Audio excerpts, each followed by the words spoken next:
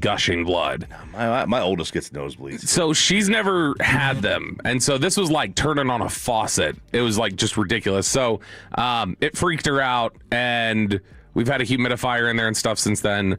Well, then last night I'm like starting to drift off to sleep, and she comes in there waking me up and going like, Dad, my nose is bleeding again. And so I had to get last up. night again? Yeah. And so it wasn't as bad as the previous time, but because she got freaked out about it last time, she was just wired and sitting up. And can you turn on the humidifier? Can you get the nose plug or the little pincher they gave us at the doctor's office? They gave us a little clamp to put on her nose to stop the nosebleed.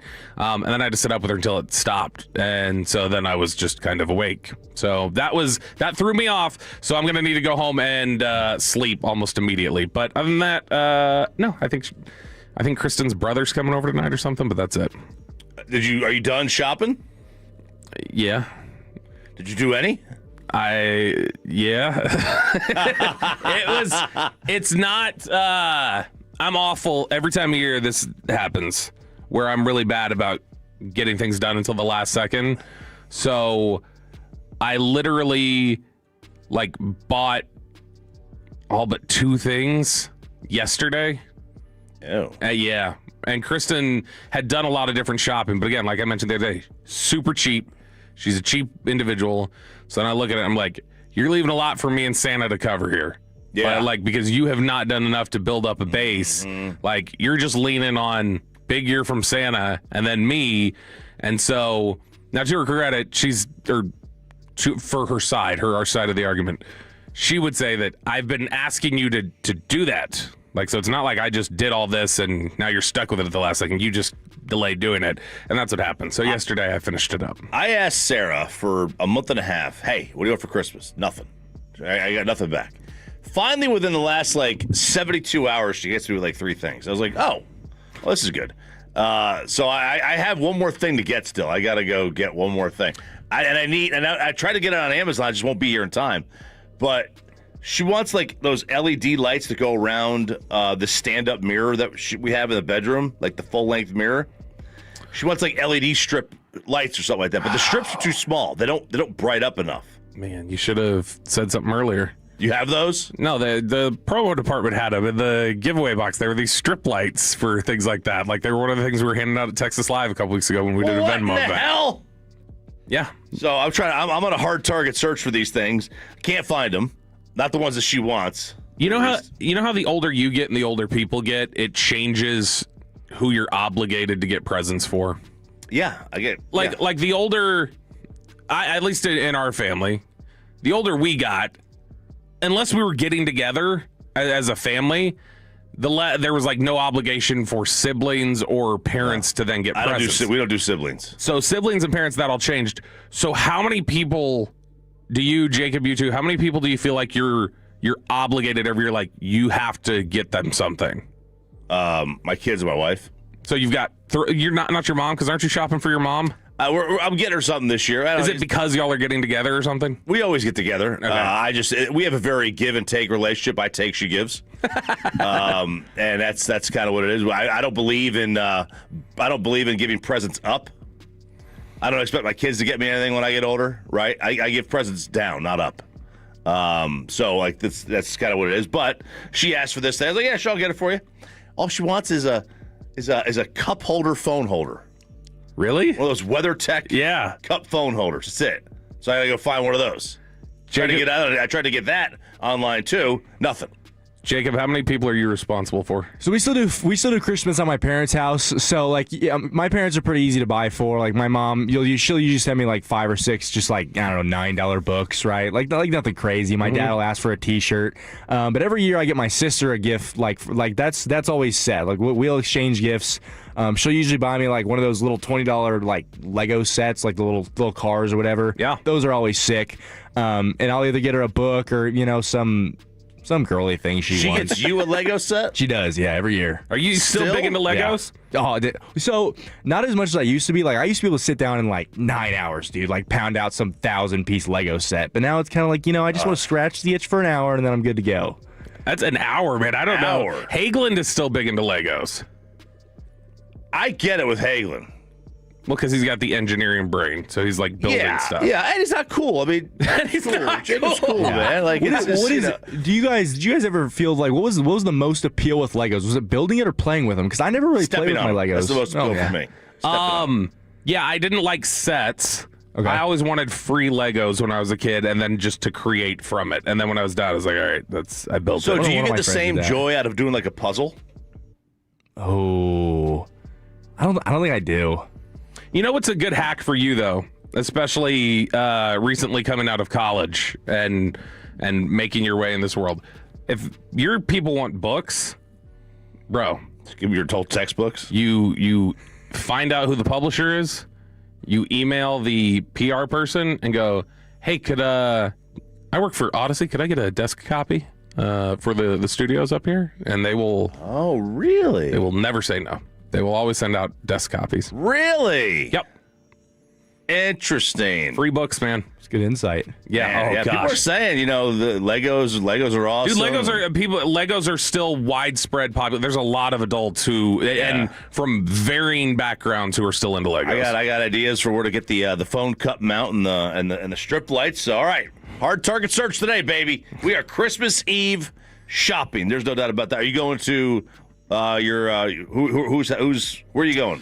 Her parents? No. dad's? Her all of her family's out of town right now. And there's nothing. We're not playing anything with my dad. Like we'll see him, I'm sure, but there's not any like event going on of like, oh, we're all going over there for the event. So it's just we're gonna be over there, and like I said, I think her brother's coming over because he's the only one who's in town right now. But no, it's we're kind of throwing it all together the next 2 days, and then do I dare ask the question? What's that? Are you, because I realized yesterday, listening to all of his ins and outs, Sean is a happy holidays guy. Yeah. You a happy holidays that guy? tracks. Absolutely not. I'm a Merry Christmas guy. Jacob? I don't care about anybody else. I care about Merry Christmas. I'm Merry Christmas all the way, man. I used to be, when I was younger, I used to be Merry Christmas Day after Thanksgiving to every clerk or gas station worker or whatever. If I was buying something, Merry Christmas, like November 29th or whatever else, I'm saying it. Now I'll say it, but it's usually day before, day of, that kind of thing. When I was a kid, when I was in New Jersey, I was Happy Holidays because you kind of had to be. Kristen said Merry Christmas to somebody yesterday walking out, and Addison, our 12-year-old, she walks out and she goes, "You're supposed to say Happy Holidays because you don't know if they celebrate Christmas." I feel like that's something you don't really say until you're burned by it, right? Like until somebody's like, I don't celebrate Christmas. Like, oh, okay. Yeah, like you say it to Walchuk or something. So you're not okay. So we're going to my mom. My mom has banned my son, my younger one. Sorry, she's banned my younger one from Christmas today because of what happened at Thanksgiving. So we got to find something for him. Yeah, to do. which is just a lot of flatulence at the table was what it was. Yeah, on people's food. On people's food. Oh yeah. I might have slapped him. Oh yeah. I tried to. He ran. He kept running away. All right, so that's our little Christmas day. What we got going on? Last night it was a crappy loss and a crappy win by one team and by the other, but the Stars, and then they started off the night quite poorly. Now Larkin, Sider heads for the bench. Larkin pulls the string and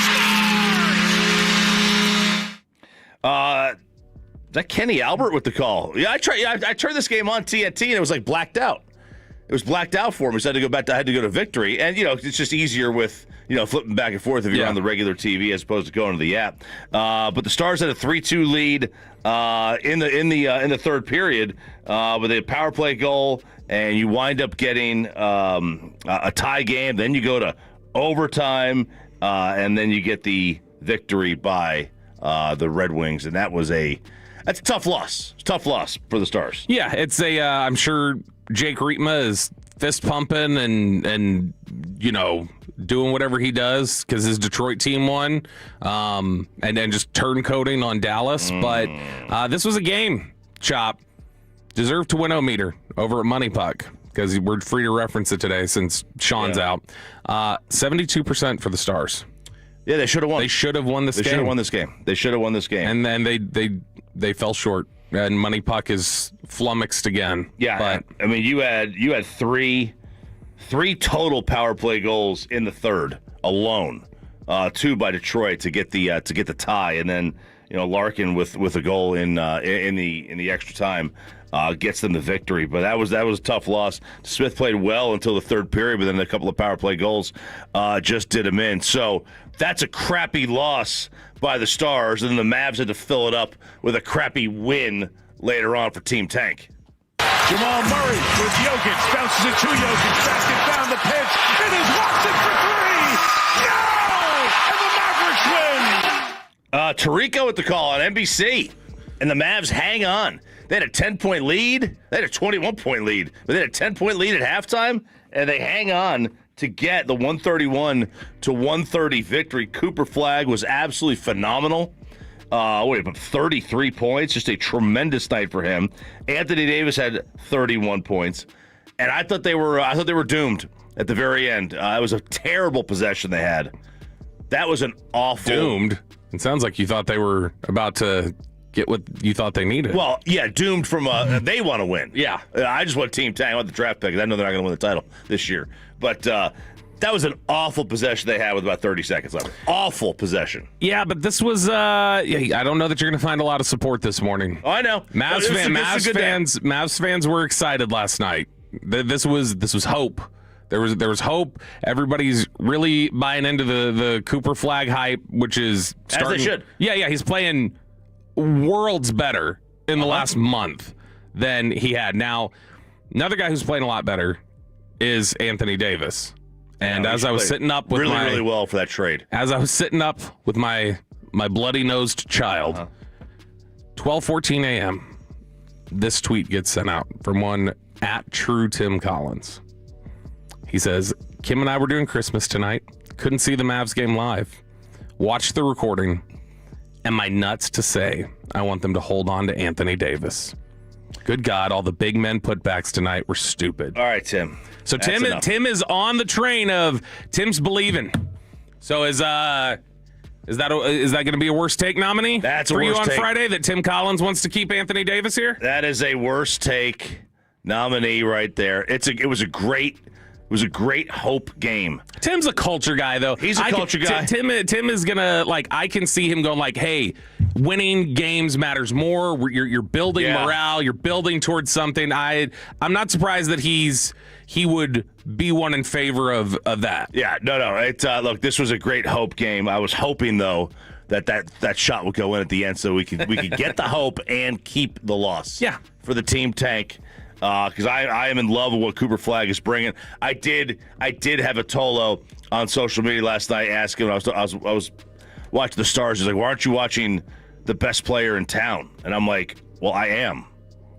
Well, I mean, Paige Beckers is in that new alternate WNBA league. Unrivaled. Yes, starting January 5th. Yeah, I think that's what it's called. Yes, I was on True TV and TNT and HBO Max. Well, you know a lot about that. I'm doing commercials. Well versed. Yes. Well, and you're doing. I think you're doing commercials for it because you're so well versed in it. But very well versed. No, there's. I mean, you could say Paige still playing. Hey, you could say Paige, but as it's Miko. Mm-hmm. I mean, I was sitting there, I was like, dude, Cooper's not even top 6 on the Stars. Of what it's Miro, Robo, Miko. Is he not you don't think Cooper would be a top 5 player playing right now in DFW? Well, I mean, no. Cowboys you can't count. If you include Cowboys, sure. But we're just talking Stars. I would think, Miko, Robo. I'd take some people, but I would think that he could creep into 4 or 5. Maybe Seager still, but Seager's not playing actively right now. We're just talking about guys in season. In season. Mm-hmm. We can kind of sneak him in there. All right, Sean and RJ here on 105 through the Fan. Without Sean, it is Christmas Eve. Merry Christmas. What happened with Cooper Beebe and the Chargers social media team, plus Pro Bowl snubs? It's next on 105 through the Fan. When sports news breaks, these guys break in immediately. You're getting your sports fix and sharing some laughs. Ha ha ha. With Sean and RJ on 105.3 The Fan and the Odyssey, iHeart, and TuneIn app. Sean Sharif here. Have you or someone you know been hurt in a car or truck wreck? Call Frankel and Frankel first, the go-to car wreck attorneys in DFW. Mark and Scott Frankel have been fighting for your rights for over 30 years. Before becoming personal injury lawyers, they defended insurance companies, so they know all the tricks and tactics that insurers use to deny your claim. If you or someone you know is involved in an accident, Frankel and Frankel are here to help. They make it easy. From the free consultation to the very first phone call, they handle everything with no out-of-pocket costs. They only get paid when you win. They understand how stressful these situations can be and are committed to standing by your side. So if you or a loved one have been injured, call Frankel and Frankel. Tell them Sean for the Fan sent you. 214 or 817-333-3333. That's 214 or 817 all threes 333-3333 or frankelfirm.com. Frankel and Frankel, your go-to car wreck attorneys in DFW, principal office, Dallas, Texas. This is Ryan Watson, owner of Alliance Hyundai. During the Hyundai Getaway Sales Event, we have over 600 vehicles in stock, like the all-new 2025 Hyundai Santa Fe. Every new Hyundai comes with America's best warranty, 10 years, 100,000-mile limited powertrain warranty, and owner's assurance. Visit us at AllianceHyundai.net today. Get that end zone dance ready. Football is back. And nobody brings a pregame party like Specs, proud partner of the Dallas Cowboys. Specs has Texas' largest selection of canned cocktails, spirits, wines, and gourmet bites. Everything you need to take your watch party from JV to the pros. So head down to Specs and cheers to savings. Down, set, delicious. Specs, the fun starts here. Hello, it's Pete Thompson from the Consumer Team. It's that time of year. Cold temps can blow in anytime. And if you're dealing with a furnace issue or a breakdown, I recommend you call the On-Time Experts. They'll be at your home same day, or the service and diagnostic fee is free. And their number one goal is to get you up and running and warm again and help you avoid a future breakdown. Go to theontimeexperts.com and set your appointment time today. Theontimeexperts.com, the choice of the Consumer Team. Guys, thanks for helping me carry my Christmas tree. Zoe, this thing weighs a ton. Drewski, live with your legs, man. Santa! Did you get my letter? He's talking to you, Bridges. I'm not that. Of course he did. Right, Santa? You know, my elf Drewski here, he handles the nice list. An elf? I'm 6'3". What everyone wants is iPhone 17. And at T-Mobile, you can get it on them. That center stage front camera is amazing for group selfies. Right, Mrs. Claus? I'm Mrs. Claus's much younger sister. And at T-Mobile, there's no trade-in needed when you switch, so you can keep your old phone. Or give it as a gift. And the best part, you can make the switch to T-Mobile from your phone in just 15 minutes. Guys, my side of the tree is slipping. Timber! The holidays are better at T-Mobile. Switch in just 15 minutes and get iPhone 17 on us with no trade-in needed. With 24 monthly bill credits for well-qualified customers plus tax and $35 device connection charge. Credits end and balance due if you pay off earlier. Cancel finance agreement. 256 gigs, $830. Eligible port in a new line. $100 plus a month plan with auto pay plus taxes and fees required. Check out in 15 minutes or less per line. Visit T-Mobile.com. I know that hiring can be challenging. You sort through tons of resumes and you get too many so-so applicants. You're just waiting for someone to match your role perfectly. Well, now there's a place where you can meet them fast. ZipRecruiter. Need to hire right away. Start your search for strong candidates. The right fit awaits. Build your team, build it sooner. Meet your match on ZipRecruiter. Just head to ZipRecruiter.com/free right now to try it for free. And you're on your way to meeting your match. 4 out of 5 employers who post on ZipRecruiter get a quality candidate within the first day. So try it now. Go to ZipRecruiter.com/free. Once again, that's ZipRecruiter.com/free. Meet your match on ZipRecruiter. Try it free. Partly cloudy skies this morning with a high 78. Brought to you by AmericanEagle.com. At AmericanEagle.com, we believe technology can transform your business. As experts in web design, development, and digital marketing, we bring passion to every project. Achieve digital transformation at AmericanEagle.com. Football season is in full swing, and however you like to get in on the action, you can do it on Underdog right now in Texas. This season, you can make team picks and player picks. Just download the app, sign up, and you'll get $75 in bonus entries when you make your first $5 fantasy entry. And using Underdog, it's easy. Just pick whether your favorite team will win or if your favorite players are going to go higher or lower on stats like touchdowns, receiving yards, interceptions, and more. Plus, with Underdog's ultra-fast payouts, you can get your profits in a snap. So download the app today. Use the promo code MASTERPIECE to score $75 in bonus entries when you make your first $5 fantasy entry. Player picks, team picks, all on Underdog. Crypto.com predictions are powered by Underdog Predict. Trading derivatives involve risk and might not be appropriate for all. For more information, visit nadex.com/rules and underdogfantasy.com/rules. For Crypto.com predictions, the term pick refers to a product traded on the CDNA. Must be 18 or over and present in Texas. Terms apply. See assets.underdogfantasy.com/web/playing-get-terms_DFS_html for details. Concerned with your play? Call 1-800-GAMBLER or visit ncpgambling.org. This segment on the Fin is brought to you by Tolbert Garage Door. There may be other garage door companies on the radio, but nobody does it like Tolbert Garage Door. This is Colby. Shout out to all the TOLOs out there. Free on-site estimates, great prices, and even better customer service. Visit TolbertGarageDoor.com to book your service today. And it's back to Sean and RJ right here on 105.3 The Fan. This upcoming segment's brought to you by the Frankels. If you've been injured in a car or truck wreck, call Frankel first, 214 or 817-333-3333. With Frankel and Frankel, there is never an out-of-pocket cost. They only get paid when you win. Frankel and Frankel, the go-to car and truck wreck attorneys in Dallas. Because we don't have a show tomorrow, because it's Christmas Day, we are taking Christmas Day off. We are. I mean, you and I are. We are. We'll be back Friday. We were here today. We'll be back Friday. Others don't have the same kind of drive, desire. Others are out there managing their loads. Their loads. So load management, absolutely. But because we are going to be out tomorrow, we do have a special edition of the Neighborhood Watch coming up at 6:40. So that's coming up at 6:40, so 18 minutes from now, right here on Sean and RJ on 105.3 The Fan. But Bobby Bell, what in the hell is going on with Cooper Beebe and the Superchargers of the social media team? Los Angeles Chargers of Anaheim or whatever it is. This is a very odd story. So I saw this start creeping up a little bit yesterday after we had left. I'd seen Cooper Beebe there was a headline somewhere that said something about Cooper Beebe snaps on Chargers social media. I was like, okay, that's weird. Wonder what that is. And just kind of blew past it. Well, then yesterday I started seeing the clips of it, and I gotta say, this is something where I initially see, I think, both sides of the argument of how this was confused. So the Chargers, who are one of the trolliest social media accounts out there, they've got so they refuse, if you'll notice in their tweets and everything else, whoever their social media manager is refuses to capitalize ever.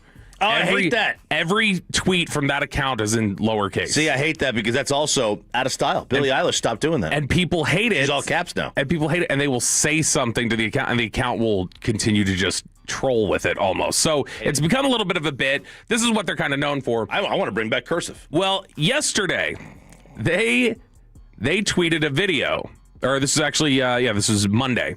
They tweet a video of a mic'd up segment, and it's Cooper Beebe making an audible call. And Dayan Henley, the linebacker for the Chargers, is creeping up to the line of scrimmage. And as he's making the line call, Cooper Beebe, he starts talking to Coop. And then Cooper, there's a penalty or a false start or something there. And so what you're going to hear is Beebe making the call, Henley responding to it. Then after the penalty, Henley reacting to Dallas getting the penalty. But listen to this and tell me what your initial thoughts are about it. What? You called me a Oh, okay. Appreciate it. Ooh, hey! Hey! Hey! Hey! Hey! That's because you said bad words. He was talking to me. He called me a bad word. I don't know what he said. He said something. He pointed at me. He called me a bad word. That's called karma. Instant karma. You keep pointing at me, it's going to happen again. So the Chargers tweeted that with LOL instant karma. Yeah. That was it. All lowercase. A lot of people in the replies from that clip believed it was insinuated that Cooper Beebe was saying the N-word, is what was assumed there. Oh. Now, here's the problem. There's a couple different things here. So Cooper Beebe starts getting tagged by people going, you racist, other things like that. So Cooper Beebe quotes this tweet from the Chargers, and he goes, I literally said whole R. Whole R is what he was saying. And he said, that's our call versus Abby front. Imagine bleeping out what I said to make me seem racist. You guys are pieces of S at Chargers. So then you get people going, yeah, Chargers, you're ridiculous. Yet some other people jumping in and going, they never even came close to insinuating that. You took that's what they were insinuating. So is your guilty conscience tattling on you? Oh, simmer. Because other people are saying there are 5, when they bleep it on the thing, there's 5 asterisks. There's not 6 for 6 letters. It's 5 asterisks. So they're like, a bunch of people are saying, I just assumed you had said, the B word or something. And then now you're jumping up and getting super defensive about this. Now this makes me question. So there's some split here. Now I don't see that side of it. The side of, Cooper, you're telling on yourself. Because Cooper maybe was getting tagged in this. Because I don't equate the number of asterisks with the required number of letters. I tend to. Like, if you were to write, like, if you said mother bleeper, I don't expect you to use X amount of letters. I would just be like, just a couple of asterisks, I'll figure it out. So they use 5. He reacts in a way, Dan Henley goes, what? Would you just call me? And then you can't. They bleep out the entire word, so you can't tell what's being said. Not even a little guess. So the only thing here, so Cooper BB is really just reacting to, it left some people with the impression that that's what he said, and they were trash talking him. So that's what he's responding to. They were so allowing people to make their that's own not decision. guilty conscience saddling on himself. So I see how people can think that's what was being implied by that. I also, because of the 5 asterisks and the fact that they bleep out the entire word, and it'd be wild for them to tweet something if they thought he had said that, right, is nuts to me. The only thing I can think, 5 letters, sounds closest to whole R. I'm guessing, and I can say it, I'm guessing that what Dan Henley was either joking about or thought he heard was, he thought he said whore, is what I'm guessing. And so they bleeped out 5 letters because they thought that's what it was. But that's just my thought here. So I'm going to play it again. Now that we've got that context, we're going to play it one more time. Tell me if you, now when you have that context, if you had that impression before, and now that you've heard the explanation, if that changes your perspective when you hear it back again. What? You called me a Oh, okay. Appreciate it. Ooh, hey! That's because you said bad words. He was talking to me. He called me a bad word. I don't know what he said. He said something. He pointed at me. He called me a bad word. That's called karma. Instant karma. You keep pointing at me, it's going to happen again. The 2 things that stood out to me was when he said appreciate it. It was like, oh, what? Like, okay, now, now what changed? I don't think he heard it. And so he was just like, okay, cool. And also, I think Henley's just playing mind games there. He's just screwing with it. And then he's like, he said, he called me a bad word. I don't know what he said. Yeah, he does. And that's the thing. like, what? So to me, and so after this all followed, because this really, when Cooper BB tweeted, it really stirred up. Yeah. And the Chargers deleted the video, and Cooper BB deleted his tweet. So I'm guessing that the Chargers probably, because when this sort of thing happens, there's usually contact between teams at that point. Yeah. PR departments are calling and going, hey, what's it? We talked about this 5 years ago, or we talked about it in January, but 5 years ago, there was that clip that we talked about during the McCarthy segment where after the Falcons game, the second game of the 2020 season, Brandon Carr was in a mic'd up segment walking up to the tight end there, Hayden Hurst, and he had said, he's like, how you liking Dallas? He asked him, and Brandon Carr said, oh, it's good. My coaches are S, but I'm having fun, blah, blah, blah. And you couldn't really hear what he said. And so, like, they were just thinking they were included. The Falcons thought they were including just, this is a nice moment between Hayden Hurst and his former teammate at the end of the game. They're catching up or something. They didn't hear him say that. Well, other people heard him say it. Yeah. And the Cowboys heard him say it. The Cowboys were like, let's give a call to the Falcons. You guys need to take your mic'd up segment down. Wow. And so, because it's a bad look. And so, same thing. I'm guessing Chargers took this down. Cowboys told BB, hey, it's a misunderstanding. Take the tweet down. This is people talking past each other. But Twitter definitely was fanning the flames a little bit here and pointing that stuff out. But I think I think the in general, taking the clip, even if that's not what they're what, I still think it's a little bit of a trolley move from the Chargers. That seems odd. Sure. To go like instant car, like to make it look like his audible call was him calling a name. Right. Yeah, no, that's a bit much. So there's a background on Cooper Beebe against the LA Chargers social media team. Yes, and that was not the only news involving Cowboys offensive linemen yesterday. So that was the big news. We got that. And we'll talk some more about this at 7:20 later today. But Tyler Smith spoke with the media chop, and the topic of him going to tackle came up. You tell me if this sounds like a guy who wants to play tackle. From Nick Harris. I'm an all-pro guard, bro. You feel me? That's the simple truth if we're just looking purely off facts. We'll see what happens. We'll have those conversations and kind of see where everybody's head is at. I'm not letting my mind get too far ahead with that. In my mind, it's just for the rest of the season. That does not sound like a guy who wants to be a tackle. I wouldn't think so. Because, look, I mean... So he's as an all-pro, which Nick Eatman reported yesterday. He has escalators in his contract or adjustments that exist within his contract for if he had to make the move to tackle, he would get bonused. His salary would change. So as an all-pro, how many all-pros has he made in his career? Tyler? Yeah, including second team. No, just first team. First team, Tyler Smith has made none, I don't think. Okay, including second team? Second team, I think he's got one or two. So if you're already an all-pro and you're not even in your fifth year yet? 3 Pro Bowls, 1 second team all-pro. 6th year, so the average... So, like, he's got looking from his own perspective, his own legacy. Like, the average guard... Zach Martin didn't want to play tackle. Right. The average guard in the Hall of Fame has made 4 all-pros. Mm-hmm. It's the average. Yeah, and that gold jacket means something for your post-playing career, whether it's opportunities or endorsements. Absolutely. So if he's like, all right, look, do I have a better shot at making the Hall of Fame as a guard or tackle? Now, look, it's a long shot either way because you got to have. I mean, he's got to have. Or just playing your best. He could just feel like I don't want to look like a lesser player because you're asking me to do something. That's not my specialty. If he goes to left tackle or right tackle even, and has some bad games, gets his quarterback blowed up, whatever. Blowed up. That's going to look bad on him. And he's going to get the ire of fans. He doesn't get the ire of fans as a guard because he's an all-pro. Yeah, he makes like 3 mistakes a year. So I don't know why. I never heard the explanation as to why Zach Martin didn't want to play it, but that was a big deal that same 2020 season we're talking about with Brandon Carr having that mic'd up segment. Zach Martin had to bounce out to tackle in the Seattle game that year and play the rest of the game there, and he may have played it one more time, but in general, people kept wondering, like, why isn't he playing right tackle if right tackle is such a problem for you guys right now?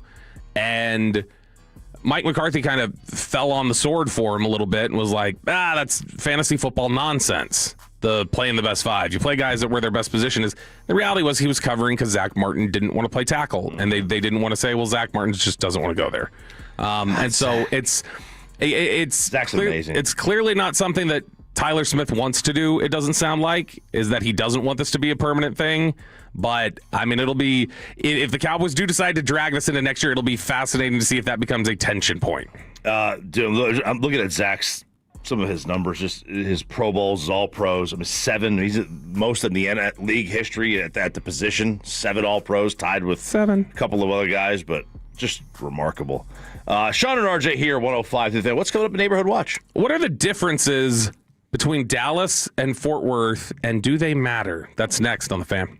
Coming up in the next G-Bag Nation, we got Jared Sandler joining us at 3 o'clock. What is on this Rangers wish list this holiday season? And at 4, Denton Day, Washington Commanders pre and post, breaking down the upcoming Cowboys matchup. Join the nation 2 to 7 on The Fan. Let me get you on over to Hurtado Barbecue, the official barbecue of the morning show, and of course, the Texas Rangers. They have all the locations working. Dallas Farmers Market, go enjoy this awesome weather that we're getting this week on their patio that's turfed. They got the private seating with the cabanas. They got the TVs. They have the entertainment, and they have the world-class brand new facility on the inside with the best craft cocktail and bourbon program in barbecue. Of course, the home base is in Arlington. How do I know they have a sick patio? Because we had Fan Bowl there a couple of years ago, and they got the Haters Bar with the open windows to enjoy the 75 or 80 degrees. They got Mansfield, where they're now delivering as well. And of course, you can never forget about Fort Worth. Stop on by, tell them Sean for the Fans sent you, and enjoy the prime brisket, the beef ribs, the bacon burnt ends, the spare ribs, the turkey, the house-made sausage, pulled pork, smoked quail, and the jalapeno glazed chicken halves. And go and look at the other Mexican items that Brandon Hurtado is always changing up. It's Hurtado and HurtadoBBQ.com. Celebrate New Year's with Whole Foods Market. Prime members get 20% off all caviar, blinis, and raw cooked and breaded shrimp through January 1st. Ring in the new year with spectacular savings. While supplies last, shop in-store or online. Terms apply. Jeff Cox, president of Berkey's Plumbing, AC, and Electrical. I'm excited to announce the new Berkey's MVP membership plan, the only plan you need to maintain all of your home's vital systems, including plumbing, AC, heating, and electrical. Benefits include priority scheduling, no service fees during the week, and member discounts on repairs. Join MVP today for only $19.75 per month in honor of our 50 years of serving DFW. Call 877-BERKEYS or visit Berkeys.com. Berkey's, we're there when you need us. M37968. Download to see if you qualify for Albert Instant Advance. Not all customers will qualify. Transfer fees may apply. No Albert subscription is required for Instant Advance. Please see the Albert app or albert.com for subscription pricing. Subscriptions can be canceled at any time. Kylie, what's wrong? I just got hit with a car repair bill. I'm behind on rent, and I feel like I can never save any money. Have you tried the Albert app? You can get up to a $1,000 advance fast to pay for car repairs, bills, rent, groceries, whatever you need. Plus, Albert can help you find ways to save and give you a custom budget to actually grow your money. Albert can get me up to $1,000? Exactly. But they do more than get you up to $1,000. Albert is your financial assistant, helping you budget, save, and spotting you money in a pinch. I'm downloading Albert right now. Download the Albert app and use promo code CASH to get up to $1,000 for your bills, rent, groceries, and more. The Albert app helps you budget better and save more money so you reach your financial goals faster. Download the Albert app right now and use promo code CASH to get up to $1,000. Use code CASH to get up to $1,000. This is it, the classic closeout at Classic Chevrolet and Grapevine. Our last chance to finish the year #1 in the world for the 3rd year in a row. Your last chance to save with closeout pricing on a huge selection of new Chevys. The clock is ticking. Don't miss the final days to upgrade before time runs out. This is Texas. This is classic. Visit ClassicChevrolet.com. Together, let's drive. Based on new Chevrolet registrations 2023 and 2024. You've got a big day, so you use Unstoppable Scent Boosters to give your laundry non-stop freshness. So no matter how long the day goes, you can't stop this power, this walk, this pose, this strut, this look, this talk. Your clothes will be so fresh you can confidently strut into that end of the day meeting like a bosses. Let's talk business in my office. Add new Unstoppable beads to your wash for 24-hour non-stop freshness so you can smell unstoppable. And we're out. Back in 60. Hey, what are you eating? Chimichurri filet mignon. It's a Factor meal. Oh, nice. Wait, they let you eat like that in the pros? Oh, they insist on it. A pro's work starts on the plate. Oh, man, that does look good. Let me have a taste? Get your own. All right. Where do I find this? Is it factormeals.com? Yep, and they've got a deal going on. Oh, love a deal. I am so in. Smart move. Pro move. All right. Factor. Eat like a pro. Ah, the holidays. RJ Choppy here, and I know the best gift you can give your loved ones and yourself is good health. Here's Craig Lewin, Executive Vice President of Johnson Fitness and Wellness Stores, who will help you enjoy getting healthy. That's right, RJ. I'm excited to announce Johnson Fitness and Wellness now has Peloton. Come test the brand new cross-training Bike Plus, the Tread, and the Tread Plus, all with guidance from our certified fitness experts. Peloton, that's a massive addition. And Johnson Fitness and Wellness now has the Total 2 for strength training, plus new massage chairs from Osaki and Panasonic. In fact, Johnson Fitness and Wellness has the biggest selection of massage chairs in Texas. Our expert staff will help you find the right equipment for your goals, space, and budget. So have the best holiday season ever. You get healthy with your ideal home fitness equipment. Get it at Johnson Fitness and Wellness Stores. 100 stores nationwide. 7 right here at Dallas-Fort Worth. Find your nearest one online. JohnsonFitness.com. That's JohnsonFitness.com. Baseball is back.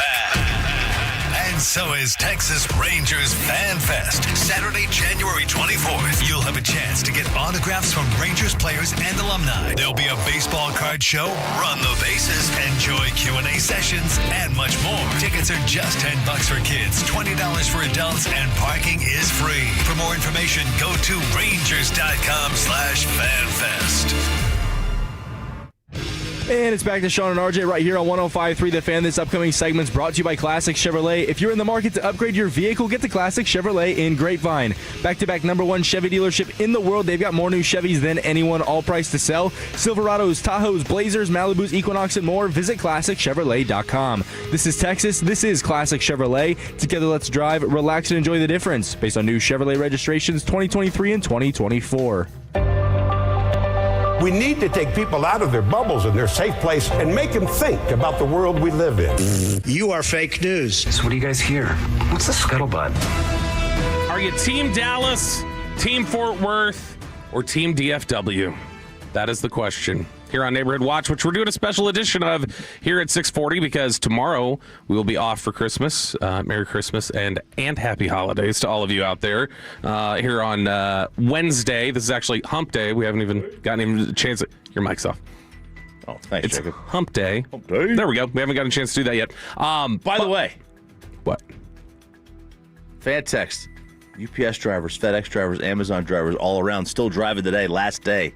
That's impressive. Thank you to you guys. Those are the clutch people coming through for dumbasses DHL, like is that me. another one? Yeah, those are the dumbasses like me that waited to the last second that are Shout out. keeping out there working. So we appreciate you guys very much. All right, so here in Neighborhood Watch, we're going to if you're not, you should be TOLOing, but if you're not and you normally don't get to the 7 o'clock hour, this is where we basically cover all the different things around the community or topics going on around DFW.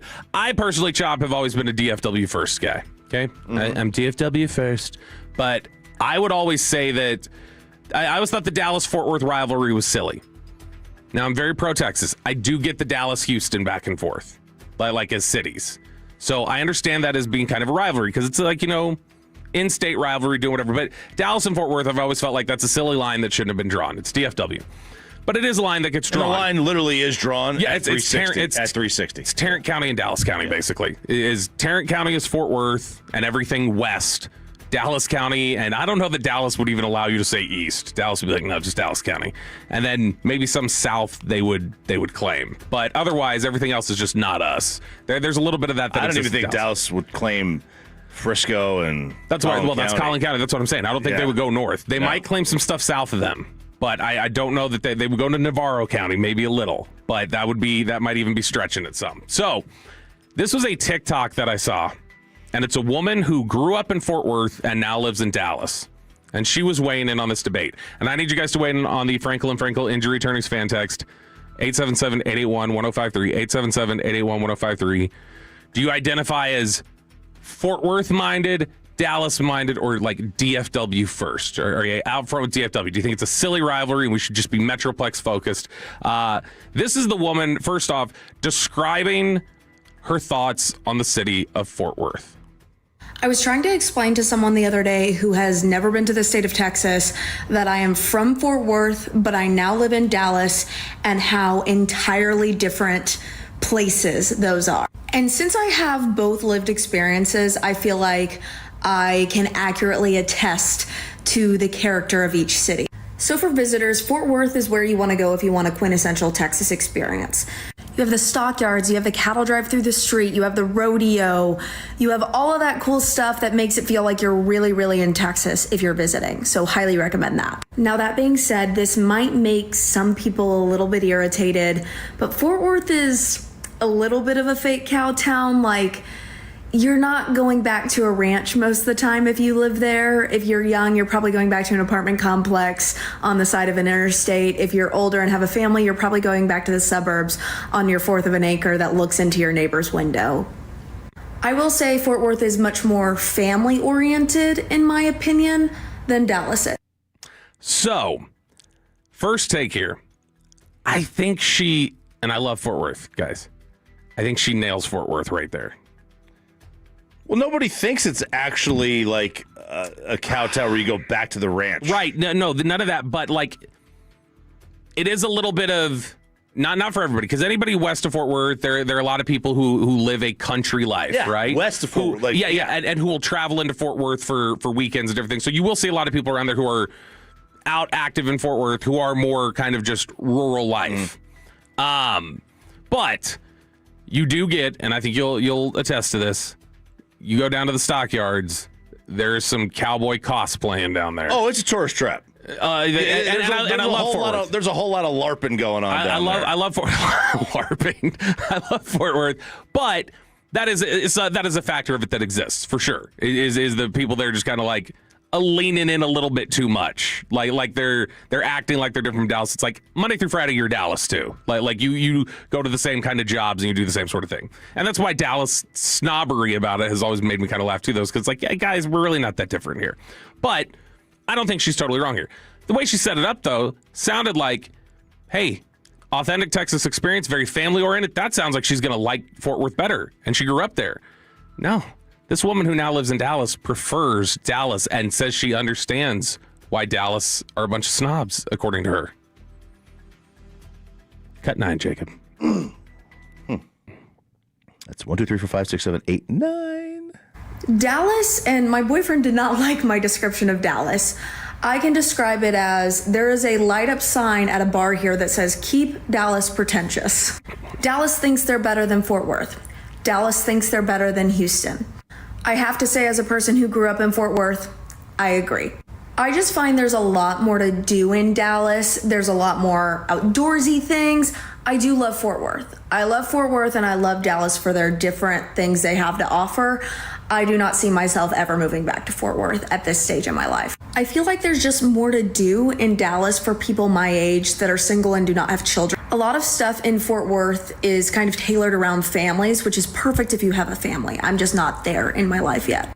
Dallas also has some areas that are actually very walkable, and I find that is extremely rare in Fort Worth. I can really only think of 1 or 2 places that have some semblance of walkability in Fort Worth. It is just not built to be a walkable city at all. Now, Dallas also does have some of that urban sprawl, and I do think you do need a car to live here for the most part, but I live in Uptown. I can walk to a grocery store. I can walk to a bunch of different bars, restaurants, whatever I want.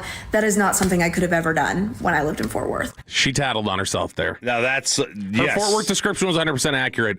About half of what she said about Dallas is not true. Dallas is not walkable, and it gets crushed regularly by people who live in Dallas for not being walkable enough. Fort Worth is very walkable. Fort Worth, if you go down to the stockyards, you can walk like... Or just... literally downtown. Yeah, downtown. I mean, every downtown to me is sort of walkable. Yeah. Because I mean, it is the way it is set up. Like, I think you can walk around in downtown, but like, I definitely feel like I can, within Fort Worth city limits, I definitely feel like I can walk more places and go without a vehicle than I can in Dallas. Dallas, it's like, got to go jump in here because we got to go to Uptown. Now we're in downtown. We're over here. Like, I don't think you can as easily walk around. So you definitely can. I also think that I don't know that this is like, I could tell by her.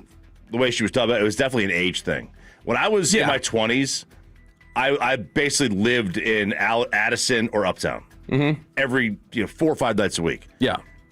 In my 40s, if I'm not coming here to work, I'm never coming to Dallas again. Like, it's just like I'll just stay in Fort Worth.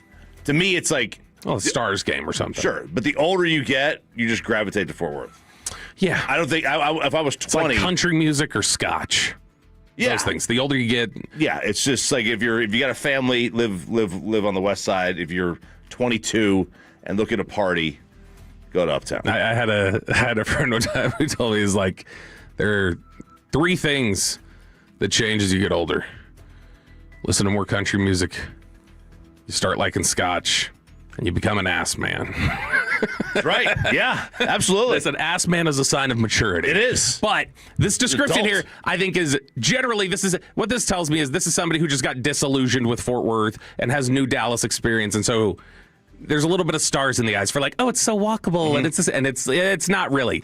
And I will say this. She goes, Fort Worth's great if you have a family. True. I think Fort Worth is better for families. Fort Worth definitely, though, also has its pockets that are meant for single individuals and young people in relationships, for sure.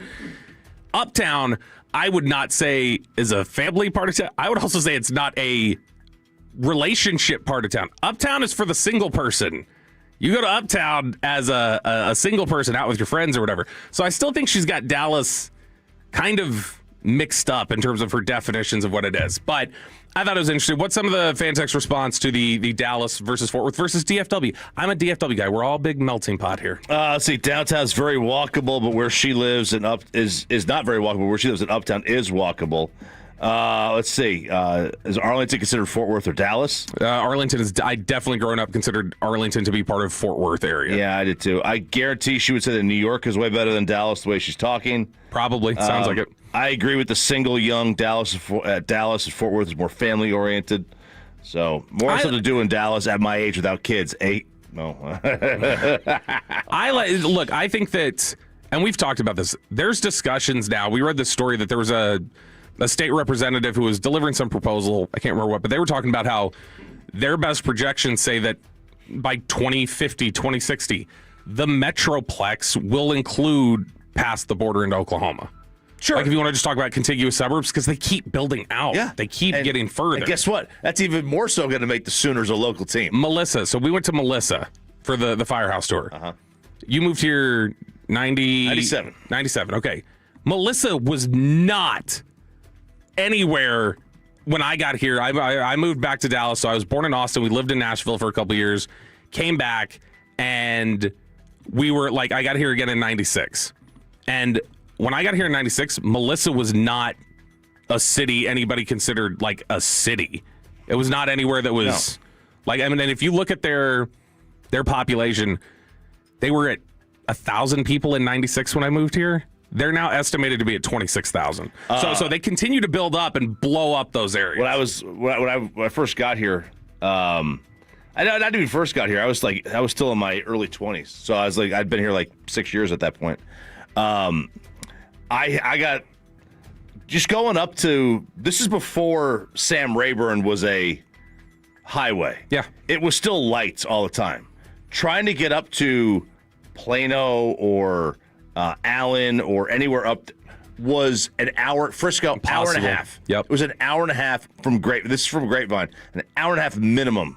And then that road cut it out of 20 minutes. Like everything shrunk. The whole city shrunk. Yeah. Just by getting rid of those stupid lights. Now, last thing here in Neighborhood Watch, as we're talking about Dallas and Fort Worth, the whole reason that once I saw that Dallas clip, the TikTok algorithm likes to change you up.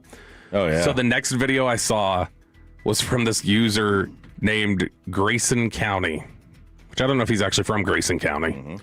But it's clearly this college-age student who I thought this was a pretty good bit, essentially, leaning into what that girl talked about keep Dallas pretentious. This is, listen to this description of what he can't wait for after graduation. Can't wait to graduate so I can move to Frisco, Texas, and then put Dallas in my Instagram bio. Maybe I'll even get really crazy and move to Irving and then just put 214. People will never know the difference.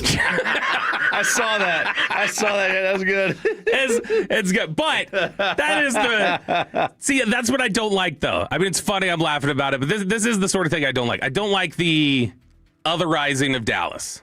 To me, it's DFW. It's the Metroplex. It's all together. I've lived in Dallas County. I've lived in Tarrant County. I've lived in Collin. I've lived in Denton. Like, I've lived in all these different counties. So, this guy. I'm Mr. All four of them, huh? Mr. Worldwide, baby. Wow. That's what I do. Bobby Bull. I'm very. I don't understand the viewing area rivalry. I do with like high schools and stuff, but obviously, in terms of I get the Dallas to Houston or Texas to Oklahoma. I get those as rivalries and the way they set up. I've never understood Dallas versus Fort Worth. Yeah. Guys, let's just infighting. Family fighting. We're all cross-pollinated at this point. Sibling rivalry. I guess that's what it is. Sibling rivalry. Sean and RJ here, 105 to the fan. You mentioned high school. Is Texas high school actually better than college football? The numbers say yes. A little college football kegger. Plus, I got some Diamond Cabs we can work in as well. It's 7 o'clock hour. It's Christmas Eve. Merry Christmas. Sean and RJ here on 105 to the fan. Let's get you over to Platinum Ford in Terrell. It is, of course, Stephen Gilchrist owned store. Gilchrist Automotive hooking you up with that brand new Ford car, truck, SUV, PlatinumFord.com. Right between I-20 and Highway 80, worth the short drive to Terrell to save a lot more on that brand new vehicle. Head on over there. Go see Adam Vinci. He is the GM at Platinum Ford. He's a good dude. He's a Tolo. Tell him I sent you over there. Tell him what you're looking for, and they're going to get you in right now with massive, massive savings on that 2025 Ford Escape. 0% for 60 months. No payments for 90 days. A Ford Explorer, a Transit van, a Super Duty, an F-150, same deal, 0% for 60 months, no payments for 90 days. The Mach-E and the Ford Lightning, 0% for 72 months. I'm sorry, no payments for 72 months, and 0 payments for 90 days. Maybe you want to lease it. They got tons of lease deals, man. The F-150, the Explorer, the full-size Bronco, 48-month lease, $499 a month at PlatinumFord.com. Customize it.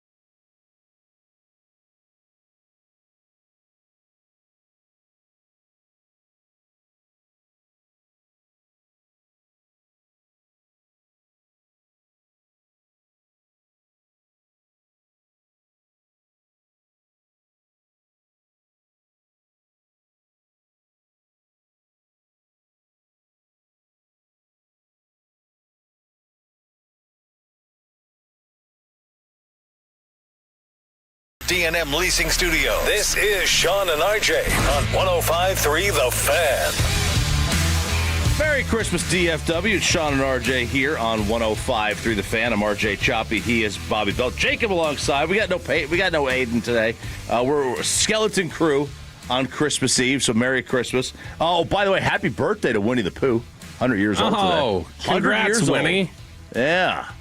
Old I know he's listening too, so that's partially why I'm saying this. Did you heard who Sean and I have settled on? Jake Rietma's, like who he reminds us of, right? No, who's that? Eeyore. I don't really get the reference. Just kind of, I know, nobody thinks that I can do it. Nate Newton doesn't like me. You know, it's just very. It's always a pity party. It's always an Eeyore pity party. Yeah, I've seen Winnie the Pooh. I never really paid attention to it. I never really resonated with me. Eeyore was the droopy-eyed, sad donkey. Is, yeah. So I know who that is. By the way, Merry Christmas, my guy Derek Holland. He gave me crap for not shouting him out yesterday. What's up, Derek? He's training Luca. That's a guy who definitely. Dutch, that's definitely a Merry Christmas guy. Oh, yeah, big time Merry Christmas guy. You said something happened to you downstairs. What's going on? Yeah, okay. Because I was out this break. I was not here. I know, you were rushing back here. I was machine gunning it. You were having Sean Sharif bathroom issues.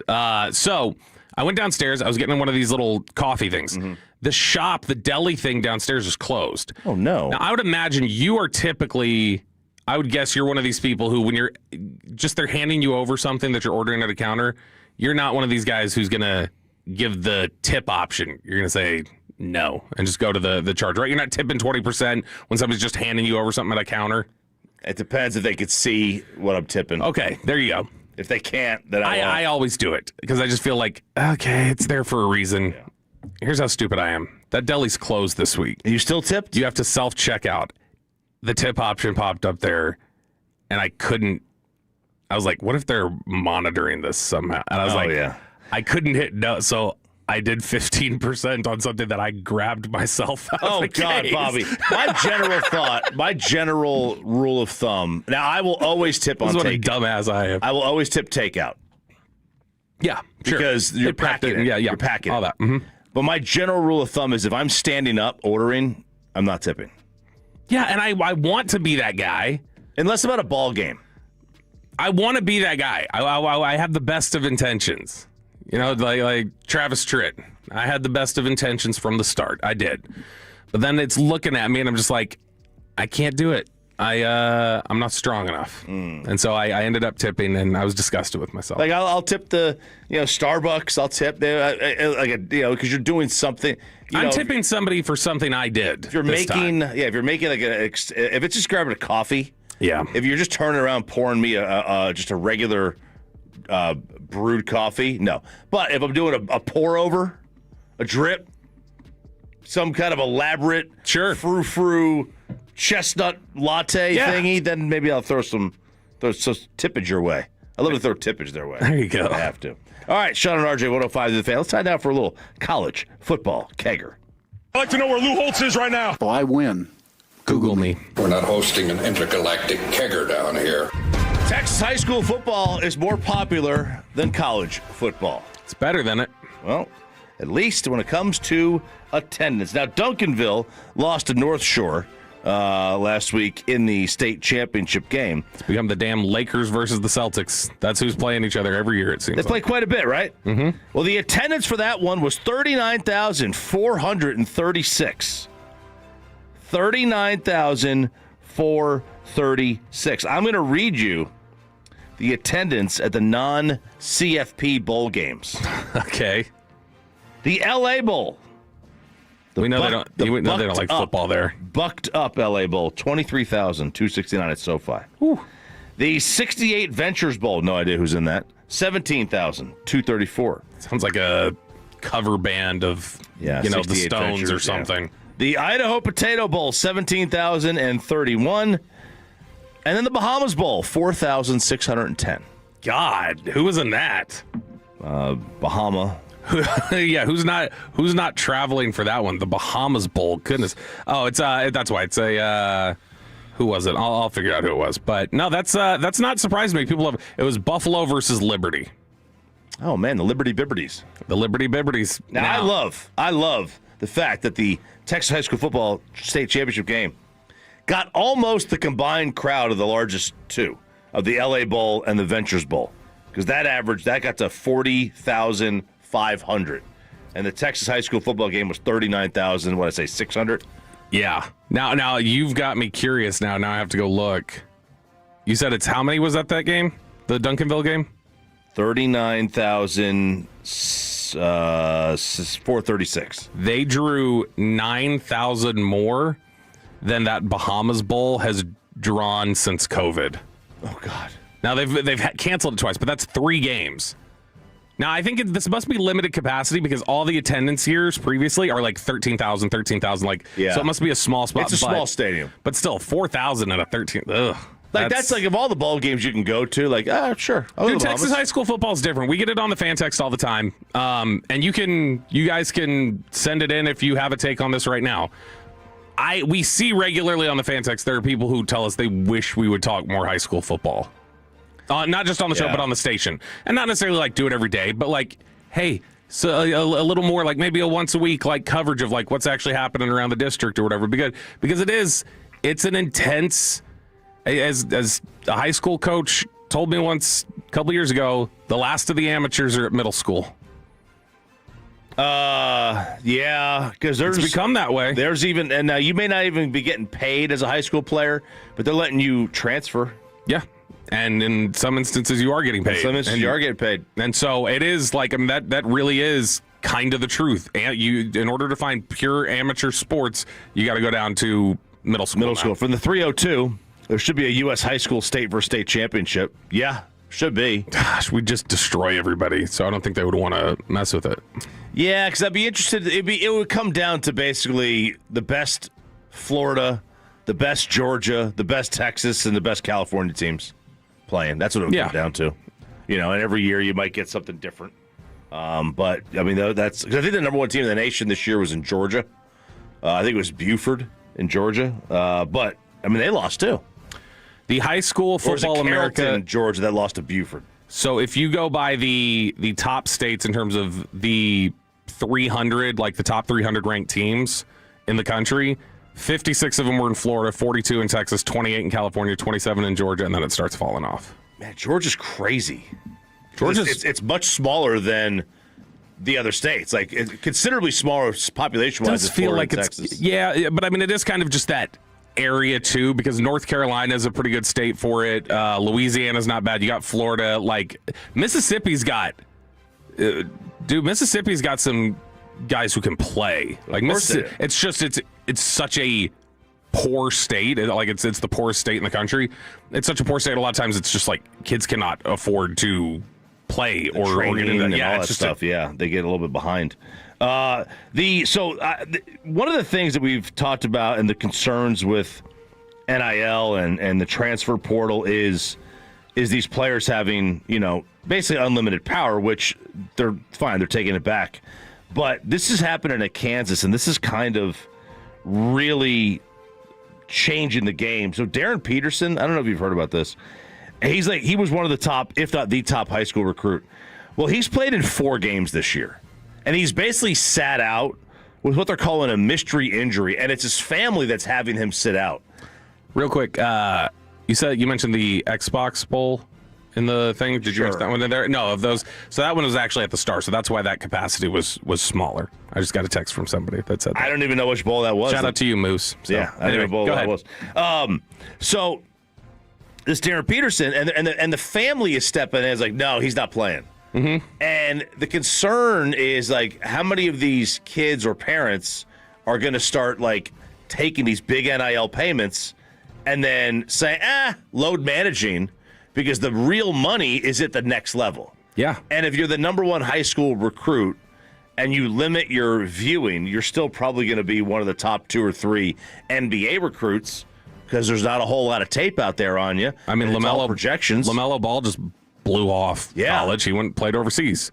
Brandon Jennings did that years ago. So I mean, you've got different You've dealt with the issue of the whole recruitment controversy with Ohio State and Tennessee. And the parents with them trying to like hijack his recruiting. Apparently, like you're going to start seeing more of this stuff pop up, and it's going to be a problem. And like because in that situation, I think the school paid the mom.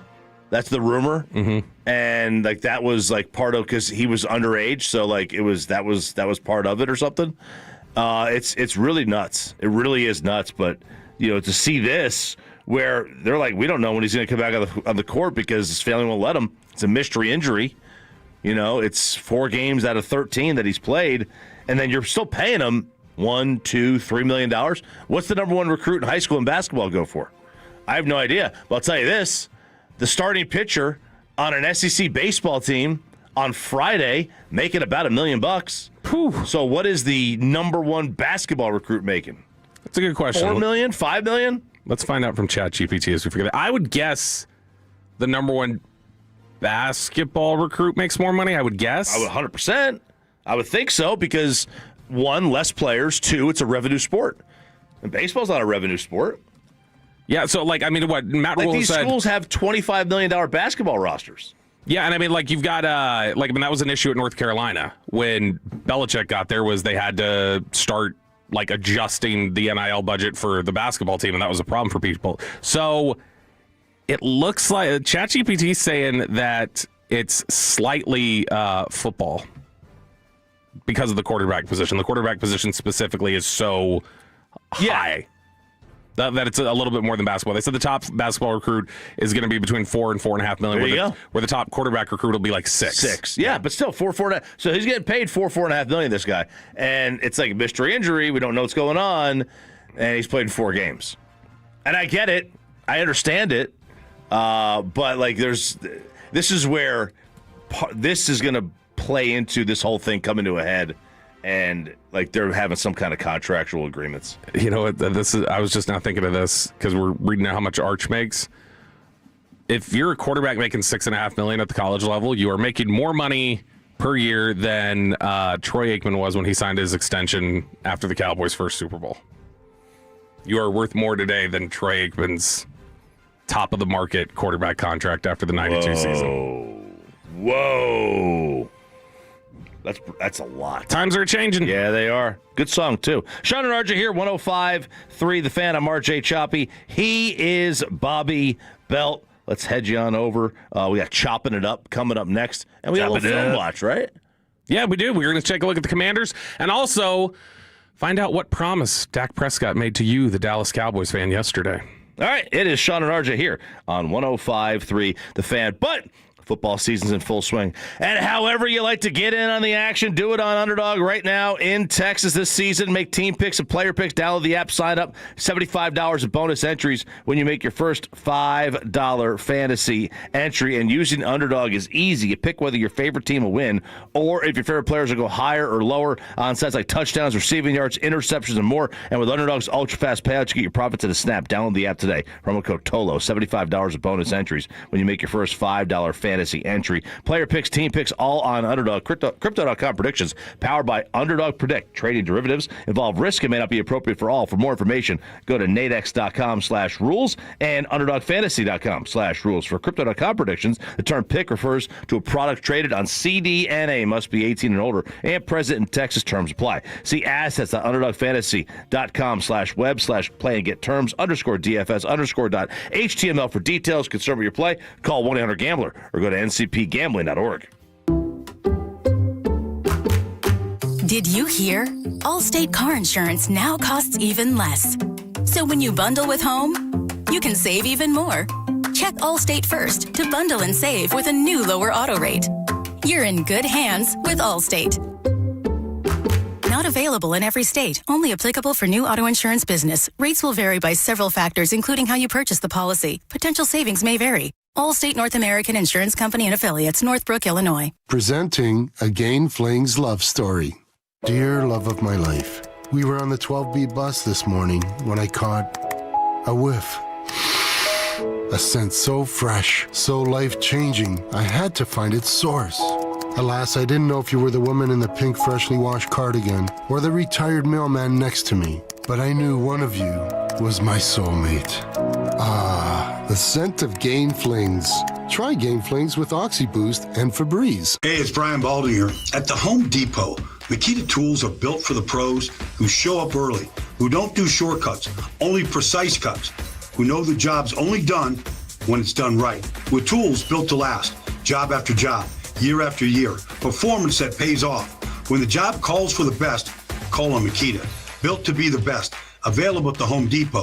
How pros get more done. This is Nick Post with K-Post Roofing, Waterproofing, and Solar. For more than 20 years, my family has been dedicated to sheltering what matters most to the DFW. Your home, your business, and your loved ones. At K-Post, our expert team delivers top-tier roofing, waterproofing, and solar solutions, all backed by an unwavering commitment to safety, quality, and value. We're the proud roofer of the Dallas Cowboys and the Texas Rangers, and we're ready to serve you. Schedule your free, no-obligation inspection today at kpostcompany.com. K-Post is your commercial and residential roofing, waterproofing, and solar experts, securing your world since 2004. Imagine there was more of you. A you to handle schedules and time cards. A you to make sure all the right new hire forms are completed. When you partner with Paychex, we become an extension of your team. From easy online payroll and benefits to expert HR advice, we give you more of you.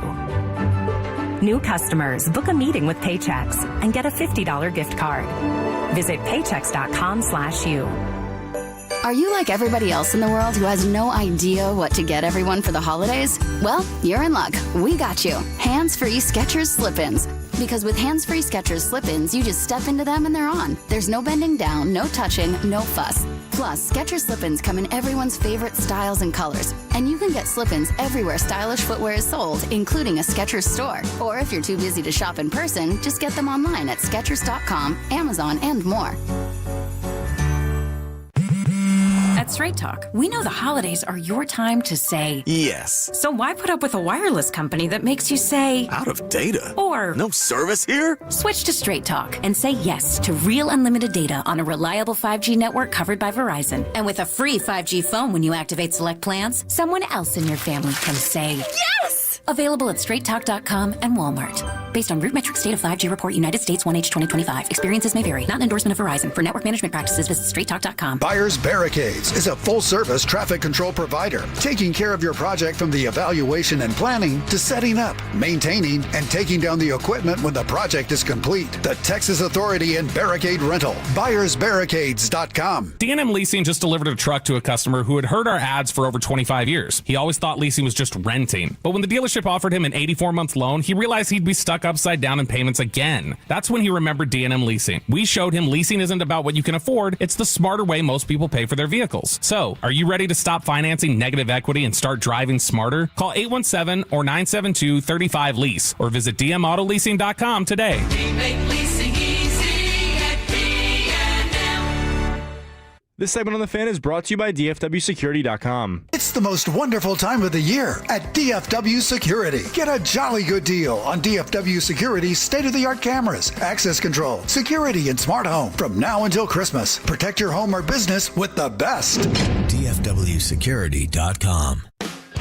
And it's back to Sean and RJ on 105.3 The Fan. It's the Expressway right now on The Fan. It's brought to you by the On-Time Experts, and the HOV lane of the Expressway is driven by Mercedes-Benz of Plano. Good morning, DFW. Merry Christmas. It's Christmas Eve. Hope you have a good one today. Hope you have some good food. Maybe you go to church. Maybe you don't go to church. Who knows? Are you gonna get in those pews? You know, my mom told me, your nephew is going to the 1:30. I'm like, I'm not going to church at 1:30 in the afternoon. Are your kids still afternoon? Are your kids still doing the Baptist thing or whatever they were doing? The Baptist thing. Yeah, weren't they going to the? They go to their. There's a schism in the Choppy household, right? Oh yeah, there is. They were splitting from the Catholic Church. They were going full Luther. They're not splitting. They're socializing. Okay. Let's be fair. You know, these some of these churches have cornered the market on. Let's just get your kids in here by making them out of the friend group if they don't come. That's what they basically have done. Seeker sensitive. Yeah. That's what it's called. You what? It's called seeker sensitive. Oh, I don't know what that is, but you are sensitive to the seeker. You're gearing. It's it's a whole doctrine thing. Do you serve the sheep, quote unquote, or do you serve the seeker? The one who's not it. Who are you supposed to serve? Are you supposed to serve the kids and bring in the parents? Or are you supposed to serve the parents who bring in the kids? It's a whole. Well, they have served the kids, bringing in the parents. I'll tell you that. It's a whole discussion. They go on Wednesdays. They go to that, but they don't go to church like on the weekends. My mom's trying to get me to go today, and I don't know. I push back. I like the music. I like the music. I don't listen to non-religious Christmas music. I don't. So you don't like Rudolph. This Christmas by Donny Hathaway? No. Ooh. Okay. No. Maybe some Elton John. Maybe Step Into Christmas. I don't think I know that one. Step into Christmas. Nope. No, really. Not ringing any bells. No. All right. Good. Very nice. I like to hark with the Herald Angels. Yeah, that's good. At least once a year. At least once a year. Yeah, absolutely. Yeah. All right. Chopping it up coming up at 7:40. Yep, but we got the Dallas Cowboys actually playing a football game. At 8:40 today, we're going to take a look at some of the history the Cowboys have on Christmas games, Christmas Day, Christmas Eve. It's happened more than I realized. I didn't realize they'd played so frequently on Christmas Day and Christmas Eve during their time. Yeah, it's happened like 16 times in their history. And it's been mostly since like 2005, I think. Because they had only played on Christmas Day or Christmas Eve like 4 times before that.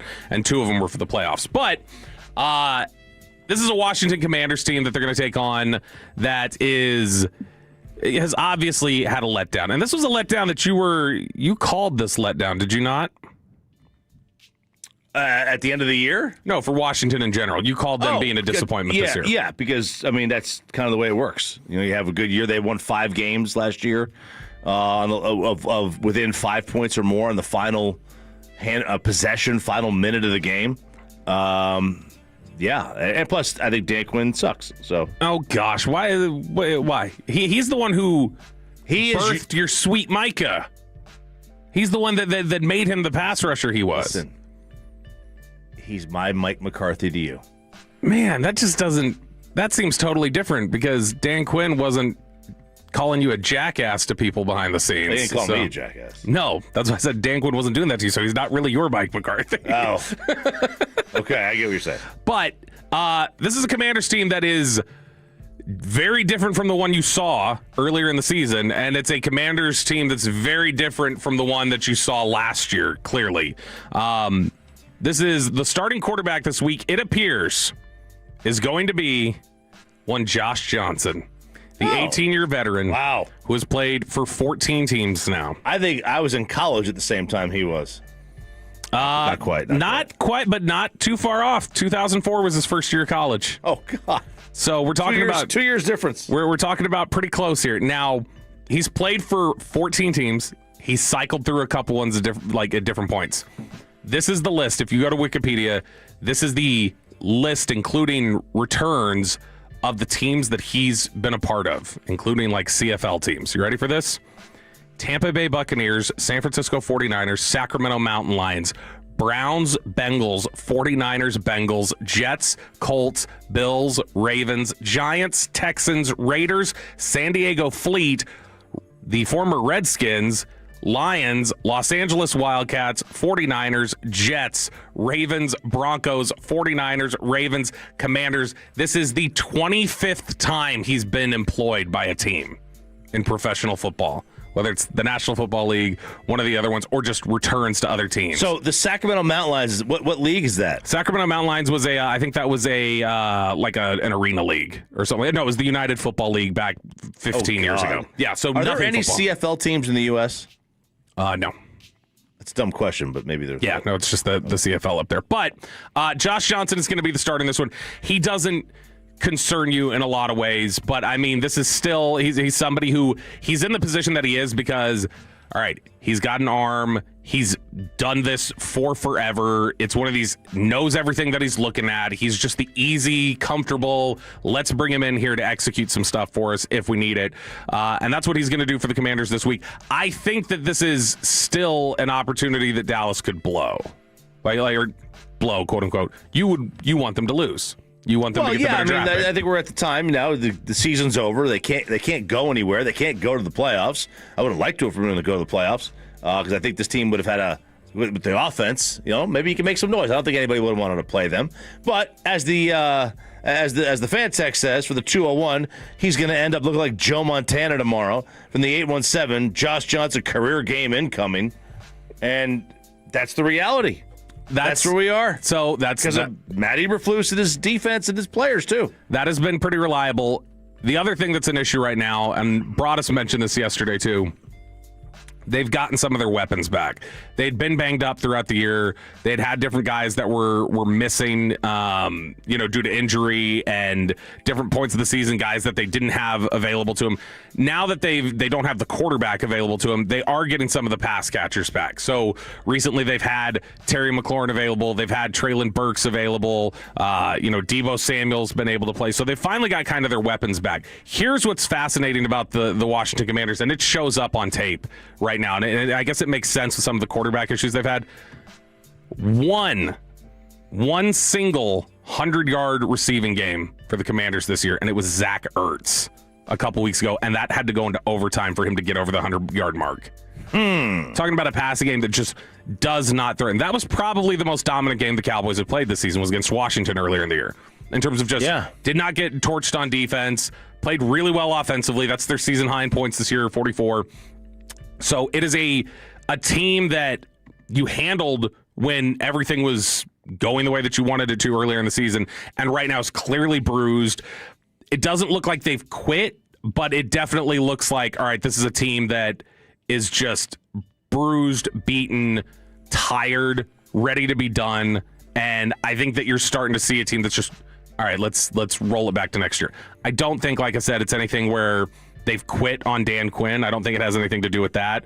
But it's a team that definitely looks like they're having to find new styles of motivation and new ways to push themselves, because it's a secondary that's been really bad this year. We know that Dan Quinn is somebody who adapts to his personnel, likes to do different things, so he will adjust. He doesn't just have a single scheme that he's committed to this and this is the only thing that he's going to do. He's been pretty balanced, little bit more man coverage than league average. He'll always play a decent amount of cover 3, cover 4, different things like that. He's into a lot of just mixing up the zone coverages, but it's something where he hasn't found success easily in anything they've thrown at teams this year.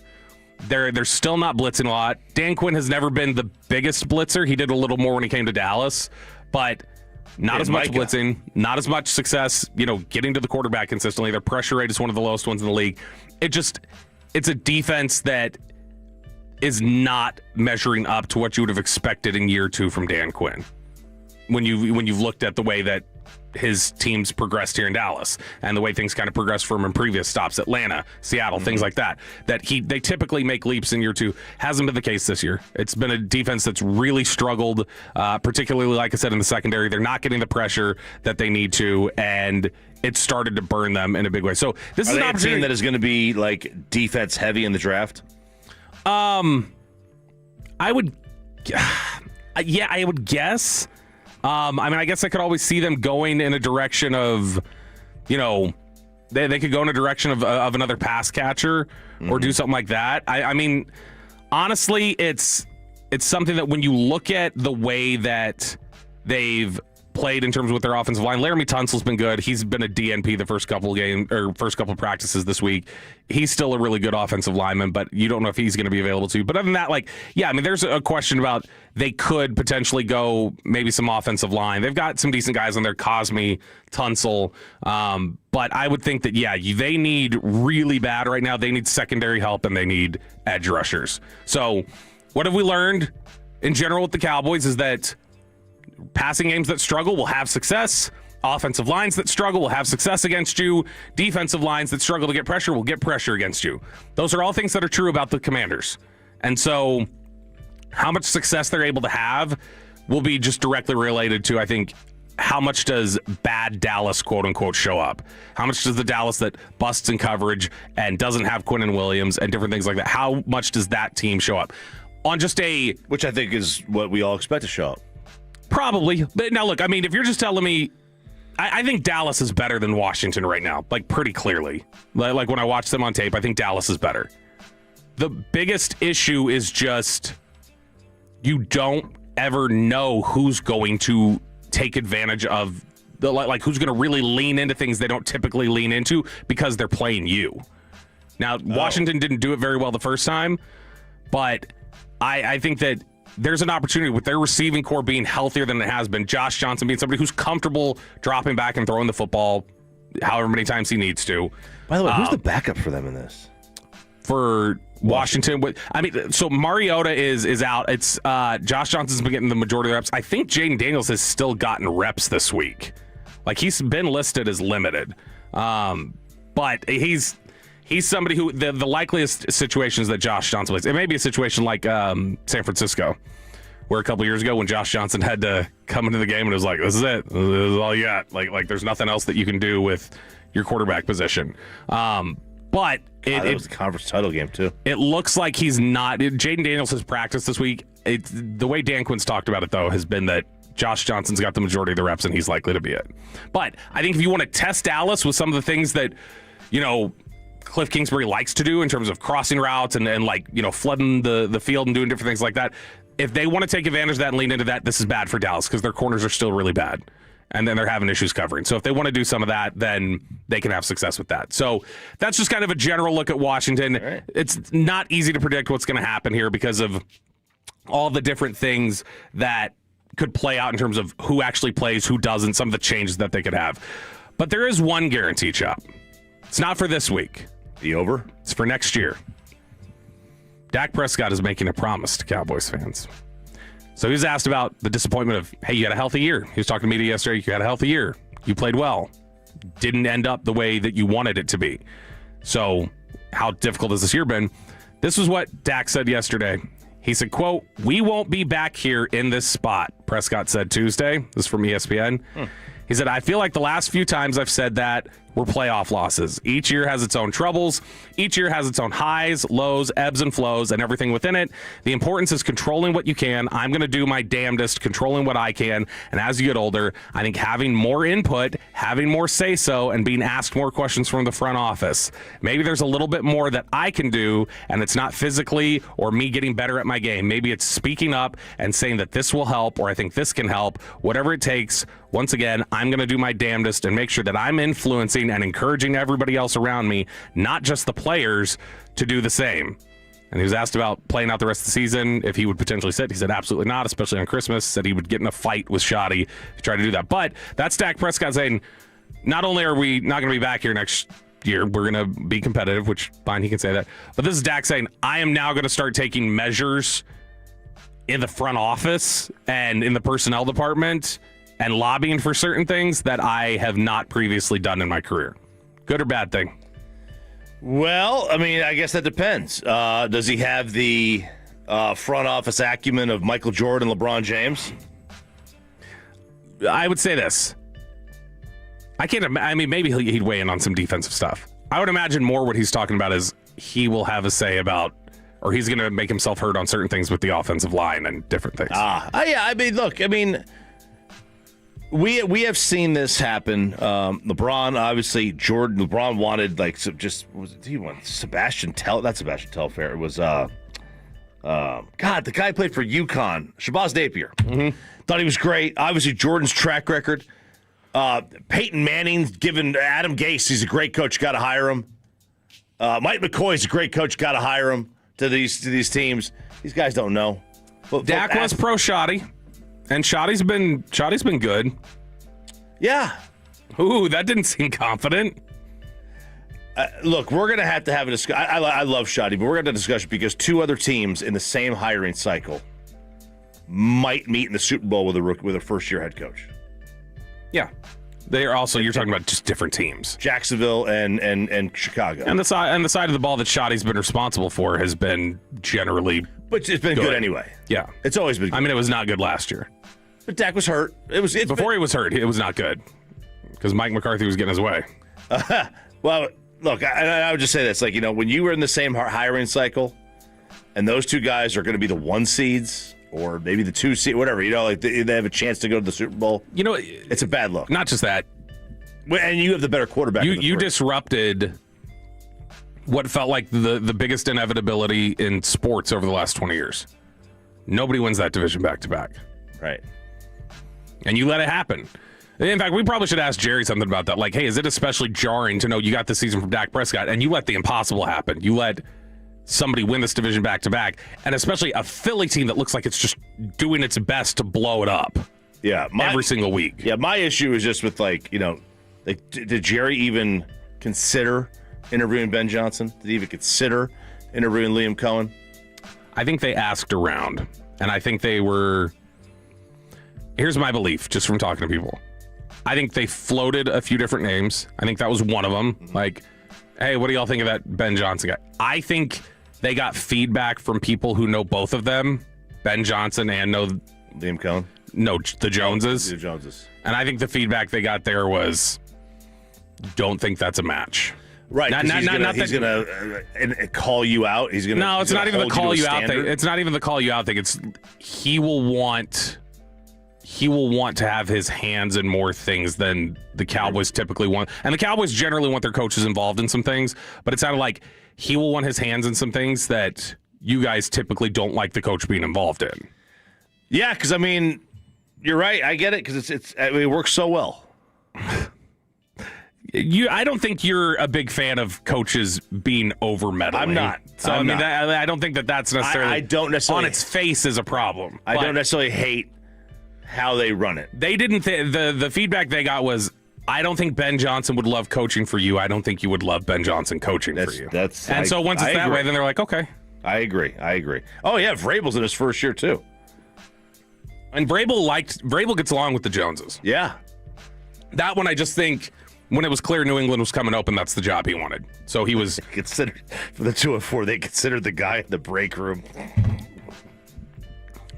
Shotty's been a good coach. I love him. I love him to death. But it's just like it looks when you have three other coaches in the same hiring cycle that are all fighting it out for the 1 seed, it just looks bad.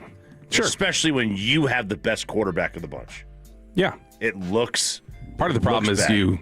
you hired the guy to run your defense who Ben Johnson's team said, get him the hell out of here so we can hire Ben Johnson. Yeah. Right. And who everybody in that division ate. They ate him alive for 4 years. Got to stop hiring friends.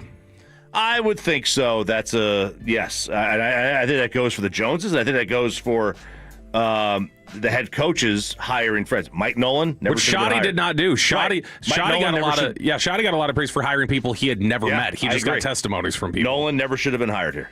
Never should have been hired. So that's that. Look, I mean, the Cowboys have had some issues hiring assistants for a while, at least on the defensive side. Yep. At least outside of Dan Quinn. All right, Sean and RJ here on 105.3 The Fan. Let's chop it up. Chop it up. Oh. Pew pew pew. Oh no. RJ Choppy. Here we go. Chop it up, chop it up, chop it up, chop it up, chop it up, chop it up, chop it up. Come on, chop, choppy.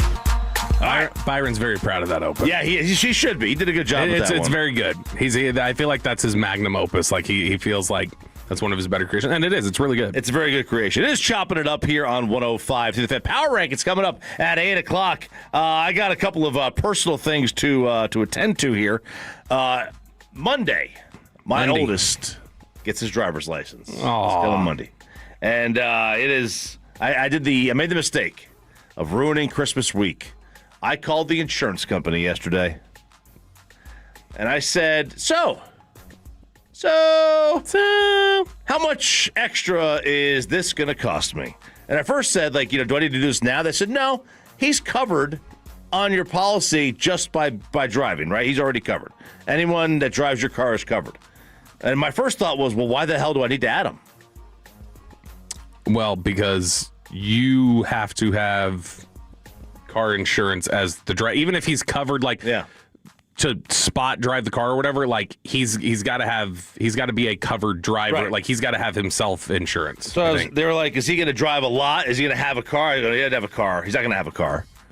He's going to drive this car. This is the only car he will drive, but he doesn't have his own car, right? Mm-hmm. So they said, all right, well, this is going to come back, and they started crunching the numbers, and they said it's going to add $1,700 per 6 months. I said, I'm sorry. What? $1,700. So $3,400 a year? You're going to charge me is that How do you handle insurance? Do you pay the 6-month premium all at once, or do you pay do you pay monthly? I have no idea. Who pays your insurance? I do. How? It comes out of the bank pays it. But you don't know if it's every month or. That's about how much mine is every 6 months. $1,700? I was 16 last cycle. So yeah. are you on your parents' insurance? I'm not. I'm on my own. I pay it every 6 months. $1,600. What car? How old's your car? I got a 2021 F-150. Wow! And it's just you on it, full coverage? Just me on it. Yep. So I've got 2 vehicles on mine. Like I got my car I had for years. I got the truck. So that's why mine's a little bit more. So I pay about. I think I pay about like around $1,800 for the 6 months for me. But it's going to add another one for him. And I'm like, guys, what are we doing here? And they're like, well, you could take the coverage that you have on the car that he's going to drive, and that car's got 240,000 miles on it. It's paid off. It's a junker, man. I drove it to work for years, just to drive it to work. I would never drive it at home. I wouldn't say that's a junker. It's a fine car. It's had its run. It's been through the ringer. But I think when people think junker, they're thinking like 80s beat up Oldsmobile with like the tailpipe sputtering every time. It's not that. It's a 2016 with 240,000 miles on it. Yeah, you drove it to the moon and back. I drove it to the moon and back, man. And so he's gonna drive that one. But that thing has, I guess, full coverage. They said, well, if you take the full coverage off and you just go liability, it'll only add $900 to your policy. And I was like, well, yeah, there's no need to have that car at full coverage anymore. Right. Well, so like if he gets into an accident and he does something to the car's not covered. Now, other people will be. Yeah, everybody. So the only time you get burned there's like if you don't have uninsured motorist or something, because then if somebody's uninsured, if they were telling you to just reduce that to liability, then you wouldn't have it on there. So they would say basically it's anybody who is driving in theory should have liability minimum. So somebody should always be covering it, whoever's at fault. But the only thing then that you'd have to worry about is somebody not having insurance at all or hit and run or something like that. Tell them that they're a secondary driver on the vehicle and you're the primary. Okay. All right. I mean, it's awful. When Kristen and I got married, this is what's awful. Kristen was, because of just the wacky way that she grew up and her whole family situation, the car insurance was in her name.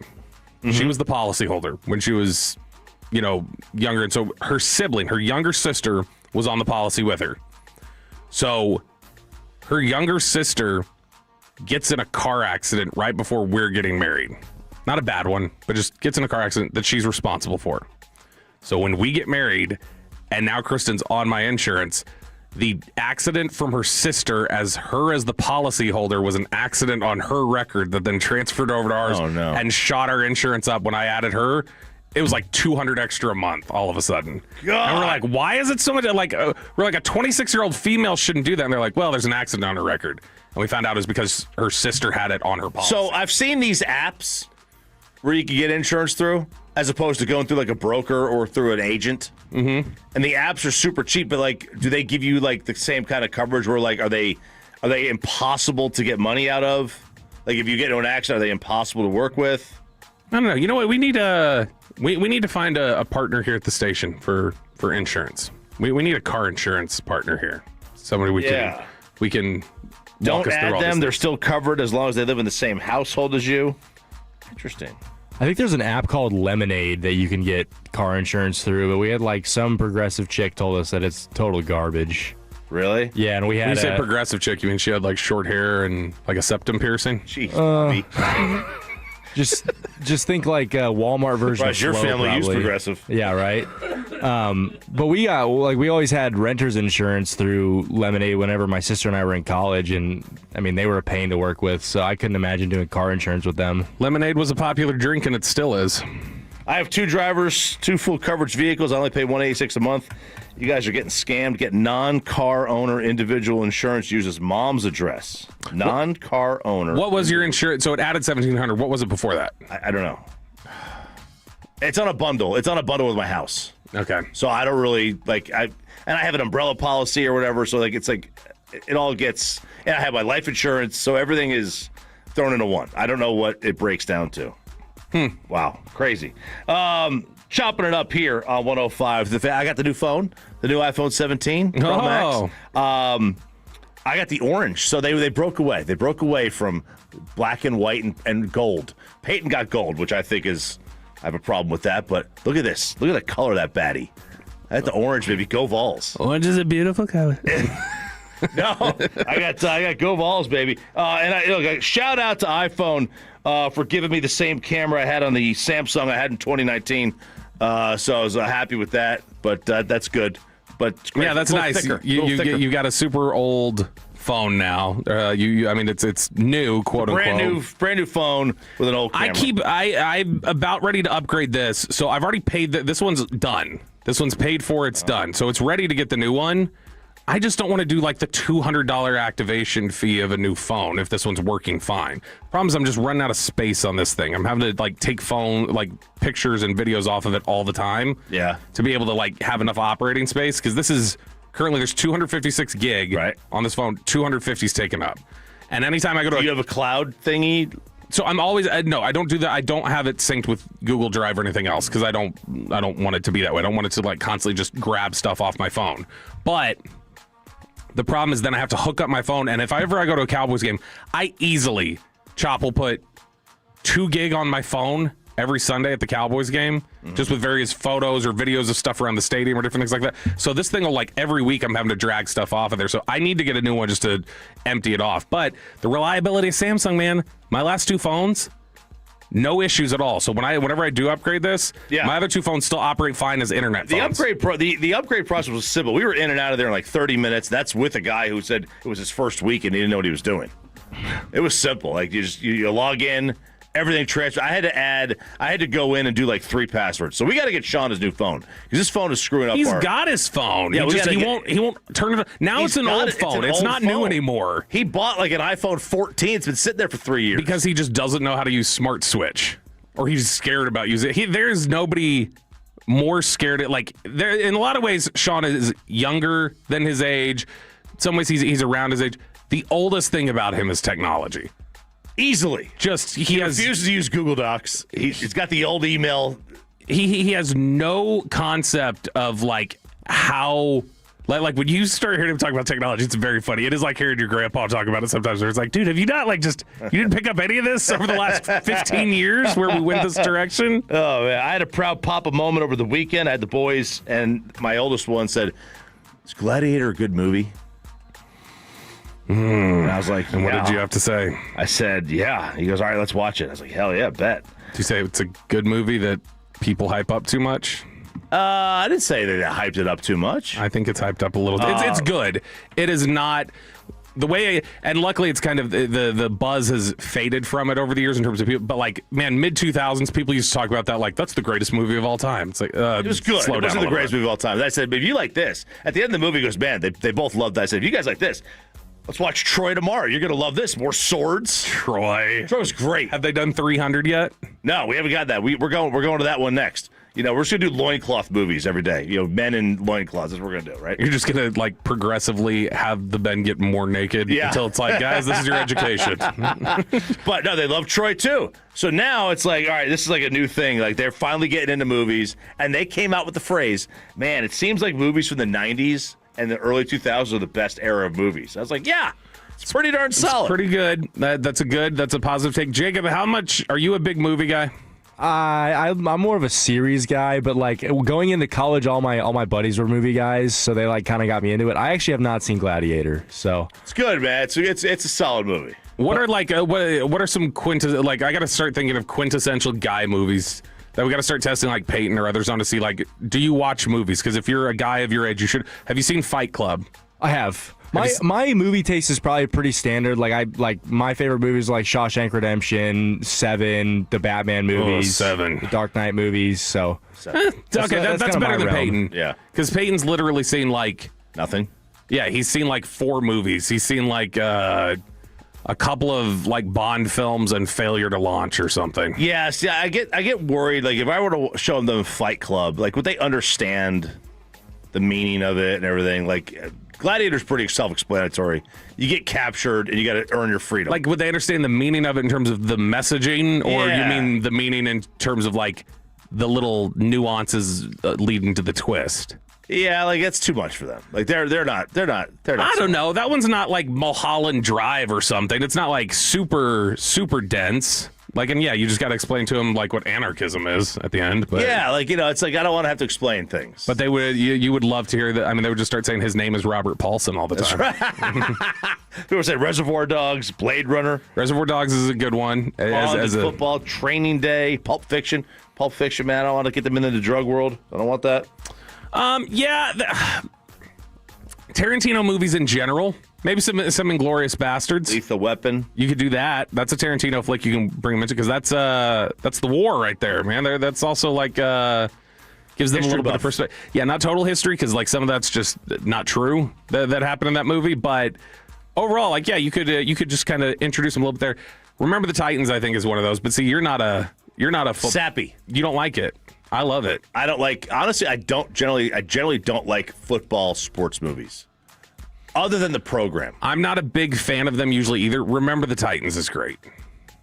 It's a great movie. Have you even seen it? You ever watch Remember the Titans? I haven't. I don't like uncomfortable. Okay, this is what needs to happen. Uncomfortable. We need to identify the biggest movie blind spot That's it for me. For each person on the show. And then one weekend, it's like a mission. You have to watch it. That's an off-season thing. You have to watch that movie, and then we'll come back on Monday, and we will share our fresh takes on the blind spot we had in movies. So, Peyton, we could pick, anything that's ever come out. And then, Sean, I don't know, we figured out. But Remember the Titans would be yours. All right, it is Chopping It Up here on 105 to the Fan. Hey, little PSA for you from the TSA before we get out of here on Chopping It Up.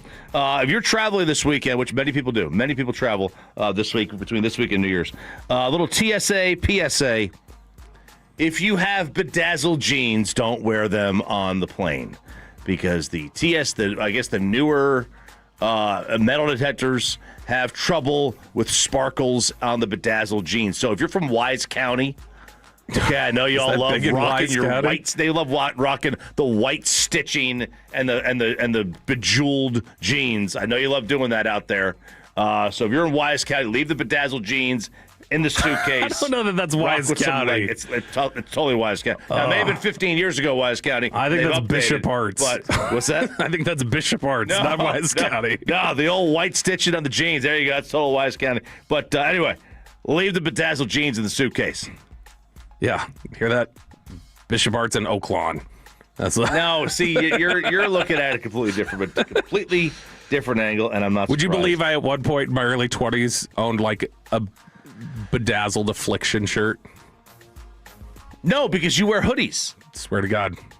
Oh, maybe I gotta see with these product photos. in my hair. I gotta see these photos. Sean and RJ here, 105 to the Fan. It's power rankings time. Boys and girls, 1 through 5, 5 through 1. Let's do it next to the Fan. Get your fresh Stars content with the number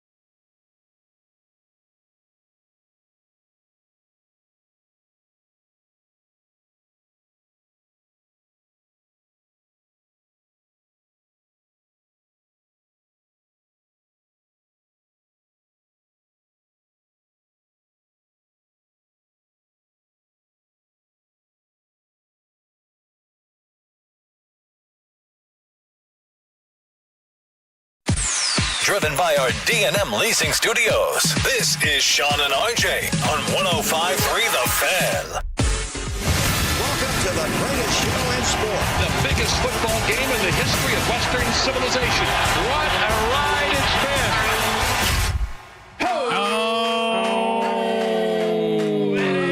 been. Power Rankings time. Let's go, baby. 1 through 5, 5 through 1, 2, 3, 4, 1, 5. However you want to do it. We're going to do it right now on Sean and RJ 105 through Fan. I'm RJ Choppy. He's Bobby Belt. We got Jacob in for Peyton. We got nobody in for Aiden. Carter's here now. He's here now. Carter is in. Because he just brought biscuits. He brought, oh, baby, did he? I've honey never had butter chicken. I can't believe you've never had those. I only get lunch or dinner at fast food. You're missing out at Whataburger. Literally everything on the breakfast menu is incredible. I've had their taquitos, obviously, at the firehouses. But I never go there in the morning, because I'm always working. Man, you go on your way in. Just pick it up. They're open. They're usually open all to hours. I guess they are. Right, breakfast they are open. Their breakfast burger is phenomenal. That's my go-to, like pre-golf, pre-tea time breakfast meal is the Whataburger. They got the breakfast burger. They got the breakfast bowl thing, which is like, dude, it's like a biscuit, it's sausage patty, it's gravy, and then it's still like eggs and bacon. Like they just throw everything they have for breakfast into a bowl. It's so good. That's my food blind spot. You need to eat the whole breakfast menu while watching Remember the Titans. There you go. Let's do it. All right, let's do 5 through 1. Okay, 5 through 1 here. Let's grade ourselves from last week. Let's not. No, I don't think it's going to be as good for me. All right, Bobby, you had a Rams 1, Buffalo 2, got it. New England 3, got it. Denver 4, nope. Houston 5, got it. So 3 and 2.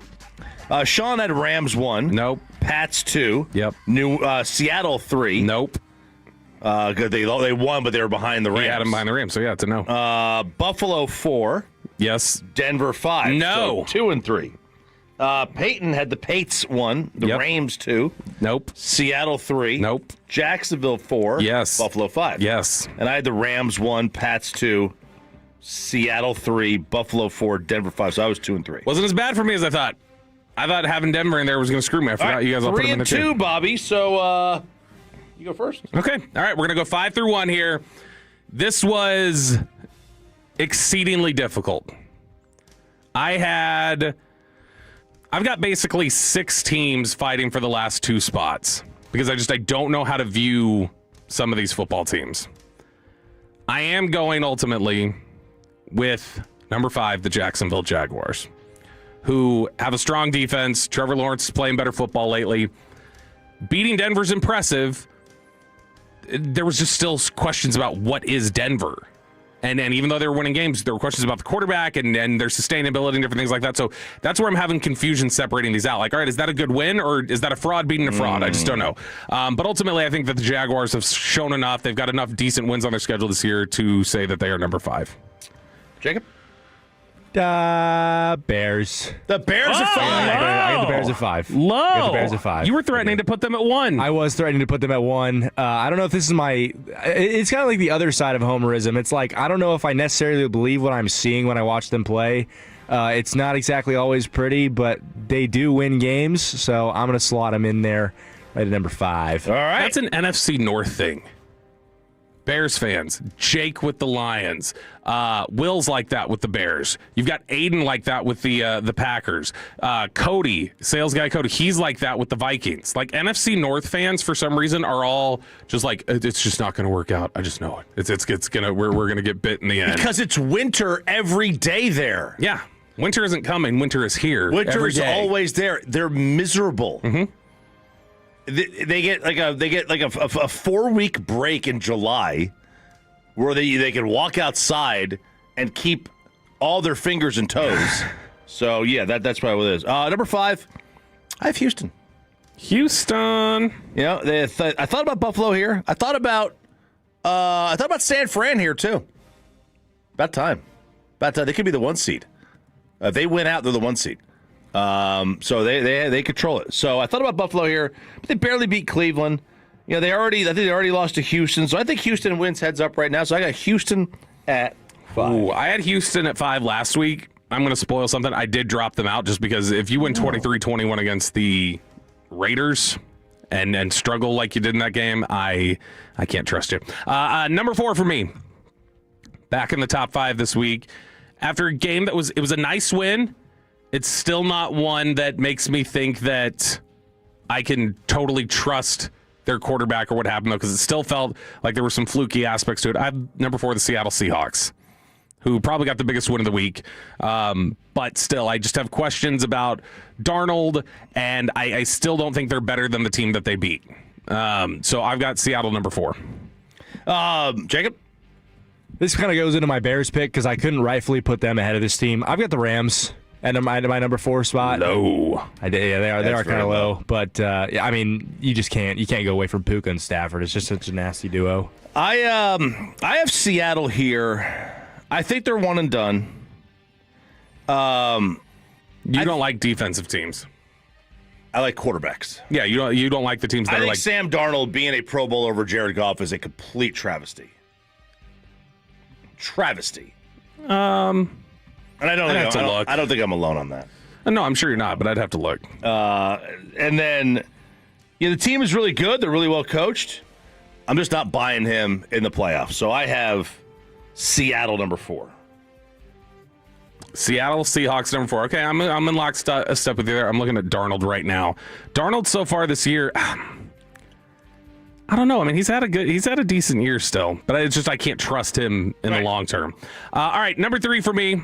It was the Jaguars 5, the Seahawks 4. Number 3 for me is the New England Patriots, who had a good win on the road against the Baltimore Ravens, who were in control of their own destiny. Drake May, very impressive again. If not for Matthew Stafford, we'd be talking about May as probably being the MVP of the league. Still maybe gets some votes, but I think Stafford has got that award at this point. But number 3 for me is the New England Patriots, who I still wonder if this is a year early for them.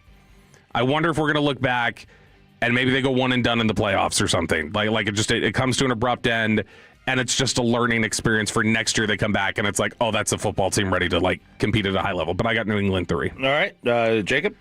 Yeah, kind of like Choppy. I don't have a lot of faith in defensive-led teams and defensive head coaches, so I've got the Seattle Seahawks on my 3 spot.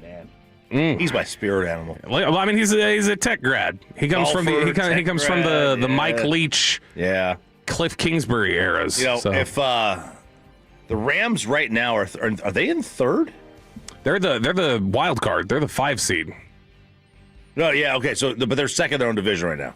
Yeah, so that makes them the 5 in the playoff standing. So right now they would open on the road against Carolina. And if they lose, if San Fran wins out, actually no, you're right. They are 3rd. They're 3rd. Yeah, so they're the 6th seed. They would get Philly. Matt Stafford cannot win the MVP. Stop it. He's gonna win it. I said what I said. No, it's wrong. When was the last time a guy finished 3rd in their own division won the MVP?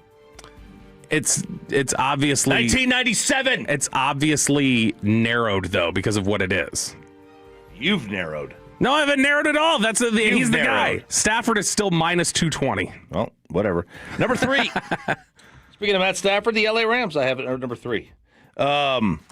I don't care they lost to Seattle. You're up 30-14. I don't need the final score to know who the better team is. Well, you dropped them 2 spots. That's fair. That's the point. But that's because I moved other. I didn't drop them. I moved other teams up. Okay, fair enough. That's how I look at it. So Rams at 3. My number 2 team is still the Buffalo Bills. Again, little bit too much of a struggle. Wow, you leaving the Rams off your list with the Browns. A little bit too much of a struggle. Josh Allen had played better in recent weeks, had looked more like the old Josh Allen. He was having some issues on Sunday on the road in Cleveland, but Cleveland's defense has made guys look very average this season, different quarterbacks. And I mean, they're still, I think, really coming into form at the right time, Buffalo is. And so they're 17-1 in their last 18 games played in December, which is just insane to think about. I got the Buffalo Bills too. Who doesn't love a small market team, right? We all love it. We all love a small market team. You don't love a small market team? No, I do. Did you not hear him trashing UNT and stuff? He hates anything. They're a big market team. No, they're a big market team, but in the realm of like college programs, that's the equivalent of a small market team. I'm gonna go with the Jags at my number 2. Oh, baby. Whoa, that's high. They kicked Denver's ass on the road in Mile High. That stadium was rocking, and Trevor Lawrence didn't care. We had Bo Nix throwing hospital balls. And, give me the Jags at 2. Dude, I like it. Your mic has to be on, Chop. I thought it was on. Man, That's how loud you are, though, is that it doesn't I even can't register tell. in your headphones that your mic is not on. I keep my headphones so low so I can't hear anyway. All right, so I got Houston at 5, Seattle at 4, the Rams at 3, and I've got New England at number 2. They might have home field. They might not. I love May. This is going to be interesting to see how he does in the postseason. His first playoff at 23 years old. I've got New England at number 2. I have Jaguars 5, Seahawks 4, Patriots 3, Bills 2, and that means that my number 1 team, I don't give a damn that they lost. It is the Los Angeles Rams. That is a better football team than any team I've seen this year. Their special teams have been brutal for them all season. A little bit of a panic move, I feel like, by the way. You fire your special teams coordinator after the game. You're talking about a team that has been the number 1 seed for a good run here lately. They've obviously moved, but a team that everybody's talked about as the best in the NFL pretty consistently. And then after one game that you lose, even if your special team's in battle here, you go ahead and fire a coordinator right ahead of the playoffs. That seems like panic to me. I don't love that. But I still am a big believer in what the Rams are doing. I still think that is easily the best team in the NFL. So give me the Rams at 1. I'm a big believer in Drake May, so I got the Patriots at number 1. Woo! I love a Mike Vrabel-led team. Big fan of the bear hugs in the tunnel. That fires me up. I love the post-game videos, so Patriots. All right. He's got some, it feels like he's got some choppy meathead to him. There's got to be meathead. He loves the gym. Yeah. He loves the gym. He loves the Vrabel, yeah, we're a football guy. Yeah, like bust your skull. Like, I think we've got a mini choppy here. This is spirit animal, man. Mm-hmm. Talked about this. All right, from off the board to number 1 with the most impressive resume in the NFL, beating Carolina, Houston, San Fran, the Chargers, Denver, Indy, Kansas City. It is the Jacksonville Jaguars at number 1. From off the board to number 1. You guys are number insane. 1. Number 1. You think that's a team that can win the Super Bowl? They're going to have home field advantage. Can they win the Super Bowl? I don't know. The AFC stinks. There's not a good quarterback in the AFC other than Josh Allen. Damn. Yeah, this is. I've got Buffalo too. Y'all don't have them on the board. Why would I? That's wild. Barely beat Cleveland. Wild to me. Barely beat Cleveland. They're trash. They got one guy, Josh Allen. They're the Chiefs with a healthy quarterback. Wow. All right. They got a bum for a head coach. They got an overrated fan base. They got a crap stadium. They're not going to have a home game. What am I doing? Why would I put him in? They got one guy. They got John Wayne at quarterback. That's it. Jaguars 5, Seahawks 4, Patriots 3, Bills 2, Rams 1. Bears 5, Rams 4, Seahawks 3, Jags 2, Pats 1. Houston 5, Seattle 4, Rams 3, Pats 2, Jags number 1. That is power rankings here on 105.3 The Fan. I'll post them up on Twitter, X, whatever you want to call it, at RJ Choppy. All right, it is Sean and RJ here on 105. They got Below the Belt coming up at 8:40. The 5 things, and we'll pick the game coming up at 9. But, you know, my mentor, the great Randy Galloway. Yo and hello. Used to call himself Randy Claus on the day before. So I'm just going to do this. I'll say it's Choppy Claus time. I'm going to gift you your gifts for this holiday, this Christmas season. Next here on Sean and RJ on 105.3 The Fan.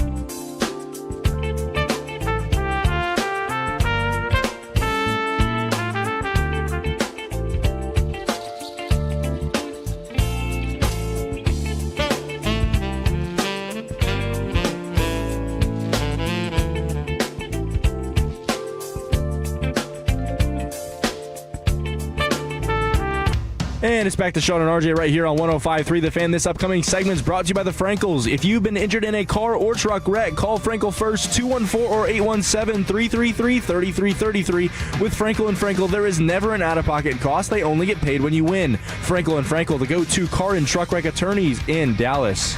Good morning, DFW. It's Sean and RJ here on 105.3 The Fan. It was a win-loss night around DFW. The Dallas Stars lose a really tough one to Detroit. They never should have lost that game. They outplayed them. Smith actually played really well in goal until a couple of power play goals in the third tied this thing up. Sent it to OT. Detroit wins. Meanwhile, Cooper Flagg. Coop in the loop. Yeah. On the loose. He was on one last night, man. 33 points. AD had 31. They almost blew it. Which, if your team tank, that could have been the preferred result, but there is nothing bad about Cooper Flagg playing the way he did. Who do you think has more rightful ownership of the moniker Coop around the Dallas Mavericks? Cooper Flagg or Chuck Cooperstein? Chuck's been there longer. Chuck's won a title there. Chuck's name will be in the rafters, for sure. So I think the Coop is Chuck Cooperstein. It's like how Bassick used to argue, I'm Mike. Not Mike McCarthy, I'm Mike. You can be Big Mike or something. Yeah. But I am Mike. Yeah. We've already established that I'm the Mike in Dallas. Yeah, I think it is Cooperstein, because he is Coop. I mean, that's literally he's in my phone as Coop. So we just got to come up with another name or another thing to refer to him as other than Coop. Cooper Flagg. Right. CP. Chris Paul's been kicked out of the league. He's not using it anymore. Yeah. I don't know. Let's see. Cooper. Just Cooper. It just feels a little too... I don't know. I'm watching Landman a lot, so I just hear Cooper. I was thinking the same thing. Cooper. Gosh, he is just... I feel bad for him. My kids are like, we got to get rid of this Cooper storyline. He's like, no, we got to get rid of the mom storyline. He's like, it's been going on for too long, bro. Like, just make your move. Like, no, okay. No. Okay, so he's done his. He's had his. We're gonna get into Landman talk for just half a second here. He's definitely screwing some things up on his own, no doubt about it. But I'm kind of over the Ariana mom. is. I get it. Your husband died, lady. But I mean, let's. Her husband died. That's like what 2 weeks ago in the Showtime. Yeah. We're making millions out here now. A little fast. No, I know. You're moving a little quick. Here's the other thing. Not literally that. That's and I will never. And I'm going to push back on this. She's in so many mixed signals. She's in, then she's out. She's in, then she's out. Like, I mean, it's just it's impossible to keep up with. I'm going to push back. There is never such thing as too much Allie Larder. I mean. This is testing it. It's a lot. She is a lot. I'm with you. I don't like that the series has. I really like the series. I don't like that about a third of the series is, baby, why the hell do I want you to do this? Well, we're making this, okay? And I'm gonna throw a dish against the wall now. I get you. Now let's have wild sex in your truck. I get you. It's Yellowstone. The same thing happened. It started out as just like as Yellowstone, and then it morphed into like, oh, we're gonna start bringing in these musical acts and random stars, and we're gonna do we're gonna show off some rodeo stuff. It's like, all right, it's whatever. We're gonna see SZA in here at some point. Yeah. That's the Taylor Sheridan playbook. All right, Sean and RJ here on the Fan. So I mentioned this before we went to break. The great Randy Galloway, my guy, my mentor, he said, Randy Claus. Randy Claus. I'm going to give you whatever. What was your favorite Randyism? What he called the college football, Road Lizard. Road Lizard was good. What he called all the college football teams, the Whiny Orange, the Zero U. I still loved during the Phoenix series. I remember dying laughing when somebody's trying to say, well, Eric Dampier can do this. And he goes, Dampier couldn't score on Harry Hines with a fistful of 50s. That was a good one. KP can't play. God, what was the what did he call the Frank Francisco thing? He had some name for Todd Archer had tried Bueno. Todd Archer. Oh, Jennifer Bueno. He called her. Gosh, what did he call her? I can't remember. I can't remember. He always called Terrell Owens' assistant Kim, who would call her Lil Kim. Eldorado. Eldorado Owens. My favorite was when Todd Archer suggested the Cowboys sign Adewale Agunleye, which that name for Randy heard that on Football Fire. He lied, and he went, ting tang, walla walla, bing bang. So bad. But anyway, he did a Randy Claus, so I'm gonna do Choppy Claus here. I'm gonna steal this. Shout out Randy. I'm gonna gift a local team. Do it. I'm gonna give you some gifts. Local fan base. More like the local socialism. Fan base. For the Texas Longhorns. Careful. I'm gonna give you some guts. Okay. That's my gift to you. Thanks. There's a reason it took Superman to give them their only title since Vietnam. They need Arch to be that Superman because that is the college version of the Dallas Cowboys. They are an entitled group. They get put on a pedestal that they don't deserve. They're the most disappointing college football program in history. They are what I call a purple blood. They're not a blue blood program. They're a purple blood. They're a notch below. They're a notch below. They just disappoint. They don't win enough for the talent they have. I'll say it like that. They don't win enough for the talent they have. That might be. Now you're gonna make me think about this. I gotta figure out why. Yeah, because I don't know that I agree with that. What was the exact way you phrased Texas? The most disappointing college program. Football. Man, I don't know. Like, given their history and everything else, Florida State's gotta.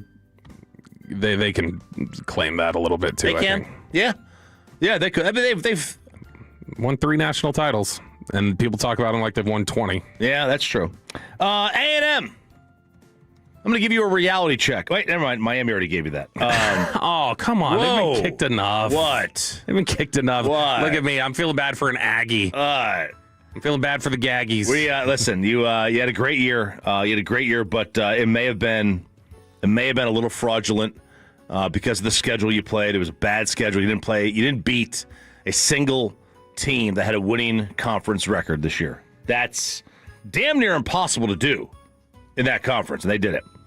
Texas Tech. Listen, Jacob. I'm going to give you a gift of a set of favorable referees against Oregon. Because there is less than a 0 chance the refs will be on the Tech side. Because nobody wants... I'll tell you this. The powers that be at ESPN would much rather see Oregon than Texas Tech move on. Might need to get them some Chimmy's margaritas if the referees are not good. Or some Chiltons. When was last? Oh, you were a Chilton's guy. Chimmy's was too basic. I'm a beer guy. Was Chimmy's margaritas too basic B for you in Lubbock? No. The best margaritas I had in Lubbock were from Fuzzy's. Man, you better be. There's some dangerous. But I'm saying there's some, probably specifically some Lubbock girls that you're gonna upset shading Chimmy's like that. I didn't go to Chimmy's much. That's kind of the spot where the girls that go to the first half of the football game then break off to Chimmy's. I'm staying for the football game. I only got 4 years there. I'm city boy. Yeah, I'm staying for the game. What are we doing? So wow, Logie's is a spot. Logie's is a spot. Okay, Logie's. All right, my next gift item: the Dallas Stars. I'm going to give you a Western Conference playoffs without Edmonton. They can and they will beat anybody else. There we go. Just keep Edmonton out or let them get knocked out early. Keep them on the other side because that is the Stars' kryptonite, is the Edmonton Oilers. Is it too much to ask for some 7 p.m. start times in the playoffs? Oh, that'd be nice. But no, ESPN and TNT seem to think that we play in Hawaii and we're on that, whatever time zone Hawaii is in. We're on the Juneau time zone here. That's what they seem to think with us. The Dallas Mavericks. Look, we already got Nico out of here. That was our Thanksgiving present. The new gift is the gift of missing the playoffs and the gift of the lottery with another chance to move up in what is going to be the best draft since the LeBron draft. You can't pass on Darko Milicic. No, you can't. But if you do pass on him, you get Melo, you get Dwayne Wade, you get a slew of other people that are pretty darn good. So that is my gift to you.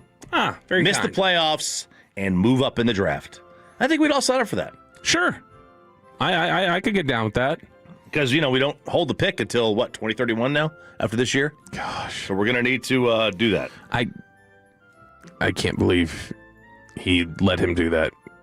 He sat there at Ascension Coffee or whatever coffee shop they were at. Sat there in that coffee shop and was like, really? I can't give you that extra one, dude. It's Luka. Yeah, it's that extra one. Can't give you tough. that one. It's tough. You know, he's only in his mid-20s. God, he sucks. He had to go. I know. For the Texas Rangers, money.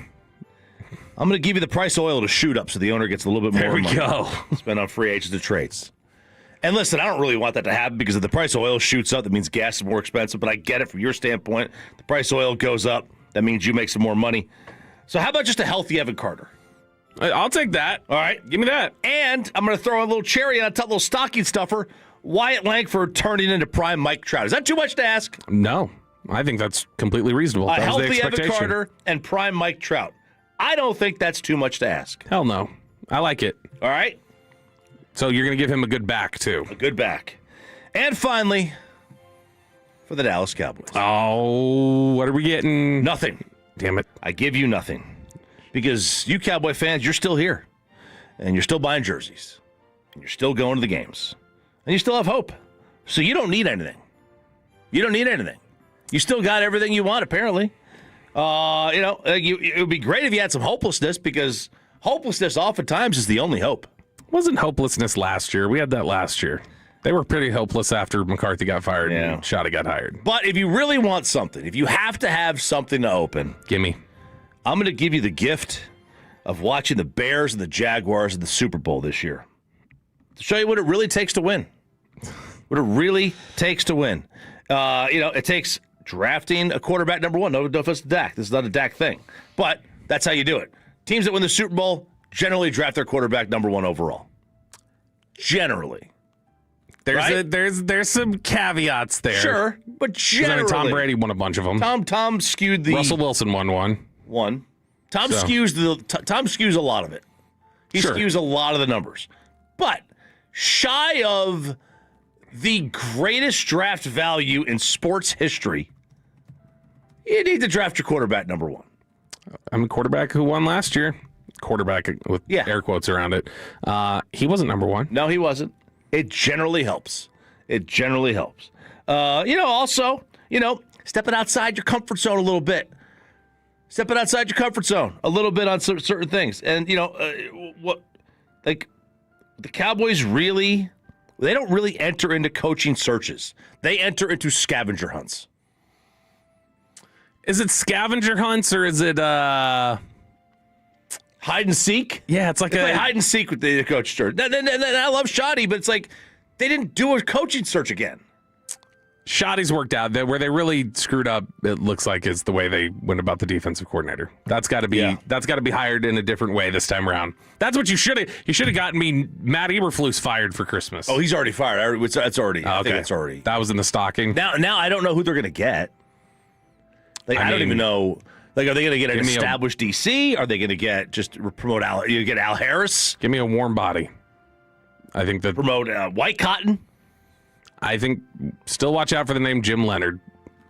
I think that's one worth keeping in. I like Jim. Keeping an eye on. All right, there's your gifts. There's your gifts here. What are we getting for Below the Belt? Some of the wild and crazy Christmas stories from the history of the Dallas Cowboys. That's next in Below the Belt, right here on the Fan.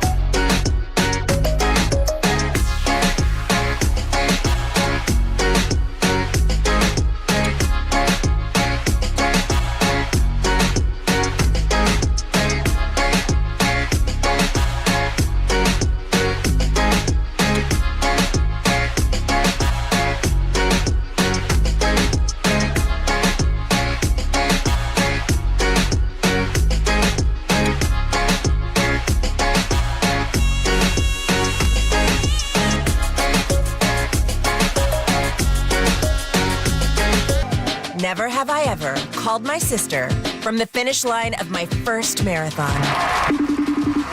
Hello? You won't believe where I am. Are you running? Mile 26. I'm gonna make it. Switch to T-Mobile's 55 Plus plan and get iPhone 16e with its advanced camera system on us. Plus, 2 lines for just $30 a line. Guys, I can't believe it. I knew you could do it, babe. That was amazing. Mom, how do you feel? I feel great. I can't feel my feet. Let's take a picture. And then you may carry me to the car. Share every stride, every mile, every memory on America's best network. Switch to T-Mobile's 55 Plus plan and get iPhone 16e on us and 2 lines for just $30 a line. With 24 monthly bill credits and 2 eligible port-ins on Essentials 55 Plus for well-qualified customers with autopay plus taxes, fees, and $35 device connection charge. Credits end and balance due if you pay off early or cancel. Contact us. Finance agreement 128 gigabytes, $599.99 required. Best mobile network in the U.S. based on analysis by Ookla of Speed Test Intelligence data 1H 2025. Visit T-Mobile.com. Baseball is back, and so is Texas Rangers Fan Fest on Saturday, January 24th. You'll have a chance to get autographs from Rangers players and alumni. There'll be a baseball card show, run the bases, enjoy Q&A sessions, and much more. Tickets just $10 for kids, $20 for adults, and parking is free. For more information, go to rangers.com/fanfest. And it's back to Sean and RJ right here on 105.3 The Fan. This upcoming segment's brought to you by Classic Chevrolet. If you're in the market to upgrade your vehicle, get the Classic Chevrolet in Grapevine. Back-to-back #1 Chevy dealership in the world. They've got more new Chevys than anyone, all priced to sell. Silverados, Tahoes, Blazers, Malibus, Equinox, and more. Visit ClassicChevrolet.com. This is Texas. This is Classic Chevrolet. Together, let's drive, relax, and enjoy the difference. Based on new Chevrolet registrations 2023 and 2024. The great Bobby Belt. Bobby Belt is an idiot. Don't make me take off my belt. Don't make me take off my belt. We're not. Over to you, Bobby. We know about Dallas's history with Thanksgiving, but what about Christmas? Let's talk about it here in Below the Belt, which is sponsored by D&M Leasing and Window Nation. Chop, there has been, over the course of the last couple of years, whenever it's around Christmas or if there's like a big playoff matchup or whatever, we will go through sometimes like the history of those matchups and different things that have happened in the history of that rivalry or around those dates or whatever. And people always seem to enjoy it. They always seem to learn something. And so I figured we could dive into some of Dallas's Christmas history because they have played, this will be their 16th game that they've played. Or actually their 15th. This will be their 15th game that they've played on either Christmas Day or Christmas Eve in their history. So there's a lot of them that ultimately have meant nothing because it's the end of the season. They've either been eliminated or they've had it clinched, and so they were resting guys or different things. That was the case in '94 when they were playing the Giants at the end of the season. Michael Irvin, Aikman, Emmett, they were all banged up to some extent. Aikman had to come out of the game against the Giants. They had kind of things wrapped up. And then Emmett didn't play at all because he had dealt with a quad. And so they ended up losing that game 15-10, and we're just kind of like, we're getting ready for playoffs. What do you want us to do? That actually did give us a great quote from Emmitt Smith, though, afterwards, because they're asking about, like, why didn't you play? You played, last year with a shoulder. Why didn't you play this year? And he goes, because it's a problem with my legs, not my shoulder, and I am a running back. If I was out there today, I would have been just a back because I could not run. Right, just a back. So it was a good quote from Emmitt Smith. But there are a couple of different games here that stand out. And by the way, so when I was you mentioned back, just back instead of running back. So a couple of weeks ago, or I guess it was last week, we were trying to find, like, is Fernando Mendoza the best player ever in Indiana football history?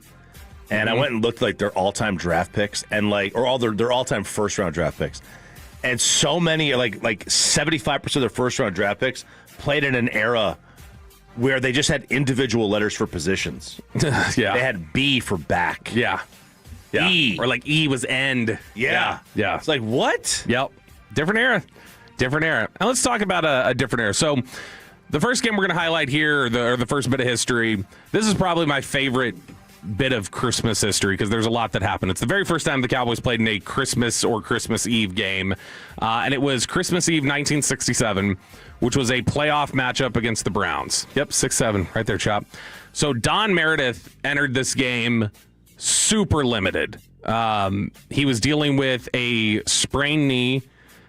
He had broken his nose a couple weeks earlier. and they had actually fashioned this like device for him to wear. He wore this bizarre looking nose guard, and the whole idea of it was, this was their idea of how it worked. They were like, it'll just, when he gets hit, it'll spread to his cheekbones, and his cheekbones will just take the beating, and it'll no longer be his nose. But it was this just really bizarre looking nose guard that he had to wear. So he was really hampered by that. Entering that game, though, he just decided, I'm ditching it. I'm not wearing this anymore because it's just too difficult. So he played with his broken nose basically exposed. In fact, if you look here, that's what the nose guard looked like between his face mask. He looks like a hockey goalie almost. It's really weird. But Don Meredith decides, I'm going to go ahead. I'm going to play without this. Plays a great game. Cowboys absolutely destroy Cleveland in this game, 52-14. And this was the week before. This led to the Ice Bowl. So they lost the Ice Bowl the next week. But Meredith, he had been fighting injuries all year. And when he was asked about his trouble staying healthy leading up to that game, like within the season, he had been hurt previous years. He was really hurt that season. And he had one of my favorite quotes that he gave, because he was always a wordsmith. And he said, it really hasn't been too bad. Outside of 2 broken ribs, a broken nose, and a twisted knee, I've been all right. He had been wearing that special nose guard, ditched it for that. That is also the same day, though, Christmas Eve 1967, when they announced that they were building Texas Stadium. They announced that on the same day, Christmas Eve 1967. The estimated cost of the stadium at the time was $42 million. $15 million. Oh. And it was this, they talked about it being a state-of-the-art. In fact, they've got the, I was looking up stuff yesterday. They have the artist rendering of Texas Stadium. And that hole in the roof initially was meant to be much bigger. Lowered a little bit? Bigger, wider, and stretching all the way over. Wow. Like, I mean, that doesn't look like the hole in the roof at all that you ended up with at Texas Stadium. But they said, Dallas, like the rest of the country, moving to the suburbs, was the headline in the paper the next day. So this was actually, though, this beatdown of the Browns on Christmas Eve of 1967 was funny because Don Meredith, leading up to the game, had basically guaranteed a victory. He's like, we're winning this game. And they asked him, well, what's the game going to be like? And he said, I think it'll be a low-scoring game, but, I promised we were going to get further than we did last year, so we're going to get there. And so that's what's happening. We're going to do this. So after he leads Dallas to a 52-point outburst and correctly predicts that they're going to win the game, how do you think the Herald-Journal in Dayton, Ohio, chose to focus on reporting on the game? They were such trolls in 1967, these just curmudgeon beat writers. I don't know. The headline in the paper was, Meredith lousy as forecaster. Cowboys star predicted low-scoring contest. That was how they covered the Browns getting... The front page of the sports page was, the Browns get knocked out of the playoffs, and the headline was, what a dumbass Don Meredith is. He thought the game would be low-scoring. They hung 52 on the Browns. Wow. So they were pretty petty back then as writers in 1967. All right, what was the name of the division that the Cowboys were in that year? It was called... They were in the Central... NFL Capital Division. It's Capital, okay, yeah. So they were in the same division with the Browns. The Browns were one of the teams they faced the most frequently over the first 10 years. I don't think the Browns were the team I think they played the most over the first 10 years of their existence. Played a lot. The Cowboys' next Christmas appearance came on Christmas Day in 1971. Again, this was in the playoffs. This time it was against Minnesota. Mel Renfro, who had been kind of a GOAT, I guess, in the Super Bowl V against Baltimore, had kind of redeemed himself this day. He made 2 touchdown-saving tackles in this game. Vikings failed to score on both of those drives. They ended up missing field goals on both of them. Dallas won that 20-12. They would go on to win their first Super Bowl in franchise history just a few weeks later. The next time they appeared on Christmas of any game, they go on an 18-year drought. It's Christmas Eve 1989. And this was notable on the field and on the concourse. So the Cowboys suffered the final loss of Jimmy Johnson's miserable 1-15 first season against the Packers that day. But Christmas Eve 1989 was the coldest day in DFW in 40 years. And it was so cold that everybody who showed up, the 11,000, I think. That's it? Or no, it was 40,000, and they'd given away 11,000 tickets is what it was. It's a bad team anyway. The 40,000 people who showed up that day to Texas Stadium did not have but one bathroom to use because the pipes in Texas Stadium froze and no bathroom in the entire stadium worked except one. And Jerry had to buy or rent 100 portable toilets 24 hours before and rush to get them set up so that people could have restrooms to use at the stadium. The good news is it wasn't hot, so they wouldn't have smelled that bad. They reported it being in the second half, with a lot of people having already left the stadium, 80 people deep in line at the one working toilet in the stadium. Oh, God. Just unreal. Jerry would later say that was the low point of the first year with the Cowboys, where he was like, this may not have been worth it. So I saw these things at the hardware store the other day. You know how you're supposed to you cover your pipes with those. You can either use they have these new bags that you put on them that string, or they have the blocks obviously that you can put on. But I saw this. It's an extender that you screw on, and it's an antifreeze like drip. So it senses anytime the water gets below like 37 degrees, it will just drip it will run your faucet. That's pretty cool. To keep it from freezing or something like that. They should have had that in 1989. He wouldn't have had to get all those Porta Johns. But they're like $50. I still like that Jerry calls them Porta Johns. Yeah, I used to call them that too. I think he called them Porta Levs too. Porta Levs. I used to call them Porta Johns. So he's still. He'll throw that because he mentioned it. He said it with G-Bag a couple years ago. Christmas Day in 1995 was one of Emmitt Smith's many record-breaking performances during his career. This was a blowout Monday Night Football win over the Cardinals at Sun Devil Stadium, and they still had Emmitt in there with 5 minutes left in the game because he needed to score his 25th touchdown of the season. That broke the single-season record previously held by John Riggins. It was 1 month later that Dallas would win its 5th Super Bowl title in that same stadium, their last one. They have not obviously been back to a conference championship game since then. No way. Really? Yep. Hasn't happened. No. So what are the other two games? There's two other games worth mentioning, I think, because like I said, they played on Christmas Eve or Christmas Day a number of different times. But in terms of like big time moments, Christmas Eve 2017, it was one of the most viral Cowboys moments in the history of social media. Dallas was eliminated from playoff contention. They lost 21-12 to Seattle. It was an ugly game. Dan Bailey missed 2 kicks. That was the second time in 3 games he had missed 2 kicks. And that sparked the initial questions of, was the most accurate kicker in league history broken? Which he was. Like, no, there were people going like, calm down, it's not a big deal. Turned out later, he got cut the next year, He got cut the next year for Brett Maher, which was one of the biggest surprises in terms of cuts that we've had in forever. But at that point, what people didn't know then, but they know now, Dallas internally was concerned with him. Like, they thought between the ears he had been going through some stuff, and they thought he had been broken by it. And so he started having some real issues. Hung around the league, but was clearly never the same. But why was it a viral moment? That night was the same night that produced the famed, if you get the chance, come get me, Earl Thomas moment at the locker room with Jason Garrett when he had gone in there to see Des Bryant, which is still wild to me to think an opposing player, the night the Cowboys are eliminated from the playoffs, was allowed to walk in the locker to just say what's up to Dez afterwards. It's very strange. And that pissed off a lot of people.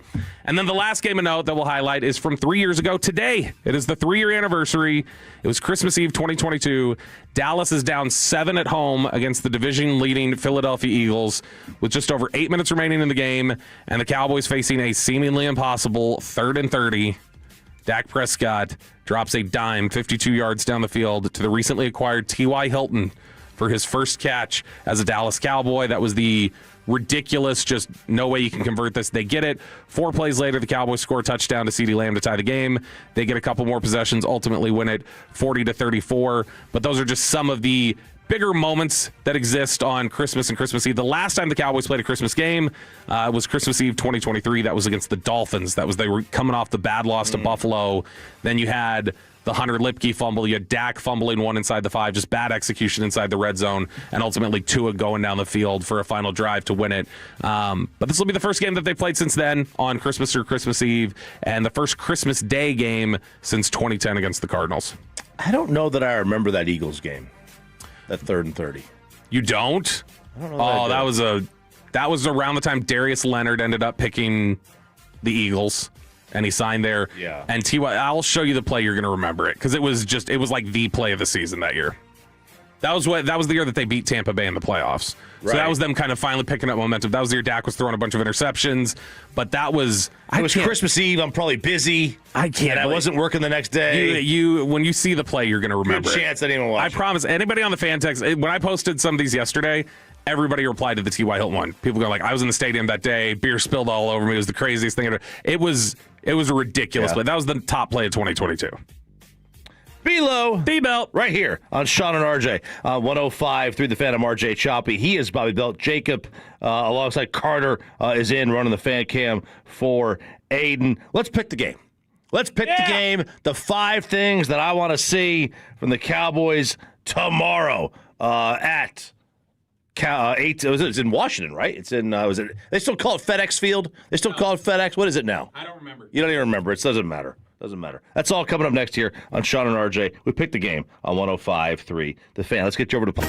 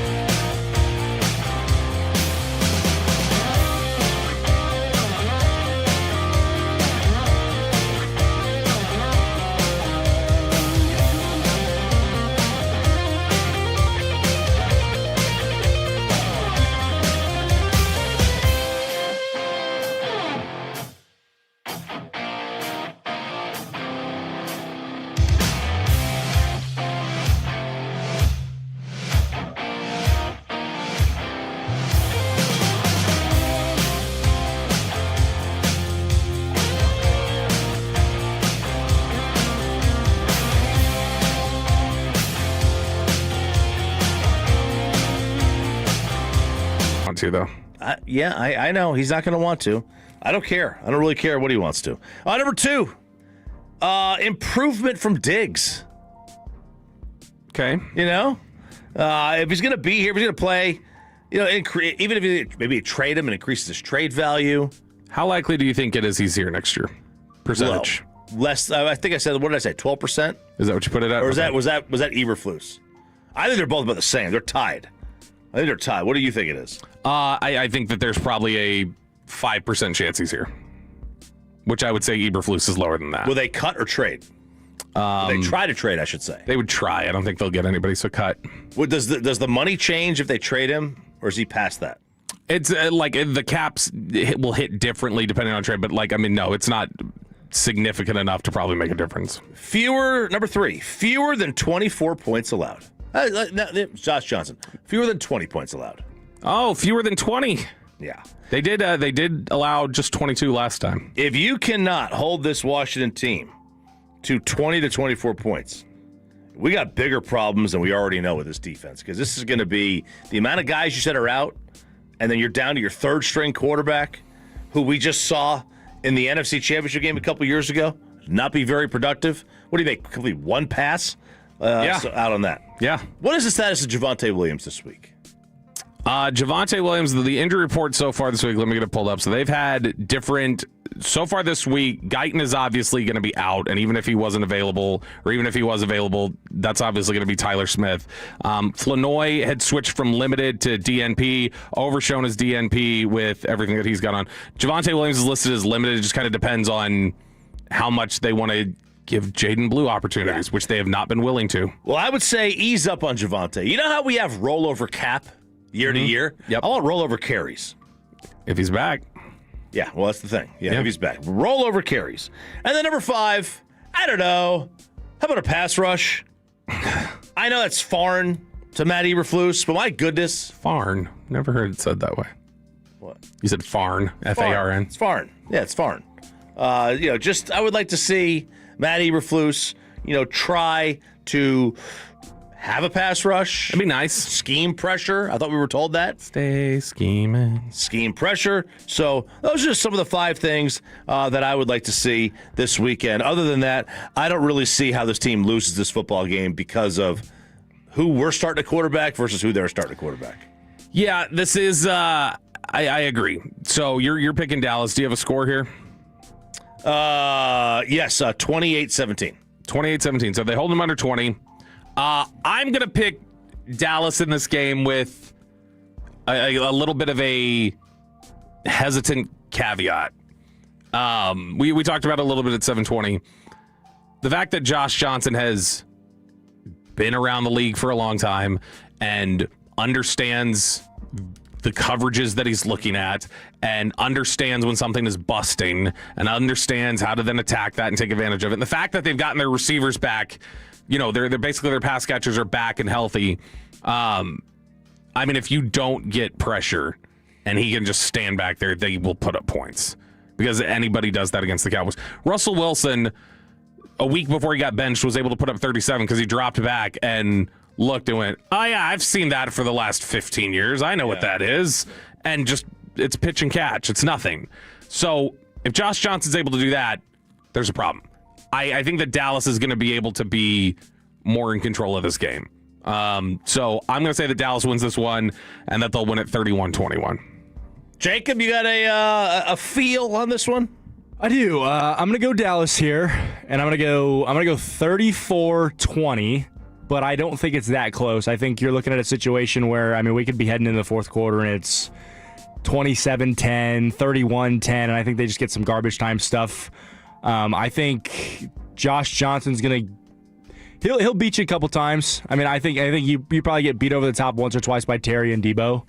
But from an explosive offense standpoint, I really hope you don't give up much. But yeah, a couple garbage time touchdowns, 34-20. I think I need Dak to ball out, need CD to ball out. Championship in the playoffs. Who's playing championships this week? This is why you shouldn't do the last 2 weeks of championships. I agree. Unless you got a bunch of guys in your team that have incentives. Yeah, but that's, do you look at that when you're drafting? Should you look at that? I look at that when I'm gambling. You should. I have no idea. It's not legal in the state of Texas, Jacob. I have an annual incentives parlay that I place every year. Look at that. See, Wait, he really you is have- you. you have a what? Look at him. He is you. Annual incentives parlay. What is that? I find a bunch of guys that have incentives they need to hit, and I bet they're over for whatever the incentive line is. That's pretty good. Where do you find that? It was on a website somewhere. That's interesting. What's the name of your bookie? Because that doesn't sound like a website somewhere. That sounds like Prize Picks. that's like somebody who gave you juice. we use Underdog here. Yeah, we use Underdog. I know. I got. Walchuk uses Prize Picks. I got knee deep in Prize Picks before I started hearing some of the ads. I got to switch over. I think. Well, Walchuk's got them. So, but you don't want to. You don't want to be connected Underdog. with him. It was Underdog, right? That's what you actually put it on. Yeah, exactly. And I wonder if you could do season picks on Underdog. I haven't delved. I don't ever dive into season totals ever on players, individual players. I did one this year, but I took the two that aren't going to hit is probably going to be Mahomes over 27.5 touchdowns. That's not. Well, it's probably not. Yeah. And I don't think Genty's going to hit 1,075. What was the payout if you would have hit it? It's 20 to win 250. On Mahomes? No, it was a 6 leg. I mean, it was like George Pickens to get 5.5 touchdowns was the first one that cashed in 4 weeks. Oh, dude, the Pickens numbers this year were so low, so egregiously low, crazy low. They were, but I mean that's what he had been throughout his career. Yeah, he was like a 5 touchdown guy. That's typically how he'd have a quarterback. Yeah, now he does have a quarterback. Not only does he have a quarterback, he's got a damn leader. RJ Choppy. So have you watched any of the Hard Knocks? The NFC East Hard Knocks? I watched the first episode. Then last night, I put it on for a minute. It was during the intermission. And it was on like an episode I'd already seen, right? Because they were doing the run-up to, I guess, the live episode. So I didn't see it. No. It's really difficult to me to do. Like, it's enjoyable. I like watching it. I like the one team. But man, 4 teams is too tough. Yeah, when you're doing like 4 teams in a 1 hour episode still, it just feels like just too many like bite-sized moments. And there's stuff that's really good in there that you're like, can I get a little more? Like, can we focus on this a little bit more? One of those a little bit that we got this week was... one of my buddies I went to high school with is a personnel guy with the Giants. So like it'd be nice to see him on there, but I already saw him on 1 years ago. Yeah. So the Cowboys have obviously been a part of this. So a lot of this has focused, whenever they've shown the Cowboys, it's focused on Shoddy, it's focused on Dak. But this was a pretty cool clip that went viral yesterday. Dak Prescott had gathered the team together in the meeting room and was going over with them how the players annually decide to handle Christmas bonuses or Christmas gifts for some of the support staff in the building. All right, here we go. I'm about to explain as everybody gets in here. All right, so if you're in here, obviously we get paid well. Coaches get paid. You'll see support staff. Some of these guys get paid very well. However, these others, people that do a lot for us, we want to help contribute to them to just say thank you, right? So all this is Christmas bonuses. This is something we've done every year. Everybody has a sheet. It's all going to add up once all of our money goes into that pot. Give more to the guys that work with you, right? The guy that's snapping the ball for the line. Guy that's holding the dummies for the D-line, right? The guys that take care of your equipment, where they clean your locker. That's an opportunity to give them more. So the gist of all of this, once again, not to make it too hard. Keith, say it. Don't be cheap, man. You heard that? Don't be cheap. Don't be cheap. Don't be cheap. I like that. I thought this was cool. Just the fact that now there were some cynics in there that were getting mad. Still, they're like, why isn't the owner paying out these bonuses to the guy helping with the sled or whatever else? And it seems a little cynical. It's also probably circumventing the cap. There's probably some legalities with that. There may be something to do with bonuses that's not allowed. But it's nice that the players, they all get together. I don't know. Dak said it's been going on every year he's been there. So I assume that may have been something that Garrett started or something like that.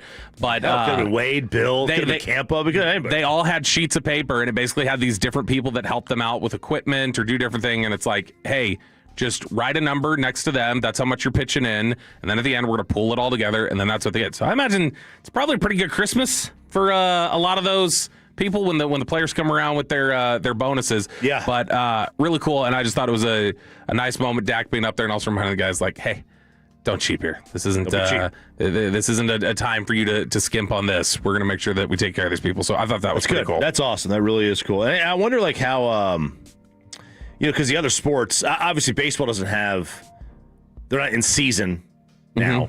But basketball and hockey, you're in season. You're taking care of the equipment guys and stuff. But football's got so many other players or got coaching staff, support staff that aren't necessarily equipment guys that help out because of the guys hold the tackling dummies and the dudes at camp rolling with the water or putting the football and the stick down. And the players, the players become in a lot of instances like really friendly with those people, and like they're in it with them. Like they feel like, hey, you're part of what we're doing here. So they develop bonds with those guys. Very, very cool. Good stuff from Dak and from the Cowboys there. Let's talk about this one with Nick Eatman, DallasCowboys.com. Joins the show next. But first, look, affordability.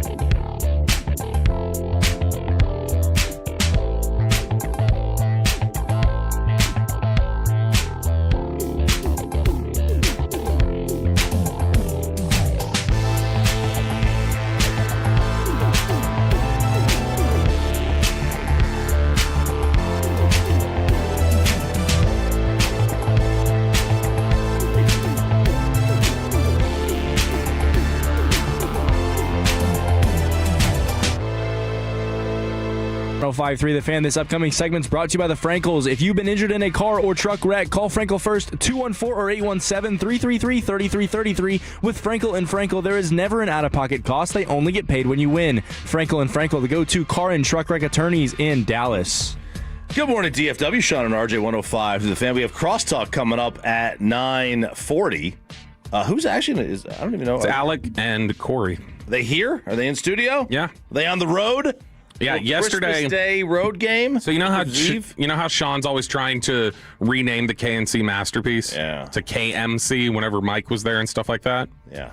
So yesterday I thought I'd come up with a good one because it was Jacob was running the board, so he was producing, and they were doing Football Tuesday out at Freebirds, which was great. So I said it should have been Jacob, Alec, Corey on Football Tuesday. Which would, I don't know, I guess you would just say Jack Oaft or something. But I thought that was just as good as KNC Masterpiece. Some might argue it's better. Yeah. Interesting. All right. You get me, Jacob. I get you. I get you. Nick Eben, DallasCowboys.com, joining us here. 105. Merry Christmas, man. What do you got planned today? Guys, I had no idea what you were talking about. I don't think I'm supposed to, right? No, I don't think you're not either. supposed to. What do we got planned today, man? Well, kind of nice little Wednesday, I guess. Just hanging out with the kids here, and then gonna go to the airport, like most people do, and gonna go to the game, go to Washington D.C., go to the Capitol, hang out with my that's right, leave today. Family. So, are you guys normally like Christmas Eve or Christmas Day people? Christmas Day, for sure. Yeah, Christmas Day, Christmas morning. But I think everyone knows that, Santa has hit traffic this year. Yep. Yeah. And it's going to just take a little bit. It's just, you don't get to everybody right then. You're going to have to, some people are going to have to wait till the next day. Yeah. Yeah. So are you doing a Friday or going to wait all the way to the weekend Christmas with the family? We're Friday. We're Friday morning. They're not waiting. No, he just hit 635 traffic. He didn't hit 35 going to Austin traffic. All right, let me ask you about this. Like, in terms of the Dak and the starters and their playing time, I know the talking points. I know what Dak wants to do. Are you still on board with that plan, or are you cool with seeing how the game goes and then making your decision there? I think both. Kind of both things that you just said, because I am fine with what they're saying and doing. And Dak, I think, is being a good leader. We think he's being a good leader. And I say that because it all sounds good.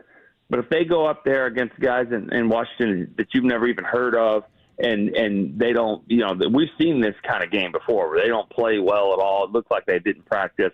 Then we'll know that it was kind of just talk. Or, Dak's only one guy. He did one thing. But you know what I mean? And so I'm fine with it. I'm fine with the approach. And I think, they're going to go out and try to win and all that. Let's see how they perform. I have a feeling that they will.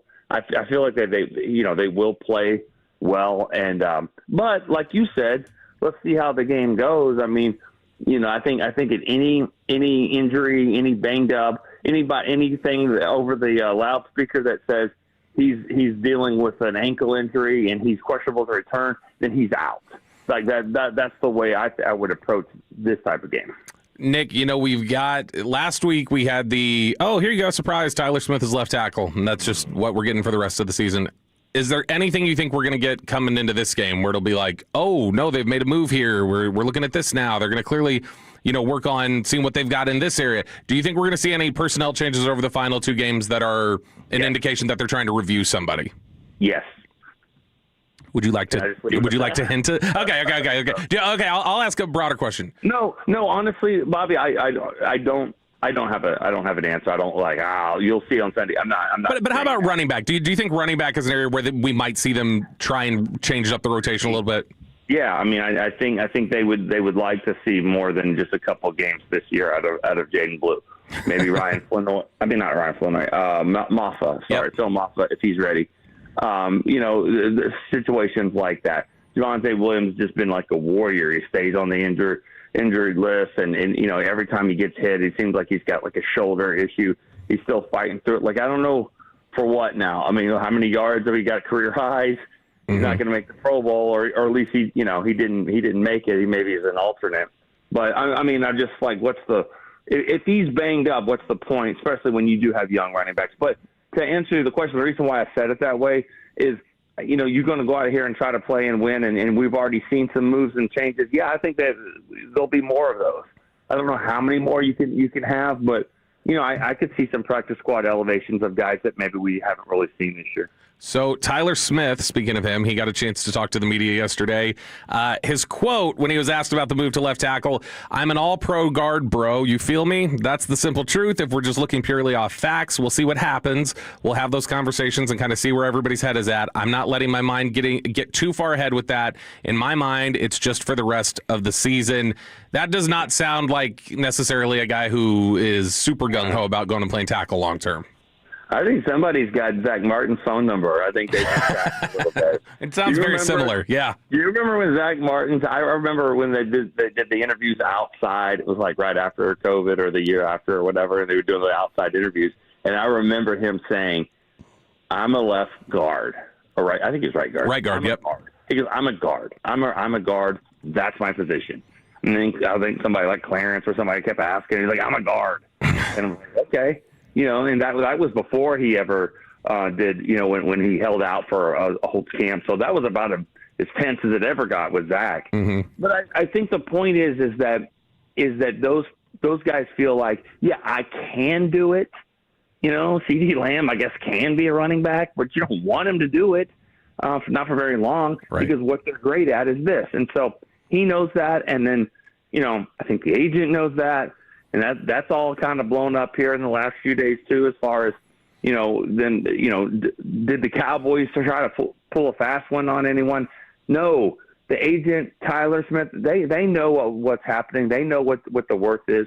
So if there was going to be a long-term move there, then obviously he'd have to be compensated for that. And I think body type, that's something that you have to figure out too. I mean, he could do it, but I bet you he would probably want to prepare his body a little bit differently if he was going to be playing left tackle. And on the Tyler question, because this is one of the things we brought up with Jerry yesterday, and I'm curious for your thoughts on this. How much is, let's see what Tyler can do at left tackle, Tyler Smith, about uncertainty with Tyler Guyton versus maybe uncertainty with Terrence Steele? And so you're saying, well, let's see if Tyler can be left tackle because then maybe Guyton goes to right. Which interpretation do you think is where their confidence is most shaky? I think I don't even think it's that broad. I think it's let's see what he has here, because let's get through these games that they're trying to win. And then also let's see where our problems are. Let's see what we've got. If Steele doesn't come back, then is Guyton a right tackle? Can he play it? He's done it in college some. Can he do that? Is Tyler Smith the left tackle? Do we draft a guy? I mean, just I think you're just putting all the cards on the table here. That's the way I view it.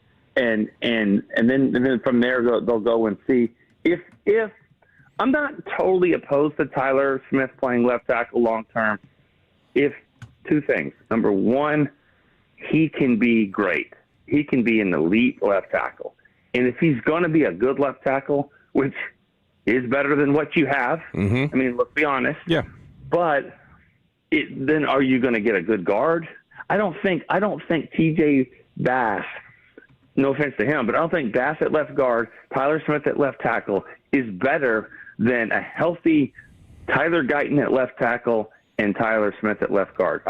Y'all can debate that, but that's just the way I feel. And I'm not sure Bass would be your long-term answer at guard anyways. I'm just saying Tyler Smith has to be elite at left tackle if you're going to move him out there. And then you got to figure out the contract situation, because it's very clear that him and his agent know what's going on, and they wouldn't just say, oh, well, this is the deal. You got a good one. It wouldn't work like that. We'd see probably another hold. Well, I'm not going to say he'd hold out, but if Zach Martin can hold out, anyone can hold out. Yeah, 100%. Now, I guess here, let me run you through this. Let's just give a specific scenario then. Let's say that you put Tyler Smith at left tackle and you say this works. So what if this is a whole vision that ultimately ends with Tyler Smith is left tackle, Tyler Guyton goes right, and then You move Beebe to left guard. Hoffman plays center and Booker at right guard. It's good. Do you think they would consider Beebe at guard, or do you think they're pretty committed to him at center? I think they're committed at center. This is where I am on that, and I understand you need defense all day long in the draft. But looking at Green Bay's pick and all that, if you were to draft, let's just say that you're not doing that, and you're going to keep him at left guard, and you want to draft at left tackle, and you're drafting a left tackle with that pick around 25. Mm-hmm. Maybe you're going to get a good player. You hope so, but you never know. But what if you drafted a guard there? He'd probably be really awesome.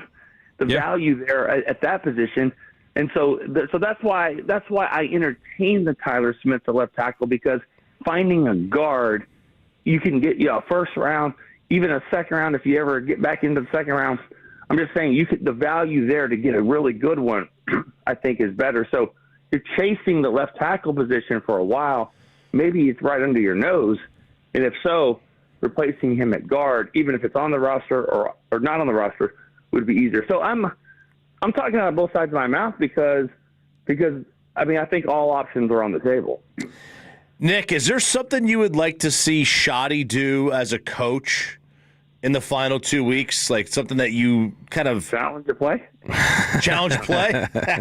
No. I think he's challenged. Was he challenged one? It's like 2 or something. Not many. But is there something that you haven't agreed with? Or let me be clear on this, because I will be ready to get back home. Don't challenge anything, Shoddy. Don't challenge anything. Keep that red flag and just throw it away. Like we're good for this game. We're good. We don't need to prolong the game. Something that I would like him to do, man. It's different now because one thing I was saying all along was, play it straight up, take your field goals, don't be going for it all the time. You know what I mean? Like, but these were games where that you still have a chance to get in the playoffs and all that. As far as now, I can't think of a strategy. I mean, is there an answer out there? Am I missing it? Is this something you guys have been? No, nothing that came to mind. I was just wondering if there was like something that he had done or deficiency or something he's still working on as a coach, growing, that you wanted to really kind of like get a little try some different things in the red zone, maybe, since the red zone's been an issue lately. I mean, there's a couple of like players that I'd like to see more. You said running back. I'm interested. Maybe just because he's big as a house, I'm just interested in Brevin Spanford, like with an expanded role. Ferguson's fine. I'm not saying have a different starter. Maybe you have a different backup, but I'd like to see him a little bit more. I want to see more down the field. I kind of want the ball in his hands and see what he's going to do there. That's just the first thing that kind of popped up. But as far as like red zone and taking your shots, taking your field goals, and when it's time playing the game to in a different way. I also think this, and this is just going to have to be a next year thing, but like he has got to have a defensive coordinator that he trusts the defense and I'm not saying he doesn't trust the Flus, but trust this defense more than he does, and it's just killing him. It's really, really tough because he can't. He's the offensive coordinator and the play caller. He can't sit there and be worried about what the defense is doing. And all year long, that's been the case. He has to call this game differently, knowing that he's got to try to score 30, 35 points. And we all know that, but that to me has got to be the biggest change. It's not going to change Thursday in Washington or even against the Giants, but next year, wherever it is, if it's Flus, if it's another guy, it's got to be someone that when Shoddy turns his back to talk to Dak and talk to the offense, that he knows that this defense is doing what his vision is, and I just don't know if that's been the case all year. Before we let you go, Nick, I'd be remiss if I didn't wish you happy 8-year anniversary of if y'all have the chance, come get me. So it's the 8-year anniversary of the Earl Thomas drama that you had to deal with for 2 years, where you had to tiptoe and talk around that. So just wanted to wish you happy anniversary. I'll never forget going to Seattle, and on the they give us an itinerary of the seating chart, And I remember just there was a spot right in the front where, the starters usually are, the veterans. Mm-hmm. And there was a spot that they left open. and I just remember, like, everyone kind of circled it, like, Earl's coming back with this. We're going to Seattle. He's coming back. And that didn't happen, obviously. And what did happen is that he just kicked the Cowboys' ass that day. Yep. So, like, a couple of turnovers and all that. So, yeah, that didn't happen. But yeah, I didn't realize 8 years. I would have thought 18. Wow, that's wow. Thank you, Nicholas. Enjoy your trip on Merry Christmas. Merry Christmas, Nick. Nick Even, join us here, 105 to the Fan Crosstalk. The KNC Masterpiece is next. Coming up in the next G-Bag Nation, we got Jared Sandler.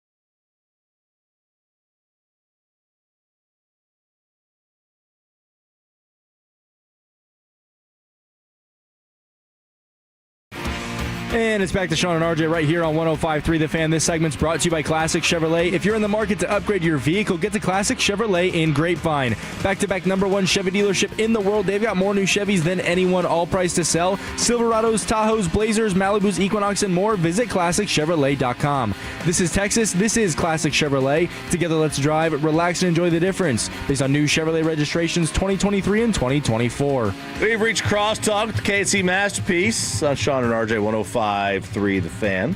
Morning, guys. I think Bobby's upset that he didn't get to tell his Pappy story. Did you have a Pappy story also, Bobby? I love the movie Papillon. It's a good movie. Steve McQueen. Was it a different story that we didn't listen to? I don't think so. Sorry, man. I was very tunnel vision. No. You're good. Conversation with You're John. good. I don't think I had one. Okay. Start talking Burbies and yeah. Nobody calls them Burbies. I don't think I ever have before. It sounds too much like burpees.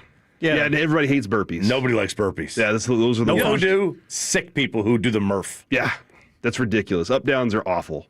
Coach would say up downs, and you just be like, what? This is going to ruin my day. Just feels like it should have a funner name than that, though. Yeah. Than up burpees? down. No, up downs. Oh yeah. Like it just seems too simple. Like it should be called something else. Up down sounds too Florida Georgia line. It's exactly what it is, though. It just sounds like I know, but it sounds like a kindergartner named it. Okay. They're doing up downs. They're up downs. Yeah, you're just They're in the up jumpy down. jump. Yep, exactly. Yeah, Jumpy jump. Yeah, I whenever Coach said Gassers the first time, I was like, this sounds awesome. And then I found out it wasn't, but Gassers sounded cool. So you're right. Maybe if it was a cooler name than Burpees and Up Downs, I'd be cool with it. Yeah. Chop. Yeah. We're having a fun show playing today. Okay, good. We're also doing some Christmas this or that throughout the show today. We'll have some conversations like wrapping gifts or not. You wrap gifts or put them in the bag? I'm a rapper. You're a rapper? Oh, yeah. Are you good at it? Yeah.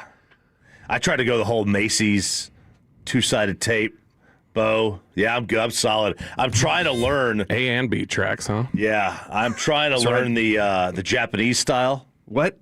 Have you not seen this? Alec and I both, we think we do origami, trying to get all the paper folded and tucked away. And the Japanese style. I'm turning my mic off. The Japanese style is like you you have a square, right? You have your square. So instead of putting the package in the middle, right? You put it on the corner, hanging off, and you just like lift and turn the box. And the way you move the paper, and you use one piece of tape.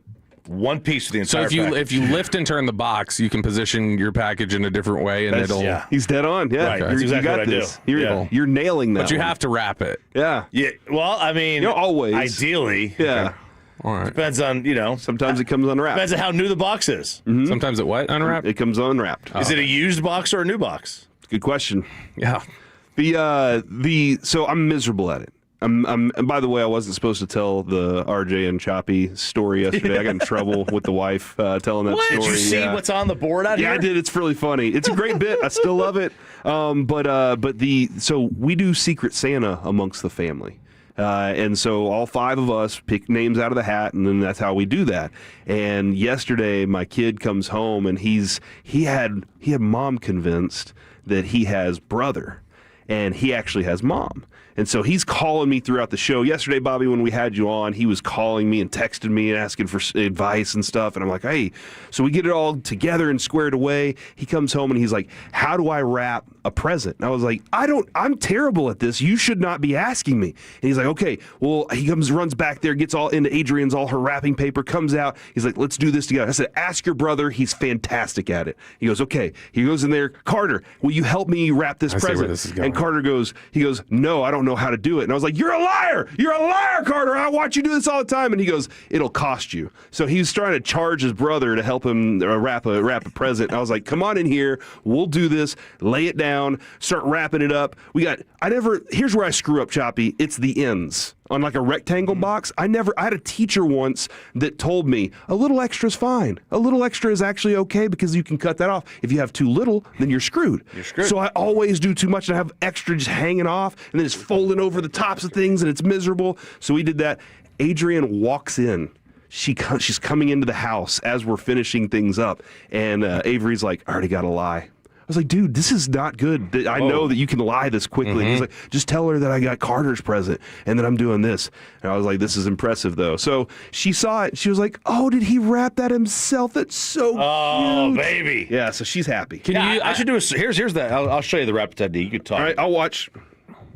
Go ahead. No, I was going to say folding / wrapping. How would you stack your skill level between presents, bed sheets, and burritos? Ooh. I'm the worst at burritos. I think I've figured it out. I think I terrible. finally figured burritos out in the last year. Yeah. And I don't know what clicked, but all of a sudden it was like, oh, it's all staying in here, and it's like it's Chipotle, and it's like it's sealed up. Yeah. Because I always went as a younger one, I would put it in there and I would just fold the bottom. I'd basically do it like a diaper, so it's laying flat. So I'd fold the bottom and then I'd fold one end and fold the other end, and then just hold it in place. Now I get the whole like roll thing. That works. So that's number one. I worked at a lot of Mexican restaurants, so we would do that all the time. So I'm good at that. Bed sheets have always been not even the fitted ones. I'm talking about just the regular bed sheet because it's such a thin fabric that I feel like it's still too loose. You're I always need going to it have more one tight. end hanging out. I understand what you're saying. You got to fold over on the fitted one to make it into you got to make it into a rectangle. A smaller rectangle. I just roll into a ball and shove it up into the. That's the easy way to do it. Yeah, that's the only way I know how. But that Japanese way of doing it's crazy, right? Amazing. Yeah, I've got to master. I'm going to spend the next 11 months trying to master this because this is fantastic. I love it. That's With a great one piece idea. of tape. It's fast. It's easy. Because I need the wrapping paper. We only get thick. We have to have thick wrap paper. We're Hobby Lobby only. Okay. Okay, it's got to be Hobby Lobby wrap paper. Morning show money. Because it's the thick stuff, right? I like it thick. And we like ribbed. It also, it's got to have the squares on the back. You got to have the squares on the back. Yeah, so you know what to measure. The cutting squares. I go one or two squares too many every time. You always got to go 1 or 2 squares. Are you guys done with shopping? I'm done. I'm completely done. I'm not. No. It's a this or that thing that we're going to get into during the show. I'm dealing with somebody that is really good at guessing the gifts that they got. So I feel like they're too predictable. So I need to go find some others. I am the one who, when I get somebody a gift, I'm trying to give it to them 3 days before Christmas. That's you? Yeah, where it's like, just let me give it to you, please. It's here. Just let me give it to you. Mm-hmm. Like I don't want to wait around for this. Let me just hand it over now. I had Kevin's gift early, and I wanted to give that to him early, and I didn't. And then I got sick, and so I'm still have his gift. But yes, I'm the same way. I want to give it to him as quickly as possible. I'll tell you off air. I don't want to take the risk that he's listening right now. But it was something that this is the first time I've ever been excited to get him a present. Really? Every other year I get him something, I'm like, man, I have no clue. Because this guy, he bases presents on monetary value. So if you get him something, he's going to go look up the price and be like, okay, you spent $64 on me. That's how much you care about me. Come on. And he also assigns people presents every year based on what he knows they make. So he'll be like, I know that you can afford something this expensive, and I know you can afford something this expensive, so I'm assigning this to you. I have the polar opposite. So my wife is like, I ask her what she wants, and she said, I don't know. And then literally 3 days ago, she tells me 5 things that she wants. And my ex-wife writes down a Google Doc for the kids in June about what to get them for Christmas. So it's like I have the complete opposites on what it's like, all right, I don't need a list 6 months ago, but I do need a list more than 3 days prior. Yeah. I need somewhere in the middle. I finally this year, I never do it. She's really good at hearing something I said in May, and then she oh yeah, writes it down, and then she remembers to get it when the time rolls around. That's impressive. Yeah. Whereas I will hear her say she likes something, and I'm like, oh yeah, that's cool, and then I'll forget that she likes it 3 months later. I'm like, what was that thing she said? So I wrote it down this year, but then I was getting hell for it. She doesn't listen, so it doesn't matter. She says it gets her angry listening to me tell stories on the air, so I know she's not listening, so I can say what it is. When she said this, I was like, all right, that'll be no problem. She said that she wanted hex-clad cookware. Yeah, yeah. Which I was like, okay, some pots and pans. That can't be too bad. Dear Lord, they must make it with solid gold. Yeah, that's expensive stuff. Hundreds of dollars for a few pans. That's Gordon Ramsay's line. I believe. It's a little hexagon stuff, but it was like $800. It's expensive. I like the stainless steel ones because I know that it's not so the ceramic ones you get the paint can wear off and get into your food and kill you, and I know the stainless steel isn't. I know stainless steel is just, but the problem is like it sticks too much. Yes. You have to overload it with Oils. oils and stuff. Yeah, every time. We don't do seed oils anymore, Corey. Y'all do avocado and avocado oil, and olive. Like those are the only two. And butter. Astroglide. And Kerrygold butter. All right. What, just because little slide grease not here underneath the car seat. Mean that you just go that wild. I just thought we were still talking about the same things. Lard. Y'all don't have to just lay out. You can keep talking about something else. You stopped it down. Yeah, I mean, you were the one that was like, "This is the joke I'm doing." I'm more of a Kerrygold Irish butter guy to grease the pan. Oh, dude, I saw the other day. But Kristen thinks that's a waste of Kerrygold Kerrygold. has cinnamon sugar butter, and I was like, "What are they doing? Are they already trying to kill us like this?" Kerrygold has cinnamon sugar. Cinnamon sugar, That's so too it's much. already cinnamon sugar, and I bet it's amazing. Hey, you got a kid that drives yet? Yeah, and he needs to get his registration done. All right. We're supposed to do that. He was kicked out of the house for that. I've been thinking about. Well, here's what's going to end up happening. I told you this is what my plan was. Let the registration go and just get a new car. So I did. I was like, screw it. I'm just going to every year. Yeah. Well, but if you get a new car, it's 2 years. Every right? 2 You get 2 years. So I'm doing all right there. But with him, I'm going to end up having to go in. I'm going to have to go into the county or whatever. County, and that's go, the worst. And You I'm got to take a number. I'm going to have to take a day off for this. Yeah, you really do. Because mine gets his license on Monday, and I had to call about insurance. And they said it was like going to be $1,700 extra every 6 months. Ours didn't go up as much as I thought it was going to. And as a matter of fact, no, our insurance premium went down on something else. Is it a son or daughter that? Son. It's a son, right? The daughter is not driving. Right, yeah, she's it didn't 12, go. right? Yeah, she's 12. 11. It didn't go up as much as I thought it would, and it's because of how old the car is. They were like, "Yeah, that you're fine," or something like. No. Actually, when I got my new car, our premium went down. I don't know why. Maybe we didn't put him on the insurance correctly. Maybe he's driving around insurance free. All right. Yeah, because when I got the truck, my insurance went skyrocket because I had 2 vehicles on it. And now the other one that I'm going to let him drive. I still have full coverage on it. I probably just get rid of the full coverage, just go liability and. It's a 240,000 mile car that he has full coverage on. That's paid off.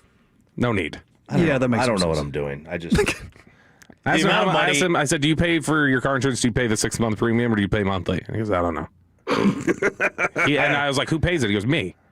Like, well, you doesn't sound like you do. Here's the other thing. I don't know when he goes off to college, do I have to keep paying for this? What do I pay for while he's in college? Everything. I got kicked off as soon as I turned 18. Okay. Because God, I hate your parents. Being under 25 as a male, the insurance is ridiculous. Yeah. I have one car under my name that is not paid off, and it's running me about $1,200-$1,300 every 6 months. Yeah, I was on my parents till like I was 25 or whatever. Really? Nice. Yeah. Wow. I think I was on my own at 18 because my parents got divorced like a couple weeks after They had I a gas graduated high credit card. school. They had a credit card. No. That I kept till I was like 30, and they kept asking for it back. I was like, "Yeah, I'll bring it over next time." And I let that go for like 5 years. I think that's what my kid's going to end up doing. I never brought it over. All right, it's KNC Masterpiece. That's Merry Christmas, everyone. Talk to you on Friday. Now on camera, and looking like they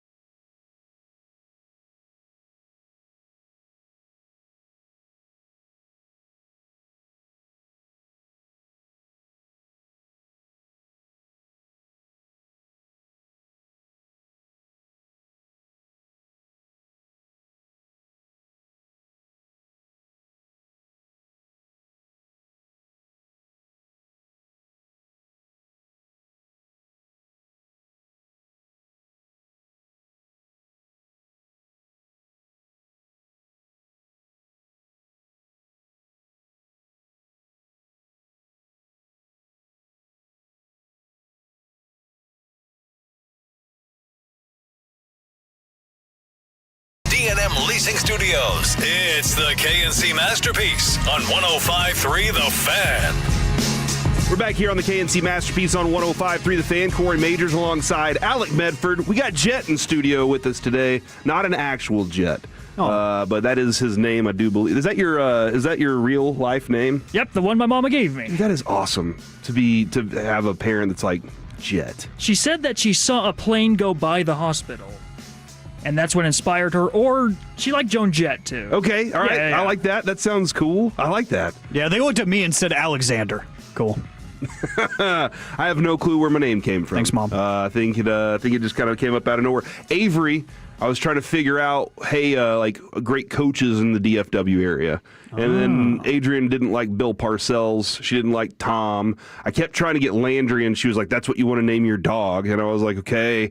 And then so eventually we landed on Avery Johnson, and I was like, it's a cool name. He's not a great coach. Yeah. He's a great dude. And she was like, okay, we'll go with that. And with Carter, Kevin's convinced it's based on Vince Carter or Don Carter because Avery Johnson. And so he's like, no, obviously. So I don't know. Names are weird. 877-881-1053. What's your favorite weird name? All right, guys, last night we had two teams, one city, and they went at it, and they said, we're going to show you how we can make y'all all happy. Unfortunately, the Red Wings defeated the Dallas Stars last night, 4-3 in overtime. Stars snap a 4-game winning streak, which that stinks, but hey, this is a good team. They're going to be fine. They had Casey DeSmith stopped 21 shots last night, but it wasn't enough. Overtime comes. Dylan Larkin scored the tying goal in the third period and then got the winner in 34 seconds into overtime. And so that was kind of a tough night right there. It was tough, and giving up a third period lead is always tough because I talked about it a little bit yesterday, I do believe, or maybe the day before. The Stars and coming out kind of sluggish and asking Jake Ottinger to be Superman while they find their footing. Yeah. And a lot of the times it works. But in this case, I saw that late game lead, and I was like, okay, I think we're good. I think we can kind of lay out here. So much so that I actually changed the channel. And then I was like, I'm going to start doing the channel flipping thing because I always tell myself nothing good happens when I do the channel flipping. I miss something important. And what did I miss? I missed us losing the game. So, it's nice that I feel like we're still going into the holiday break on a high note. I'm not going to take a Red Wings loss too much into consideration about my thoughts about this hockey team. I thought it was a good game. You know, I at least was entertained because now I have to sit around and mope in sadness without Stars hockey. But the Stars were really good in the second period, too. Yeah. And that's where I found the confidence to say, okay, I think we got this. The Stars were out shooting Detroit, I think, 13-5 in the second period. And I was like, this is one of those games that they win because we talked about it, I think me and Kevin did on Friday. There's a lot of games where the Stars get outshot, but they still win. So I'm like, if you're out shooting and you're finding those shooting lanes and you're getting across the middle of the ice and you're finding some breakaway advantages and some man advantages, you are probably going to win these games. So I just felt comfortable just, saying, oh, what are the Mavs up to? Dude, there was a point they were 12-1 after two periods. And so you have a really good point there is they were doing that in the third period, turned things over for them late last night. There was a moment when Jason Robertson, our hero, got his opportunity. By the way, Wyatt Johnston last night adds another power play goal. He now has 14. The entire Maple Leafs roster still stuck at 12. So that's a stat I think we're gonna keep up with that stat for the rest of the season. See if Wyatt Johnston outscores the entire Maple Leafs roster on power play goals. That would be nice to see. But Jason Robertson was the intermission guest last night, and he gets to catch up with his old coach, Mr. Bonus. Robertson with Bonus. Here's the conversation they had on the Fan. On 105.3 The Fan. Maybe. Hi, Robo. How are you doing, man? Listen, I know I was a little hard. It's great to hear from you. I know I was a little hard on you when you first came to Dallas. I hope it makes a little more sense to you now.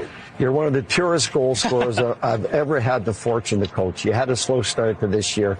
What turned it around for you? Yeah, I think a lot of it. I thought I played pretty good at the beginning of the year. You know it as well as I do. Puck luck's got a be involved. I think the shot totals were up, the opportunities were there, but yeah, it's been great. And I just want to say, Bones, it's great to hear from you. Definitely a great help from you, and come a long way, but I still have a lot of respect. Well, I'm backing off on you now. I'm giving you nothing but praise. How's that? Jason's got PTSD now from talking to Bones. So I thought it was kind of wild. You heard Robertson like immediately, because Bonus is like, "Hey, look, you had a little bit of a slow start." And he's like, "I thought I was playing pretty good." He's kind of defending himself there a little bit. But this is the thing that I think that we've all been kind of discussing, hoping is starting to come around with this team. They're as skilled as you can find. You may not find as skilled of a team as the Stars, but you're always, when you get to the playoffs, you're like, where is the physicality for this team? And Mikko Rantanen has taken it upon himself to say, guys, I'm the Moose out here, and I'm going to be a physical player. Y'all should join. And they asked him about Mikko's physicality on this team. Yeah, I think whenever you get a guy like Mikko on your team, he's so big, so strong. We know him so well playing against him for all these years. You see how much he takes advantage of his size, and he's a little bit bigger than me, but I consider myself a big guy too. So whenever you see a guy like that use his body to create space and in time, definitely rubs off, and not just me, but everyone in the locker room on the ice. So yeah, it's a great addition. Dude, I love hearing that they're seeing the same thing we're seeing. And then they're kind of following in suit right now, because physicality is a mindset. If you believe that you're a physical team, even with lifting weights, you have to go into lifting weights and getting your workout in a certain mindset. And today I'm going to add this, and I'm going to beat it, and I'm going to defeat it, and it's going to be mine. Yeah, if you don't want to, you're not going to. Especially when it comes to a game like hockey that does have so many elements that go into success. When you talk about special teams, when you talk about your forecheck, when you talk about your actual puck handling and movement and synergy and communication, getting your sets ready in front of the net. There's a lot that goes into it. So even when one of those things you're just not really interested in doing, you're probably not going to look that great. And the physicality is one of those things that it's not an X's and O's thing. Like you said, it's a mindset. So if you just go into it saying, I'm not really feeling too great, I'm a little sore, I'm just going to try to play the finesse game here today. One person that's never going to say that is Mikko Rantanen. Yeah. Because he is a Moose, as he's named. But what he does for other people in that aspect, like you heard Robertson say, creating space. Yep. That's what physicality brings, is because people know that he's on the hunt. And you've seen it with a couple of the injuries he might have or might not have caused this season. He's on the hunt. In the way. Exactly. They get out of his way, because it's not going to end well. So they know either they're going to take the hit and land on the ice, or they're going to move and get out of his way. It creates spacing either way. Mm-hmm. So whenever he has that mindset, it seems like it kind of permeates, because Jason Robertson last year before the trade, I saw more of a finesse guy. It was give me the puck in space and I'll find my way to the net, rather than give me the puck and I'm going to find a way, period. And Mikko's kind of given this team life, and that's without Liam Bichel on the ice, too, who's he's the epitome of physicality. Yeah, I think what's great there you're talking about is Mikko has the ability to, without the puck, draw people to him, because they know that he could get the puck and destroy them. Also, without the puck, he can do it because he will put his shoulder into them. And then when he does have the puck, now 2 or 3 people have to pay attention to him, because he can score amidst all of those. And so you're like, okay, that's what we talk about with the gravity. He pulls all these players to him, which then opens up Jason Robertson and all these other. The Mavericks last night. Hold on, there was one other one. So this has been kind of a concern for me. Everybody, you got the Olympics coming up, you got the Olympic teams, and everybody's kind of like, oh, is Jason Robertson going to be on the Olympic team? That question keeps popping up. Jason Robertson answers the question on how that's affecting him right now. Yeah, I think it definitely has an impact. Not as much as people might think. I mean, my job is to play hard for this team, try to win games, and try to produce offensively. But I know in 8 days it's going to be a big moment for USA Hockey and everything. So all I can do is just play my game and see where it goes. I I don't love hearing that it's definitely got an impact. You know, that he's like, but my job is this. I know every day I got to come in, I got to fire off and do my job for this team. So loving to hear this from the Stars. Nice that they can, have the overtime loss last night. They're going to bounce back, turn things around. But the Mavericks, ladies and gentlemen, the Mavericks were the ones last night that did all the things for me. And here's what they did. They had a fantastic lead at halftime. And then they gave up 47 points in the third quarter. And they scored 41 to start the game. I was like, dude, this game is rolling. Cooper Flagg is out there doing what Kevin said, being effing Cooper Flagg. That's right. I was like, this guy is on fire. He was perfect in the first quarter. Perfect, according to Mike Curtis's numbers. I loved it. And then in the third quarter, I was like, this is a fourth quarter collapse. That we're getting it in the third quarter, Alec, because they've been fourth quarter collapsing on everything. They give up 47 points there, but in the fourth quarter, they turn it back up a little bit. Cooper Flagg had an exceptional night last night. Only two people that have had 33 or 20 something, 9 and 8, and that is Cooper Flagg and Luka. So the Mavericks have had the two dudes that have done numbers like that, and Cooper Flagg puts in 28, 9 and 8 last night. Anthony Davis had 31 points as well, and it was the makings of a really good basketball game over the Denver Nuggets, although I know there are people out there that are like, you need to keep losing. Whenever you win games like this over the Nuggets and you see Cooper Flagg have that much of an impact defensively, breaking away offensively, setting people up, that was an all-around game from your rookie last night, and then Ryan Nembhard had a pretty good one as well. Yeah, the funny thing is whenever I went to Google to pull up the box score, and the first thing I see, even after a thrilling win, is the first article from Mavs Moneyball is time to fire up the tank.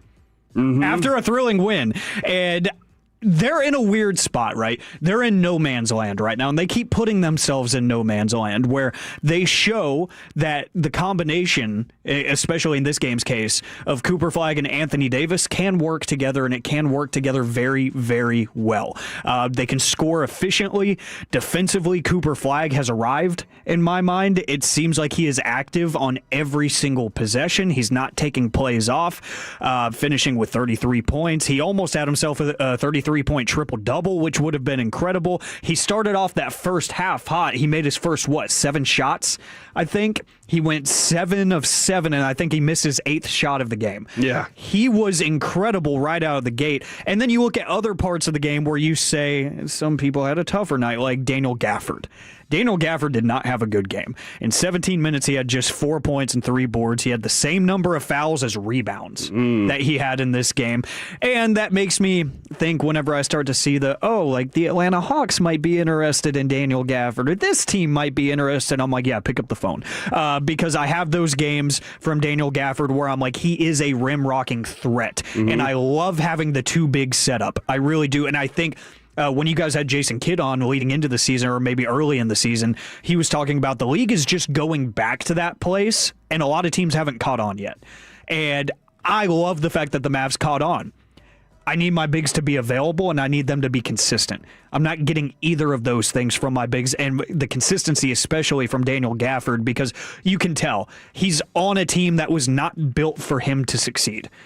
It was built for him to succeed with Luka, which is fine. That's where you identify that and you move on from this point. So I'm trying to be excited about a good win, but at the same time be realistic about this team is still nowhere near where it needs to be. My apologies for shortchanging Cooper Flagg last night. I knew he had 33, 9 and 9, but my computer had not refreshed.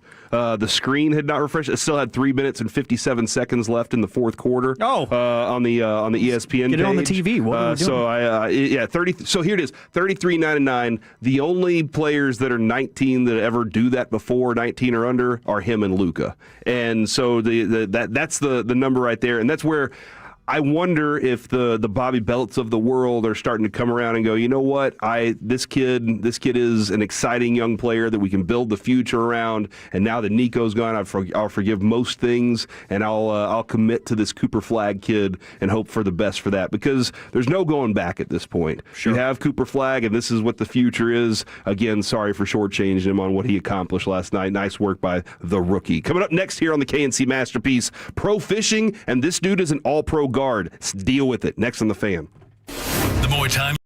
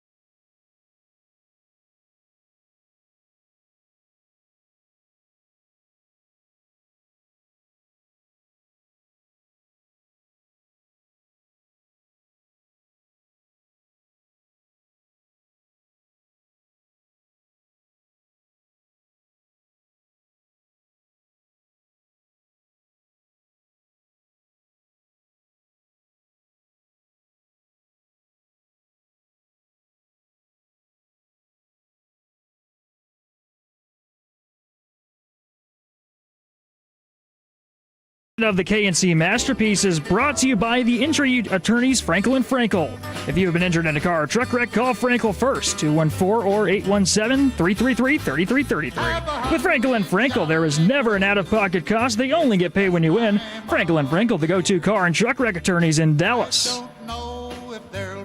Back here on the KNC Masterpiece on 105.3 The Fan from the 940. This is from J-Met. Sounds like Corey's saying the Mavs might win out. J-Met, you know I didn't say that. Oh. All right? You know I didn't say that. That's what I heard. I would love to see that. Somebody also texted and said, had to turn y'all off too negative after a Mavs win. And My bad. I have no clue what we said that was negative. Must be a Daniel Gafford stan. Okay. Yeah, I don't know. I love Daniel Gafford. It's like I think Daniel Gafford's one of my dudes. I like him a lot. I love the play. Fair question. So I really appreciate that. That was a really awesome night. Mike goes, I remember sitting there and Mike goes, man, that guy's tall. And I went, Mike, that's Daniel Gafford. And he was like, oh my gosh, it is. That was so I was fun. like, who's the better Mavs fan now, Mike? Yeah, I was like, I want to go to Nick and Sam's all the time. Like, what's the celebrity cameo I'm going to see every time I'm here now? Yeah, and my understanding is that is always the case and always will be, because it's one of those places too. Whenever people come into town, they're usually staying in that Dallas area. They're like, where do I eat? And people are always like delivering that, especially these pro athletes, because they take care of them. You know, they make sure that they're it's a very intimate area, very intimate space, and lights, dude, that food was worth it. That it was food very fantastic. worth it. Al Michaels would vouch for it too. He has numerous times on the national broadcasts over the years. And by the way, so we did get a winner for our dinner at Knife. So we're gonna have to set up a time and then in this month to go eat with her. It's gonna be awesome. So be prepared for that. I'm excited. I know you are. I know I've you never are. been. You love some steak though. I do, and we'll get some of that. Yeah. After the loss on Sunday, a lot of people had questions, and Tyler Smith he announced that Tyler Smith would move from left guard to left tackle for the remainder of the season.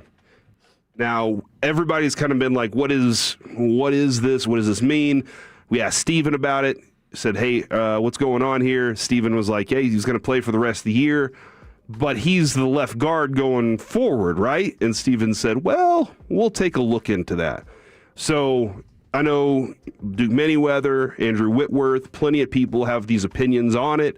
And I'm sure Tyler Smith has feelings too, and we'll get into those in just a second. But everybody's kind of like, what? And I love watching the Twitter fights back and forth between us fans, because us fans are like, well, this guy is clearly this great at left guard. Why would you change it? Broadus has been adamant about this for years. The Joneses have convinced us that up the middle, those three guys in the middle are more important than your tackles. Yeah. Well, we've seen how poor tackle play can affect Dak this year. We've seen it multiple times where you're like, man, if Dak had just had just another tick of a second, he would have been able to get that one off, and that would have been a touchdown to George Pickens or whatever it is. Well, on Tuesday, Tyler Smith was asked if he had a preference between the two positions on the field. Here's the quote: I'm an all-pro guard, bro. I love this dude. If you've never heard Tyler Smith talk, he's eloquent, he's thoughtful, he would be a dude that you would just love to sit down and hang out with. He said, I'm an all-pro guard, bro. That's the simple truth if we're just looking at stuff purely off facts. So we'll see what happens. We'll have those conversations when we have those conversations and kind of see where everybody's head is at. My mindset is going to be the same. The offseason, I was for sure I'd be playing guard, so I trained like a guard. I'm playing tackle, so it is what it is, which means I'm a guard playing tackle. This is just like, hey, they stretched him out to be a starter, or they stretched him out this year to be a relief pitcher, and now you got to do something completely different to get his body prepared for doing that. Same thing, his body is steps. Everything's a little bit different. We'll have those conversations when we have them. Not letting my mind get too far ahead. I know this is something we're doing for the rest of the season. In my mind, that's just what it is for the rest of the season. So he's saying I'm an all-pro guard, but he's open to it. And if there is, and I need to talk to Nick, if there truly is escalators in his contract that say if he swings, because this is evidently negotiated already, there were some escalators in his contract that said if he goes out to tackle, because the Cowboys have a tendency to talk about position flex, will you be paying him like a tackle or will you be paying him like a guard? So it sounds like after this offseason, he's going to be like, look, was I good enough to play the position? Am I good enough to play the position? Let's have that conversation with the owner. And if the owner wants to do that, then we'll go ahead and hit those escalators and turn those on, and we'll move forward with it. But he said it's been a while. It's familiar territory for sure. The biggest things for me are the technical aspects. Even this week, it's in away games, so we might have some cadence variations and all those things. So, yeah, man, there's little things for every job. Alec is usually on the other side of this window. That's right. And then he comes in here and sits on this side, and now there's new things that you, don't have to do, but other things that you do have to do. And so it's just making sure that you get all those down. So one thing that interests me, and I still don't know what the true answer is here. I know Nick Eatman said the thing about the contract escalators. Clarence Hill said yesterday that there is no clause in his contract, and he said it's actually against the CBA to do that. Interesting. So if that does exist, that's trouble. So I don't know if that's true or not, but maybe somewhere down the road, I know Bobby kind of posed this with us yesterday at Freebirds, is he said if those conversations came up at all during the contract negotiation, whether or not it's in the contract or not, if that was spoken of when they were talking like, hey, we might need him to play left tackle at some point, that's an indictment on what you have now and what you think your ability to do at that position is going forward.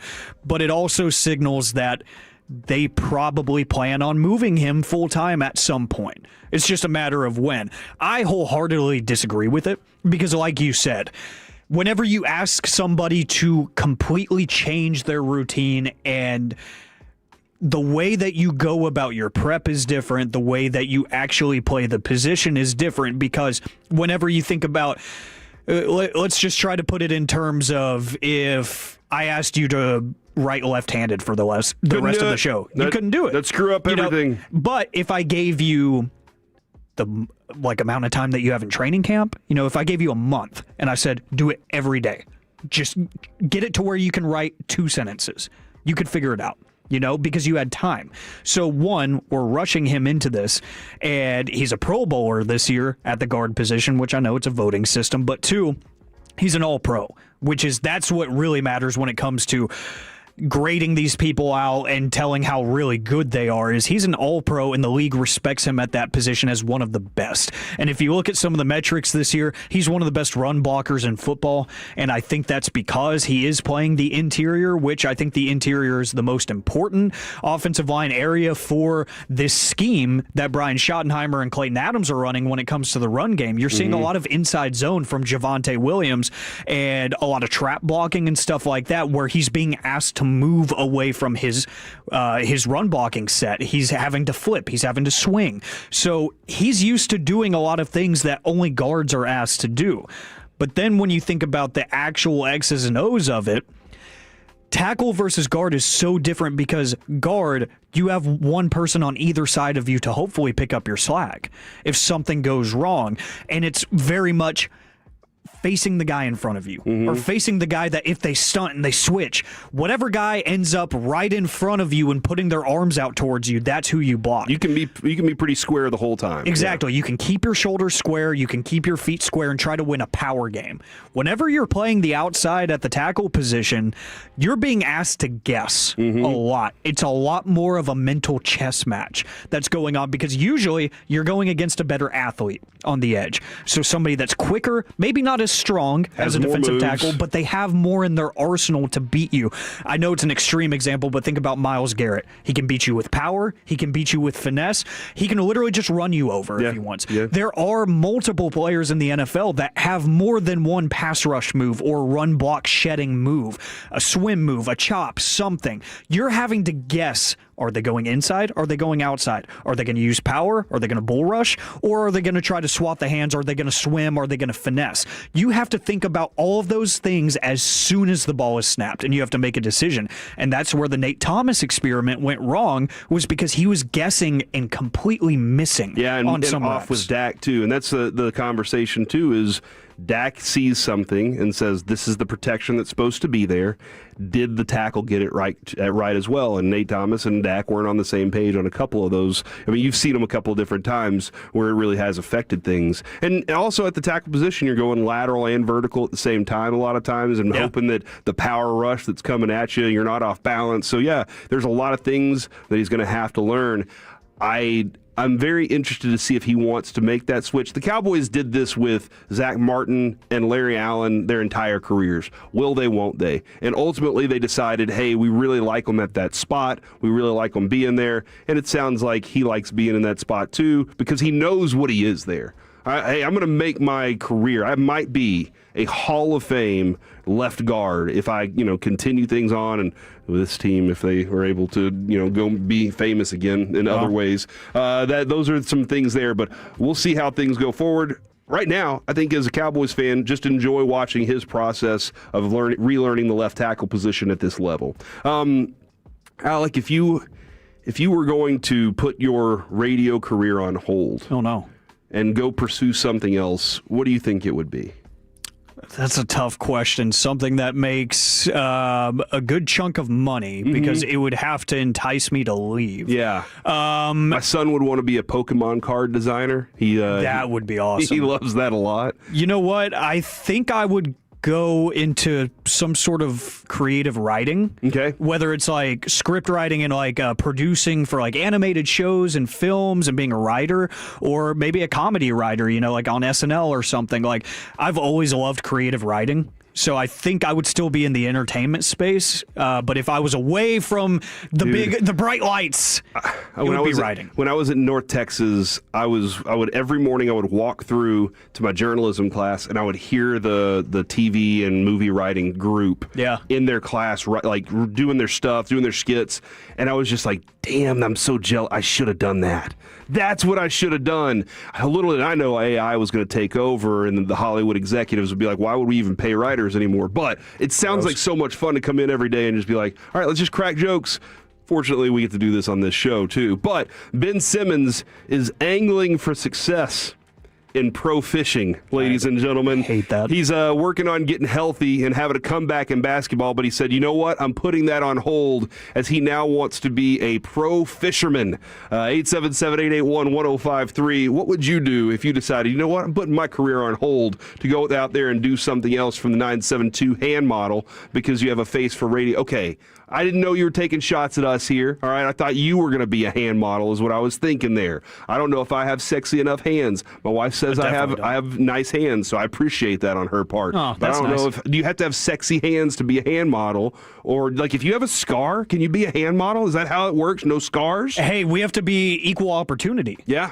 So I feel like if anything, you're going to get more attention for standing out a little bit, and then it's going to ask the question, what happened? Yeah. Am I allowed to ask about the backstory? And then you become a character based off of your hand. Like Cindy Crawford's face mole. Maybe it's a beauty mark on you, the scars that you have. And what makes a pretty hand? What makes an attractive hand to people out there? That's a good question for soft hands. Yeah. Can't see if they're soft on a picture. Sure, you though. can tell if they're well moisturized. No, you're probably so. Yeah, a little dryness. You're going to see. Use your exactly. lotion. Yeah, Kevin Durant. I love the idea. Like if Ben Simmons loves fishing though, I love this idea. Man, Broadus is always talking about it. I'm just trying to get to the lake. And because he wants to, that's what he wants to do. When he's done with radio and he's done with all this, he wants to fish.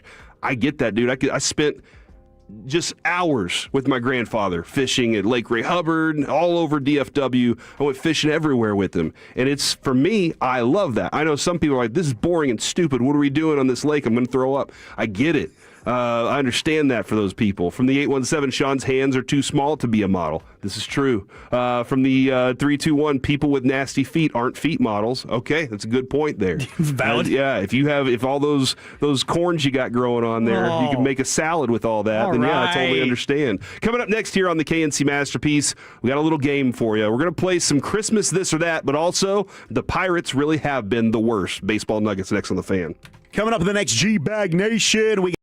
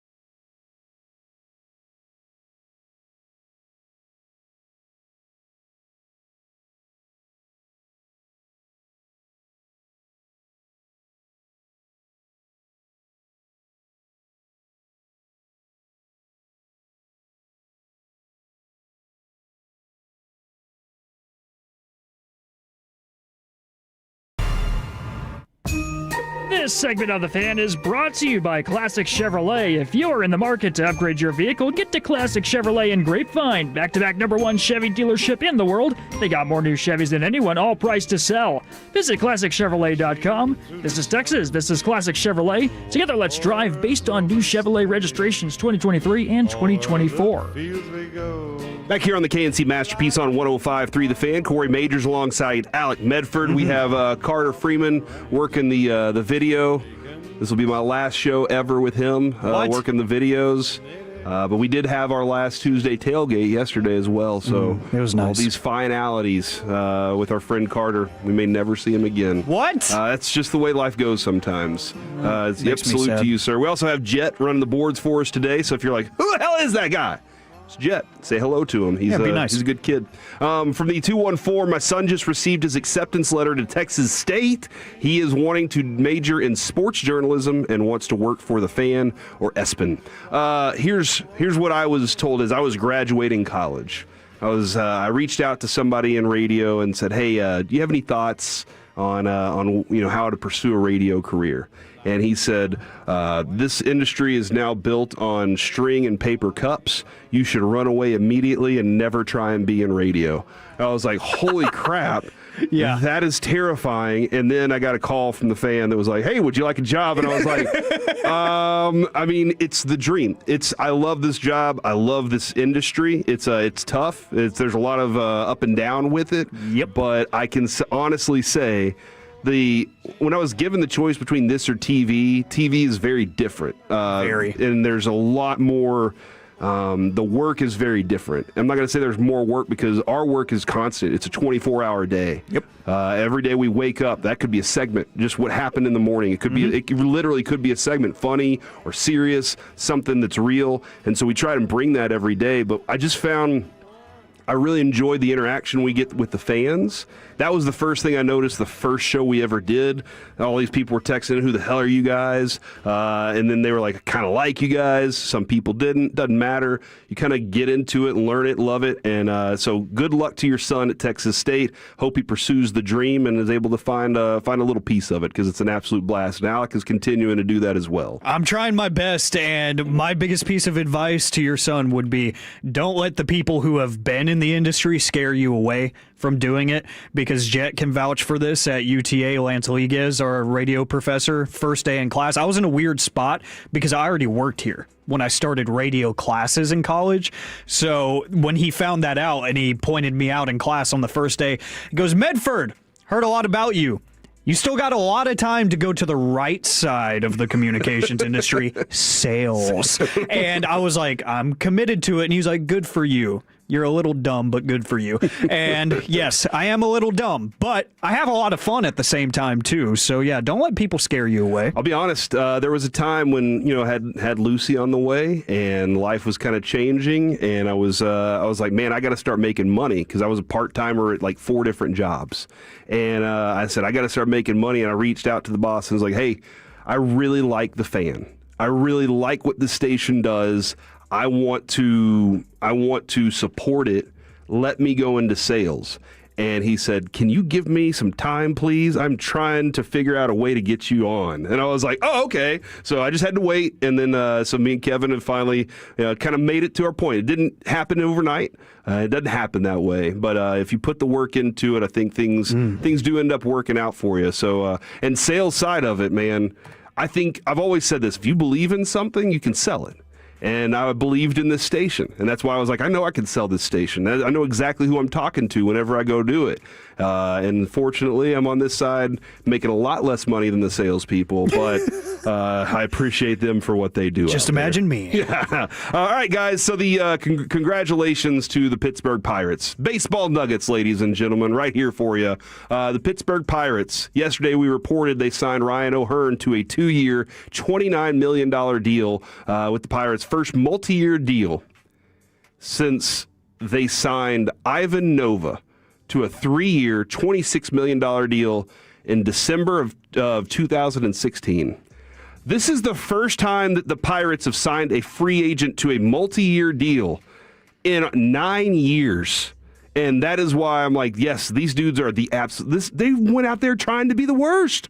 You can complain about the Rangers, and I think this is one of those seasons where a lot of teams are trying to figure out, hey, there might be a lockout on the way. If you're like, hold on, what's that? There might be a lockout on the way. The Dodgers have helped push that through too, with the way that they've gone out and said we're going to buy everything we can and show you that the luxury tax isn't a big deal. And the owners are like, we got to figure out a better plan here, because otherwise Dodgers are just going to keep buying championships. And they're like, yes, we will, we promise. Well, their whole plan is we got to have a new conversation about their CBA, and that might be the case. So some teams are saying, as I think the Pirates are doing, look, we're going to try and make a run to get people excited before this lockout so that they'll come back and be like, hey, that team was really after it. So they're trying to make some moves right now to make some additions to say, Paul Skeens, please don't leave us. Yes, that's exactly how I see it. Lockout be damned. They're like, hey, we've got a generational guy on this team that we need to keep happy.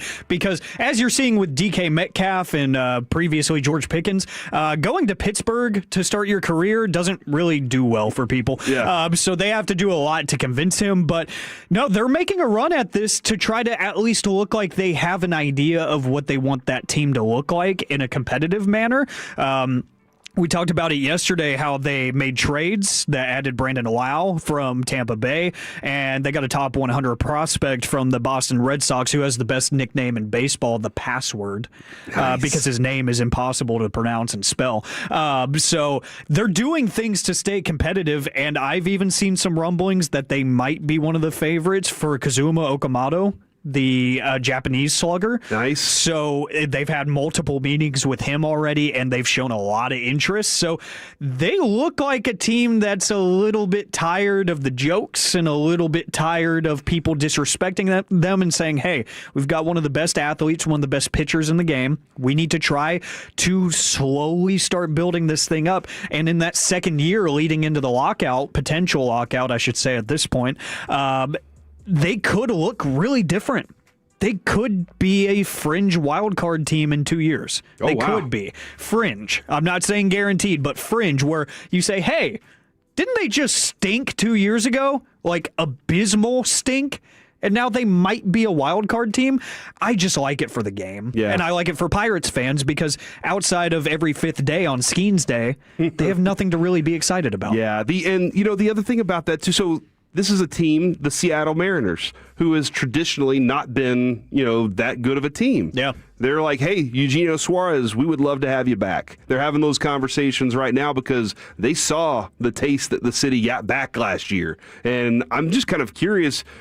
We always kind of do we'll believe the Mariners when we see it. I believed it at the end of this year. Do you think they can replicate that again? That they can do that another time? I think so. Okay, all right. I think so. And there's something to be said whenever you do get the fan base re-engaged. I do think that kind of gives you new life. With the Rangers. You saw it with the Rangers. You see it. Even the last couple years of Luka with the Mavs, it felt like the Mavs just kind of existed for a couple years after Dirk retired. Mm-hmm. But then it turned into, they're building around Luka now and spending money. And then they made the finals run, and it was like, okay, they're back. And then they made a dumb move that kind of ruined all that. But you see what happens whenever you just get people interested, get their foot in the door. It's like me and Kevin always tell people who are skeptical about pro wrestling, just go to one show. If they can get fans to show up to one more game, then that reignites the desire to be good again. It really does, because Chris Young's a madman now. Oh, yeah. Mike went to that game, that one wrestling show, and was like, I'm back. I'm addicted to this again. Exactly. All it takes is one good showing to get that one fan to say, I'm back in. Mm-hmm. Maybe for me, it might have been when Adolis Garcia hit 3 or 4 home runs in one game against the A's. And I was like, okay, I want to go to every game that I can now because this is fun. I know it's not going to happen every game, but this is cool. Or growing up when I was in middle school, it was a Joey Gallo home run, mm-hmm. That sent it into extras. It was like, okay, something like that. it makes a difference. Yeah, I mean, that's where Jerry Jones is living, right? One winning season can bring everybody back, and everybody will be happy again. Sure. From the 281, Merry Christmas, guys. Graduated with from UNT with a job secured. Thanks for getting me through the drives to Denton. I've done that. I commuted to Denton for 2 years, as I was getting mine 3 times a week, maybe 5, depending on the year. And it wasn't an easy thing, but congratulations to you. Go Mean Green, baby. All right, this is time for Christmas This or That. 877-881-1053. Take part in the conversation here. Open presents on Christmas Eve or Christmas Day? All of them? Or just any? It depends. I think, Adrian, we've always split family up. So, it used to be we would go with her family, do Christmas Eve. Now we're kind of in this place where we're like, okay, family, as we, with the boys and Lucy and her, when do we open them? So we've decided Christmas Eve we do those now with each other. Okay. You guys wait for our Christmas Day to open everything? Yeah, we do. Do y'all get together on Christmas Day? Yeah, we do. And tomorrow's going to be so chaotic for me because we've got the in-house family, my parents and my sister. We're going to do that at 10 in the morning. Then we got to drive out to the aunt's house for the rest of the direct family Nice. with the cousins and the grandparents and whatnot. We have to do that. And then I got to make my way up to Frisco to see the lady and do Christmas with the lady. Before or after dinner? Ooh. Do you open before you say, because Grandma always made us wait. Grandma would be like, you have to sit there and wait, eat all of your dinner. Yep. All the vegetables. See, growing up, it was at the grandparents' house was dinner every year, and we had to eat first. So me and the cousins would just house our plate as fast as we could, and we would just go sit by the tree. Just rush everybody. We'd stare back into the dining room like, what's going on in there? Why is it taking so long to eat that pie? Yeah. Gosh, some honey baked ham does not take that long to get down. We will get to some more Christmas This or That throughout the show today. Thank you so much, Tolos, for being with us here. Coming up next, it is time to talk with Mickey Spagnola next on The Fan. Take us with you where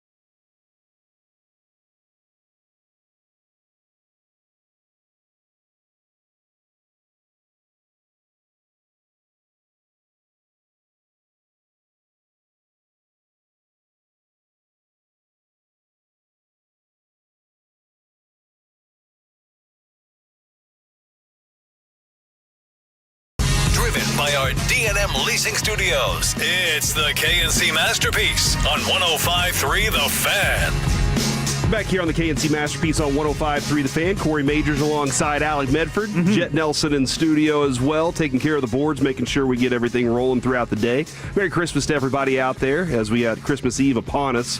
What are you doing to kind of plan for this evening, plan for family? Do you have to drink heavily in order to be around family? Do not do that and drive, please. Take care of yourself and take care of others out there. In the 817, our family always does matching pajamas or ugly sweaters. From the 817, also, real Christmas tree or artificial. We're going to get into some of that later on today for sure. Merry Christmas, boys, from the 915. Always listening, win, lose, or draw. Big fan. Thank you all for what you do. Been a Tolo for 10 years now. Live in El Paso. And when I go to Cowboys games, always make sure to swing by your area to say hello and take a picture when you guys are broadcasting from the Miller Lite section at AT&T Stadium. So thank you very much for committing, even when you're far away from us, because being far away, you can always stay connected, and that's a big deal. From the 214, is this true? Most Hispanic families do Christmas Eve, then you and your kids open on Christmas Day. And they also said they open theirs at midnight every Christmas Eve. Is that this is one thing I've always wanted to do, though. I've always wanted to enjoy a Christmas with a family of another culture. Just to see how different they do it, how they might do it a little bit differently than us, because our tradition is what it is. It's, as I said, we've been creating new ones with the family. Never did the Secret Santa with the family before. My wife, her family always does pajamas, and I'd never done that before. So now I have 7 years of pajamas that I've been able to get rolled out there. So that's been nice. So that's always, and I don't even know, like, I never wear pajamas. I sleep naked. So why would I even need them? It doesn't make any sense for me. But that's kind of the lifestyle that we deal with as we get the Christmas thing rolling around. From the 817, have you ever played Christmas Eve Gift? The first person that says Christmas Eve Gift on the 24th gets to open one gift before the 25th. I've never done that. Maybe that's something we'll add to it. Right now, we're joined by our Dallas Cowboys insider, Mickey Spagnola from DallasCowboys.com, brought to you by your North Texas Ford dealers. Ford is the best in Texas. Mickey, how are we doing today, sir? Good. No gifts open before Christmas morning. Really? That's how the approach has always been for you? Yeah. Did you like that growing up, or were you like, hey, were you always anticipating it? No, I adhered to it. Sometimes my mother would go, well, let's open some tonight after midnight mass. And I go, no, we can't do that till the morning. Santa Claus ain't come yet. He's a strict rule follower, a very strict rule follower. I like that. Back then, anyway. Nowadays, though, you're a rebel. Yeah, I'm kind of outside the lines, right? I've often described you as that, Mickey. Yeah. Hey, all right, Mickey, I'm kind of curious. It would be really nice if the Commanders gave a little bit of confidence to this Cowboys secondary. How have you felt Revel's play has developed, or what he's been working on as he's gotten into this thing? Yeah, I think I think if you look at what he has done so far, I think it reflects the fact that he had not played any football since the third week of last season at East Carolina. And then when you are rehabbing from a torn ACL, it's like you're not getting better at playing football. You're getting better physically. Right, yeah. To be able to play football. And I think people kind of, thought, okay, here comes the cavalry, and this guy's going to come in and save the secondary. And I know you see his ability. I think you see some of his, physical ability, but he just hasn't played a lot of football. And just walking into the NFL, it's tough when you're a rookie. And there's a lot to learn, but I think you see some good things, and then you see things that, they're going to have to get better at certain concepts and everything. So I still think he's a keeper, and I still think he's really good, but he's going to go through growing pains just from not having played football in so long, not even practiced in so long. So, I think you have to kind of qualify where he is right now. So the other thing too is Reddy Stewart came over here. I feel like he was kind of a Eberflus suggestion. I might be wrong about that, but he understood the system pretty well. Has he kind of found a home around here? Yeah, I think he has. I think he has played awfully well for a guy that played very little with Eberflus when he was with the Bears. And and remember, then he gets a free agent. They didn't keep him, and he goes to Minnesota, and he got cut in at the end of training camp, and the Cowboys picked him up. So yeah, these are kind of developmental players. These weren't guys that were going to come in and be stars right from the right from scratch. So I think everybody needs to understand a lot of these youngsters on the defense. This was kind of a developmental season for the defense, obviously, right? Because of, their lack of production all season long. Mickey, looking at your opponent this week, the Commanders, we know that they've been beaten up with injuries all season. They shut down Jaden Daniels, their franchise quarterback. So a lot has gone wrong, but I want to focus defensively because they've got the defensive-minded head coach in Dan Quinn. They've got some talented players on that defense, some veteran leadership. What has gone wrong for them in your mind defensively this season? Yeah, that's a really good question, and I don't know that I've got an answer for you because they haven't been very productive defensively. They've been giving up a whole lot of points, and if you think back about it, what was the criticism of Dan Quinn when he was with the Cowboys? They couldn't stop the run. Right? Yeah. As good a defensive coordinator, and brilliant as everybody, thought he was, and he was, but they couldn't stop the run. So was it him, or was it the fact they didn't have the players to be able to execute that? We always seem when things don't go well, it's never the players or the players' talent that you have. It's always the coordinator, and sometimes it's not that. So I think we have to be careful on just, crowning guys as, they're brilliant and all they got to do is come in and coach and everything changes. Now, I think offensively it may be a little different if you have the quarterback, right? But on defense, what ends up being the most important part of the defense? And it's almost everything, isn't it? Yeah, no, absolutely. Pass rush seems to be the start, and then everything else from there. And so offensively, you can have all the talent in the world you want, but if you don't have the quarterback, you can't fake that position. The wide receiver can't make the quarterback better. Right. I'm sorry, it just doesn't work that way. Now, the quarterback can make the wide receiver better. And make the running back better. But I think that, I think it's a difficult thing to put your finger on if you're not there every day watching the Commanders. I almost said Redskins play.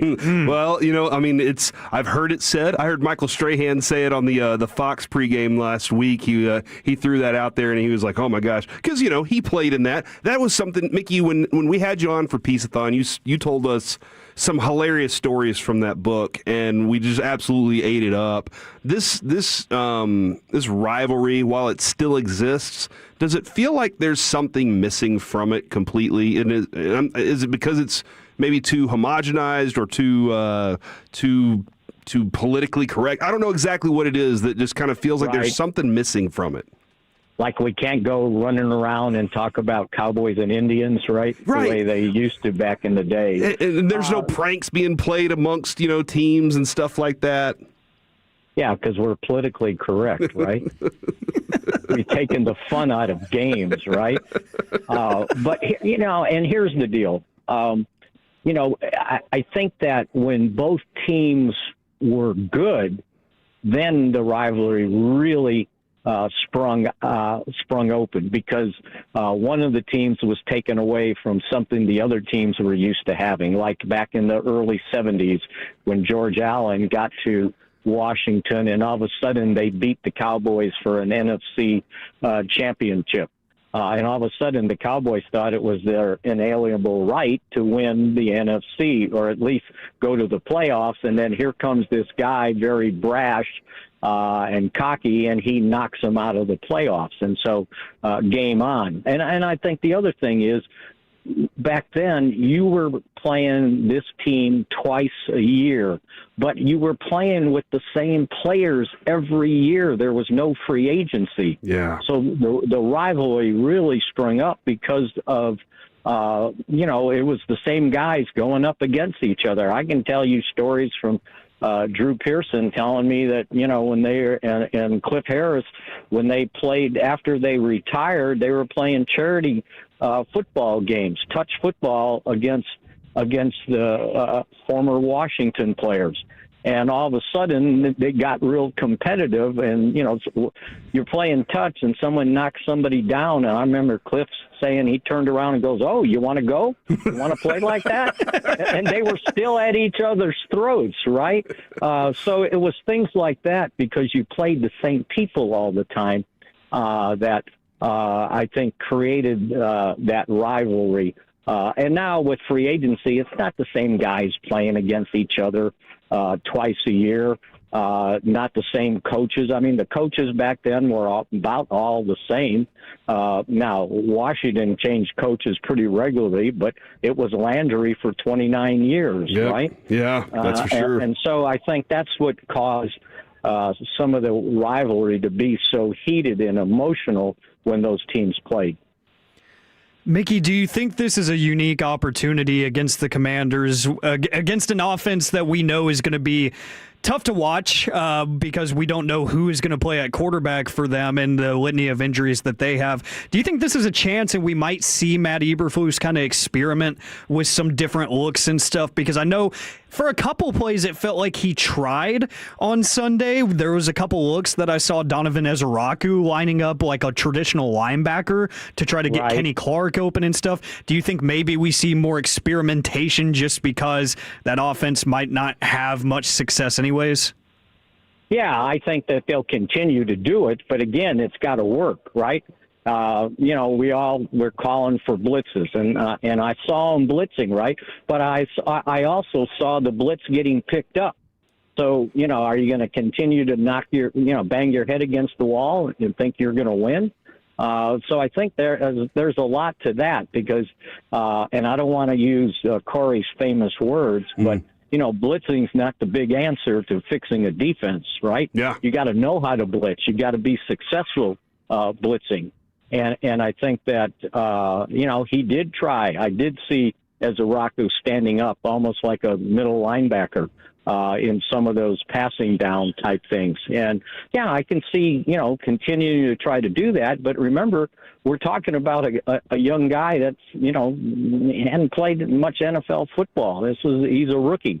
But, yeah, you can move guys around like that, but you got to be good enough to do things. And so far, that defensive front without Quinnen Williams, has struggled. Kenny Clark can't do the whole thing himself. So I think that you might see more, throw some stuff at quarterbacks who haven't played.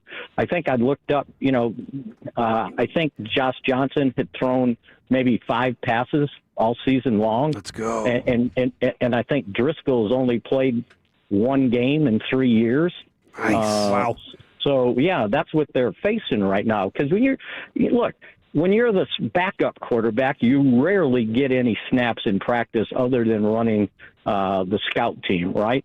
And then the third guy, he's standing there with a clipboard all season. He's not getting anything usually. He might get some, scout team reps, but that's it. So, yeah, they're going to come in. If those 2 guys are the ones that have to play, it's going to have to be a pretty simple defense, and it's going to be imperative that the Cowboys don't let them get comfortable in the pocket. They got to somehow, some way create pressure where those guys could start, basically seeing stars in the pocket when they're trying to look for wide receivers. And Mickey, you taught me the word panacea, and that's why I've decided like that. I was like, I'm going to use it at every turn that I can. All right, Mickey, it is time. I know Kevin forces you to do this, and I got to carry on the tradition. What is your prediction? How do we know? How do we know anything about this game or these two teams at this point? I think on our podcast I picked the Cowboys 30-20, something like that. So there we go.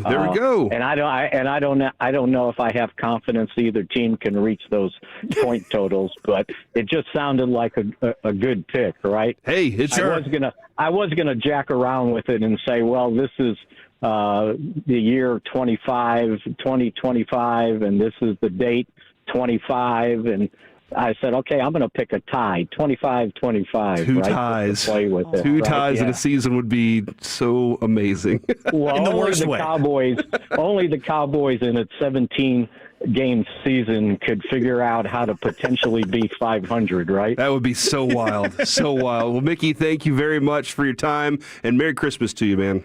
Okay, all right. Talk to you guys down the line. There he goes, Mickey Spagnola, right here on 105.3 The Fan.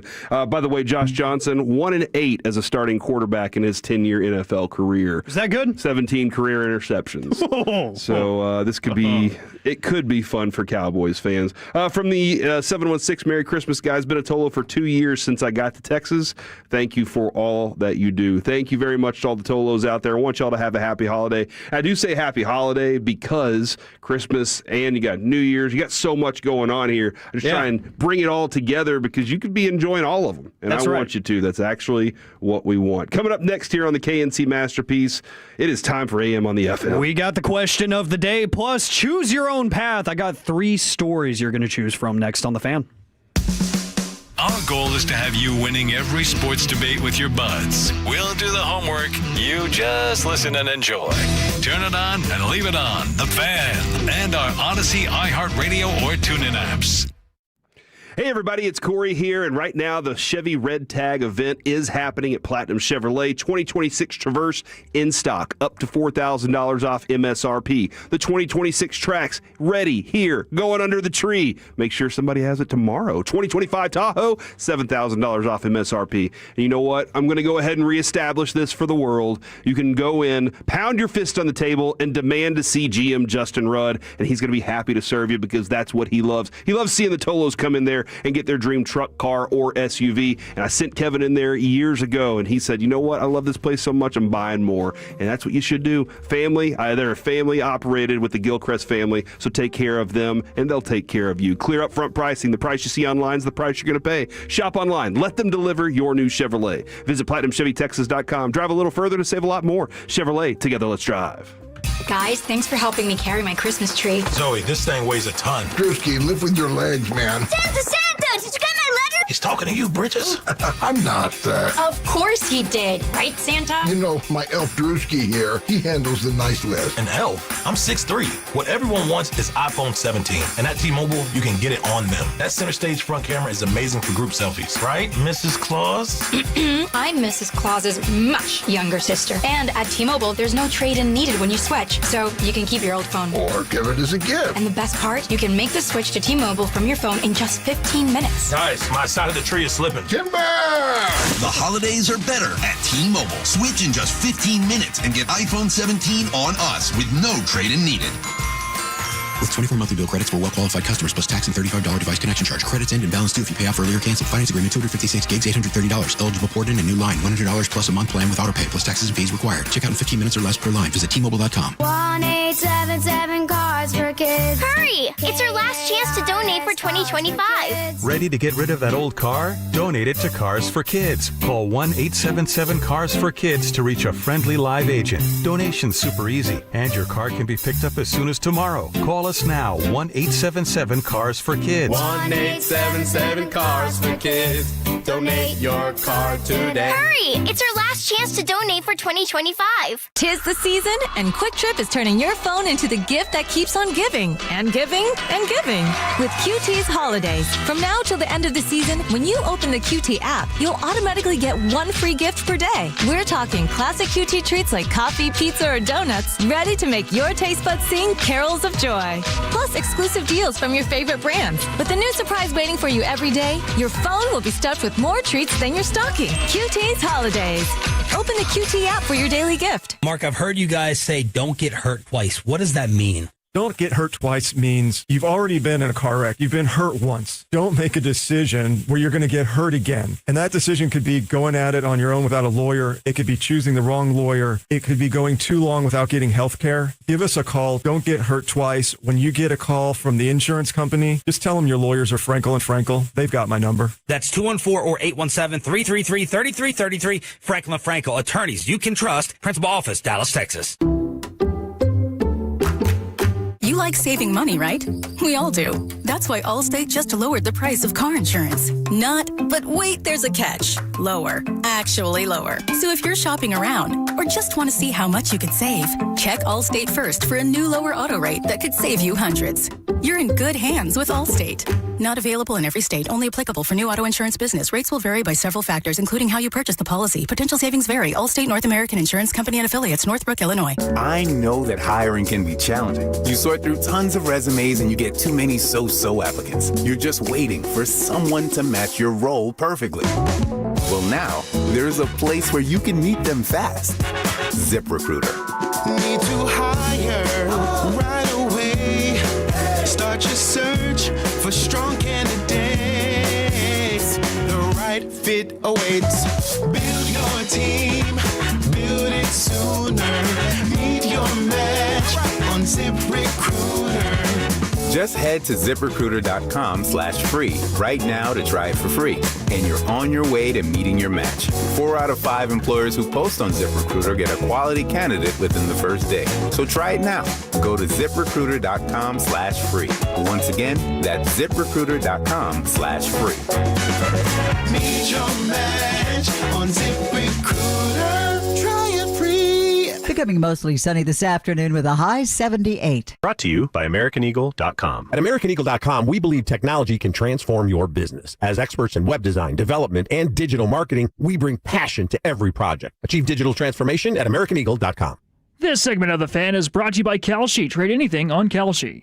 Christmas Day hoops and football. Make money predicting every game with Kalshi. Legally nationwide. From tip-off in New York to kickoff in Kansas City. Trade what you know. Use code HOLIDAY for $20 when you trade 100. KALSHI.com. Trading involves risk. Kalshi.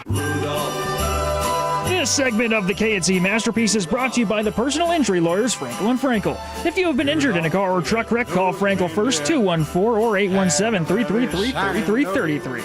With Frankel and Frankel, there is never an out-of-pocket cost. They only get paid when you win. Frankel and Frankel, the go-to car and truck wreck attorneys in Dallas.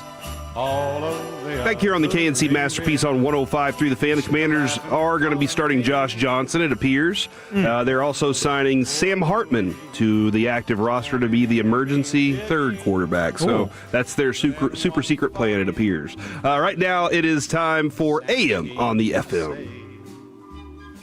What does this button do? Please, please, do not push the button. You have no idea what it...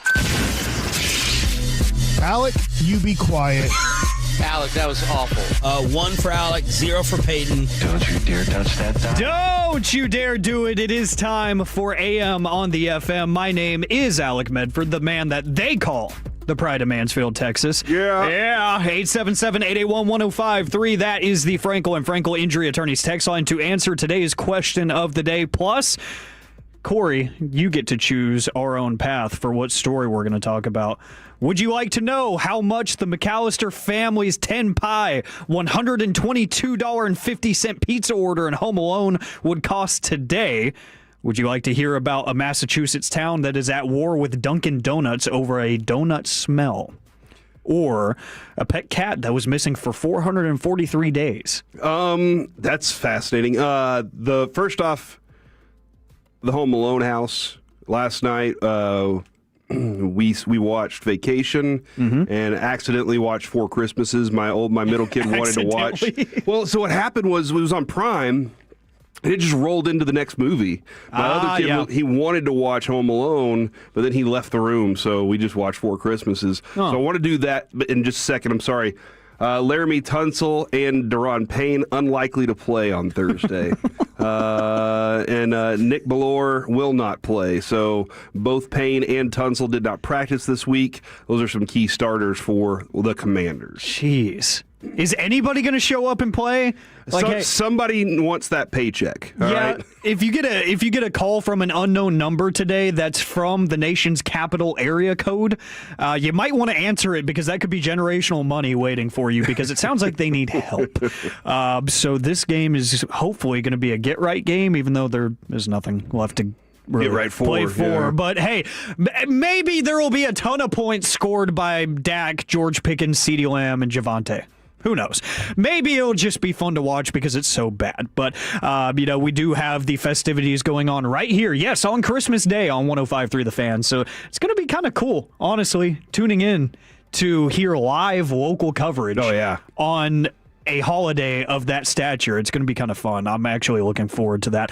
But we will get to the story in just a little bit. We're going to go to the National Day calendar first. It is Christmas Eve, if you didn't know. I guess you're living under a rock if you didn't know. It's National Last Minute Shoppers Day, so people like me rejoice and go get that shopping done. Yeah. Get it done now. Right now, and take your headphones with you. Use the Odyssey app so you can still hang out with us because, yes, we're working here on the eve of a holiday, if you will. I want you to hang out with us and spread the joy. But it is also National Consumer Rights Day, so if you have a way that you can, show those off, go for it.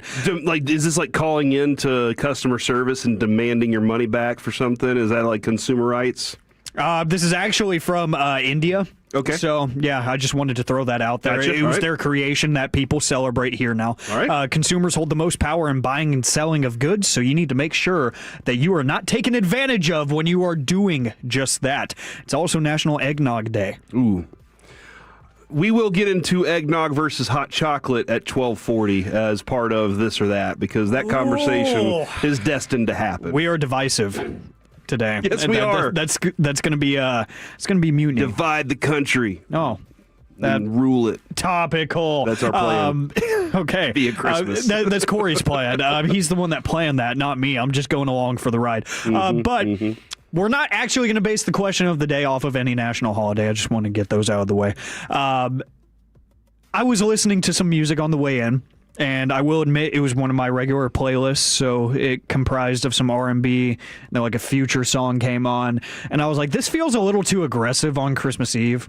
I need to switch it up. So I found my old Christmas playlist on Apple Music, and I hit shuffle, and the first thing that came on was Oh Holy Night by Luke Bryan. His version of it. Yes. Okay. And y'all know I'm not a country music guy at all. Not in the slightest.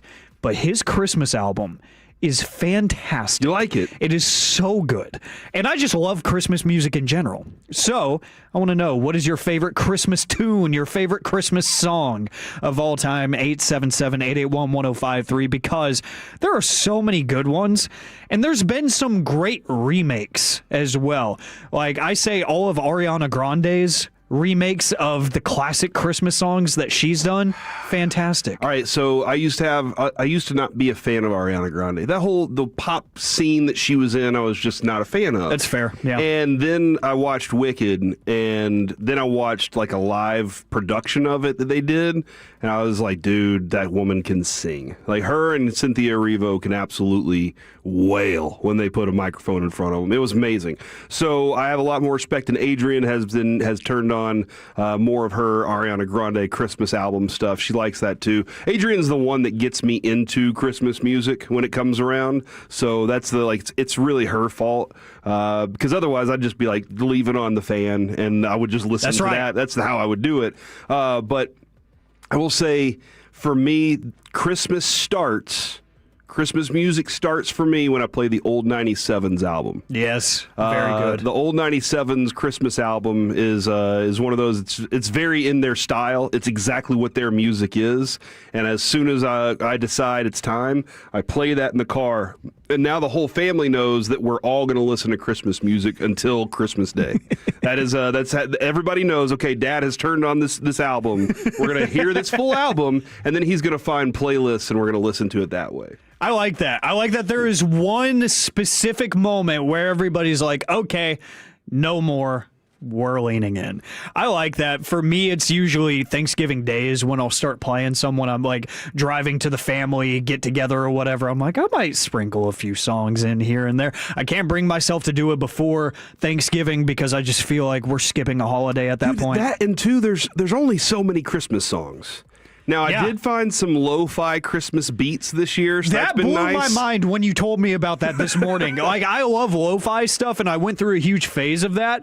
I did not think to expand that to the Christmas universe.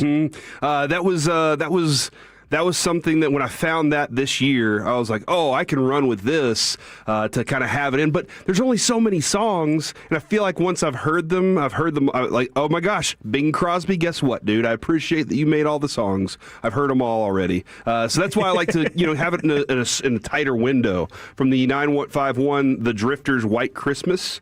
Gucci Mane's Christmas album is fantastic. It actually is. Is it really? It actually is. Should I roll that one out tonight on the drive? Yes, you should. Like, you won't be mad at it. You're probably going to be like, what the heck? But you won't be mad at it. I like it. And I do like some of these. I know DMX has a good Christmas song out there, too. That Chris Arnold loves to play anytime. Because usually me and him would get, the past few years, we would get the day after Christmas morning show, and he would make it a point to play that every single time. DMX talking about gifts, and he's like, Dex gonna give it to you. Like, that sounds great. I'm it's in. so good. I'm gonna have to go find it. The 682 says, anything Elvis Presley Christmas is great. From the 910, David Bowie and Bing Crosby, Lil Drummer Boy, fantastic. And a lot of these are just going to be people's own take and own remix of songs, like you said, that already exist because there's only so many Christmas carols and songs. I have two songs that I will not listen to. Ooh. And it is Last Christmas. My apologies. Somebody texted in Wham's Last Christmas is their favorite. I can't do it. What? And then it's overplayed. Is it the Beatles or Paul McCartney Simply Having a Lovely Christmas Time? I'm out on those. Are the only two. Other than that, I kind of roll through everything else pretty well. Okay. I know. They're popular songs. They're just not mine. So for mine, I have a lot. I'd say my one seed is... It's got to be Bryan Adams, Something About Christmas Time. That's a good one. So good. It's so peaceful, and it is kind of sad, too, because he literally says, we waited all through the year for this one day, and I'm like, dang, it is about to be over. That kind of sucks. But it's a beautiful song. It really is. And then anything Pentatonix does, they are wonderful. Arlington based, too. Yes. They were Martin founded. High. Yes, Arlington, represent. They are awesome. I'm sad they were playing Fort Worth. I think they did Dickies Arena earlier this week, and I wasn't able to make it out there. I still want to see them live because their Christmas music is fantastic. Listen to some of that on the drive in today. I'm feeling real festive today. Adrian took Avery to see Pentatonix at the American Airlines Center when he was like 8 or something like Jealous. that. And he had an awesome time. He loved it. That's they're fantastic, dude. They really are. They are so extremely talented. Jet, what would we go with for the favorite Christmas song of all time? First overall, pretty easy for me. Step Into Christmas by Elton John. Ooh. So original, so upbeat. Can't miss it. I haven't seen Elton John pop up on the fan text either. That's one of those, one of the legendary names. It seems like a lot of these, household names have gotten in on the Christmas stuff. That's one that I think gets underappreciated, if we're being totally honest. Yeah, no, that's a good one. See, from the 214, the Run DMC Christmas song. Yep. Let's see, Little Drummer Boy by Pentatonix from the 469. Rock Lobster and Around the Christmas Tree. You need to stop that right now. I don't know what you think you're doing. That is not a song. Nobody would ever want to rock lobster anywhere near a Christmas tree, all right? It would ruin Christmas. It would destroy the Christmas. Yep, from the 817 DMX's rendition of Rudolph the Red-Nosed Reindeer. It is so good. Dude, I'll tell you this. My favorite thing to see live is Sleigh Ride. If you've ever gone to see an orchestra or a symphony, when they do Sleigh Ride and they get the big 2x4s out and slap those together, and they do, fun stuff with the horse. So they might put on horse masks or whatever the horse does. They do all that stuff. I think that watching a symphony play at Christmas time is one of my favorite. Like, going to see the Nutcracker is cool, but having a symphony play just wonderful Christmas songs is an absolute blessing. All right, Majors.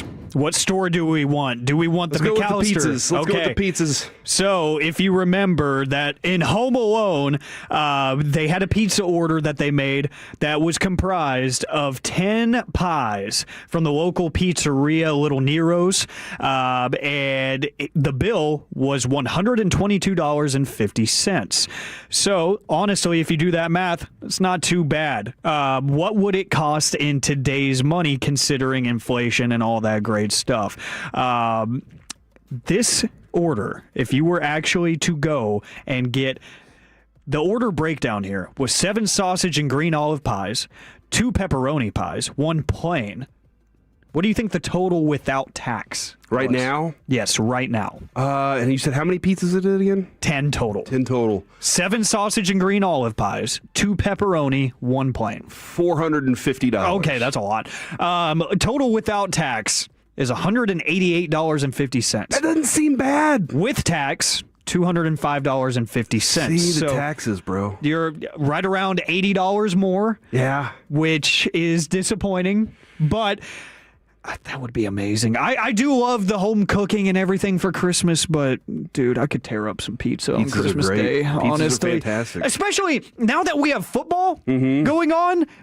Pizza is usually my go-to football meal. Yeah. So now I'm going to be watching and listening to this Cowboys game tomorrow, and I'm going to be like, "Where's my pizza, man?" Like, honey baked ham, cool. Get out of the way. It's not your day. It's football day. What are we doing here? So maybe I need to make a run to the store and get some stuff to make a pizza since nobody's going to be open. Dude, there's a place called Sauce Bros around me. I don't know if you've tried that out yet, but it's got some really good, different, unique flavors that I've really enjoyed. I like unique. And some good traditional stuff as well. Fantastic stuff there, Alec. Really appreciate that. Coming up next, Gridiron Gravy. Vic Fangio does not want your mother to vote. Next on The Fan. Coming up in the next G-Bag Nation, we got Jared Sandler joining us at 3 o'clock. What is on this Rangers wish list this holiday season? And at 4, Denton Day, Washington Commanders pre and post, breaking down the upcoming Cowboys matchup. Join the nation 2 to 7 on The Fan. If you're an HVAC service tech, then you know that the winter usually means low hours and low pay.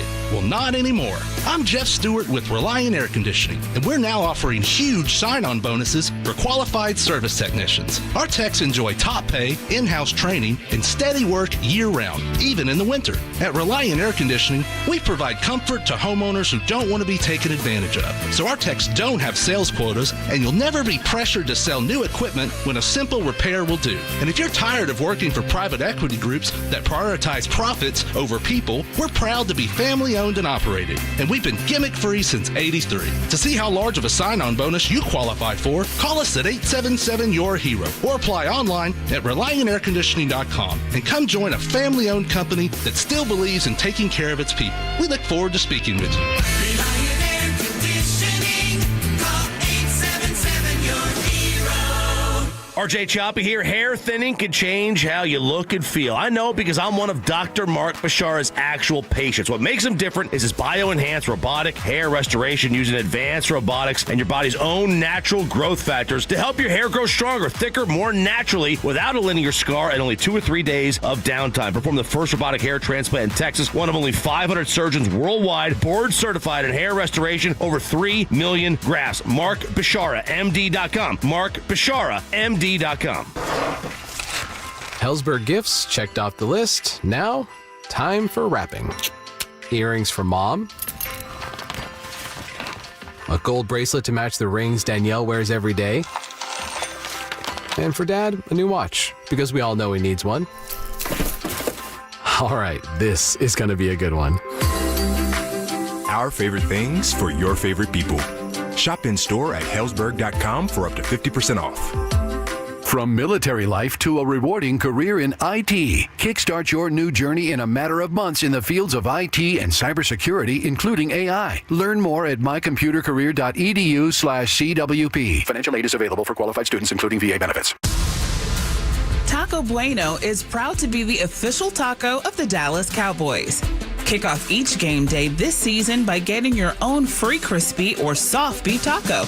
No coupon necessary. You heard that right. Every time the Cowboys play, home or away, score a free taco by walking into the store or using the drive-thru. Seriously, it's that easy. Follow us on social for game day reminders each week. Available for a limited time only. Cowboys Nation is big because everything's bigger in Texas. And Reliant has the energy to power it all. From home field advantage to home sweet home, Reliant has Dallas Cowboys fans all across the Lone Star State covered for every electric moment this season and beyond. Reliant, proud to be the official energy provider of your Dallas Cowboys. Reliant, PUCT number 10007. Spreadsheets, clunky software, 100 different logins just to run your business? There's a better way. Odoo. One simple, connected platform that handles sales, inventory, accounting, and more, so you can focus on growing, not juggling. Make the switch today at odoo.com. That's ODOO.com. Got any gadgets? Get online protection. NordVPN has a ho-ho holiday deal just for you. Secure up to 10 devices with a single account. NordVPN's Threat Protection Pro feature helps you avoid malware, phishing, and annoying trackers. Just a few taps and you're safer online. Let your gadgets sparkle with online security. Go to NordVPN.com and get up to 77% off plus 3 extra months. NordVPN. This is Nick Post with K-Post Roofing, Waterproofing, and Solar. For more than 20 years, my family has been dedicated to sheltering what matters most to the DFW. Your home, your business, and your loved ones. At K-Post, our expert team delivers top-tier roofing, waterproofing, and solar solutions, all backed by an unwavering commitment to safety, quality, and value. We're the proud roofer of the Dallas Cowboys and the Texas Rangers, and we're ready to serve you. Schedule your free, no-obligation inspection today at kpostcompany.com. K-Post is your commercial and residential roofing, waterproofing, and solar experts, securing your world since 2004. Get your fresh Stars content with the #1 Stars podcast, Spits and Suds, presented by the On Time Experts, keeping Stars fans comfortable all season long. Check out the latest Spits and Suds episode wherever your favorite podcasts are found. This segment of the KNC Masterpiece is brought to you by Classic Chevrolet.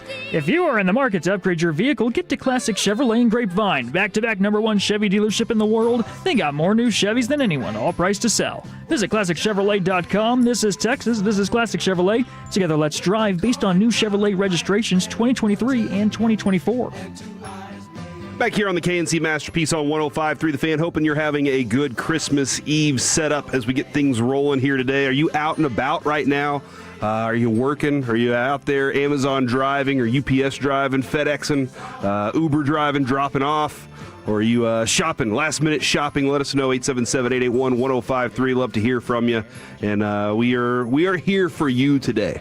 We'll turn things over to the G-Bag Nation coming up here at 2 o'clock, but we are here for you today, and we love you, and we want you to take care while you're driving around in these wintry streets that are involving almost 80-degree temperatures. That's right. So Alec and I were talking about that this morning, Jet, when on the drive here, it just didn't feel like Christmas. That's why we wanted to talk a little bit about Christmas songs, because I had to turn the air conditioner on my car to feel cold. Yeah, me too. I had to put it at about 72 or something, make it feel room temperature again. No, yeah, this isn't Christmas. Yeah, this is just whatever DFW is doing to us. I told them that the water on the ground kind of looked like melted ice, and I was like, maybe that kind of works out for me just a little. If you believe enough. Yeah. Yeah, the watching Vacation last night and seeing them back out of the driveway and then drive off in the ice, I was like, dude, that's snow. Do I need to move? And then I was like, I would hate that. I love the Texas weather. Yeah. I would hate to live in that kind of cold all the time, but here it is, man. From the 901, you guys don't love me anymore, but happy holidays and Merry Christmas regardless. What? That's possible. It depends on what you say to us. No, I'm just joking. I still love you anyway. From the 214 Amazon driving and Toloing and Tolo going, I assume. From the 214 Repo and Cars, spreading the holiday joy. Huh. Dang it. I don't know what the math. My uncle, he used to do that. Both my uncles at Toe Jam, and they would. It was always, they felt so bad. They understand they got to make money. They got to do theirs. But it would be Christmas or Thanksgiving, and they'd have to leave on a call, and I'd be like, "Oh no, that's not fun." And that's not fun for them either. So Patrick Mahomes working the picking up bread for the in-laws. GMA passed away today, and have my house is sick. So Merry Christmas, boys. Hey, Merry Christmas to you out there. From the 903 FedEx driver, trying to hustle, finish my route ASAP to hurry home and relax for Christmas Day. Hope you actually get to do that. Really looking forward to that for everybody out there. All right, guys, it's time to go around the entire NFL and dip into some gridiron gravy. Dip it in Christmas. Yeah, changed it up just a little bit today. Thank you. Gentleman Josh Allen says he will be ready to go despite his foot injury. He had a little bit of a foot injury, tweaked his foot, and he said at this time it's just flamed up on him, but the pain subsided, so he finished the game. His response to whether the foot affected him in the second half, no, I don't think so. He said it feels good, feels ready to go. So we'll see Josh Allen out there playing some football this week. That is good for everybody, You right? said it flamed up on him? Flamed up. Is he some Human fast Torch? acting Tenactin. He's Human Torch, huh? Yeah. Wifey's in the MCU, so he's like, I'm a superhero now. Mm-hmm. I like it.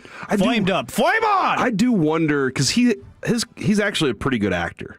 If you've ever seen any of the stuff he's done, I like his commercials that he's in. I wonder if he's going to lean into that just a little bit more now that he has access to it. I mean, you saw what Taylor Swift said. Travis, hop up on the stage with me. Yeah. She didn't ask him to sing. She just said hop up on the stage and be one of those guys. I wonder if he would consider leaning into that a little bit more. It might be fun. Who knows? I did actually. Was he in the movie? Was he in the Bills? There's one of those movies, Touchdown in Buffalo or whatever, So those gross. Hallmark movies, and they had a bunch of. I think he was in it. I think he was. So he's already got his career going around there. Jets put Justin Fields on injured reserve. His season is now done. Alec, I feel like the Justin Fields project might be over. And I'm curious if he's going to say, well, I'm still a quarterback, or I'm going to try and find a way to make myself something else in this league. Because the teams that he's gone to, he just hasn't shown the knack to be a big-time thrower, to make all the throws necessary.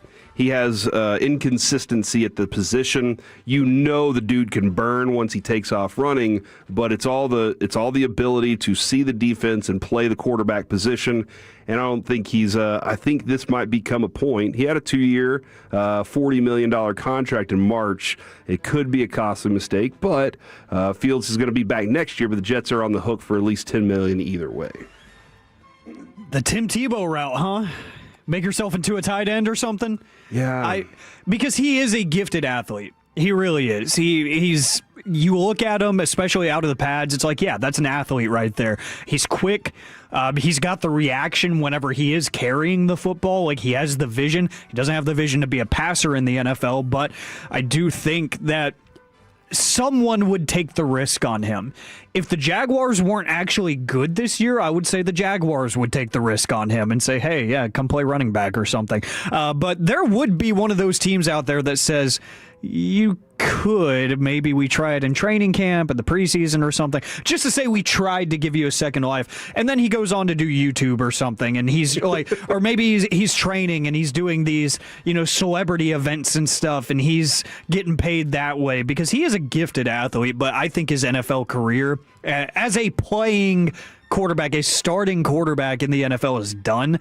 Somebody has to roll the dice on him as a backup. Yeah. They have to, because he has flashes to where if you need him, if a quarterback goes down, gets a concussion or something in the fourth quarter, maybe he can make 3 or 4 decent throws that put you in field goal range. Yeah, and the ability to run for a lot of guys, like you see with Malik Willis, those backups, it's like, hey, can you run? Can you escape? We can do something with that.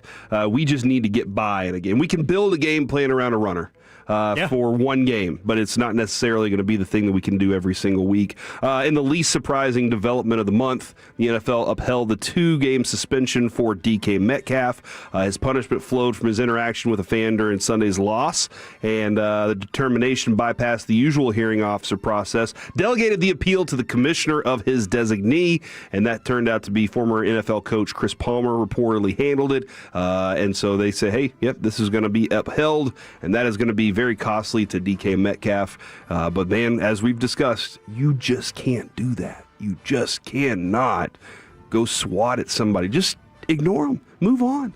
You don't have to be right about everything. Let the fans do their thing and move on from it, no matter what. It's costly to you, and it shouldn't be. Vic Fangio does not want your mom to vote. What? The Pro Bowl means very little. Right, like it's like okay, it's because there's no game, so it's not, it doesn't exist like that anymore. As a result, the honor has kind of lost some of its sizzle, according to Pro Football Talk. When asked by reporters on Tuesday whether defensive tackle Jordan Davis should have made the NFC roster, Vic Fangio said he should have made it for sure. He said, I think they need to form a committee for the Pro Bowl. Get a couple retired coaches, couple retired personnel guys, couple retired players that were going to take pride in it, and they name it. Everybody and their mother's got to vote. And so he doesn't want your mom to vote, but here's what he said. Here's what's going on. Currently, fan voting is combined with player and coaching voting to determine the team. Each counts as a third. I don't know how that works. Player and coaching and fans. All right, so each one gets a third there. Fan voting now includes goofy Twitter gimmicks, lots of other things, including days with the ballot box is like automatically stuffed with one vote counting as 2. And if you can see how that all works out. But do you think that the fan voting is a good procedure, or would you rather see somebody else that like is connected to the game constantly say, we're going to put this thing up? I think the fans need a voice, but I agree with the gimmicky voting when it comes to the fans, because it feels kind of like the end of the life cycle of a Call of Duty game where, you work so hard to get caught up and get all the, prestige to all the way to 15 or whatever the number is. And then at the end of that game, after they already announced the next one, they're like, hey, all week double XP. And then they're like, hey, if you go buy this bag of Doritos, you get triple XP for 24 hours. Yeah. And then people that have only been playing for a couple weeks because the game got discounted, they're getting caught up to you and all the work that you did in the course of 2 years. So the fan voting stuff, they do stuff like that where it's like, hey, if you retweet this post, it counts for 2 votes. Or it's like, hey, you get 5 votes today. Today only, you can go vote 5 times, and you can just copy and paste your ballot. It gets really gimmicky to try to inflate some of these people's numbers. Like, they want Travis Kelce's numbers to be inflated. They want Josh Allen's numbers to be inflated because they're getting a ton of outside of the football space votes. You're getting the Swifties involved. You're getting fans of Haley Steinfeld that are voting. Like, they want that. Oh, yeah, they do. They want that. And then, like, just general appeal of some players just because they go viral or maybe they're good looking or something. Like, Jalen Hurts hasn't had the best season. If you watch him this season, hasn't had the best season throwing the ball. He's going to get a ton of votes because people on social media are going to be like, that's a good looking dude. I'm going to vote for him. Mm-hmm. I hate the way that the fan voting system works, but they do deserve a voice. It needs to be linear, though. 1 vote per week, per day. If you retweet something and then you retweet 5 other tweets with that hashtag, only one of them counts. I like that idea. I like that idea a lot. Or we go back to paper ballots. Yes. So back to paper ballots and some hanging chads. The 2025 Bears can never be counted out. You know that. Every time it seems like, hey, it's coming down to the last second. No. They're the first team in NFL history to win 6 games while trailing in the last 2 minutes after the 2-minute warning. No team in NFL history has ever accomplished winning 6 games when trailing after this 2-minute warning. And so that's part of, I don't know if that's a, hey, these one-run games, you can't keep this up all the time, or if this is a positive thing. I still can't figure it out because it's like the Broncos coming back late. It always feels like the teams that blow teams out consistently are the best teams. This is a different parity league right now, though, and that's where we are with the Chicago Bears. Coming up next here on the KNC Masterpiece, it's time for NFL Overreaction to Reality. Would Dak, oh man, we're going to tick some people off. Oh. Would Dak benefit from a transfer portal? Next on The Fan.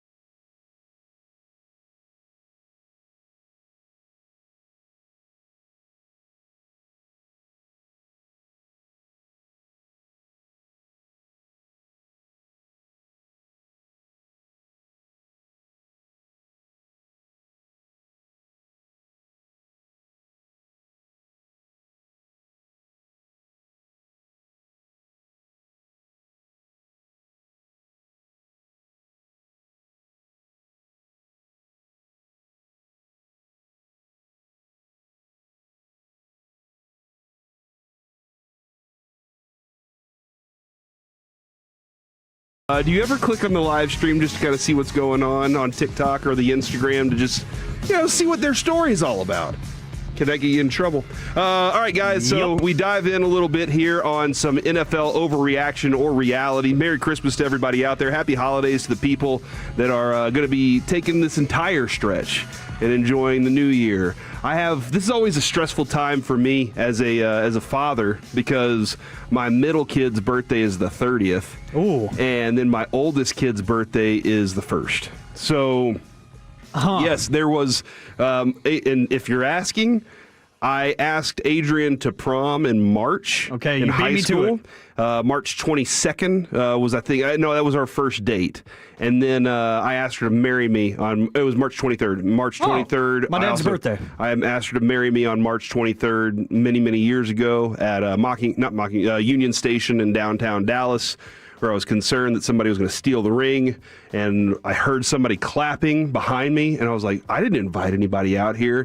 And I turned around, and there was a homeless man, and he was like, do you guys have any change? And I was like, here, please go, because I just did not want him to snatch. I don't know why I was very scared of that for whatever reason. It was the most expensive thing I'd ever purchased. I think that's why. Evidently in March there's some we care about each other. And so, we have this. But so Christmas and 2 birthdays for the boys. This year, Adrian, since he's turning 18, she did 18 days of Avery. Oh, and that's so cool. she made this big board. She put up all these little cups with these tissue paper, and he punches his hand through, pulls a number. Yeah, I've seen those. And then he goes and he pulls one of the presents from that. He got a Wii U controller. Oh. And that's when Adrian goes, oh, yeah, we never ordered a Wii U. So he has a controller, but he doesn't have... Doesn't have the console. Yeah, and he didn't even ask, if we haven't asked any of the grandparents for the console either. So he's expecting one of these boxes has a Wii U in it. And that's not going to be fun there. So, so what y'all are saying is that Corey was living in sin before. No! I don't know what that means. I don't know exactly what that means, though. How do you not know what it means when you're a man of experience? So the first child, we've been married we're going on 20 years this coming up year. Will be our 20th year. Our oldest is 18. So there you go. That was not living in sin. Kevin, who had a child out of wedlock. And throw him under the bus real quick. He talks about it a lot. It's not just me. I know, but he's not here to be like, it's true. It's like true. He always does, that's valid. Very, very Merry Christmas to everybody and happy holiday out there as well. All right, let's dive in on this a little bit. Let's go for some NFL overreaction or reality. I saw this pop up, and it's on CBS Sports, and they were ranking players who could benefit the transfer portal if they did a transfer portal in the NFL. And I think there are plenty of dudes out there that were like, you need to go to a different team. Myles Garrett is definitely at the top of my list. Max Crosby, also definitely at the top of my list. When you're on a bottom-feeding team, Joe Burrow would be at the top of my list. He has made the Cincinnati Bengals. They turned into something because Joe Burrow is a legitimate quarterback in the NFL. So 877-881-1053. Here's how the list goes. Devon Achane, number 10. I think he's perfect in that offense. He is. I think that he benefits a lot from being with Mike McDaniels. Now, the fact is he has a bad quarterback, but maybe that's what they're kind of looking at. But I think he's utilized the right way there. Jeffrey Simmons, defensive tackle for the Titans at number 9. Dexter Lawrence with the Giants. That dude right there is an absolute beast, and he has wasted most of his career being with the Giants. That stinks. Brock Bowers with the Raiders, who is now officially done for the rest of the season. He is on injured reserve as well. And then Max Crosby, number 6. Bijan Robinson with the Falcons is number 5. I would hate to see him on a good team because that means they are probably going to be postseason threats every year. Yes. No, Robinson is also the first running back to achieve 1,400 yards, and just 14 running backs do so in the NFL, getting 1,400 yards in each of his first 3 seasons from the line of scrimmage. Chris Johnson and Matt Forte were the last 2 running backs to join that. So that was the first 3 seasons before Robinson. Yeah, that's crazy. Justin Jefferson, number 4. Yeah. I want to play this game at some point. and we probably will do it after the season's over, if you could pick a quarterback pairing, a team pairing for George Pickens to go somewhere else. Listen, I'm not trying to say get rid of him, but who would be that perfect matchup? When it comes to Justin Jefferson, there's part of me that wants to pair him up with Jameis because I got to watch that amazing him and Mike Evans just throw it deep every time, and it was awesome. But Justin Jefferson's such a talented wide receiver at every route that I wonder if there would be another quarterback that would just be awesome to watch him play with. But it does stink that he doesn't have a quarterback in Minnesota. And they had Sam Darnold. I still don't know if they got the most out of that connection. But Justin Jefferson in Minnesota, not necessarily my favorite anymore. And the top three, Myles Garrett, Joe Burrow, and Dak Prescott. They suggest Dak Prescott would benefit the most from a transfer portal. If he just said, you know what, guys, I'm out of here. I'm going somewhere else. What do you do? He's getting paid just like the best quarterback out there. And the Cowboys organization, a lot of people continue to blame the Cowboys as an organization for holding Dak Prescott back. A lot of people out there, I've seen the text come in plenty of times, a lot of people will blame Dak Prescott for holding Dak Prescott back. I think that Dak Prescott's had a great year this year. This defense has been atrocious, and it hasn't put them in position to actually go out and do anything. But from the A17, Dak should be number one on that list, and I don't disagree with you on that, man. I think that Dak's had he's had moments in playoffs where I expected more out of him and the team, but this is an absolute team thing, and honestly, this thing hasn't been built as a complete team in quite some time. Yeah, the reality is that he would benefit from it because what gets lost in all the conversation, which is fun and everything, but people get real serious about, is the quarterback of the Dallas Cowboys good enough? Is he actually good at football? The league loves Dak Prescott. You hear coaches and players from other teams and other divisions talk about him like he is one of the bigger threats in the NFL when it comes to game planning, because of his command of the line of scrimmage. He can make pretty much any throw you ask him to. Does he do it with flying colors every time? No, but he can. He has the ability to, but the offense doesn't ask him to all the time. And it's interesting that this comes up now because I think it was just last week I saw a tweet that said, if Dak were to be the next Matt Stafford and say, it's not going to work here, I'm going somewhere else, where would it be? And the replies were amazing to see people's theories about he's going to go to this place and they're going to use some extra money that they might get from cutting these people and they're going to just load up and they're going to go all in for 1 year with him to get that Super Bowl. And I was like, one, I hate that, because I want him to win it here. But two, he is still good enough, and he showed you this year at his age and this level of experience, he can stay healthy. This might have been a blip in the radar, but he has shown you for one season he can stay healthy, and he can be productive, and he can be relatively the same guy each week in terms of his performance. So, yes, he would benefit from it, and he would leave. I feel like at some point, maybe not the first couple of years that this fantasy transfer portal would exist, he would be like, nah, the Cowboys are my team. But once he's like, I've got one left in me. I've got one more year. I'm packing up and going to Minnesota. Yeah. Or I'm packing up and I'm going to name any team that has somewhat of a structure and an offensive play caller as a head coach. I could totally see. I mean, heck, if Drake May didn't exist, I could see him looking at the Patriots and saying Mike Vrabel's a guy that could coach anybody. He could coach me. Yeah. Josh McDaniel, he's figured it out. He's kind of brought himself back into relevance. There's plenty of teams that would make sense for him, and I would hate if this was a real thing. Yeah, Dak with the Steelers mindset would be something that I would hate to see. Oh, gross. Because he would fit that perfectly, right? Just get in there and do the grunt work, and you get better whenever you get hit. For all the people that are like, Dak's $60 million is the thing. If he took less money, he could build it. That's not necessarily true. You can spread that money out and make your cap hits completely different, and that's kind of the owners that have tricked you into thinking that the cap is a problem in that. It is a problem at some point, but you can move that money down the road and do something else with it right now. It's just whether or not the owners make that decision that right now is the time to do it. Cowboys have taken opportunities to say, we'll wait things out and see how things go because they don't want to move that fast a lot of different times. All right, let's do some more NFL overreaction or reality. The Quinn Ewers era is already over in Miami. What? That is overreaction or reality. You get to decide here. It was only one start under his belt. It wasn't exactly a confidence-instilling performance, though, by him. He finished his first career start 20 of 30 for 260 yards and 2 interceptions in an absolute blowout against the Bengals. Second half was where Ewers started to falter. 55.6% of his throws, 2 interceptions, and a 43 passer rating.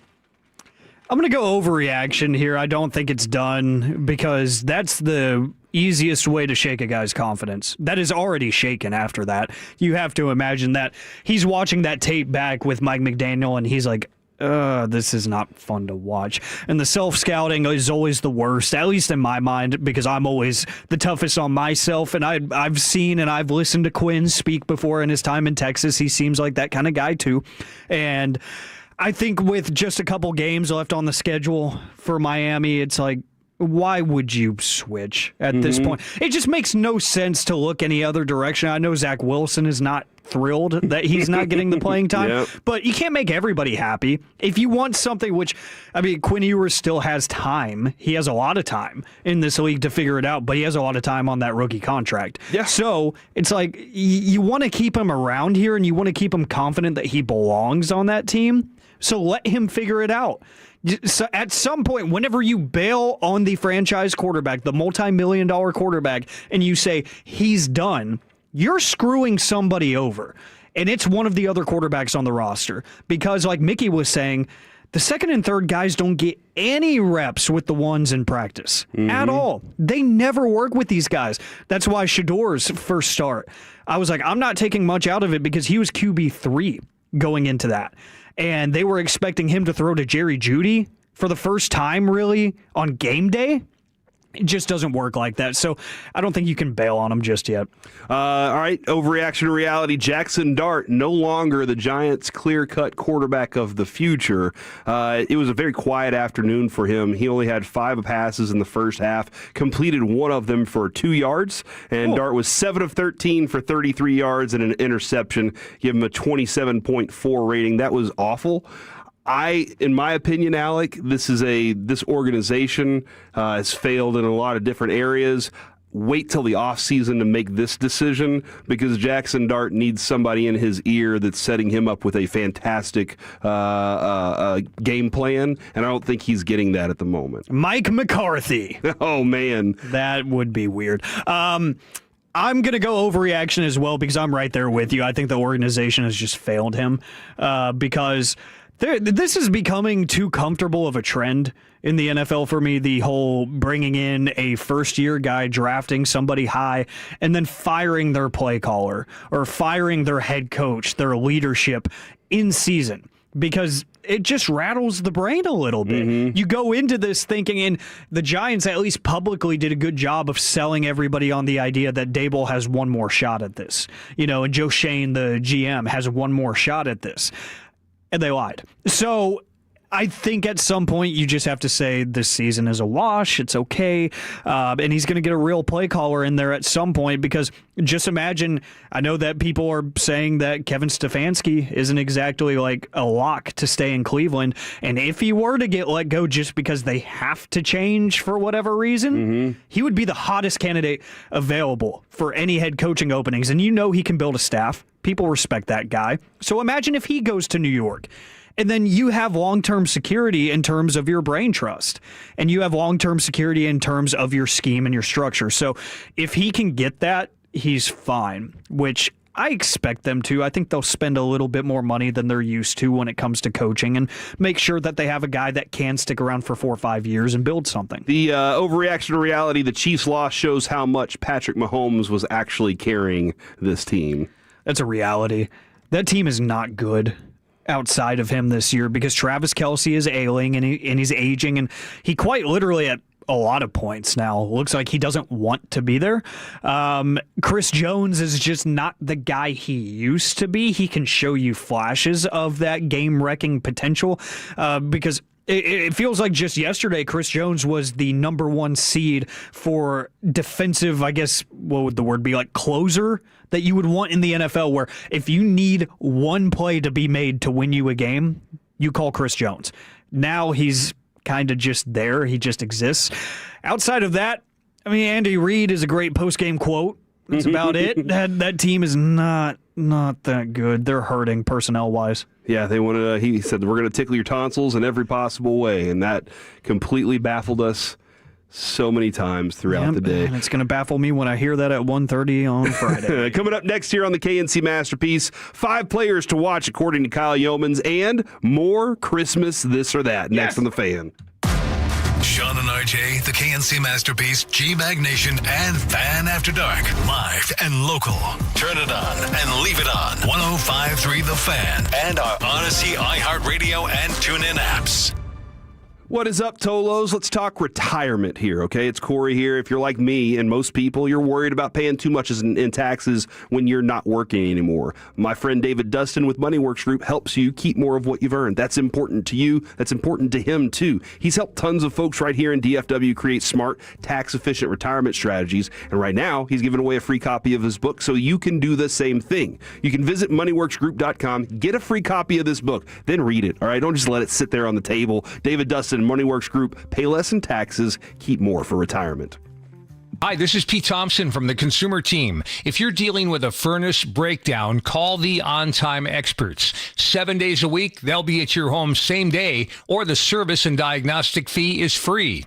And their technicians are here to fix your furnace and get you warm again, and not just try to sell you a new system you may not need. Set your appointment online right now at theontimeexperts.com. Theontimeexperts.com. The On-Time Experts, the official HVAC partner of the Dallas Cowboys. $5,000. That's the average amount of money people in the U.S. are now spending on gas in a year. $5,000. That's crazy. If you drive, you have to download Upside, the free app that gives you cash back every time you get gas. That's right. You can earn real cash back with Upside just by buying the gas you're already buying. You can literally start earning cash back today. I use Upside every time I fill up, and I've already made around $300. You're putting gas in your car anyway. Why not get real cash back? If you like free money, download Upside. I'm saving the cash I earn from using Upside to help pay for a vacation later this year. Download the free Upside app now to earn cash back every time you buy gas. Use promo code FRESH to get an extra 35 cents per gallon on your first tank. You can cash out anytime right to your bank, PayPal, or a gift card for Amazon and other brands. Just download the free Upside app and use promo code FRESH for a 35 cents per gallon bonus on your first tank. That's code FRESH for a 35 cents per gallon bonus. 'Tis the season, and Quick Trip is turning your phone into the gift that keeps on giving and giving and giving with QT's Holidays. From now till the end of the season, when you open the QT app, you'll automatically get one free gift per day. We're talking classic QT treats like coffee, pizza, or donuts, ready to make your taste buds sing carols of joy. Plus exclusive deals from your favorite brands. With a new surprise waiting for you every day, your phone will be stuffed with more treats than your stocking. QT's Holidays. Open the QT app for your daily gift. When equipment breaks down and operations come to a halt, every single second counts. So why is your maintenance team spending 60% of their time doing anything but turning wrenches?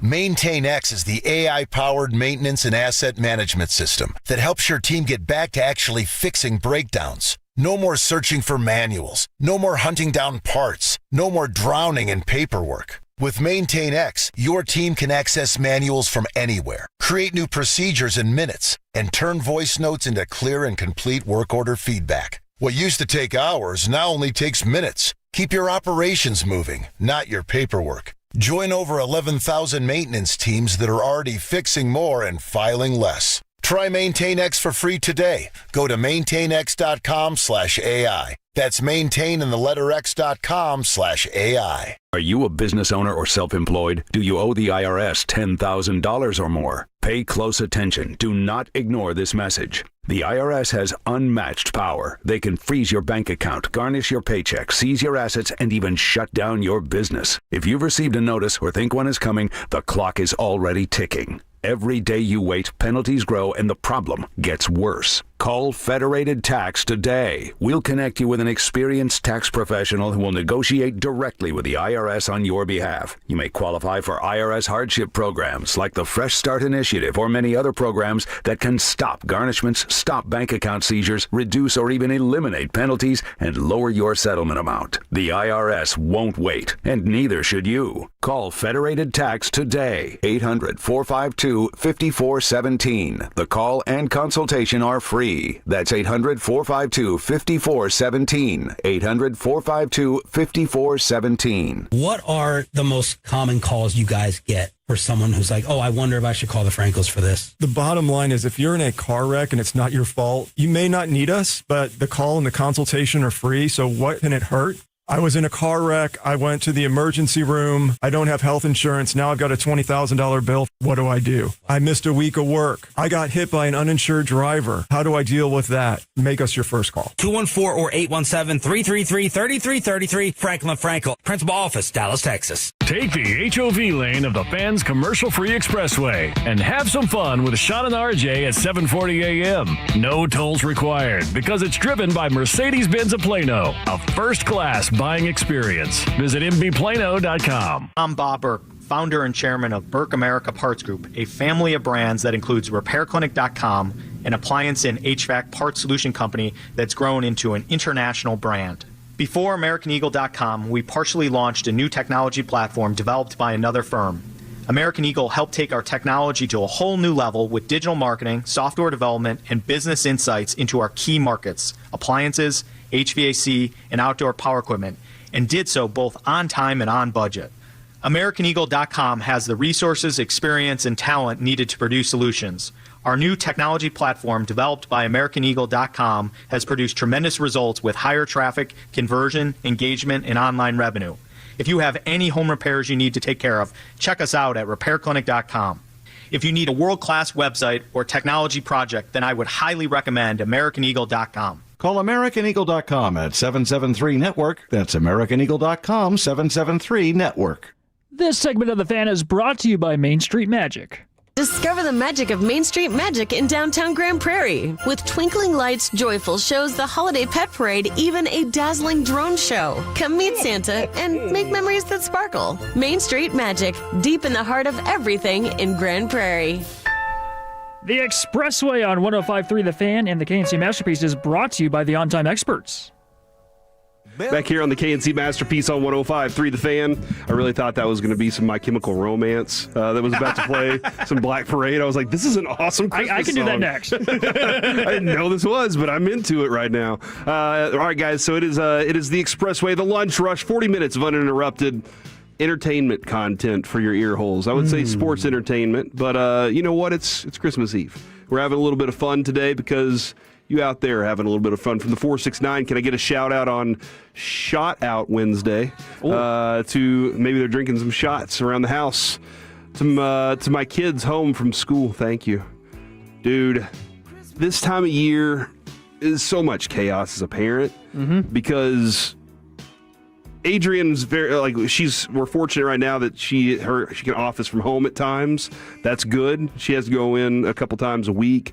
But I'm gone. Now I got to leave a bunch of kids home by themselves. Whenever they were smaller, I was terrified. What am I going to come home to? The house is going to be destroyed. All the presents are going to be opened. And now that now that they're older, it's like the big concern is what the dog's going to do. Yeah. So for all the parents out there that are like, how do I entertain these kids for a little while? And they're out there making cookies or doing what they can, hustling for the kids. Hats off to you. And hats on to me because I'm not a father. Yes, so not yet. I add to the chaos. I am the chaos at really? this point. Yeah, I cause the problems, and I am the talk of the town when it comes to the family events and holidays. So, I add to it. If anything, I stress people out. So it's a fun position to be in. Your sister's back in town. Did she move into the area? Yeah, she lives in Leonard. Okay, all right. And so it's closer. Is she happy about that being close for the holidays? Oh, 100%, because it was a rarity that she would be around for Christmas. Christmas living near Jacksonville, Florida. So it was like every small market there. Yeah, some have said. And they don't want more fans. Okay. Nope. Stay the F away or whatever dude said. But yeah, she would come around maybe every 2 years or so for Christmas. So it was rare. It would just be I would Amazon something to her. She would Amazon something back. And it was like, Merry Christmas. Okay, we'll talk next year. So now it's like, oh yeah, we're coming over, at 10 a.m. I'm like, cool. Yeah. Another person I get to annoy. I like this. All right, this is from DallasCowboys.com. The high five from Kyle Yeomans, our guest every Friday. And he's done a phenomenal job with us yet again this year, so we really appreciate him. Reserve players to watch in the final 2 games. And basically what he's saying is, look, this team, you understand where the talent is. The talent's at the top. They are still a very top-heavy team. Do they have the depth, though, at certain positions to be like, all right, we're pretty good if something was to happen there? I think a lot of question marks. If something happens to Dak, you have no clue. And number 5 on his list, Joe Milton. This has been... I loved having Joe Milton as a guest when we went out to Oxnard this year. He was thoughtful in all of his answers. I loved watching the way this dude. Did you see that throw he made running to the sideline? It felt like it was 100 yards. If he wanted to throw it 100 yards, he could. And then he fumbled the ball, and that looked like, oh my gosh, what are we doing? He's trying to adjust his chin strap while running from defensive players. And I get it. You don't want your helmet to fall off. I understand that, but just go down. Just if your chin strap's flopping off, slide and then take the next play. That's what we'll take for you. But Joe Milton, do you want to see a little more from him? I feel like we're going to. Dak probably wants to end the season as the career or as the passing leader for the first time for the Cowboys ever. But it's, we see where this thing is going. Let Dak get out there, play some snaps, wrap the season up, and then put it in Joe Milton's hands. Yeah, I feel like Dak could honestly ice that crown of passing leader in tomorrow's game. Yeah. Just because that defense is not good. I would like to see more. I totally believe a world where we don't. Just because Shoddy and Dak, the combination of them no, we play to win the game, and I have to motivate my guys, and I have a culture to build, I'm not mocking them by any means. I'm just saying, like, they have been adamant about that, and they keep saying it. We talked to Steven earlier this week, and he was like, absolutely, Dak, if he's able to play, he will be out there. So I could see a world where that look at Joe Milton is like a series.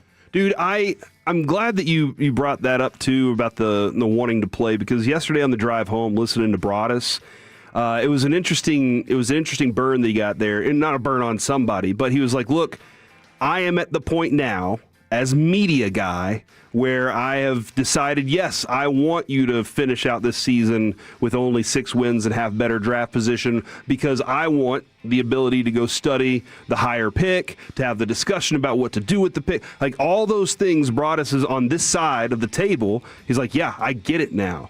But he said, but I need you to know that the guy on the other side of the table doesn't want that. And that was what Max Crosby said, too. Max Crosby, their team is in position to have the number 1 overall pick and pick the best quarterback that they possibly want, or whatever they want to add to this. And he said, I don't give an S about the pick, honestly. I don't play for that. That's not my job. My job is to be the best defensive end in the world. That's what I focus on every day. God, I love this guy. I still do. And being a great leader and being an influence and being that guy on a consistent basis, that's got nothing to do with me. I've learned my lesson in the past. You can't control everything. Not my job description. My job is the best in the world at what I do, and that's wrecking the game. So there are dudes out there. This is what they think. And convincing an entire team of guys that you have to get up and say, guys, let's go beat somebody up for a game. It's the same mentality. Now you got to go tell them not to do that. And that's not how they believe. That's not how they're wired. And so that's why it's so difficult whenever a Dak Prescott wants to go out there and compete. Now, I think he's like 4 yards behind Matthew Stafford here, 41.79 and 41.75.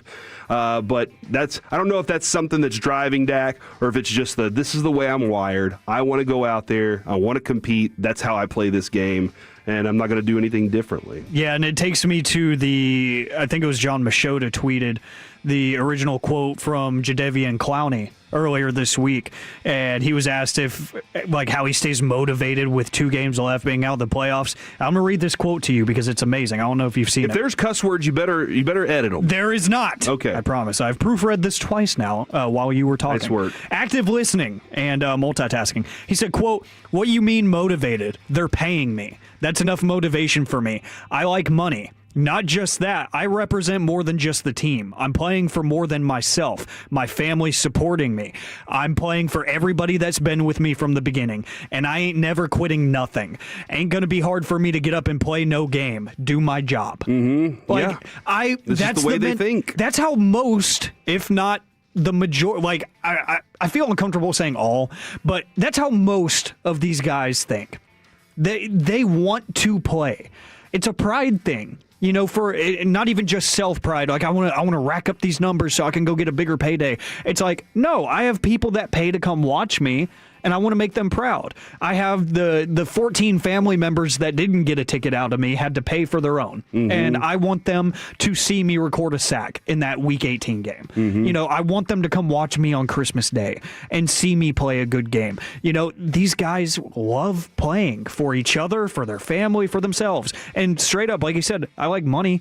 You know, so he's like, he's sounded like Broadus and G-Bag the other day. Oh, yeah, it sounded like Cross. Guys, we do this to get paid. Yeah, reminder majors, we're getting paid. You know, so, yeah, I like how brutally honest the players can be. Like, no, I'm not sitting down. I play this game because I love it. Mm-hmm. You know, and I play this game because it feeds my family. Somebody's going to pay me next year because I keep playing. Exactly. So, and for a guy on a one-year deal like Clowney, that means a lot. But for Dak, I think when you're the voice of the team, it matters more. From the 713, excuse me while I go run through this wall for Max F. and Crosby. I agree. From the 469, can I get a birthday shout out for my wife Courtney heading back to visit our family? Been working in Florida. Tolo Brandon. Shout out to Courtney. Happy birthday. What's up, Courtney? How you doing? What are you doing? I'm just asking how she's doing on her birthday. There was a change in cadence and tone that I don't know if I can get down with. The 214, shout out to my wife making tamales today with her mom and can't wait to eat them. You can't, her mom and her? You can't eat a human? Oh, the tamales. Dude, I'm sorry, my brain's a little off. If Bobby was here, he would argue the former. He'd be like, nope, I'm pretty sure they're going to do something like that. What's up, boys? From the 682, Merry Christmas and Happy Holidays. Thank you very much to all the Tolos out there that are taking part in this. Number 4 on the 5 reserve players to watch in the final 2 games, Jay Twas. Don't feel like we quite got enough from that draft pick this year. There's some moments here and there, but obviously Quinnen Williams, Kenny Clark, Perrion Winfrey at that position group. That's been a position group that they upgraded this season, and Jay Twas needed to be exceptional in order to fill that role and say he was ready for it, and he just has some growth and work to do. Number 3, Phil Maffa. Now, Phil Maffa is a guy that when I watched him on film, he was very late in the draft. I watched him on film, and I was like, okay, I like a lot of things, but it feels like they want to make him like a Thunderback. And I don't know, I saw him get stuffed a number of times, but then I watched him run in the preseason. I was like, this is a downhill dude. This is a guy that can do a lot. And unfortunately, he had he is a bigger body guy, but he had a bit of an injury that kind of set him back and put him, it was the torn labrum that he was dealing with a little bit there. So it shelved him on injured reserve with that shoulder issue. I liked a lot of things. I would love to see him get some carries to wrap up this season for sure. Yeah, and especially because I do think that he has enough talent and he possesses enough desirable traits to where other teams would give him that chance. You know, not that they can just take him right from the team right now, but there would be another place out there that I think he would get those reps and he would shine as a secondary piece in somebody's backfield. I really like him a lot. And it is odd that we went from this place in training camp where they made it sound like he was competing to be a starter on this team to very quickly know Javante's the guy. And then the labrum issue, I think it was, coming out of college, that seems to have played an impact here. It did kind of come up randomly. That was my favorite development, honestly, of roster cut down day, was they have no room for Maffa. And then it was injured reserve. And it was like, he's hurt? And it was like, okay, so maybe they didn't want to give him the reps because he was still kind of hurting a little bit, still getting over that labrum issue. So I'm happy he's on the team. I want to see him get some reps, and he should be thanking his lucky stars that Jaden Blue ended up being nothing this year, and maybe just this year. But it's going to open up some chances for him because I think the team might have had higher hopes for Jaden Blue. Yes, for and sure. Didn't exactly get what they thought was advertised to them. It's going to take some time for him to find his space with this Cowboys team. From the 817, can I get a shout out to my brother-in-law, Zach Wilkerson, defensive coordinator from Houston Christian University. I believe he was at Hardin-Simmons before and then took off last season, now heading there at Houston Christian. Good stuff. Nice work there. From the 214, what's up, fellas? Shout out to my wife, Carla. She's making a baby girl in her stomach. Can't wait to meet her in early March. It just sounds so weird. What is up, Carla? How you doing? What are we doing? Just trying to make sure. I'm asking questions, Alec. Asking how she's feeling today. When you're pregnant, there's a lot of different things that could happen. You have some acid reflux that you're dealing with. You're gassy. You feel heavy and bloated and sweaty all the time. There's lots of things. Yeah. Fortunately, us dads never have to worry about that stuff. We just have to hear them complain about it. Unfortunately, I'm not a dad, so I don't deal with any of that. One day, Alec, one of these days. Sure. Jonathan Mingo. I appreciate Kyle putting Jonathan Mingo on this list, but I'm done with the Jonathan Mingo project. He finished 24 with 5 receptions. The Cowboys traded him a 25 fourth-round pick, and they were looking for a number 2 wide receiver, and then they found Pickens, and that whole project has turned into what it is.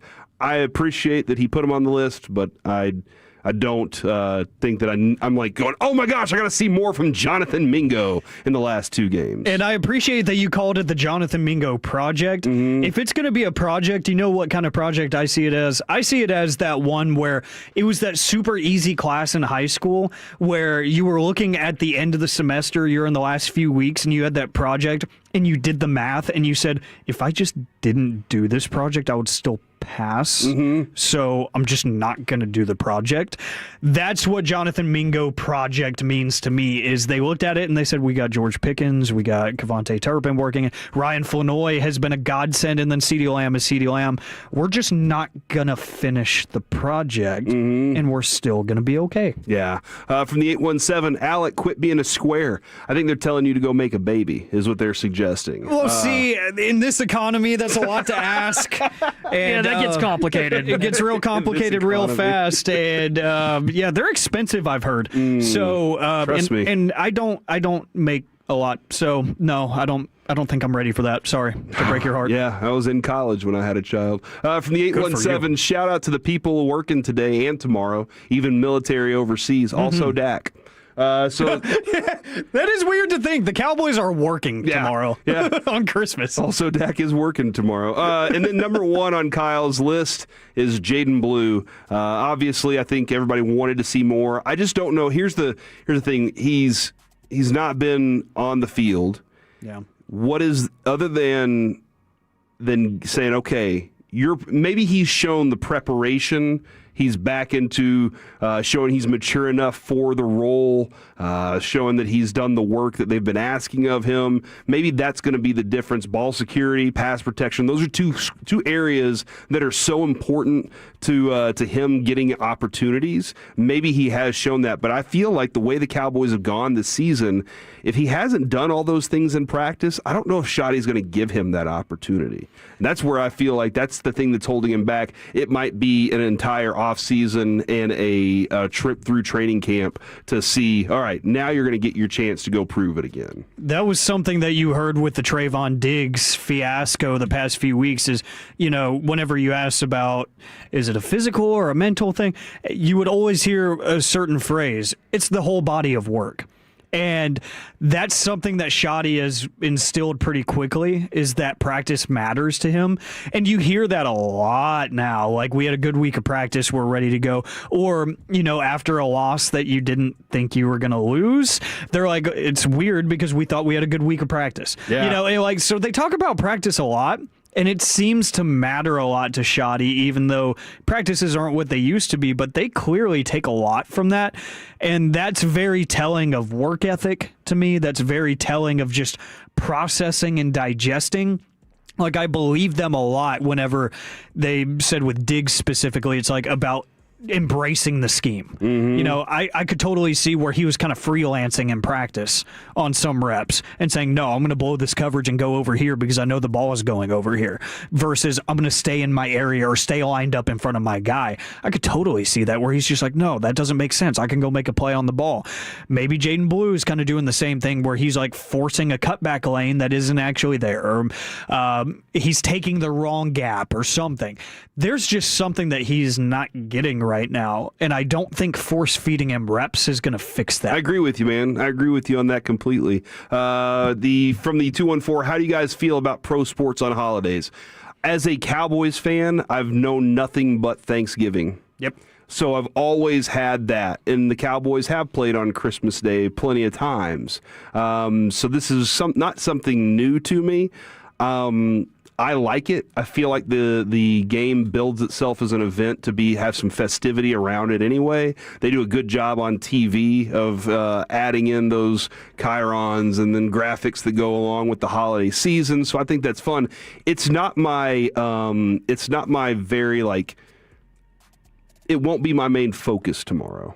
It'll be on. I'll be involved with it, but maybe that would be different. The whole family would want to be more focused if this was a winning season and they were heading to the playoffs. Sure. Even if they were they were in contention, but they had surpassed everybody and it didn't matter in these last two games, everybody would be in because they're like, all right, now what are we adding? What are we going to do?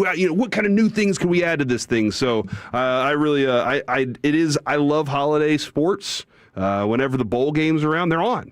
I know that the stadiums are a little more empty than it feels like they used to be, and that bowl season's a little weird now, but there are people like Carter out there that will continue to love and love and love bowl season college football. All right, guys, let's I wanted to dive in on this real quick. Luka Doncic. I know that's the name. It's the one that will haunt us forever, right? Voldemort. Is it? Oh yeah, the name. He who should not be spoken of. Luka Doncic is the most viewed NBA player across all platforms, across all media platforms out there. The league did this last year, and at the time, Luka Doncic did not appear in the top 10.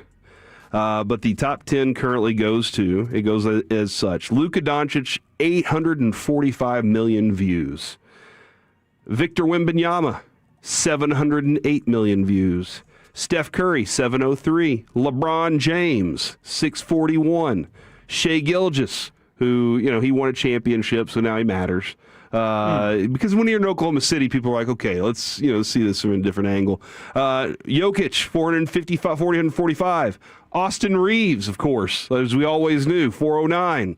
Kevin Durant, 331. And gentlemen, just ahead of Giannis Antetokounmpo, Cooper Flagg at 312 million views. We have a legitimate star on our hands. If you watch this dude play, I saw somebody on, I think it was MFFL, I can't remember. They were like, he's a sicko, and I love it. And watching Cooper Flagg, he's a dude who, Bobby says he doesn't do anything flashy, and that's kind of boring. I think the other thing I love about it, though, is he makes the right plays. He can dunk from pretty much anywhere, and then you add into he looks like he has this mentality of I want to crush you. Luka, that was the thing about Luka, was he wanted to embarrass you in front of everybody in the arena on any given play. Hey, what can I do to make you look like you're on skates and fall on your ass and then knock a three down in front of you? And that's what he wanted to do all the time. And it looks like Cooper Flagg doesn't have that, how am I going to do that? He's just like, I'm just going to figure out a way to get to the rim and destroy you. And that's something that I'm really enjoying about what this young player's bringing to this game, because it's an absolute blast. From the 469, what's y'all's favorite bowl game to watch? Kind of the championship game is my favorite one to dig in on. I always love the Rose Bowl, though, just because the weather looks amazing and it's just like a gorgeous setting. So the Rose Bowl's always been one for me. I got to be bittersweet about it now, because I was supposed to go to the Rose Bowl for the first time in January for a concert, and it got canceled because of wildfires. So now anytime I do see games there, I'm just like, I should have seen that already. And I get a little bit sad, because that is a bucket list venue for me. I have to see an entertainment or sporting event there. It is gorgeous. Like you said, the backdrop, it just looks picture perfect. every single time. So just the aesthetics alone of the Rose Bowl, I enjoy. And then I do enjoy the Cotton Bowl just because of, one, the heritage behind it, but two, it is cool to see AT&T Stadium packed out every single year, no matter who's in it. And I think this year's matchup is going to be interesting as well. So probably those two for me. Guys, let's play some game now. I want to get back into some game if you're okay with that. It is time for Christmas This or That. And we started off earlier with opening Christmas presents. When do you do it? Found out Hispanic holiday is awesome because midnight is the time. And they said, what was crazy was how many people texted in. They were like, oh, no, I can absolutely vouch for this. Yeah. This is how this rolls. And then they were just talking about how many presents there are and how much fun it looks like. So that's a lot of fun. So let's roll into some more Christmas This or That. Elf on a Shelf or no? Absolutely not. I think it's creepy. I think it's weird. I think it's stupid. Yeah, I don't enjoy looking at him. And we did it for 1 year at my house when I was growing up. And I know that it's just somebody moving him around, but it was creepy. What are you talking about? It was creepy. Yeah. And where's your belief? It got me to the point where, honestly, he was popping up in places I didn't expect, to where I was like, maybe he is possessed.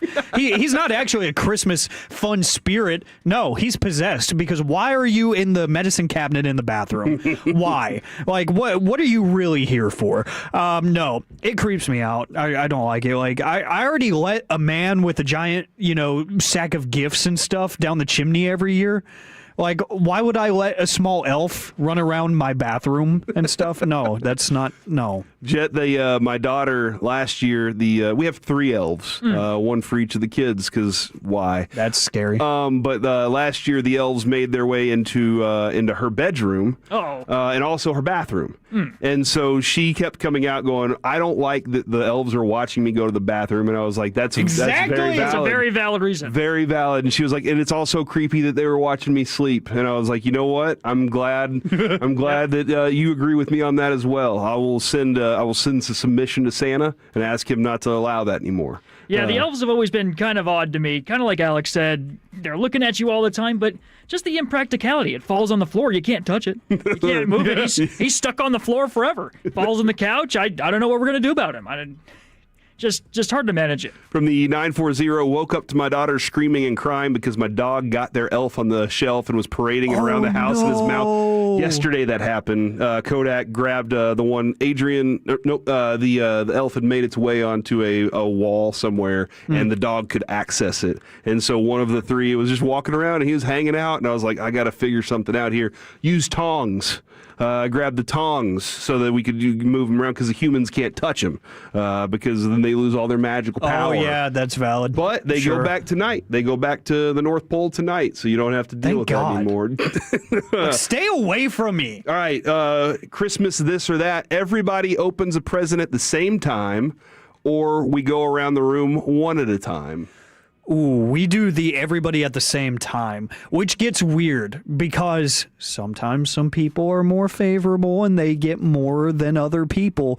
Or maybe one person got a couple of expensive gifts compared to somebody else is like, in the lower price range, so they got 12 gifts and one person got 8 because theirs are just more expensive. So there's less volume. So you kind of go through everything and you're just sitting there watching other people and you're like, I had my fun. Like, I have to sit here and watch. So it gets weird. That's how we do it. But especially because my dad goes all out for the women in the family. Okay. So they usually they usually get the bigger share of the gifts. I feel like mine is kind of done after a few minutes and I'm just watching. And I'm like, can I go eat breakfast or something now? Like, I'm bored. So Yeah. like, I'm not ungrateful. I get great gifts every year. But I'm like, okay, my part's done. Do I have to sit here and stare and not pretend that my stomach is growling and I need caffeine in the form of coffee? Jet? Yeah, my family's like, we do the one at a time thing, but they're very good at like the cue of like, all right, next person start unwrapping. Time to move on. We make it very quick. We're all hungry. We're all ready for the game. So yeah, exactly. We keep it at a pace at least. See, that was my growing up, it was always just all the kids go into the pit and just everybody rips them all open, and then hopefully somebody figures out, the parents are like, okay, all these kids had these gifts, and we figure it out, nothing gets lost. We do that. Adrian was like it was system shock whenever she came over to our house, because her family, it was everybody sits around, we get their little stack of toys or presents, and they one at a time, oldest first, and then to the kids. So the kids had to wait and watch the oldest for open theirs. So they would do it that way. And it would take 3 hours. Yep. It would take 3 hours for us with all these people to go one at a time around. I was like, way too much. I'm exhausted from all this. And but now it's kind of, I've been like, all right, I kind of understand it. I've tried to convince Adrian that it's a lot more efficient if we just go all at one time. Yeah. But she is against it. So that's the way that rolls. All the decorations in the house, or just a few decorations in the house? Do you want, like, I walked into a house once, every wall was covered with some sort of something, and they had a whole room full of like miniature Santa Clauses, and I was like, this is terrifying, but also kind of cool. It's very festive at the same time, but all those Santas were looking at me. And whenever I got home recently, Adrian had gone out of town, she decorated the house before she left. I didn't do anything outside. We had some sicknesses around the house, and just kind of got convoluted. But inside the house, the Adrian did a great job. I think it feels cozy. It feels like a different house for about a month. Yeah, we are typically the ones that decorate a lot in the interior of the house, but kind of like you, we just had a lot going on this year, so we didn't get to all of that. So we literally just have the tree up inside the house. That's all we have.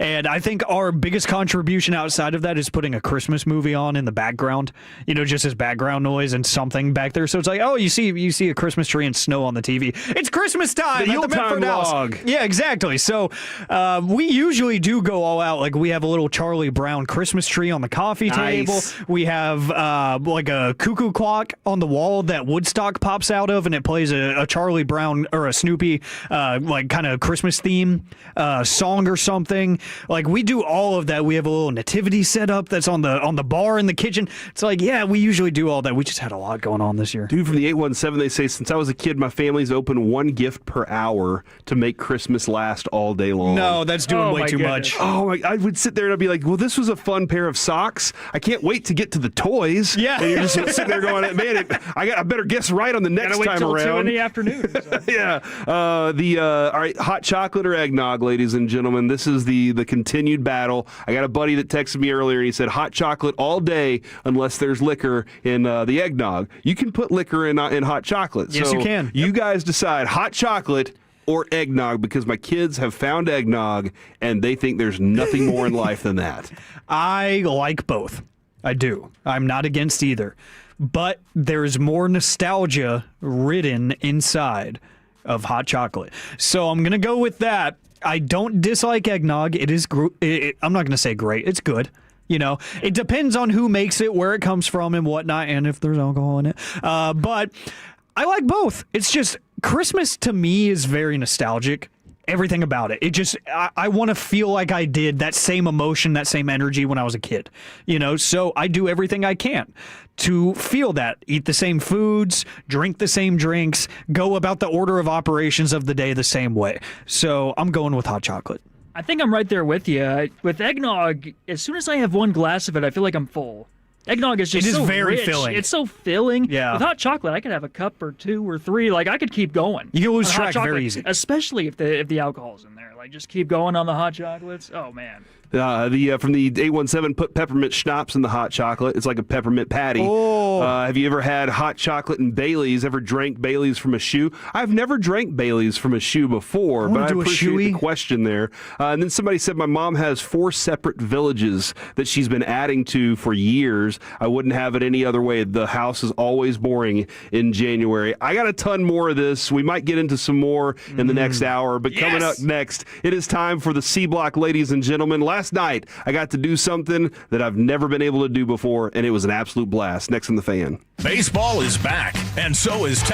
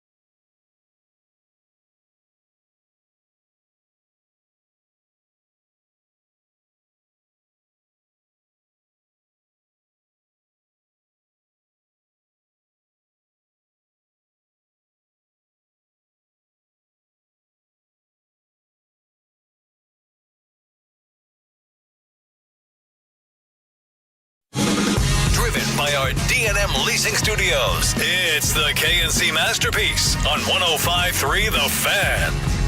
Back here on the KNC Masterpiece on 105.3 The Fan, and Alex looking at me like I'm crazy right now. A little bit. I changed deodorants this week, and things smell different. Oh, yeah, that'll do it. And I'm just like, is it BO, or it's just a different scent that I'm used to, so I keep checking. Sorry about that. I just realized what it was. All morning, I've been kind of checking back and forth, and Alex like, what the hell is this guy doing over there? Did he forget to put it on today? No, I've been in that same spot because I get tired of the gel ones sometimes, and I go to the more like the solid white kind of deodorants, and I'm like, I'm going to use this. Then I'm like, I'm tired of this. I'm like, does it actually work? Sometimes I also wonder if I got both arms. You know, sometimes your mind, you're just doing something, you go hit one, and you just walk off, and you Never forget. done that. A kid, obviously, kid comes in the house or in the bedroom and starts talking to you. Dog walks in and tries to eat the toilet paper roll. Something happens, and you're just like, guys, I need to focus because otherwise I'll forget to put deodorant under one of my armpits. If you're having a Merry Christmas, thank you for joining us here today on the KNC Masterpiece. No, we will not be doing Masterpiece of the Year today. I'm not sure when that's going to roll out. I feel like we did Masterpiece of a Lifetime during Peace-a-thon. We really did. That was a lot of fun to kind of go back and revisit some of those, so that's always good too. But no, not today, but that might be in the plans for next week. We'll see if Kevin and Alec can roll that one out. But right now, it is time for the C Block, ladies and gentlemen. Hit the music, Jet. Guys, as we roll things out here on Christmas, last night I got to do something. It was with my middle son, Carter. I was watching the Stars game, and Carter has never sat down to watch a hockey game with me. He plays football, loves football, and he enjoys it, but he doesn't even want to sit down and watch football. I'm like, dude, you really want to learn more? Watch these guys. They're experts at it. And he's like, I'd rather be out there playing. And I'm like, I get that. I totally understand. But he said, hey, Dad, do hockey players have offensive and defensive players committed to just those sides of the puck? And I was like, oh, excellent. Now, I do not consider myself a hockey expert by any means, but I've watched Dallas Stars hockey since they got here. When they arrived in DFW, I was like, this is fun. We were watching the Dallas Freeze whenever, before that, we would go out to Dallas Freeze games at Fair Park and check those out. And then whenever I started watching hockey on, what was it back then? Was it HSN or whatever it was back then? I was like, this is fun. I remember seeing one night, there was a big fight in the middle of the ice, and I think it was Andy Moog skates out to the middle of the ice and throws a puck into his glove and then slaps a guy across the face with his puck glove. And I was like, that was genius. But here's the deal. We didn't have the ability to run it back. We didn't have TiVo or whatever back then. So me and my buddy went, did you just see that? And so we both saw it and agreed that it actually happened. So that was really cool. But it was... He had this moment though where he was like, "Okay, can you explain?" I was like, "Awesome. All the guys are going to play offense and defense at the same time." And he was like, "Explain this to me." So I sent him to NHLlines.com or whatever it is. And I was like, "Look at this. This is a very easy way because you get to see the jerseys and you get to see how they're like lined up in their shifts and stuff like that." So I laid all that out there for him. And it felt really fun. And so the question is, what makes you feel like you really know something when you get to explain it to a noob? Because there are new people to sports all the time, and it's really fun to be able to explain something you know. Like, I know hockey well enough to explain the game, and last night was an awesome moment. There are some things I don't know that well, and my kids will ask me, and I'm like, we have to go to Google. But whenever I get to explain something to somebody who is legitimately interested in it, and I get to explain it to them, it really is a fun experience for me. What's the thing for you that when you get to explain something to a noob, you feel like you really succeeded in life? There's a few that come to mind. Obviously, sports-minded. Football is always fun to explain to people because there are so many different ideas and concepts and stuff. But the game itself, explaining, hey, you only have 4 chances to essentially score if you don't reset the downs. And it's like, okay, what is a down? Okay, and getting into that stuff, it's kind of fun. But outside of sports, like audio and music, like sound and music, I love talking about that stuff. And like the X's and O's of what we do here and how we are getting to your ears right now, explaining what I mean, I'm only 24. In January, it'll be 6 years that I've been here. Like, I don't have as much knowledge as, Tim Collins and this stuff. But when it comes to the technical stuff, I could explain that stuff to people all day, and especially when it comes to music. I'll start breaking down music theory with you. I'll start telling you about how the reason it sounds like this, I had music teachers in elementary school that were swearing that I have perfect pitch, but I don't know any of the keys or anything or any of the notes. I can't tell you, but I can identify and I can replicate sounds. I just can't tell you what they are. So I love stuff like that, where I can break down a song and be like, the reason they progressed it in this way, or I can pick apart the elements of a song and be like, all this synth stuff is cool and it sounds all 80s and funky, but if you really listen, this entire progression is built on one strum of a acoustic guitar. And like, I'll be like, just listen to 5-second chunk. And somebody hears that one stroke of a guitar and I'm like, see? It's built upon one simple strum. And then they add all this stuff on top of it to make it sound even cooler than it really is when it's just one note that they built the entire chorus on. And it's a song that's gone, triple platinum. It's like, it's a lot easier than you think. It's a lot simpler. It's the same ideas just getting recycled in different ways. It's like if you took a Lego set and you built it with different colored pieces, So like I start explaining that stuff to people. I'm geeking out right now. I'm like, I can see it in his face. I'm like, I love this stuff. It's fun. I get into it. From the 972, can y'all explain icing? Basically, icing when a player shoots the puck from their side of the ice to the other side of the ice behind the goal. Once it crosses that line, they say, all right, that was icing. Now, there are some times where they'll wave off icing and all that stuff. It was to eliminate milk in the clock. Is what it initially was kind of created for. And it was also for safety purposes. But yeah, they were basically saying, we don't want teams to just be able to send it down the ice. So the clock stops once they call icing and the puck comes back over to the other zone. And so they got to deal with it that way. So that's what icing is essentially. It's it feels complicated. It's really not. And once you understand that it's basically just kind of saying, all right, y'all send it down there. That's why you see two skaters also, they'll race down the ice with each other trying to beat it. It's always a lot of fun to see that. But that is what icing is essentially. From the 945, I enjoy explaining football to my now wife of 6 years. LOL. I don't know if they're laughing about the wife of 6 years part or explaining football to her. My wife does not care for football. She enjoys that I enjoy football. She enjoys that I enjoy sports. She knows all that, but she's not trying to dive in and be like, I got it all figured out. She has so many other things that she's interested in. Sure. And I'm like, hey, look, if you want to ride along with me to these games, you can.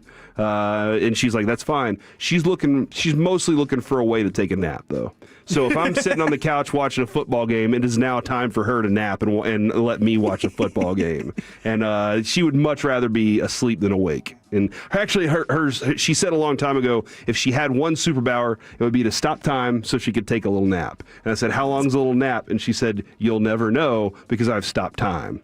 And I was like, wow. Genius! Yeah. She was, so in her mind, it could be 7 hours. And I've always said she needs her 4-hour nap every Saturday. So that's a deal there. Jet, do you have something that you feel like you love to explain to people? I feel like one that always makes me feel like I'm a good technology guy is when you have to call or the parents call you and they're like, how do I get this TV to work? The new smart TV, it'll be like, I can't even get to the source anymore. Then I have to log into something. So when I get that call, I'm like, all right, let the man handle this. You feel like you're an expert in the field. I like that. I feel like an expert whenever I get the remote call. Yeah, and that is, I am now at a point where with the kids, I'll be like, something happened to the sound on the PlayStation. Boys, what do I do? And they'll come in there and they'll be like, oh, yeah, sorry, we adjusted this and we turned this off. And I'm like, thank you very much. Now turn it back and don't ever do that again. From the 469, being from upstate New York, been married to a Canadian, I've played and understand curling. So being able to explain it to Texans around wintertime of Olympics is fun for me. I love curling because it's like one of the sports where you can put a keg on the playing field and it keeps your beer cold, and you can also enjoy, like, it's not too athletic. You just have to be able to squat down and slide. And you know, but it's large shuffleboard, and I love shuffleboard too, so that's fun. From the 469, watching combat movies, I explained to my children what rifles cannot do, and what motors can and cannot do. I like so that's that. awesome. From the 214, as a plumber, I enjoy the look of surprise on people's faces when I tell them that we are solely responsible for medical gas. I have no clue what that means, and I feel like I need more of an explanation. The plumbers are responsible for medical gas? I'm just as lost as you are. That's why I'm not a plumber. Got a story about a plumber. He one of my plumbers was they had a clog at a house that he went to, and he found a device that men will use in order, a contraceptive, if you will. And he was like, "Oh, here's this." And evidently the husband was like, "Well, I don't use those." And that became a problem in that household. And he was like, "I'm done. I would like to collect my check and get out of here, guys. I'll see y'all later. Sorry about that." I wonder why that would be a problem. Kind of like someone else's truck in the drive. Yeah. From the 512, I unfortunately taught my wife how to bet on sports, and now we have a serious problem. And she's good at it. It's fun, though, right? Exactly, yeah. But then again, betting is never, you're not good. Sometimes the betting gods get after you. So sometimes you're just lucky. From the 817, I enjoy teaching noobs the basics of firing a weapon. When they actually hit the target, it brings me tears of joy. That's nice. Yeah, when you see somebody succeed at something, that is fun. The plumbers, by the way, install the piping for gas lines at hospitals. And from the 214, nitrous oxide, oxygen at a hospital, vacuum at the dentist. Okay, I see where they're kind of going with that. Okay, that makes sense. I really appreciate it. You had to break it down into human terms for me. Give me examples. Yes. Use it in a sentence. Do y'all have a wild card in your family around the holidays? Oh, yeah. Who's your wild card in your family? I've got two, and for totally different reasons. Because Colby, Kevin's always said this. He regrets not going to Thanksgiving for Colby's family because somebody got stabbed over a couch and police had to be called. And he was like, I should have been there for that moment. Obviously, Kevin loves drama like that. And I agree. Every time Colby's ever told us about those things, I'm like, dude, I don't know why I don't go to your family. But I had a wild card. It was my uncle. He would show up and he would wear, it's 30 degrees outside. He's got a sleeveless shirt and those coat shorts on, and he'd show up and be awesome and tell funny jokes, and it'd be stuff that my mom definitely did not want me to hear, but I cracked up, and I just loved that uncle. No, he's no longer with us, rest in peace, but he was the wild card, and sometimes I feel like I got to replace that a little bit, I like that, and I feel like I'm kind of taking on the role a little bit because my dad ends up being the biggest one because of the things he will say. He will say the quiet part out loud every single time. What everybody is quietly thinking about a story, about a situation, about an outfit somebody's wearing or something, my dad at some point, and this is totally sober, he doesn't drink in front of the family or anything, he will just finally, it will be sitting on his mind so long that he's like, I gotta say it. The intrusive thoughts will win. And sometimes it hurts people's feelings. And there's been some interesting situations where we're all thinking it, and then he'll finally it'll get a little quiet and he'll be like, and I'm like, okay, here we go again. He's that, and then one of the cousins, I don't know who's listening right now, so I'm not going to go in detail. All right. But one of the cousins definitely is too. Yeah, you hear that, John? Is it John? No, not even close. All right, okay. Wrong gender. Sandra. Not Sandra? Pretty close. How many Sandras are out there nowadays? That's a good question. From the 817, we did, but they are not surprisingly all dead now. Okay, I get it. It happens sometimes. That's what the wild card can possibly be. Coming up next here on the KNC Masterpiece, NFL quarterback rankings, what happened with Texas high school football, and some more Christmas this or that if you want to get into them. Next in the Fan.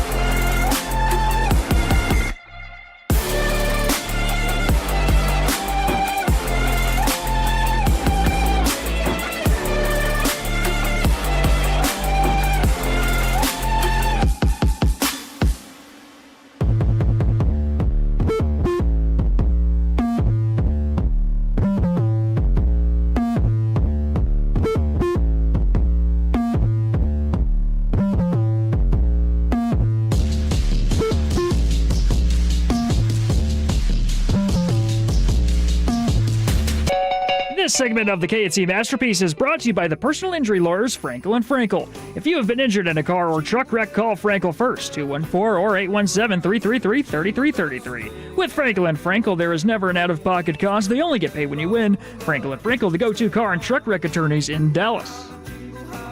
Back here on the K&C Masterpiece on 105.3 The Fan. Somebody texted in and said, I've been a chef for 15 years, so I enjoy discussing and teaching about food and cooking techniques. For me, when it comes to that, like my kids, I specifically have to say, I'm going to prepare this meal with the kids.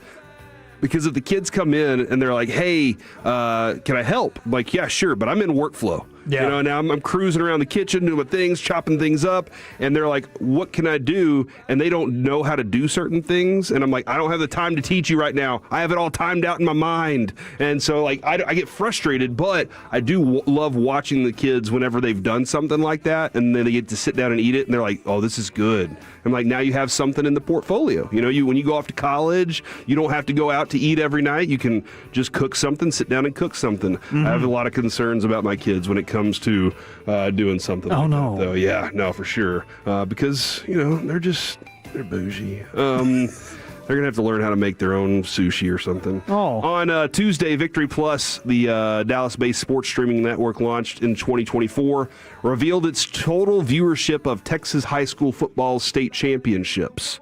The network announced that over a 4-day event, 2.1 million viewers tuned in to watch the Texas High School Football State Championship, streamed exclusively online for free at Victory Plus. Wow. The metric was tripling Bally Sports' 2023 viewership of 250,000, and the network posted on social media that it passed 1 million viewer mark on Friday. So they quote, their goal with the Victory Plus has always been to put the fans first by making the games accessible. The unbelievable numbers from the championship games confirms what we've been believing. Removing barriers drives fandom. By eliminating the paywall, we've unlocked a level of engagement that proves free access to the most powerful tool we have to strengthen the bond between a sport and its community. And you got games like Duncanville and Galena Park North Shore, and You've covered high school games.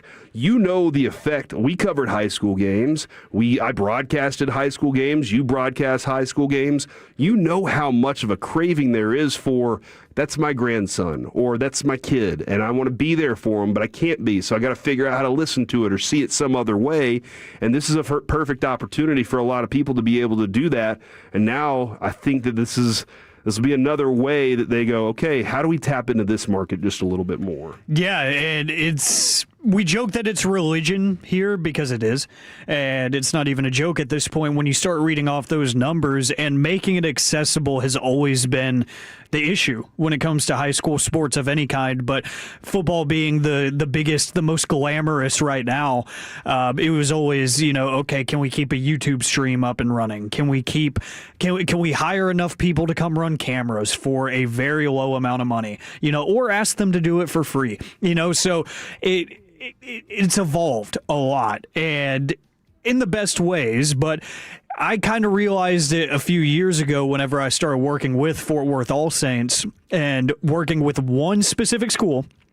Our stream is it's a home broadcast. It's like you're listening to Brad and Babe right here on the Fan for the Cowboys.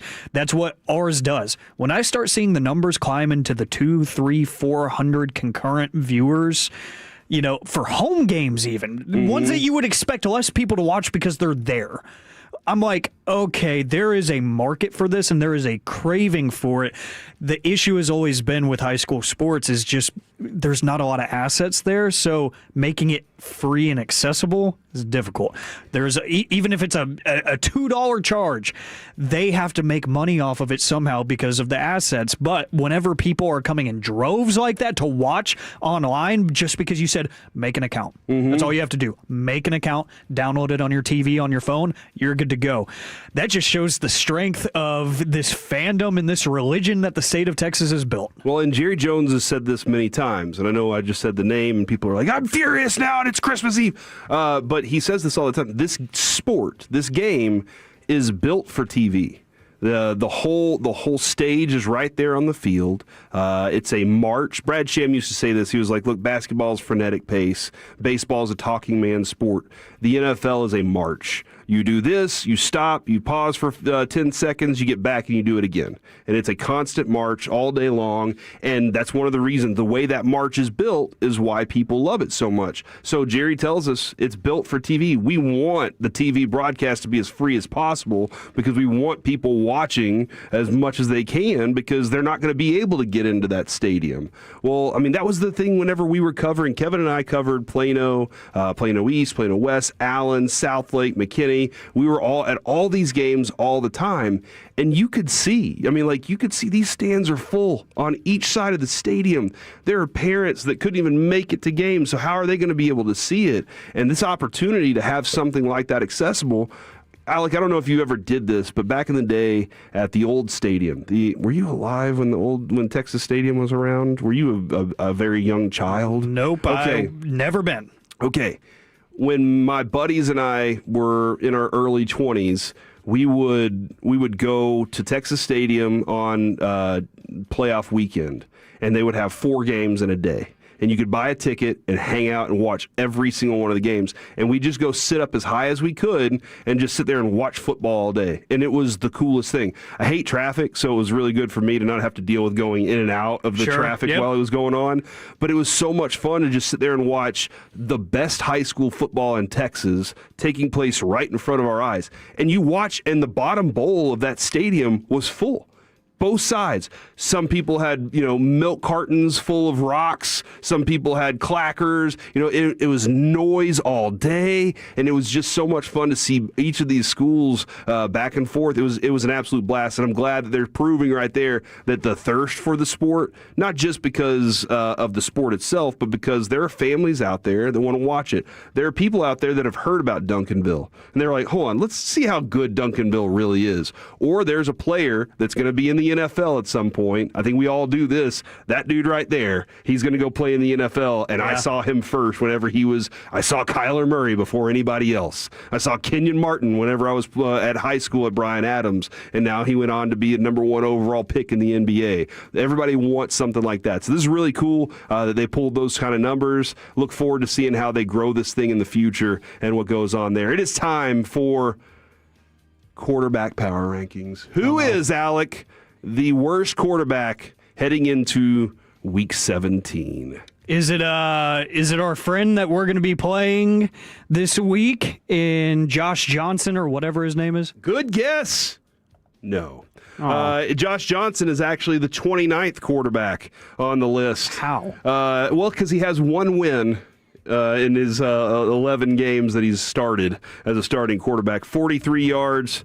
He had a tough one in the last game. 43 yards and an interception, 5-9 passing. Not very fun for him. Yeah. He is the oldest starting quarterback behind Phillip Rivers and Aaron Rodgers and Joe Flacco now, though. That's wild. Wow. That's wild. He's been around that long? Got 3 40-year-old quarterbacks rolling around out there. Oh. Does that tell you how bad quarterback play is? Oh, yeah. Outside of the cream of the crop, everybody is dispensable at this point. Choppy had a rant the other day and just destroy. He was like, we are doing a terrible job of developing quarterbacks at the high school level. Every high school quarterback coach should be saying, hey, how do I develop you for college instead of how do I win a game by having you run all over the field? Yeah. You actually need to be a deliver of the ball thrower. That's what you need to be out there. No, the worst quarterback in the NFL, according to CBS Sports, Max Brosmer. Who threw one of the dumbest interceptions I think I've ever seen. And he threw no touchdowns and 4 interceptions passing against the Seahawks in that game. That was his only start. So because of that 4 interception game, they're saying he's the worst. Next up, Brady Cook for the Jets. Yeah, we're starting to throw out names that you're like, who? Quinn Ewers for the Dolphins, and Chris Oladokun for the Kansas City Chiefs.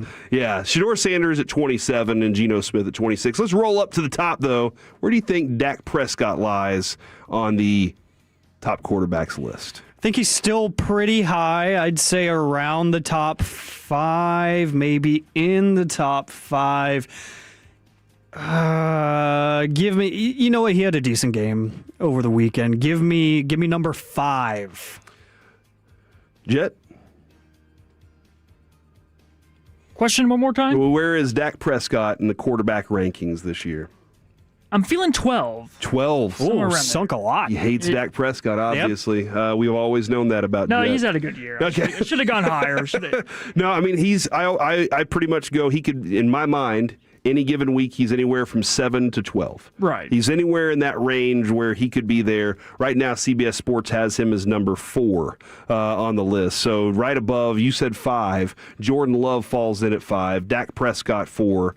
Josh Allen at 3, Drake May 2, and Matt Stafford, who I think we all believe right now is going to wind up as the MVP for this season, falls in at number 1 with 40 touchdowns and 5 interceptions, a 112 passer rating. He is 4 yards in front of Dak for the season leader in passing yards. So I'm very curious to see, because Matt Stafford is they're going to need that last game to wrap things up, most likely, to be able to figure out some of their placings and everything. I wonder if Matt Stafford's going to be out there for the entirety, and if that changes the approach with Dak Prescott. Let's go ahead and dive back into some Christmas this or that, because that's where my brain is, gentlemen. We are nearing the end of the show, getting ready to talk with the G-Bag Nation. Got Woolchuck and brought us out there, making sure they're getting all their work done. Lucius making sure your ear holes are going to be prepared for hotness. But guys, let's go ahead and dive in. Santa wraps presents or no? What do we mean by this? What really happens? When you wake up and Santa has the presents out there, are they wrapped? Oh, yes. Or are they not wrapped? Yes, they are wrapped. And each household's different, children. Yes. And in my household, whenever he stopped by our house, it would always be a way nicer and fancier style of paper. Ooh. So it, like they were always left by the fireplace away from the tree. So we always knew that they were over there. Those were Santa gifts. But they had the kind of chromium attachments on the paper, where certain elements of the design were reflective, and it was the super thick paper that RJ Choppy likes. Oh yeah. And all the paper and all the gifts from mom and dad were just the regular Walmart paper and stuff. But the fancy stuff came from Santa. So yes, absolutely, it was always wrapped, and if it was too big to be wrapped, it would be in one of those drawstring bags, gift bags. Amazon does now? Yes. Yeah, it would be one of those. So it was very easy to differentiate what was Santa's work and what was mom and dad's work. You know what I think is crazy about those Amazon bags is they don't pull the same way as regular those Titan bags do. There's some weird way you have to do it. And I'm always like, how does this open up? And my kids can never figure it out. I'm like, just cut it open with a knife. Huh. Jet? I'm thinking that's aggressive. Mine's a little different. Santa likes to confuse us. He'll put one present out there that's your big showcase gift. Ooh.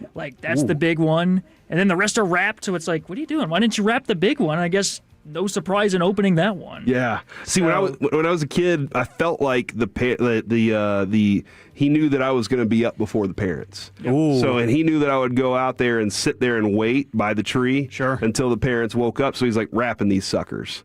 My kids, it turns out Santa Claus every year papers the wall, the entrance, the door, so that the kids can't get out without mom and dad knowing. That is genius. So they have to wait for us to get up and get out of bed before they can go into the living room, and nothing's wrapped. That is seriously genius. That is pretty genius job, Santa. I appreciate it, because they know my kids. He knows exactly. Knows everybody. From the 903, no, Santa does not wrap gifts. And from the 214, you serious, Clark? Hey, I watched it last night, and I don't know how that movie holds up, but it absolutely does. It's so much fun still to this day. All right, guys, this is a big one. Money or thoughtful gifts? Okay. This is where I have to dial up my moral compass, because it's tough. I'm not the richest person on the planet. Money is cool, and I appreciate it very much when it is gifted to me. But I am also a very sentimental person. Mm-hmm. So I enjoy when something is very thought out. I take notes on things that people like and that they mention throughout the year. I have stuff, because some people are like me. Whenever it's hey, give me a list for your birthday or Christmas, it's I don't know what I want. No, I'm right there with you, dude. I don't seek anything out. So I start taking note of like, oh my gosh, I've always wanted one of these back in April. And it's like, okay, my notes app is literally just tabs of people, like important people, like my dad, my sister, whatever, because they'll never tell me anything. The lady has the longest list. I'll show you, Corey. There's all kinds of stuff that I just take note of. And I'm like, I can win the birthday, the holiday, Valentine's Day, whatever it is. I can win it by getting that one thing that they mentioned one time. Yeah. You know, and they're like, how did you know? And I'm like, I just know. Because I listened and wrote it down. Exactly. So because of that, I love the thoughtful gift. It could cost you no money. You could have re-gifted it to me, but you're like, dude, he would have loved this. You put some thought into it. I like it. Yeah. Jet, money or thoughtful gifts? Oh, man, it's tricky. I like how he compared it to like a battle. Like, I got to win this gifting situation. Oh, yeah. So, like, yeah, I'll always tell someone, like, money's perfect, gift card perfect. But then that gives me the chance to kind of get back at them with a thoughtful gift. The big one to my family this year was just wedding pictures. Back from my wedding back in May, just slap me and whoever I'm gifting it to on there. Yeah, I've been married. You didn't invite us? Since May. You didn't invite me? Yeah, that was crazy. I started here in June. Kind of messed up, dude. Alec, yeah, he could have been there. Okay, yeah. all right. Yep, I'm gonna knew him since 22. We did the same thing one year. That was a really good idea. That's a good one. Yeah, you just throw the photos in there. Hey, Mom, there's us dancing. Yeah. Boom, picture. And then it's on their nightstand for the rest of their life. Oh, yeah. You know, and you get to walk by it and be like, I remember that night. See, that's how it is with the grandparents in my family. Is if you get some nice pictures done, you get them printed out for them. They're like, it's going on the wall and it is never coming down. We did that maybe 15 to 17 years ago, and those pictures are still hanging on the wall of me and the cousins at a Walmart behind a white backdrop, you know, with no fancy clothes or anything, just pictures done randomly. They love those. Last one here. We might do some more in the crosstalk with the G-Bag Nation, but Nutcracker. For decoration or for actually cracking nuts? Decoration. I collect them. I love them. Yes. I love the themed ones. And I got the email from Whataburger the other day that they have one. And I'm like, it's taking everything in me to not impulse buy that because I already have way too many. I have crates of them. I have a lot. I have a lot of nutcrackers, and it's become a problem. So I don't have enough space. Too much stuff, not enough space, and I'm going to eventually move next year. So I'm like, I need to stop buying stuff that takes up space that's not going to be out all the time. So I'm like, I got to stay away. But yeah, they're decoration. They're cool. Yeah, we've collected a few of them over the years to the point where my daughter, during Mother's Day in May or whatever, she was like, let's get a nutcracker. And I was like, I don't know where to find a nutcracker right now. All right, coming up next, fellas, it's time for the G-Bag Nation to join us for Crosstalk next on The Fan. Coming up tomorrow morning on Sean and RJ, Merry Christmas. Fred and CA have got the Specs tailgate getting you set.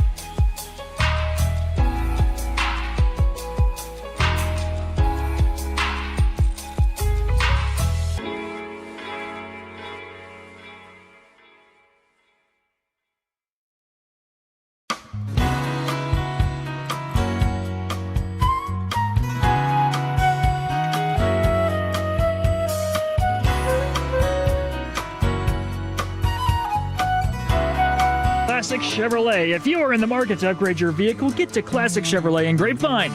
Back-to-back #1 Chevy dealership in the world. They got more new Chevys than anyone, all priced to sell. Visit ClassicChevrolet.com. This is Texas. This is Classic Chevrolet. Together, let's drive based on new Chevrolet registrations 2023 and 2024. Back here on the KNC Masterpiece on 105.3 The Fan. This is Crosstalk with the G-Bag Nation, brought to you by D&M Leasing. Jet, got to give you a compliment. Nice work on the music throughout the day. I've always said it's hard to match Reggie's. Reggie would always play like the trio from Snoopy and stuff like that, and it was always really nice, easy jazz stuff. He's done a good job. Congratulations, Thank you, Jet. sir. First time working with Jet. I don't know if you guys had an opportunity yet. Yeah. No, he's been on our pre and post game show stuff too. Yes, yeah. right. Cowboy That's right. stuff. Good Quality kid. job. Quality job. Speaking of pre and post game show, you guys will be after that tomorrow. Are y'all is this game, are you ultra focused on this game? I know you guys you don't take a game off, but true professionals. Is it I know you're getting paid to do the job too. Yeah, you're that's getting very paid a important lot part. of money to do this thing. Yeah, this is more than we would get for radio. So Okay. yeah, it's trying to worth beat it. Washington, man. Yeah, it's keep everybody upright game and hopefully come out with a victory. I appreciate you shouting me out. I was listening to you guys earlier talking about the media side of me and the football guy on the other side. Yeah, it's an interesting thing you threw out there yesterday. It's really I not enjoyed that. interesting. It's not interesting at all, Majors. It's just, it's just It was crap. interesting to me, Broadus. Damn it! It's crap, man. It's all crap. It's crap, man. I've taken the landman approach about my life. Yeah, I think I a little can bit. tell. Yeah, it is. I feel like Tommy a lot of times. Oh, no. I'm just putting out fires all that, But no, it is.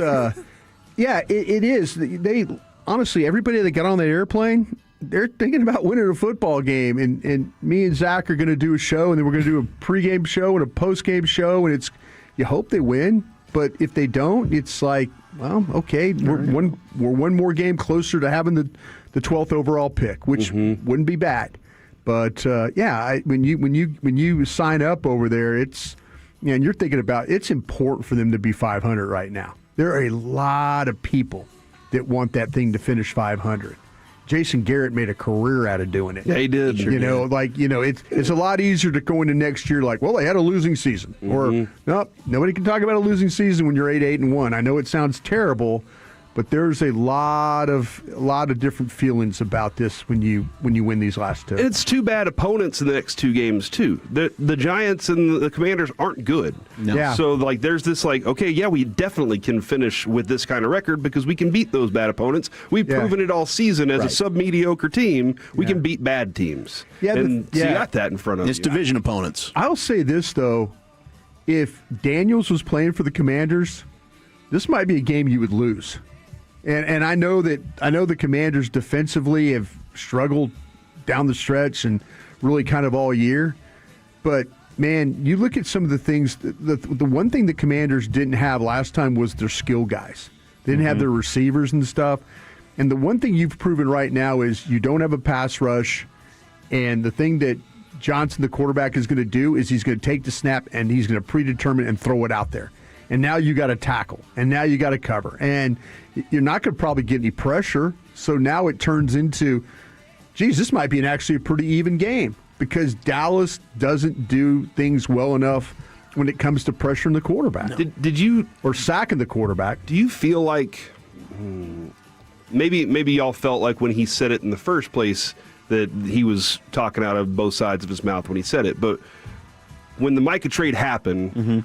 We can scheme pressure. At the You feel time, like you were lied to? I mean, yes, but I also don't know. I felt like the whole time they were talking was kind of gaslighting the fans anyway with we made the trade to stop the run. It's like, guys, come on now. You did this a week before the season. If that was a priority for you, you would have had a better plan in place for this anyway. That's kind of how you're selling this right now. But I did expect the pass rush to be better. Like, you have a guy in Dante Fowler that's put up double-digit sack seasons. Sam Williams, we've seen him have pretty good moments throughout his career. I thought that they would be better in terms of pass rush. Donovan Ezeraku, I thought, could have been a 5+ sack guy for you. He's got 2 so far this year. I kind of thought it was 6 to 8. Okay. 6 to 8? Ooh, I mean, this is I wouldn't have fought you and said he's capable of it for sure. Coming out of the draft, I really liked him. I thought, man, the learning curve is not going to be steep for this cat. I got an argument with a texter.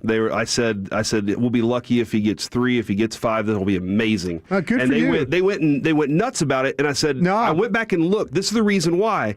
Rookies are in the 3 and 4 range, and in that round too, I was surprised by it whenever it happened. Yeah. But I've liked to watch him grow, and I understand where you were like, man, this high end could be great. Yeah. I just felt like this is just the average of what most rookies deal with. No, you're right. I mean, he's 3rd in pressures. It's a tough league and quarterback hits. You could have thought about it with him and Micah Parsons together. Yeah, for sure. You know, but man, he was in college. He was a good run defender, much better pass rusher. In the NFL, he's been a good run defender, and right now, kind of really like a below average when it comes to being able to finish. There are times this compromised offensive lines.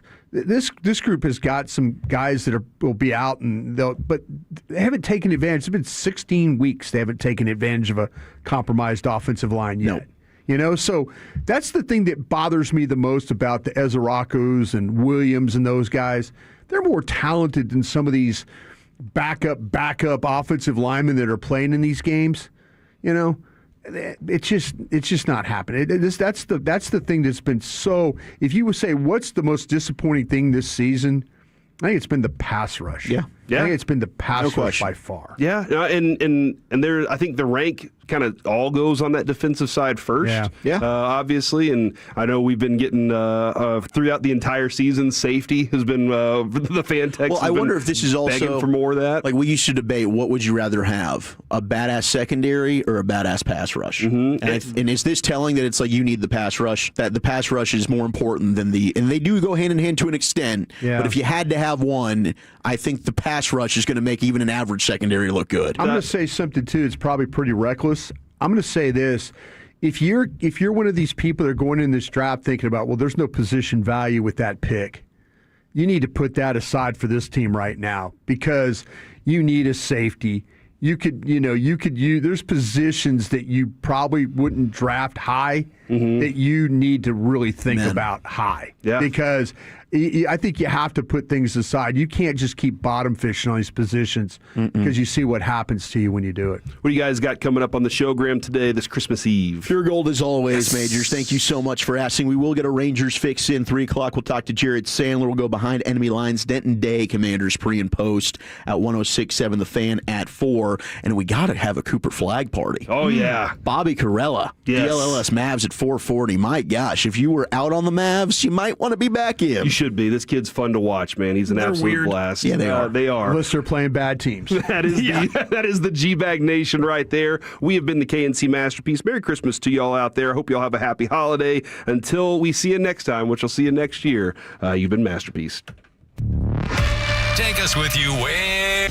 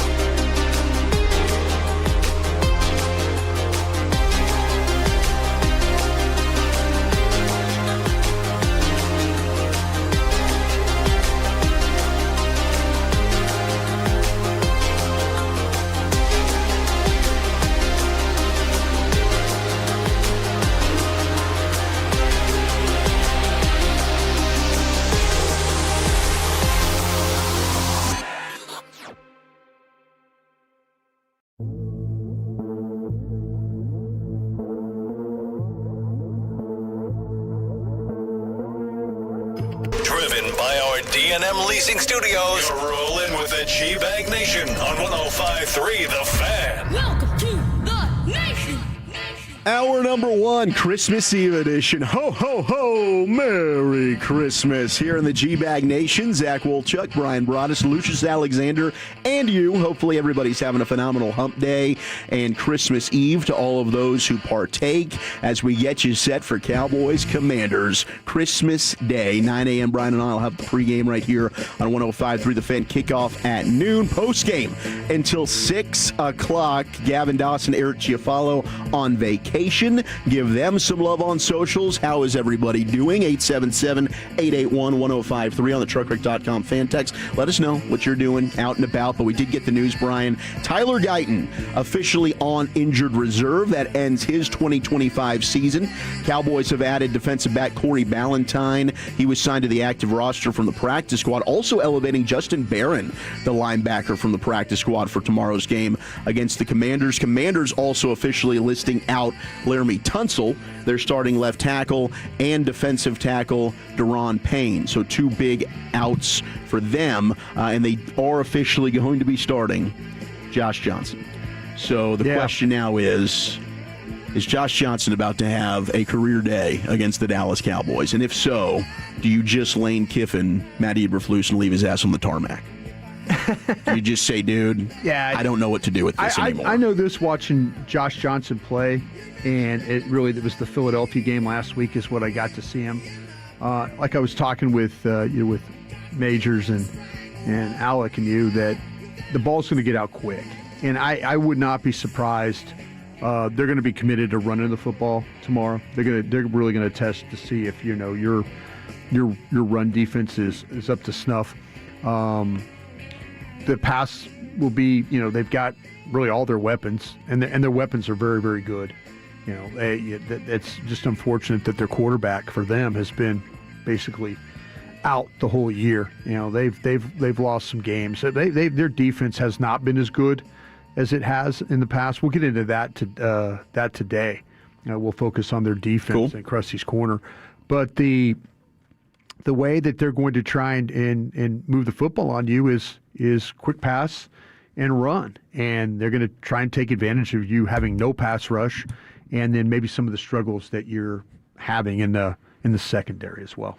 The questionable, you have Tyler Booker with the ankle, Kalen Carson with the hammy, Ryan Flanoy still questionable with the knee, and him not practicing yesterday, I was wondering about that one, but Quinnen Williams also is the other questionable player. He was close on Sunday. Hopefully he's back, but I guess at this point of the season, since you're eliminated, there's no need to push it. Javonte Williams, full participant today, so he does not have an injury designation. Kalen Carson's one of these guys, man. I'm starting to, is he just going to be a hurt guy forever? Because we liked him coming out, but if he's not available to play, and then when he plays, he hasn't looked great, but I also think that's, he's in and he's out of the lineup. He can't build any type of consistency. Yeah, that's the biggest issue with Carson so far. We kind of thought maybe, guy had third-round ability. You watched him play at Wake Forest. He was competitive. He was tough. He would tackle. You watch him in coverage, man, zone, played well. Cowboys really thought they stole a guy there. And unfortunately for him, though, he can't stay healthy enough to play. And you wonder if, in fact, that this game is too big for him. You wonder that. That's the things that I kind of now when I watch him play, or when there was a time early in the year where when he came back from injury, he looked like he was okay. Okay, he was. The movement, the cover skills, and all that. Arizona played well. Vegas played well. Yeah, but then all of a sudden, when you have to rely on him to play and go out there, he can't answer the bell, and that's unfortunate. Availability is your best attribute, and he doesn't have that right now. And so, when you start to talk about defensive backs, he should be one of these guys that is out there playing right now as a young guy. He just but he can't answer the bell for you, and that's the unfortunate thing. It's amazing how that position over just like 18 months, it went from, okay, they've got this thing figured out. You've got Bland for the future. You got Diggs for the future. They drafted Savone Revel. You're thinking, all right, you can kind of slow play him, ease him into it. Maybe Kalen Carson will develop into something. And now you have question marks on everyone. I mean, I'm hoping Savone Revel's definitely a guy these next 2 games I'm going to be watching. I think everybody will be. How does he bounce back? Short-term memory, right? You need that as a corner. He went 14 months without playing football. I just want to see improvement from him. How's he moving on that knee? I know that brace is giving him issues. He acknowledged that in the locker room, and he's going to have to deal with that the rest of the year. Hopefully he can get off of it next year. But those young type of players are who now, when there's nothing left to play for, I know the offense, they're going to go out there and do everything they can, Dak, to win games. But Savone Revel's certainly one you're looking to see, hey, can he make some positive strides these next 2 games? Yeah, the thing with Revel, he is one of those guys that I really don't worry about him because I've seen him play before in a way, playing a very, very high level, play with grit, toughness, chip on his shoulder, tackle, knock balls down, drive on balls. The brace is a problem for him right now. Yeah, I mean they're doing all they can to kind of get that thing squared up, and he's trying his best. It maybe moves on him a little bit. It slips a little bit. I mean, it's not an easy thing to have to do with, but that's the hand that's dealt with him right now. I'm grateful for the fact that he's out there playing. I'm glad he's getting experience. I'm glad he's getting the opportunity to be a part of this, because there was some question. In training camp, he was working really well with Britt Brown, doing everything he had. And then they had a little bit of a setback there. And then now he kind of had to start things over again.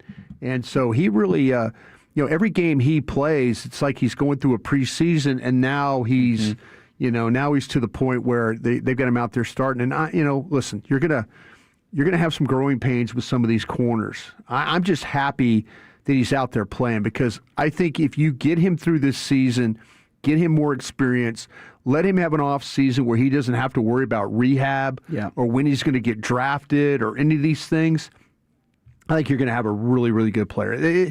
You could tell it's important to him. Give me that guy that's got the makeup, the character, and the desire to be really good, and I'll take my chances with those guys all day. 877-881-1053. We got a text from the 817. Hey, in case I forgot to say, Merry Christmas, everyone at 1053 and beyond, to all the ears you are touching today. Love you. Appreciate you. And I don't know the answer to this question, 682. They put 3,000 on 8.5 wins for the Cowboys. Mm-hmm. If they finish at 8-1, would that be a push? I think they're going to take you for a loss. I think you had to hit 9 wins or you're going to lose the bet. I think so too.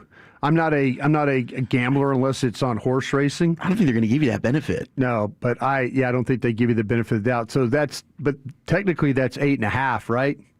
Ties considered a half. Maybe you'll get that. It might be a push. That might be a push though, if you think about it, because 8. Yeah, that might be a push. Yeah, that could be. It probably just depends on where you placed it. But I think maybe you could argue your way into that, boys. If you were out on the Mavericks, it's time to get back in. Mm-hmm. Cooper Flagg has been absolutely incredible. He was brilliant last night. So was Anthony Davis. I mean, both of them 30-plus points. Mavs rally. They beat the Nuggets 131-130. AD with 31 and 9 to go along with 3 steals and a block. And then you have, Cooper Flagg has just been unbelievable. 33 points. He's 4 of 6 from downtown. We were talking about that 3-point shot. Well, he was red hot to start the game from 3. He was feeling it. The Joker saying he's just mature, wise beyond his years out there. I mean, the guy has been on an absolute tear statistically when you look at these Cooper Flagg numbers. And hey, they're 12 and 19. They're 9 and 9 at home, but they have found a way now to beat Detroit, and they found a way to beat Denver in what was an incredible game last night. It was incredible.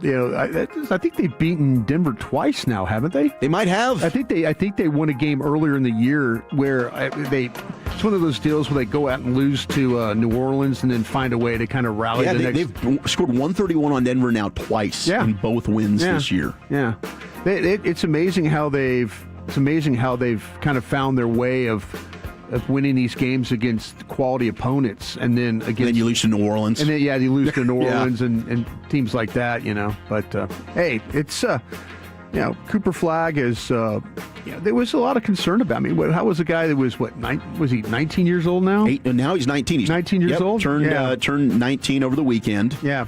But I mean, he had 33, 9, and 9. He had a season high 4 threes. He's now 5 of 7 from 3 since he turned 19. Yeah. That's in 2 games. Yeah. He was 23.4% from behind the arc prior to that. At Duke, he made only 24.4% before he turned 18. Yeah. And then after that, it spiked to 44.7%. Yeah. So if this is anything like last year at Duke, he's going to go on a tear now from 3. I mean, his last 5 games, he's averaging 27.6 points a game, 7.2 boards, 5.6 assists, just under 2 blocks a game, a steal a game. Well, he's been unbelievable. Well, him not having to handle the ball as a point has been. Which, my gosh, that was foolish from the get-go. Yeah, it's foolish. That was kind of wishful thinking there, but they quickly were able to adjust, so good for them getting that done. 9 for us is definitely not a push. That's a loss. You have to get to 9 wins. Been sports gambling for over 30 years. I would trust them. And no 682.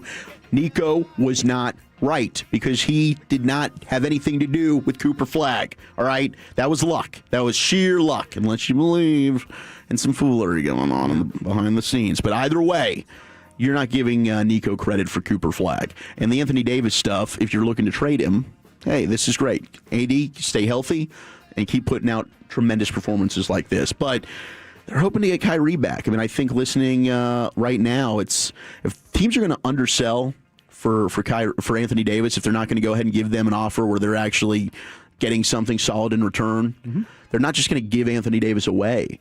So they'll wait till Kyrie comes back, and then they'll play this thing out, and you never know. But the way Cooper Flagg is playing, I think should have all Maverick fans right now super, super pumped for the future. Yeah. He's been incredible. Yeah, he has been. I mean, he was, there was so much made about him coming into the draft, and where, people saw him as a player, as a potential what he could be for a guy so young. I know, it's crazy. He's really adapted to the NBA game well. And you could tell he's out there, he's having fun. He's competing he doesn't look. His teammates love, you could tell his teammates love playing with Absolutely. him because of just the way that he gets things done.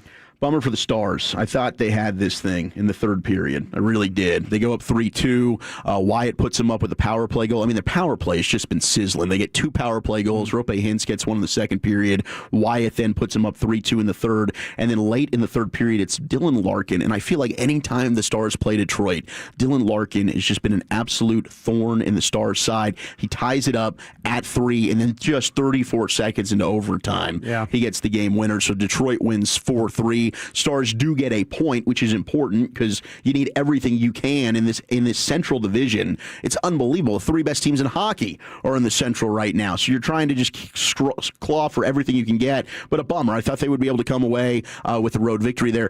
NHL, now they're going to be off till Saturday. They're taking a nice little break there, so you won't get your hocky fix until Saturday. Staying out of the way of the NBA and NFL. We're not going to compete with everybody. Yeah. We're just going to take a little break here, and everything's going to be okay. We'll let those guys duke it out for supremacy here. No big deal. And it's going to be a bummer because tomorrow, now the NFL, the Christmas Day games, I mentioned Josh Johnson starting. It's official.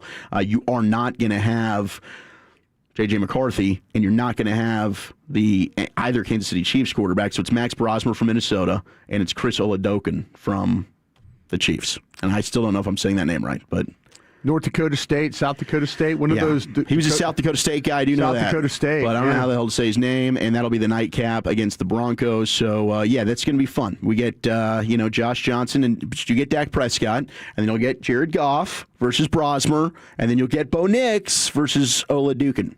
Yeah. Still watch it. Watch everybody. Yeah, we're still going to watch Everybody will watch. I'm so happy it's happening because that's what you get for stepping on the NBA like that. That's what you get. Bron told you last year you're doing the wrong thing. Yeah. And their numbers were insane, but I'm with you. I mean, this was always the NBA on Christmas Day. Yeah. It's like the NFL, you've got Thanksgiving. Enough already. You've got a lot of things. My man, they made a great point yesterday, though. It's usually football on Thursday anyway, so I get this situation. Dave. Yeah. Great point. But they did go out of their way last year on Wednesday. There's no need for that. Nah. The NFL will swerve out of their lane to hit people. If it's a Thursday through Sunday, I guess fine. But, man, come on. Lucius, let me ask you this. What up? Is Jake Paul good for boxing? Yes. Did you see those numbers? No, I did not see the numbers. Most watched boxing matches of the 21st century. They've added in now the total of Paul Joshua. Number 5 is Mayweather-McGregor, 4.3 million. Mayweather-Pacquiao was 4.6 mil. An actual boxing match. Paul Joshua, 33 mil. Canelo Crawford, 41 mil. Okay, another one. Paul Tyson, 108 mils, number 1. So that was the first time we got hosed. That's when we really got hosed, and we knew we were getting hosed at that point. Yeah, I mean, big decline. 108 million. The first Netflix fight, it's free, and then it dropped to 33 million. So you're right. I mean, people were interested, and then they're like, okay, after that, I don't know. We knew the rules was happening. Those numbers are insane, man. You guys kind of feel like that people tuned in because they knew this might be the chance of him getting knocked out? Yeah, he was a real live heavyweight, and you're stepping. Because remember, it was like, Gervonta Tank Davis at first. Yeah. And Paul was standing over him and, just dominating that guy when it comes to size. Yeah. And then when you took this fight, we knew, oh, no, you're dealing with an actual unified champion and an Olympian. When I saw the weigh-in, I said, I might watch this just to watch this guy get punished. Yeah, bro. But I think honestly he's been great for the sport. I think he brings, it's kind of like Jerry Jones talking about any news is good news. This guy has people talking about he's boxing. A great promoter. And what he's doing for women's boxing is amazing, too, as well. Like Amanda Serrano and all. He's bringing great eyes in women's boxing. So I can't hate him on that side. And if he wants to keep taking real fights like he just did, then I'm not going to, I'm going to keep signing up to watch it. He keeps taking real fights. He's not going to win another one. I think he might be toast. I don't think he can recover from this. If he does, like a double broken jaw or something. It's going to be a while, bro. Like your jaw bones is like one of the jaw muscle is one of the strongest muscles other than your heart. Your whole body. Like when it changes, it changes. I know it's not good in boxing when your arms cross and they're down around your belt. I think that's a bad sign for you to get hit in the face, right? Yeah. I did think it was impressive. He takes he takes the punch and he just goes down and he goes, wow. He's seen it coming. He was like, I just got set up. He saw it. Bam. He saw it. Yeah. He's like, okay. Credit to him, man. But yeah, he might be done. He might be. But 2 out of the top 3 most watched boxing fights of the 21st he's good, man. century. He brings eyes. Well, maybe he should just go in the promotional thing then. I think he could. He could be the better version Please do. They need it. Yeah. They absolutely And do. they're getting paid. Yeah. And mad eyes on him. It's working for everybody. Everybody's happy right now when it comes to boxing in that little world of Jake Paul. 940, I'm watching The Love Boat with the volume down, listening to you guys. Merry Christmas, fellas. Appreciate I wonder you. Exciting and brand new. Text in if that's the version like The Love Boat. Has there been a second or third version, or is this the original with there has been a new Love Boat. You're right. Yeah, because if they're like the one from the 70s, like Doc. Have you ever seen that one, Lucius? Hell yeah, I have, man. What was Doc always doing on the boat? I think he was prescribing himself penicillin and stuff a lot when he was, I got to make sure my volumes are right on this new board. Hey. I think it was Ted Grant. I think it's Ted Grandy. I don't know. It might be Ted Grandy. I think this guy's name. He was a senator from Iowa, but he was like the purser. What was the guy? Gopher or something like that. Was a black dude with the handlebar mustache? Come on, fam, what? There's Ted Lang. Ted Lang was the bartender. That was, Teddy Lang. Teddy Lang was the bartender. Hero of the Love That's what that was? Yeah. He was the bartender. Doing him, Teddy Lang. Yeah. Ooh, Teddy Lang. Teddy Lang. Oh, all right, let's get into our top 10. We got our G-Bag of the Day champ, and in true Christmas spirit, top 10 worst or embarrassing Christmas gifts you've ever received. 877-881-1053. What's the worst or most embarrassing you've ever gotten for the holiday season? That's next in the nation.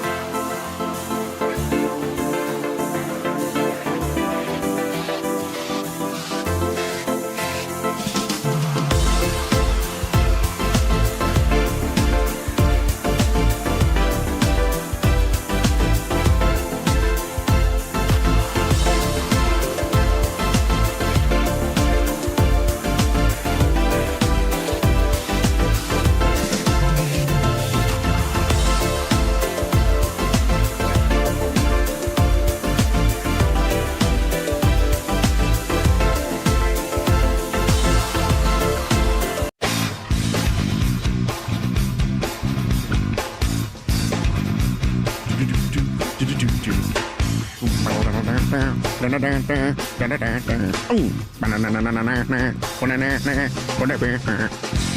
right, we're going to get to our G-Bag of the Day champ. Gosh, Alien Ant Farm's version. I mean, it could be better. It's arguably better than MJ's version. It's so good. 877-881-1053. We'll get to our top 10 most embarrassing or worst Christmas gifts. And we'll be tracking Santa throughout the day, potentially. Just be sprinkling in, where is Santa Claus right now? Because I know you're a believer. They used to do that, like, as a kid, like, during the news broadcast. Channel 8. And like, your mama let you know, oh, they let you know what Santa is. You'd be locked in, like, oh, okay, Utah. We had a Channel 8 would have they had this like bad radar, like they were on a submarine, you know, like it was, and all of a sudden they had the Santa, like the sleigh would be and it just fly across. I love it. It'd be like bleeping on the radar, and you're like going, oh yeah, Santa, it's really him. Yeah, they got it covered. It's amazing. His arrival for DFW is scheduled for about 11 hours. Right now, he is in Moldova, I guess. Moldova. Near Romania right now. So we'll be tracking where the heck Santa is. But let's send it into the Pimp Cup. Here's Lucius Alexander for our All right, our winner and champ of G-Bag of the Day so far. By the way, it happens again today at 5:30, a Christmas Eve edition. Got some good stuff. Wolchuk just alerted us some audio that Broadus has been talking about for 2 days now. Might have it in there if I can weasel in it. I hope I didn't oversell it. No, it's good. At the time, I just go, man, this Lucius needs to hear this. Look, during TD Tuesday, most of those calls to be G-Bag of the Day situations because they're so good. You didn't oversell it. All right, so new Sacramento State head coach is our winner and champ so far one day. He says he's been Himothy. His name is Alonzo Carter. He wants to get that Google me phrase straight. Yes. Might be new to me, and he was saying it. He says it now, and I'm mad because I should have copyrighted. I've been saying Google me. Any coach that know me, I was telling cats that back in the 90s or 2000. Whenever Google came out, I was saying Google me. So if you don't know me, Google me. Indiana coach, you Google me. Indiana coach. Stole my stuff, but that's all right. He was up there doing a routine. He had a little twitch with it, a little rhythm. Come on, fam. What are you doing? What the hell's going on here? How dare you? He said, I've been knowing Mark Zuckerberg. Man, Mark Zuckerberg. Yeah, I knew him in high school. Been knowing that dude. All right. We just call him Zuck. Yeah. Zuckerberg. Man, that. All right, let's get into our top 10 here. Okay. Top 10 most embarrassing / worst holiday gifts you've ever received here. And I got a couple of texts in. Some of them, they might be sexual in nature. I get that. That could be uncomfortable. That could be awkward, especially if the family's around. Have you ever had just a terrible holiday gift or one where you were like, that's embarrassing? You know what? I used to have an aunt. It's always the aunt. It's always the wacky aunt. As a kid, I hated getting clothes. Okay. And I had an aunt that would always give me like a brown turtleneck, and I don't know why. And I'm 7 years old, and I'm thinking, how about just give me some money or give me some electric football teams or give me something, Aunt Joanne, she would always throw in the brown turtleneck. Shout out to Aunt Joanne. And I didn't know why. I couldn't figure it out. Never wore the brown turtleneck. I wish she was around today to give me a brown turtleneck. That's what I'm saying. I love clothes and stuff for Christmas. But as a kid, I couldn't stand it. Give me the football. Yeah, because you want something that you can play with. Exactly. More clothes that you have to fold up and put in a little drawer, and your mama's fussing at you about. It's like that time you're kind of fake acting. At Christmas time, you have to be somewhat of a little bit of an actor. It's kind of like when you're. Oh, thanks. It's kind of like when you're watching fireworks. I love it. Ooh, ooh, and you get to the point where you do it for somebody else. You do it for somebody else. You're doing it for your parents. Like you don't want to be rude. Yeah, like somebody holds something up. You're like, oh, hey, that's nice. Oh. And in real life, you're kind of looking, okay, what's the next gift's about to be? Yeah. What's the next? That's a throwaway gift. That person didn't put much thought into it. I hated the clothes too as a kid. but it was always never good things. It was like sweaters or socks or things that I didn't. And I used to be dressed in the turtlenecks too. Socks are amazing for Christmas. Socks, underwear, and T-shirts and stuff. I'm with you now. I've always loved clothes and stuff. My parents had pretty good taste. Other than my mom tried to dress me up with some Steelers stuff one time. Oh, I'm talking about she bought so much Steelers gear. Oh no. Yeah. Why did she go through a phase? Like she's like the colors, or she was rocking Steelers? We were in Oklahoma, and I guess there was a lot of Steelers fans in Oklahoma. I got mad photos that I never show anybody. Should burn those. Yeah, I just couldn't but today you give me like you're saying, Lucius, like you could give me a pack of white T-shirts, Hanes T-shirts. Yeah, I will be the happiest guy in the world. And the undershirts that go with them, some socks. Yeah, I'd be the happiest guy in the world. You give me the boxers, all that stuff. I will clean out all my stuff to put the new stuff in. Yeah, now as an adult. But now as an adult, I am different all story. about that. Different story. As a kid, though, I was with you. I didn't want that. So shoes, like if they dropped you off some shoes, you wouldn't be like, oh, this is fire. Shoes would be cool. Okay. Yeah, I was in on the shoe game, but not clothes. And typically it wasn't good clothes. That's the problem. Okay. It's like my grandparents giving me something. Here's my rival to the cheesecake tape that I have. Oh, Lord. The views expressed by Brian Broaddus do not reflect us. Do not reflect Lucius or Zach today. The rest of the G-Bag Nation. Maybe Dawson. Is the gift card a lazy gift?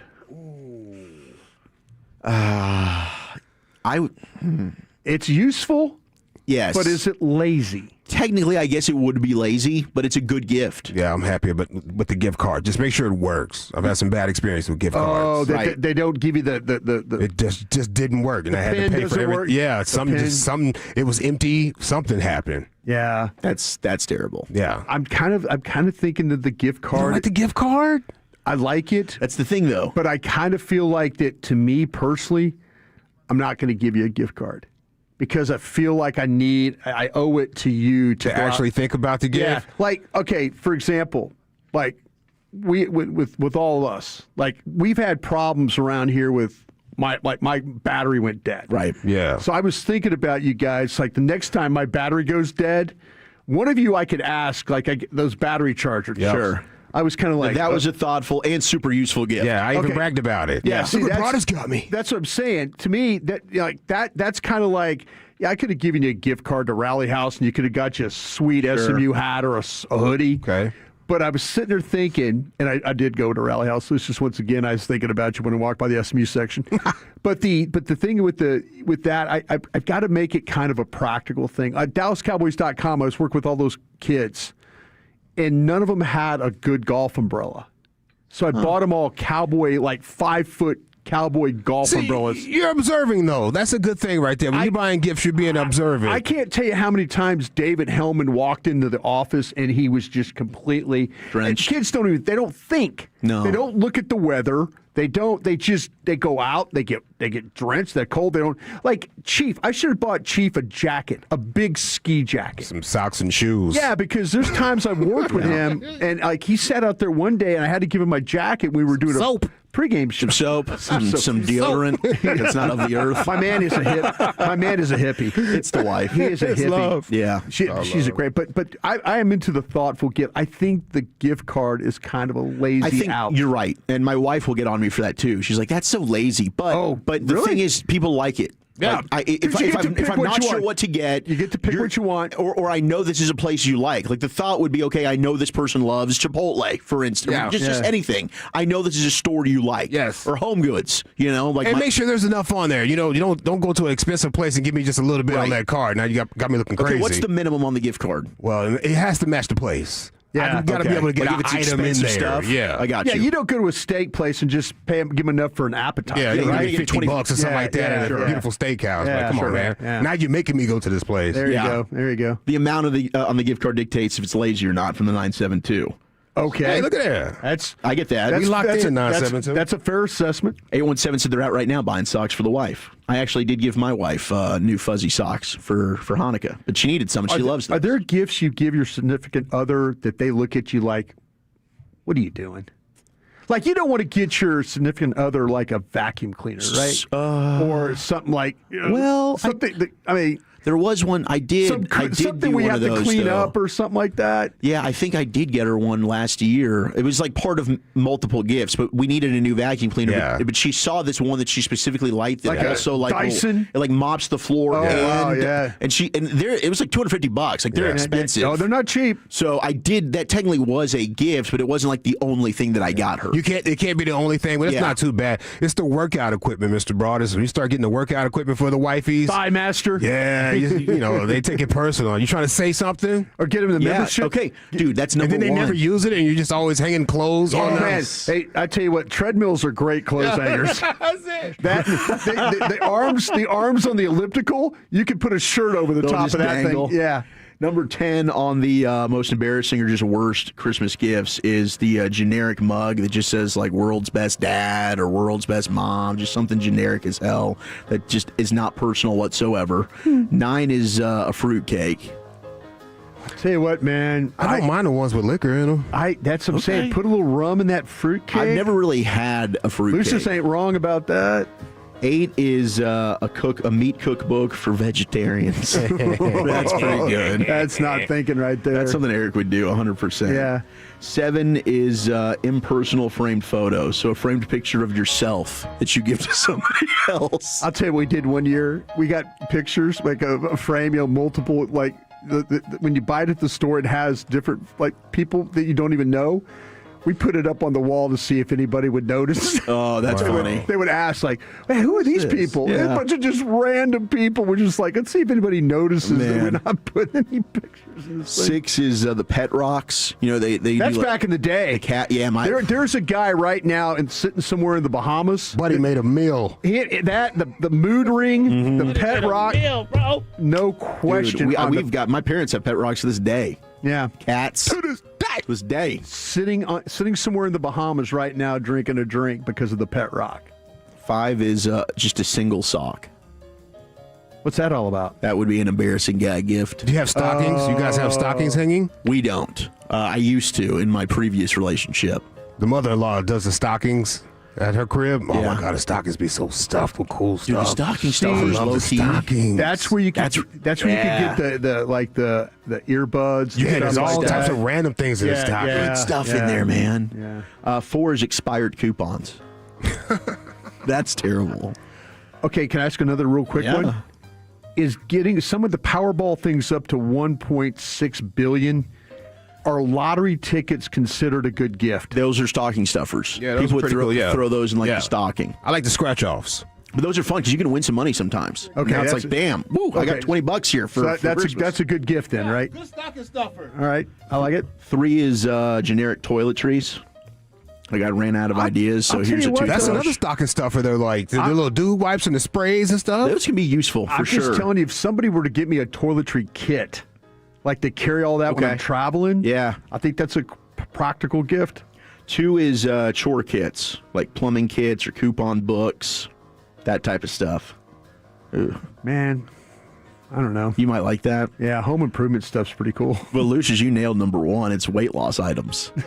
Like, here's a diet book. Here's a scale. Hint, hint, you need to lose some weight. You're getting fat, but I don't want to say They it. got scales now that if they turn green if you lose weight and they stay red if you don't. I've seen those advertised. That's kind of like when we used to go weighing at soda. But those people were the most intimidating people. You lost 8 ounces. I really tried. I'm sorry. Hard. I tried really What'd you hard. do differently? Yeah. Well, I did have something I shouldn't have had on Saturday, and it ruined my whole damn week. I'm sorry. I had a fry. Did you ever try to do the thing where you didn't eat for 2 days because you ate pizza on the third?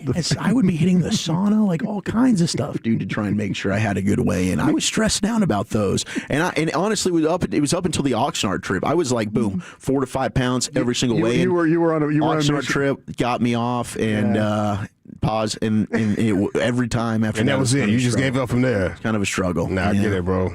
It was It's hard to get back on the thing once you get off of Trust it. me. When I took when I took a header into that dresser, I knew Your my mom dad, was like, "You're my, done, My Brian. mom goes, "You're done." All right, let's get a college football darty going. Dan Lanning would rather play where, and where are some local quarterbacks projected to be playing next fall? That's next year in the nation. Coming up tomorrow morning.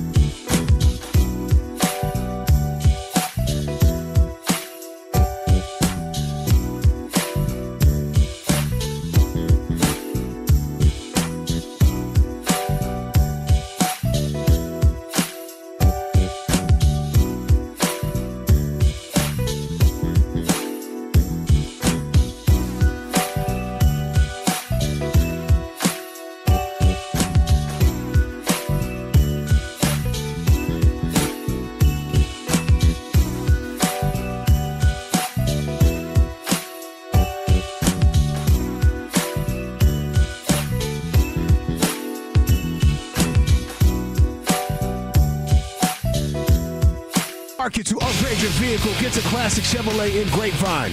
Back-to-back #1 Chevy dealership in the world. They've got more new Chevys than anyone in their all-prices sale. Silverados, Tahoes, Blazers, Malibus, Equinox, and more. Visit ClassicChevrolet.com. This is Texas. This is Classic Chevrolet. Together, let's drive, relax, and enjoy the difference. Based on new Chevrolet registrations 2023 and 2024. Thank you, Lucius, and thank you to Frankel and Frankel as well. About to get into a college football darty. We got Jared Sandler talking some Rangers here in your home at Texas Rangers baseball at the top of the hour. But let's do it. Let's fire off the darty, baby. Hey, kids! Your old pal Krusty's gonna teach you 5 new words. You're not wrong about that. All right, let's do it. They both started with C. I apologize. Here we go. Krusty's Corner. Looky here. Mr. Cold Turkey put a mini booze bottle in his headset? I've never filmed any of you guys when you're using the bathroom, so I don't know what faces you make when you're doing that. Special teams, fucking joke. I want them now to say our name again! Well, I don't get the rain man, Cole.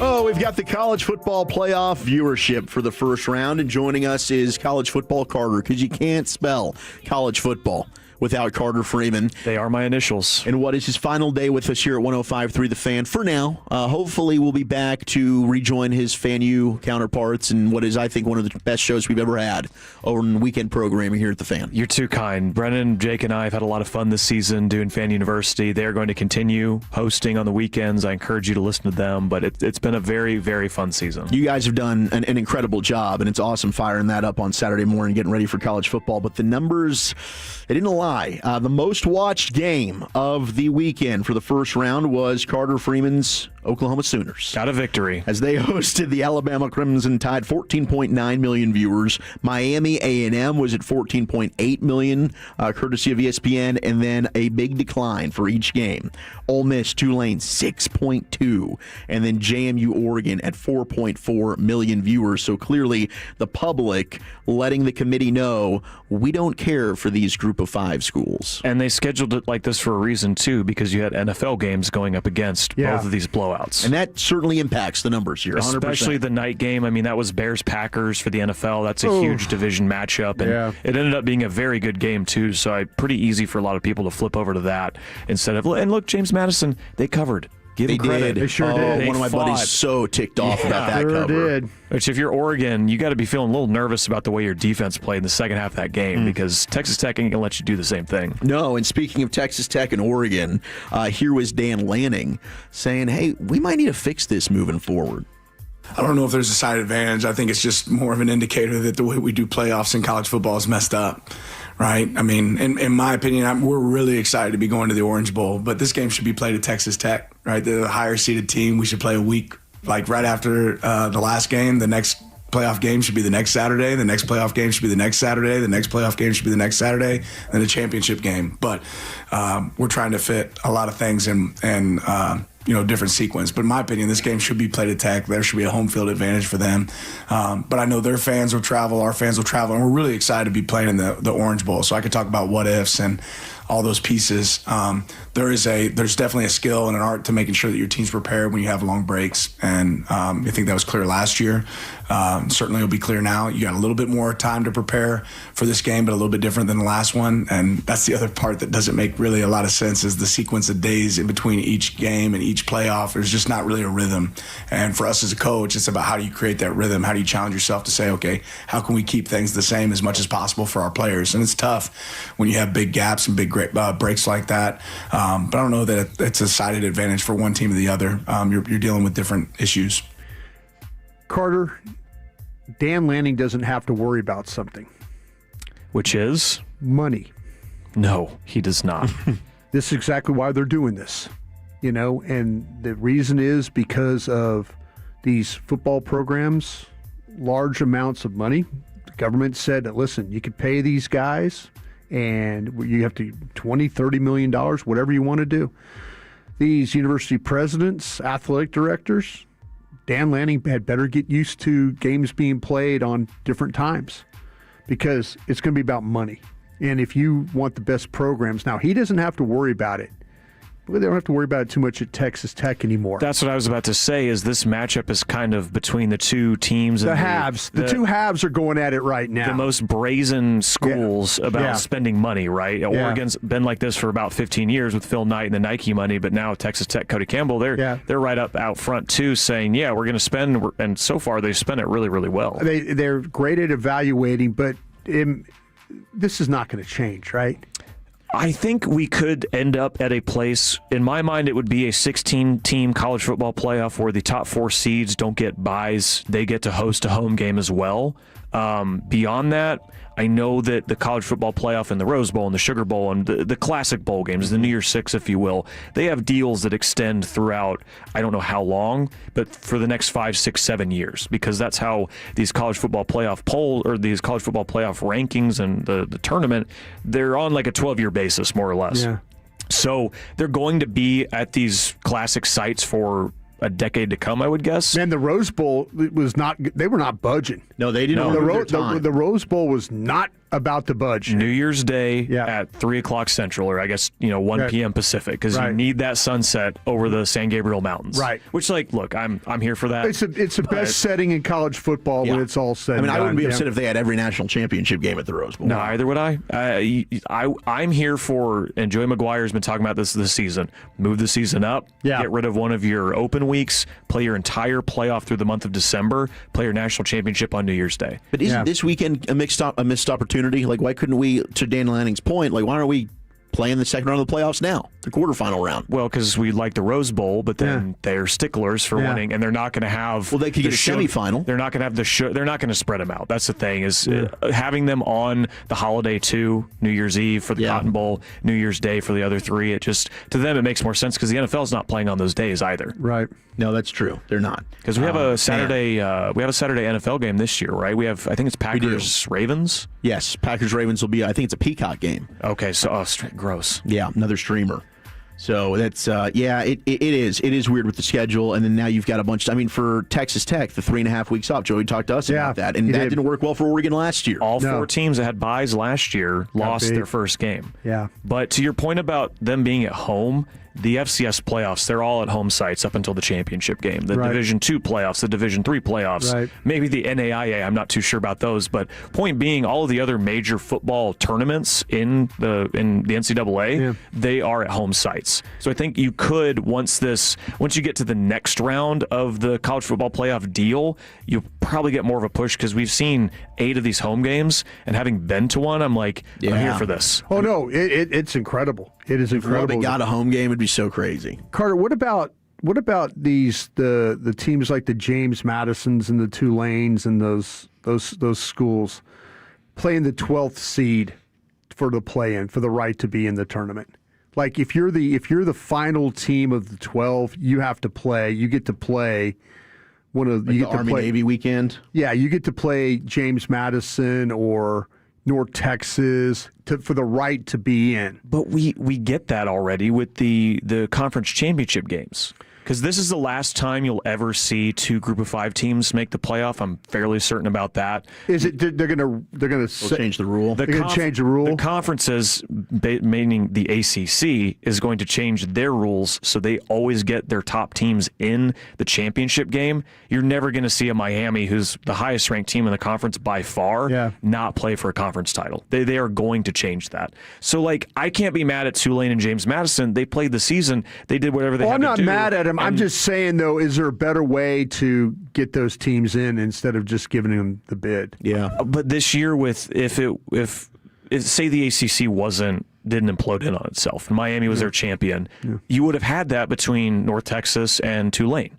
So you already get that to a degree. I think having the second team be in there too, that's what's throwing people's minds off. And again, that's not their fault. So that's not going to happen anymore, right? I don't think so. Yeah, the Group of 5 schools, they want to have the chance to go play the Power 4 schools and knock them off. And you can also, there's the flip side of this too, is like, the Group of 5 now is not what the Group of 5 was 10 years ago. Because 10 years ago, you had Cincinnati, you had SMU, you had Houston, you had UCF, who has a national championship to their name. Was it West Virginia, a Group of 5?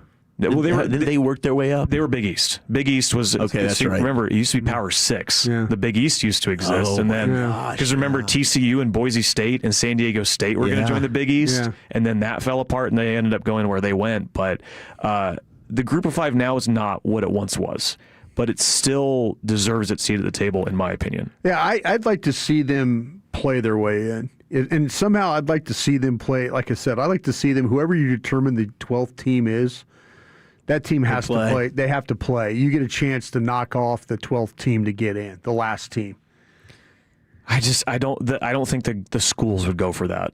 Because look, you're all that. If you play all that's like remember the one game wild card for the MLB. Yeah. Nobody really liked that, right? And that would be a similar. And I know football's different than baseball, but I think the way it's set up too now is that it makes the regular season for these teams that much more important too. Yeah. Because if you're Tulane and UNT, you have to play well the entire year to get to that point.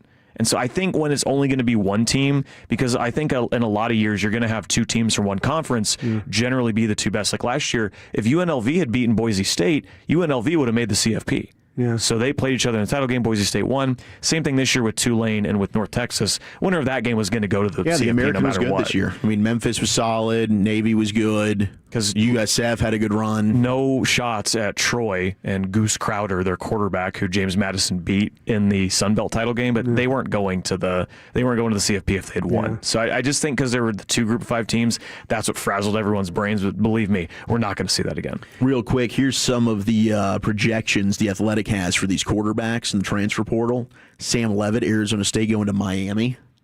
Dylan Raiola of Nebraska going to Louisville. I've seen a lot of smoke there. That's a fit there.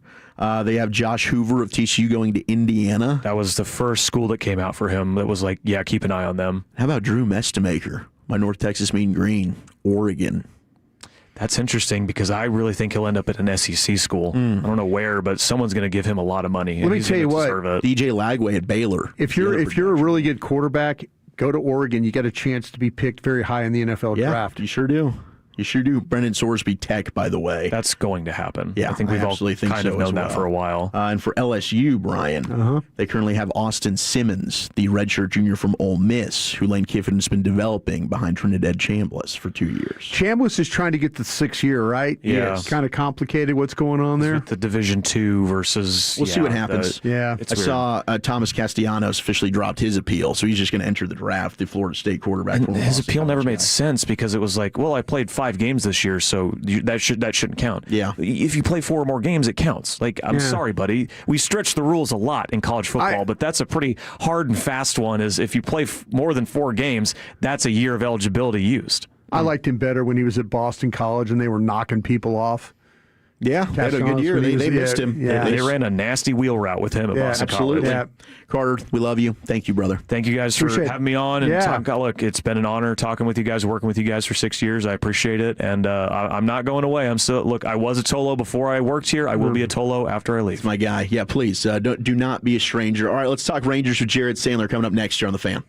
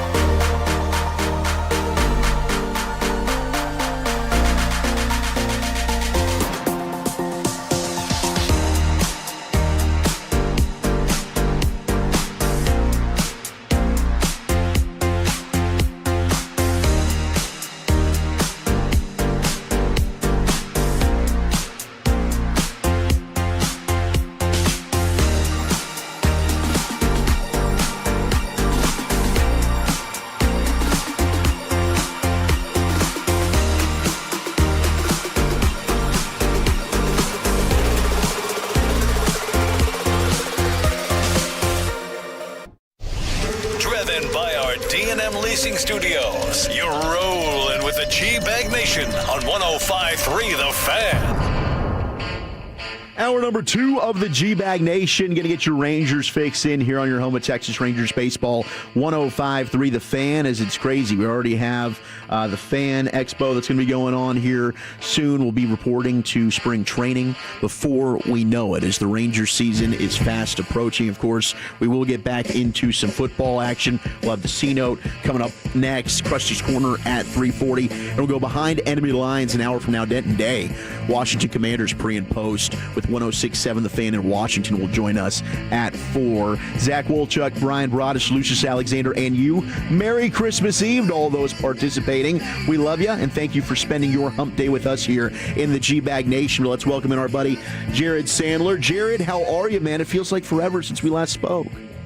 I know. What's going on, guys? I miss y'all. We miss you more, and the Rangers have actually made some moves since we last visited. Of course, they added Danny Jansen. They're starting to fill out the bullpen with Alexis Diaz, Tyler Alexander. They bring back Chris Martin. So how you feeling about the club now with some of these additions? Well, I think from a fan standpoint, you always are super fired up about the guy that has everyone stopping down what they're doing and breaking news. The Rangers signed Corey Seager to this deal, or Marcus Semien, whatever. And, I think we discussed this plenty. It's probably was going to be that type of an offseason. They're trying to cut payroll from where it was. Doesn't mean they're not trying to compete. I understand why some folks don't feel like those things add up. I get it. But they are trying to compete. Otherwise, when they trade Marcus Semien, they would trade him for prospects, or a prospect as opposed to a veteran who, would help them win now. So that is their intention, but, they're not out there signing any of the top free agents to these 9-figure deals. And there's still a number of them who are, on the table, like Kyle Tucker and Alex Bregman are, I say, on the table available. And I don't anticipate the Rangers are necessarily in the market for those guys, but what they are trying to do is make some shrewd moves that will help their team progress from where they were. So, have they done enough offensively to turn around what, had been a disappointing unit the last 2 years? I don't know that they've done everything that they need to do just yet, but the moves they've made, I think, have helped. Have they, done enough to, prepare their starting rotation for, 162 games? They probably need to add another depth starter, but that unit's pretty good as it is, and pretty deep as it is. The big question right now is the bullpen. We've seen a number of members of last year's team who, played a big role in a successful bullpen sign elsewhere. Sean Armstrong, Hobie Milner, Jacob Webb. Here recently, the Rangers have brought Chris Martin back. You mentioned Tyler Alexander, who can kind of be a swing guy. Alexis Diaz, who a few years ago looked like he was going to follow in his brother's footsteps as one of the best relievers in baseball, and is kind of seeing his career take a different path, trying to get him back in the right direction. But do the Rangers have enough in the bullpen? And I think that's where they still need to do a decent amount of work between now and the regular season. That's not to say that they're not going to make another move for a name that excites people, but I don't know that it's going to be in free agency. I still think that, there's a lot on the table when it comes to the trade market. Jared, when you like coming off, Jared, the World Series, and then you have the season they had, and then another season on top of that. We always kind of when we talk to CY, we kind of get a feel where he's at with his sense of urgency. But overall, as you guys have taken a break from the end of the season to now here, the season about to get going again, where's the sense of urgency right now with this baseball team, with the people in the front office? And I know that you changed the manager out and stuff like that, but where's the sense of urgency here? I think there's plenty of urgency. Now, Brian, you know this because you've been a part of a football operations staff. You sometimes have to do what you're allowed to do. I'm sure that Chris Young would love to have a blank check and go out and be aggressive for some of these big names, but that's a decision that's above him. And I'm sure that he is, fighting for every dollar that, they can use.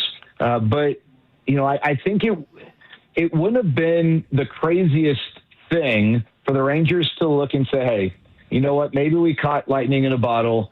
in 23. We've got all these veterans. They still have value. Let's do a quick reload. The Rangers have young talent, right? Major league young talent, led by Wyatt Langford on the position player side. You got Jack Leiter and then perhaps Kamar Rocker on the pitching side. They obviously need to see Kamar take a step forward. Cody Bradford, Jacob Latt. So, you could then take some of your veterans and say, you know what? Let's see what we can get. And you can get a lot. But they obviously haven't gone that route. And I think that in not going that route, there's a definite urgency that we want to win now, because if we're gonna try and win with this group, we don't have a 5-year window. How many more great years of Jacob deGrom do you have? Corey Seager's north of 30. I know people talk about, he only plays 120 games. Well, that doesn't tend to increase with age, right? Now, I think Corey Seager could be a really good hitter for several years, but, he's not 27. Nathan Eovaldi, similar conversation. How many more, you have 2 more years of Nathan Eovaldi under contract, but they got a group, a really interesting mix where it's a veteran group and they need to try and win now. So I think that while I understand it might not seem like there's urgency with the acquisition side, like what we talked about, that's above Chris Young's, pay grade to some extent, right? That is a decision made by ownership, and they feel like, this is the best route because of going over the luxury tax for a third straight year. They're incurring a 50% tax penalty. I think they want that to reset. But let's not make any mistake about this, guys. And I think Chris Young would be the first to say this. The cutting of the payroll is not an excuse for not competing. Right. There are plenty of teams who would love to have a $200 million payroll. And there are plenty of teams who have success with a payroll that doesn't come close to $200 million. So that is not, let's remember this on December 24th, 2025. That is not an excuse.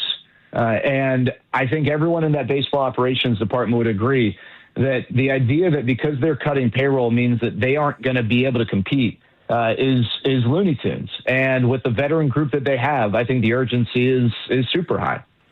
Jared, Jacob deGrom coming off the injury and then pitching the entire season, has the narrative or the thoughts about him changed going into this season? I mean, we were kind of like, often injured, this kind of thing. Is he kind of reset what we think about Jacob deGrom?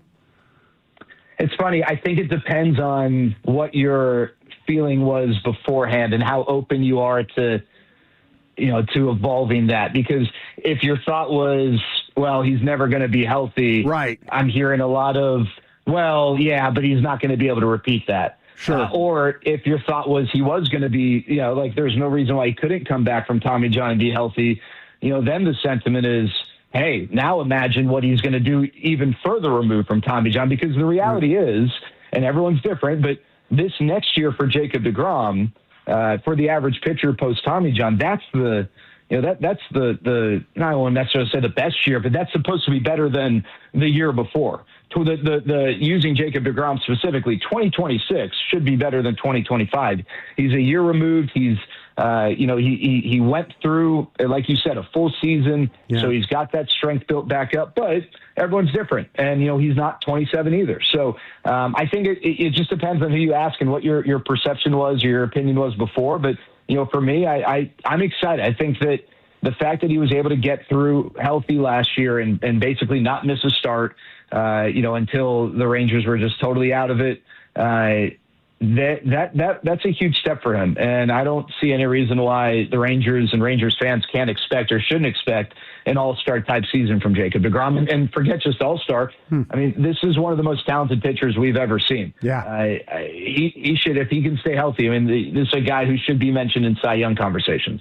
Talking Rangers with Jared Sandler here in the G-Bag Nation on 105.3 The Fan. The winter meeting certainly brought the Corey Seager rumors that teams were reaching out. I know you were one of the first to shut those down. CY shut that down. If the season doesn't get off to the start that they want and they're not necessarily in a competing position at the deadline, do you think those talks are going to start to resurface? Never say never. I definitely think that for someone like a Nathan Eovaldi or someone like a Jacob deGrom, I think they'd have to really consider it just because they are, I don't want to say a lot older, but they are kind of in baseball terms a lot older than Corey Seager. With Nathan Eovaldi, he wants to win. And, I think that they would love to make sure that he's in that position to do so. They believe that it's going to be with the Texas Rangers. He's got 2 years left on his deal. At the deadline would be 1.5 years. Maybe they would consider it. With Corey Seager, again, never say never. I think that, they would have to, they're not just going to give him away. Even now, even this offseason, as much as, I don't think the Rangers are marketing or, putting Corey Seager out there. If Boston went to the Rangers like, hey, Roman Anthony, Christian Campbell, and some other putts, then, how do you not consider it, right? But that sort of package I don't think is going to be out there. Corey Seager is, one of the elite hitters in baseball, and you're going to have to get that sort of a package to make it worthwhile. But to your question, Zach, come deadline, I think there's so many variables here, and a lot of it depends on how you feel about the progress you've seen from your minor league system up to that point. Because right now, the Rangers, from a position player standpoint, don't have a ton that, a lot of people are talking about when evaluating a farm system. But a lot can change in a few months, and that'll be about 2/3 of the season. And so I think that, they'd have to take a step back and a full picture of the entire organization to understand how they want to proceed with some of these assets. But, like I talked about, it's a very veteran group. And I think that when you've got a veteran group like this, it can be a volatile situation if you're not competing. And I don't mean like in a nasty way, but I mean in terms of the direction you choose to go with, utilizing your assets, whether it's we're going to utilize them to continue to try and win baseball games in 2026, or we're going to utilize them to put our organization in a better position to win baseball games in the future. We're obviously Ranger fans, so we're wanting them to win every single game. We hope they win the World Series every year. But expectations going into this season are certainly not as high as they have been the previous few since the World Series. Could that end up benefiting this club? Yeah, I think so. To whatever degree, maybe, you're chasing 2023. It seems like that's kind of now, washed away, even though you still have a lot of the same players. It's a different manager. I guess this would be the third season since. I don't know that the players get better because of it. I don't know that other teams don't take the Rangers seriously, because when Jacob deGrom and Nathan Eovaldi are on the mound as a hitter, you're really gearing up, right? Or from the Rangers' perspective, you feel like you got a great chance to win the game. But I do think that they've kind of started a new chapter, not just with Skip Schumacher, but there are a lot of guys who are part of those teams who aren't going to be a part of it this year. Marcus Semien, Josh Sborz, Jonah Heim, Adolis Garcia, Bruce Bochy, on the managerial side. And I think it maybe allows for a little bit of a fresh start. It's not like football where your standing influences your schedule or anything like that. But I just think that this is a team. I don't know, at this point, and at no point will I ever know for sure until game 162 passes what their fate's going to be. But I think doing things like adding Danny Jansen and Brandon Nimmo, while that's not sexy, no one's racing to get a Danny Jansen jersey, right? I get that. Those are the moves we all want. We want the guy who, man, I'm going to go, his jersey's going to sell out in 5 seconds because he's now with the Rangers.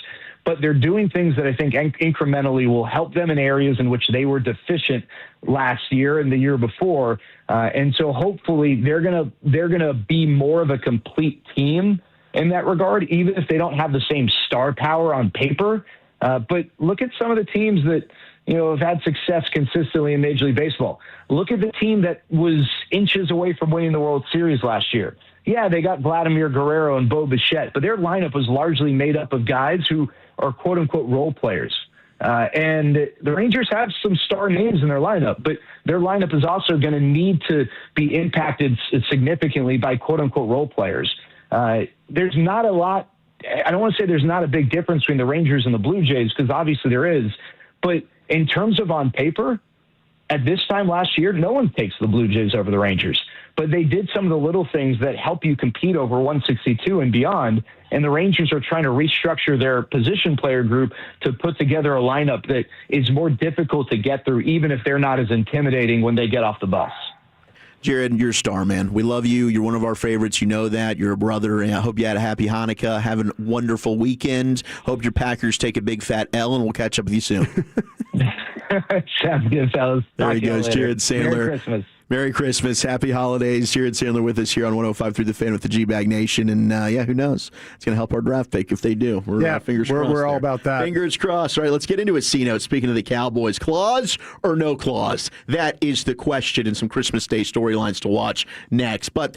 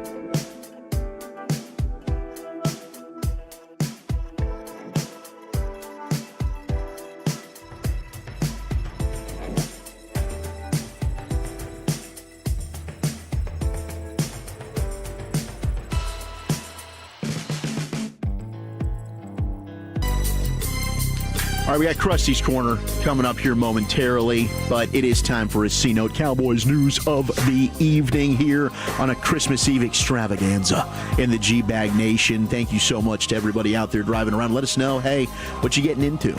You got some big plans this evening with the family? Are you opening gifts here on a Christmas Eve, maybe on a Christmas day? We're continuing to track Santa. We'll have that update coming up in a little while. Top of the hour, Denton Day. We'll go behind enemy lines, get the scoop on the Commanders, but the Cowboys did officially rule out Tyler Guyton, actually moved him to IR. There you go. Ending his 2025 season. They also will be without DeMarvion Overshown, who has been ruled out with the concussion. Tyler Booker, dealing with an ankle, is questionable. Kalen Carson with a hamstring is questionable. And Ryan Flanoy, along with Quinnen Williams, also both listed as questionable for tomorrow's game. Again, Brian and I will have pregame at 9 a.m. here on the Fan, kickoff at noon. Always appreciate you being a part of our Cowboys coverage. But I guess the big topic of conversation here, Brian, as of late, and I know you are the person that can always kind of give us, all right, what is the actual scoop here? Had heard different things when it comes to Tyler Smith. Yeah. And the Cowboys viewing, okay, moving him from guard to tackle, is this now just necessity? Obviously, Guyton's done for the year. We're just going to play him at left tackle for 2 weeks, then we're going to reassess in the offseason. But you had Nick Eatman suggesting that Guyton and his agent stopped the process, knew they needed to keep negotiating to plan in case this was something the Cowboys wanted to do, knowing that they might move him over to left tackle. Nick Harris had insinuated the same thing. Clarence Hill on Twitter yesterday saying there's no clause in Tyler Smith's contract with the Cowboys that compensate him if he moves from guard to tackle. It's actually illegal to do so under the CBA per Tyler Smith's representative. So what has the Golden Phone told you? Yeah, I reached out and asked somebody that would know, and they told me, hold on a second here, I'm kind of working something on these questionable guys. I'm trying to figure out. We're getting the health updates? Yeah. Always hustling here, BB. I'm trying to help you out here. Maybe on Krusty's Corner I'll have that thing broken down of which one of these questionable guys will probably play. I asked this question, and I said, can you clear up if there's a clause in Smith's contract about him receiving more salary if he's moved to tackle full time? And the answer I got back was he does not get any more money at tackle versus guard. Okay.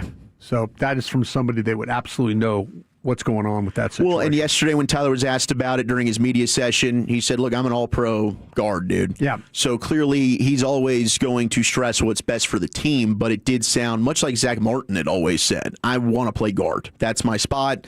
I want to be a guard. So I know you had also mentioned yesterday you didn't think this was a long-term thing. This was just a health thing right now. I kind of felt like that, just, again, talking to some other people within the organization, that they felt like that this was just about because of what Guyton's situation was.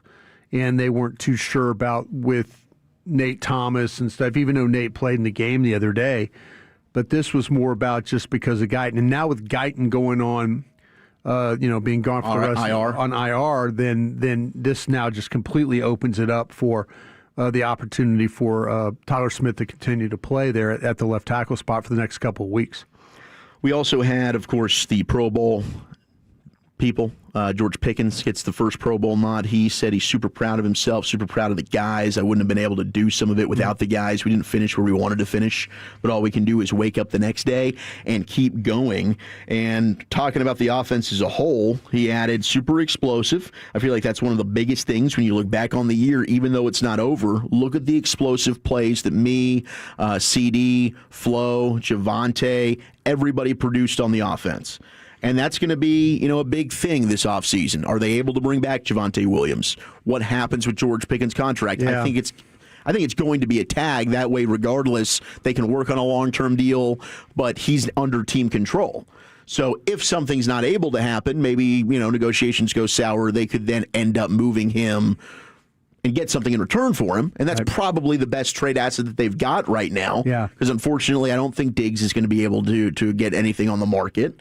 and I don't know who else really you have that you're willing to part with that teams would also want. So you can save, I think it's $12.5 million by cutting Diggs. You can save more money on the cap by cutting Steele, and then we know $20-something million by cutting Kenny Clark. Maybe they renegotiate that deal, but certainly the CeeDee Lamb, Javonte Williams thing. This offense has been fantastic. Have they slowed down? Quarterback has been really good. Quarterback's been great. Yeah. Have they slowed down at parts throughout the second half of the season? Yes. Yeah. Second half against the Chargers, red flag. Red zone offense, they need to figure out a way to improve. Brian, it's almost as if... I think you went up against some really good coordinators, though, too. Agreed. Flores, for sure. And you've been Kevin on Minter. a run, and you had some success against Philadelphia. You know, actually 2 times you played Philadelphia, you've had some success. Vic Fangio, one of the best, Super Bowl winning defensive coordinator. You talk about with our guy in Kansas City, with Steve Spagnuolo, how Dallas was able to navigate that. The Brian Flores thing was well, that's a tough one to deal with. And this Jesse Minter is legit at the Chargers for a young guy. One of the top head coaching candidates, potentially. He is really, really good when it comes to getting his guys to play at a high level. So you can understand maybe a little bit of some of the slippage that's gone on there with the offense. But man, I look back if you went back and just watched like all the red zone attempts, and this is something you do like at the end of the year, but I guarantee you watch them. There's going to be 1 or 2 things where you say, God, if they just would have done that, or if you just saw that guy, or they would just picked up that guy, or they wouldn't have jumped off sides. Well, and that's what Ferg's been telling us, right? Yeah. It's like little things. Yeah, I guarantee you watch all the red zone trips. It'll be the common thread will be, and early in the year they were executing at a very high level, and maybe you weren't playing against coordinators and some personnel that could slow you down the way that these teams have at the end of the year. Well, okay, so, and I was talking with Foots, who does an excellent job, our buddy Foots the King on YouTube, about this, because he reached out and was like, man, I got concerns about this offense.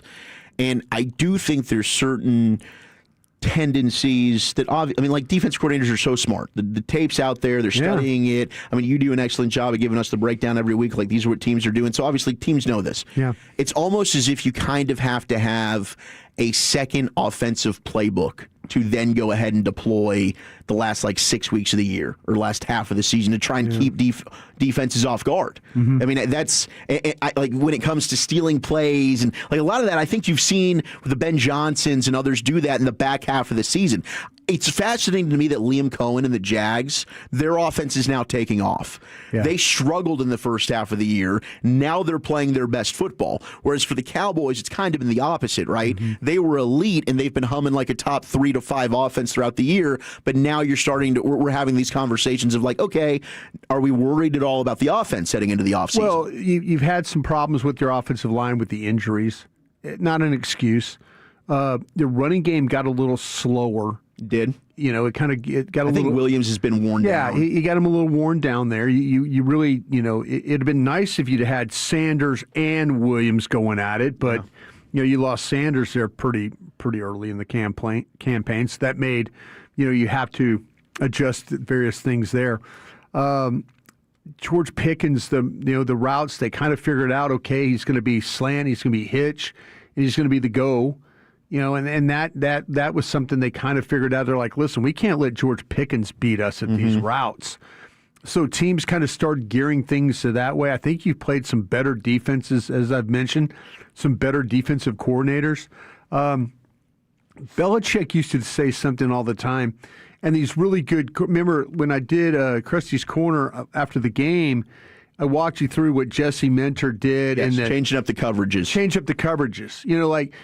We kind of get into, when we watch the Cowboys, you get into a rhythm of how they're going to play. They're going to play heavy zone. They're going to play cover. You just kind of get an idea. Yeah. It's very rare that you see them kind of get out of that. Where Jesse Minter was getting hurt in the first half of that football game, and he was searching for something that could get his guys off the field. And it was like the cover 6 stuff was. It's like he started off with some 2 and some 3, and then they're getting crushed. he stays out of the three until the second half because then he throws a cover 4 at you. These really good coordinators will hunt a coverage or two, but they always hold something back. They always hold something back in a game when they need a stop on 3rd down or a 4th down to get off the field that you haven't seen all day. No, and that was a great nugget that Daniel Jeremiah gave you guys in the pregame. Like, one of the best things about Jesse Minter, he holds his water. Yeah. He saves things. He's not going to show you everything, and he certainly did in the second half to keep the Cowboys offense off balance. He was clearly the Chargers kind of figured out some things with the Cowboys too. I mean, they were humming along pretty well. Never felt like that Dallas did anything that was going to stop the Chargers. No. Where on the flip side of it, you kind of got the feeling that the Chargers were going to make a play or two. And that was even with the Cowboys actually trying some different things with their pressures and playing more man. They need to do press man, not just man. But I just, the free access that they give in routes is killing them right unreal. now. Now, you are going up against the quarterback Josh Johnson, who officially was named the starter. He's 1-8 as a starting quarterback in his 10 years in his NFL career. 17 interceptions to 13 touchdowns. 13 touchdowns to 17 interceptions, man. That is not good. No. So do you finally have a chance now? Is this finally going to be a feel-good performance for the defense? You know what? I would like to believe that the Cowboys were going to find a way to get this thing done. But like I told you yesterday, I do believe the ball is going to come out quick. I think he's a predeterminer of where he's going to throw the ball. So you got to be ready for that. I can see them very well. The stuff with, and it's not the screens, but the quick stuff. McLaurin, I think Terry McLaurin's going to probably go on a vertical route. Dallas has shown they really haven't played those routes. They haven't played really routes to the flat very well with them and the swing stuff. You got a couple of backs and Rodriguez and Krosky Merritt that can catch the football. Sure.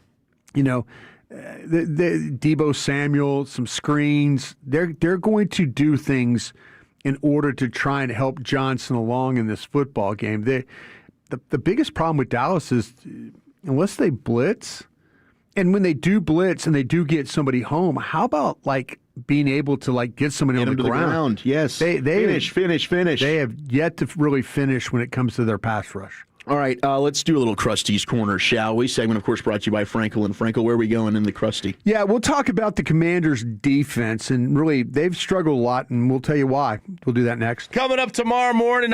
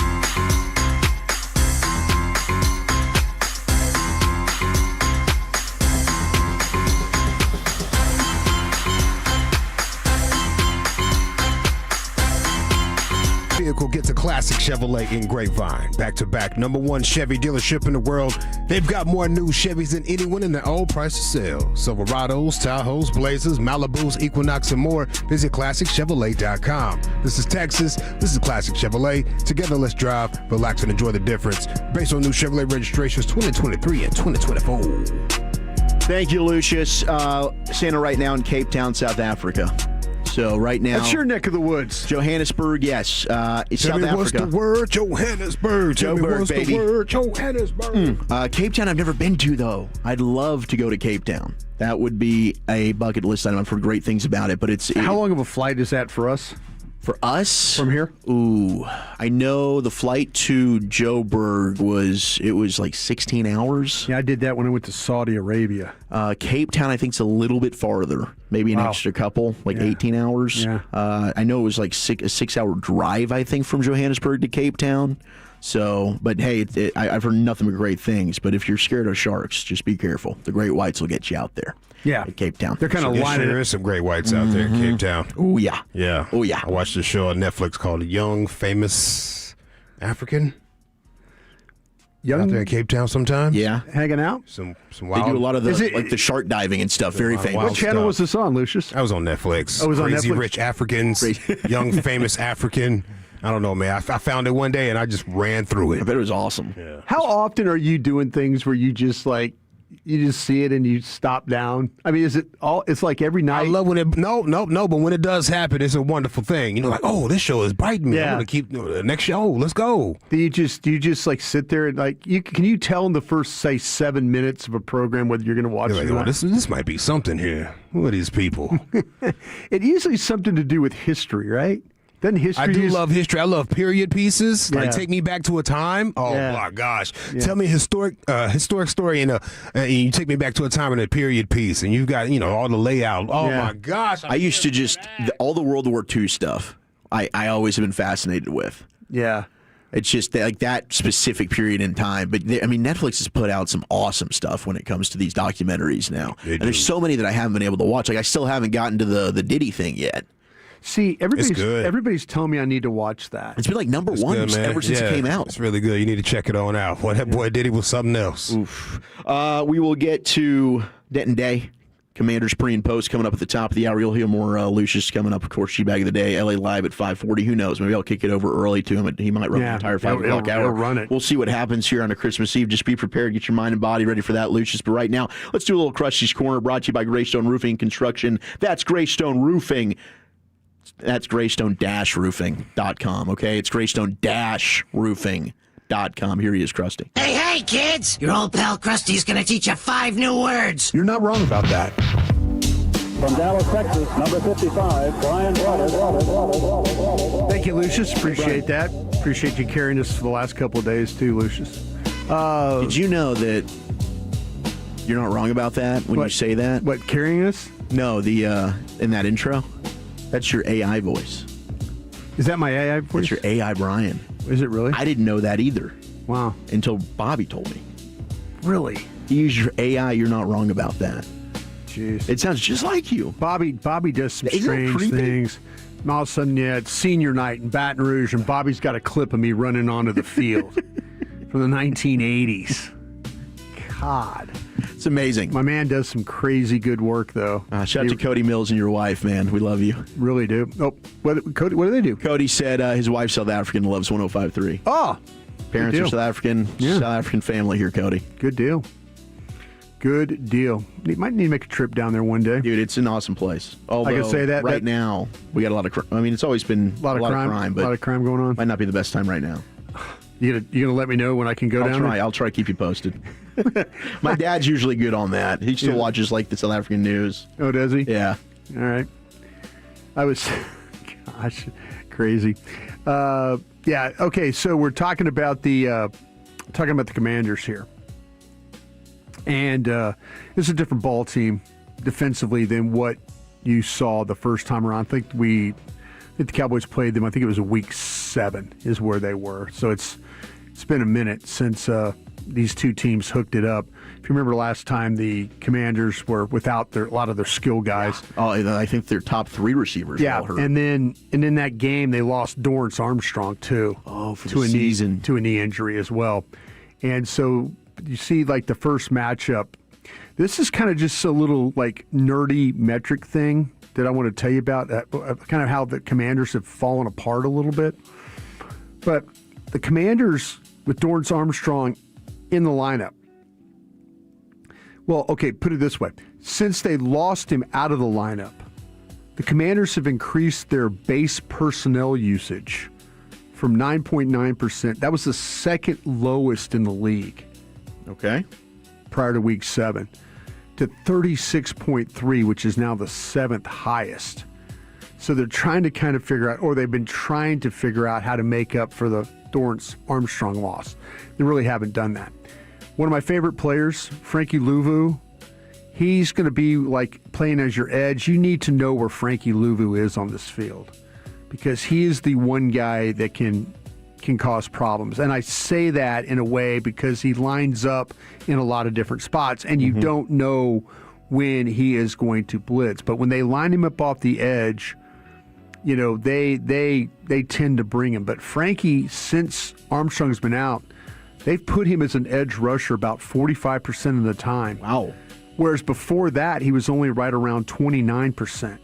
So they're desperate right now. They're desperate. They're trying to find, and their season's over, but they're trying to find a pass rusher. But he's the one guy that, you know, because he's got the quickness. I think he's got some explosiveness to him.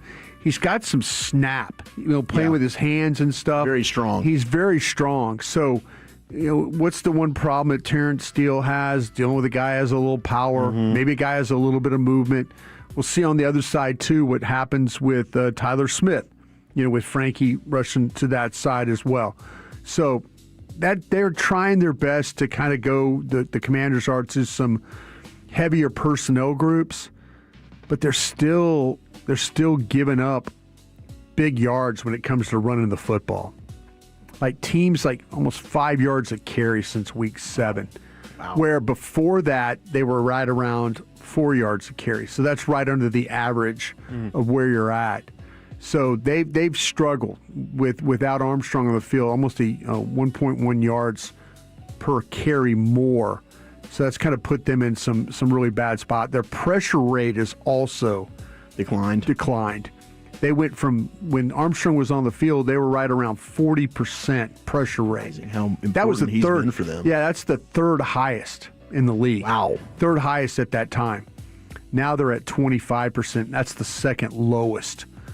So they're just with Frankie pressuring, they're just about, you know, they're pressuring the quarterback just about 6% of the time of his pass rushes. So that's the fourth lowest edge rushers going off. So they're struggling, you know, and hopefully the Cowboys can take advantage of this defense. It's still what you have to worry about with Smith moving from guard to tackle. I think you're still going to have to worry about what happens inside on this defense with Deron Payne and Kinlaw. Well, so Payne's been ruled out, so you're not going to have to worry about him. So he's been ruled out. I was waiting for the designation. So he's officially out. So I guess it'll be Newton. Yeah. So Newton. So Newton and Kinlaw then will be. So that's a big thing. I was kind of waiting to see what Payne's. Him and Tunsil officially out now. Okay. Well, that's going to be a break for the Cowboys right there. So this is a team, as we said, doesn't get a whole lot of pressure. They're going to try things like I mentioned with Frankie Louvu. Bobby Wagner has slowed down. He's slowed down a lot. And last year, he was one of those guys always around the ball, always making tackles. Father Time has finally caught up with Bobby Wagner here. And he is not as quick nor as explosive as he once was. He gets around the ball, he can still make tackles just because that's what he's done all his life. But they've struggled with that linebacker spot. They've struggled in the secondary too.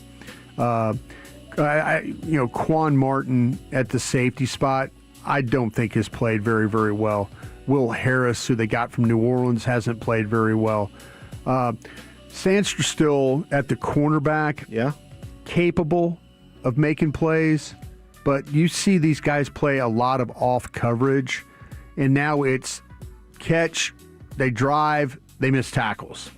So that's something. Him, Jonathan Jones, they've just struggled as a unit. If Dallas can find a way, Dallas's receivers can wear these guys out. There's no question that they can wear these cornerbacks out, especially if the Commanders are unable to get any kind of pressure. And that's something that they haven't done since, like I mentioned, since they've lost Dorrance Armstrong. So Cowboys should be able to, we'll see about, running the football. I like when they do run the football. They showed some flashes of it. I think that you've got you've got good things going on. Last week we saw with Bass and then Smith on that left side, up until the 4th and 1 play, they'd had some pretty good push over there. Yeah. But Booker and Beebe continue to do some really, really good things off that right side. So running the football, Dallas I think will be able to do it. Throwing the football, I think they'll be able to do it.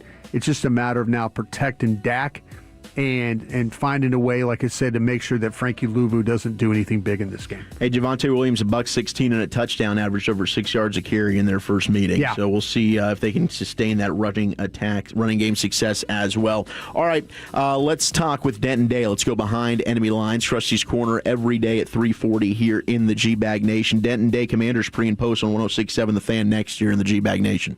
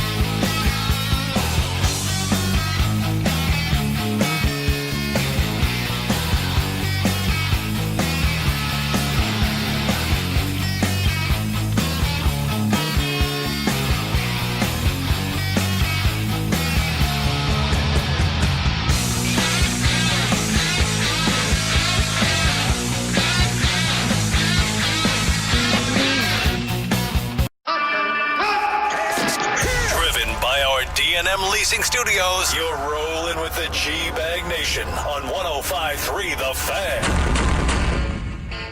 All righty, we're about to chat with Denton Day. We'll go behind enemy lines, 106.7 The Fan in D.C. And, of course, we got pregame, 9 a.m. tomorrow. Brian Broaddus and myself, Zach Wolchuk, will have that for you here in your home of Dallas Cowboys football. It's a Christmas Day football slate that we had high hopes for. But certainly right now we're like, oh my gosh, what are we going to be watching? But we'll be watching. I kind of felt like this when the schedule came out, we were going through them. I really did believe that this was going to be a winner. Whoever win this game was going to be in the playoffs. Yeah. This was going to be one of those kind of nip and tuck seasons, and it was going to come down to a Christmas Day matchup there in with the Commanders, and if it could, whoever won that game was going to be in the playoffs. Unfortunately, the seasons I think been a little harder for the Commanders. I think the expectations for them were super high after how well they played last year. Well, I know my guy Denton Day's been going through it. Denton, welcome in. Honored to talk with you, bro. I'm a big fan of your work, and some of your videos, I can just see it on your face. It's much like me in a post-game show here. It's like, what the heck is going on? It just gets bad to worse. What's the feeling right now in Washington as we get ready for a game we all had high hopes for in the beginning of the season? It's awful, fellas. The vibes are not great. Nobody really wants to watch this game. I tweeted this a couple of weeks ago. Every time I feel like the season cannot get worse, it finds a way to get worse. And I tweeted that after Zach Ertz looked like he tore his ACL, and I was like, well, surely this is as low as it's going to get. Yeah. And now I have to watch Josh Johnson start on Christmas. How deep does the bag of pain go? I'm finding out this year. It's been brutal. So how long do you think they're going to rock with Josh Johnson? Granted, Josh Johnson could light it up. The Cowboys defense is letting everybody have their career day. So it's possible Josh Johnson looks like a capable NFL quarterback, Denton. But do they just hate Sam Hartman? Do they not want to play him? What's going on with Jeff Driscoll? What could happen at quarterback tomorrow? So first and foremost, Sam Hartman is a professional best friend. That's what he is. He's really good friends with Jane Daniels, and that has got him a job on the practice squad for the last 2 years. He's not all that great at quarterback. We saw him in the preseason, and he was awful.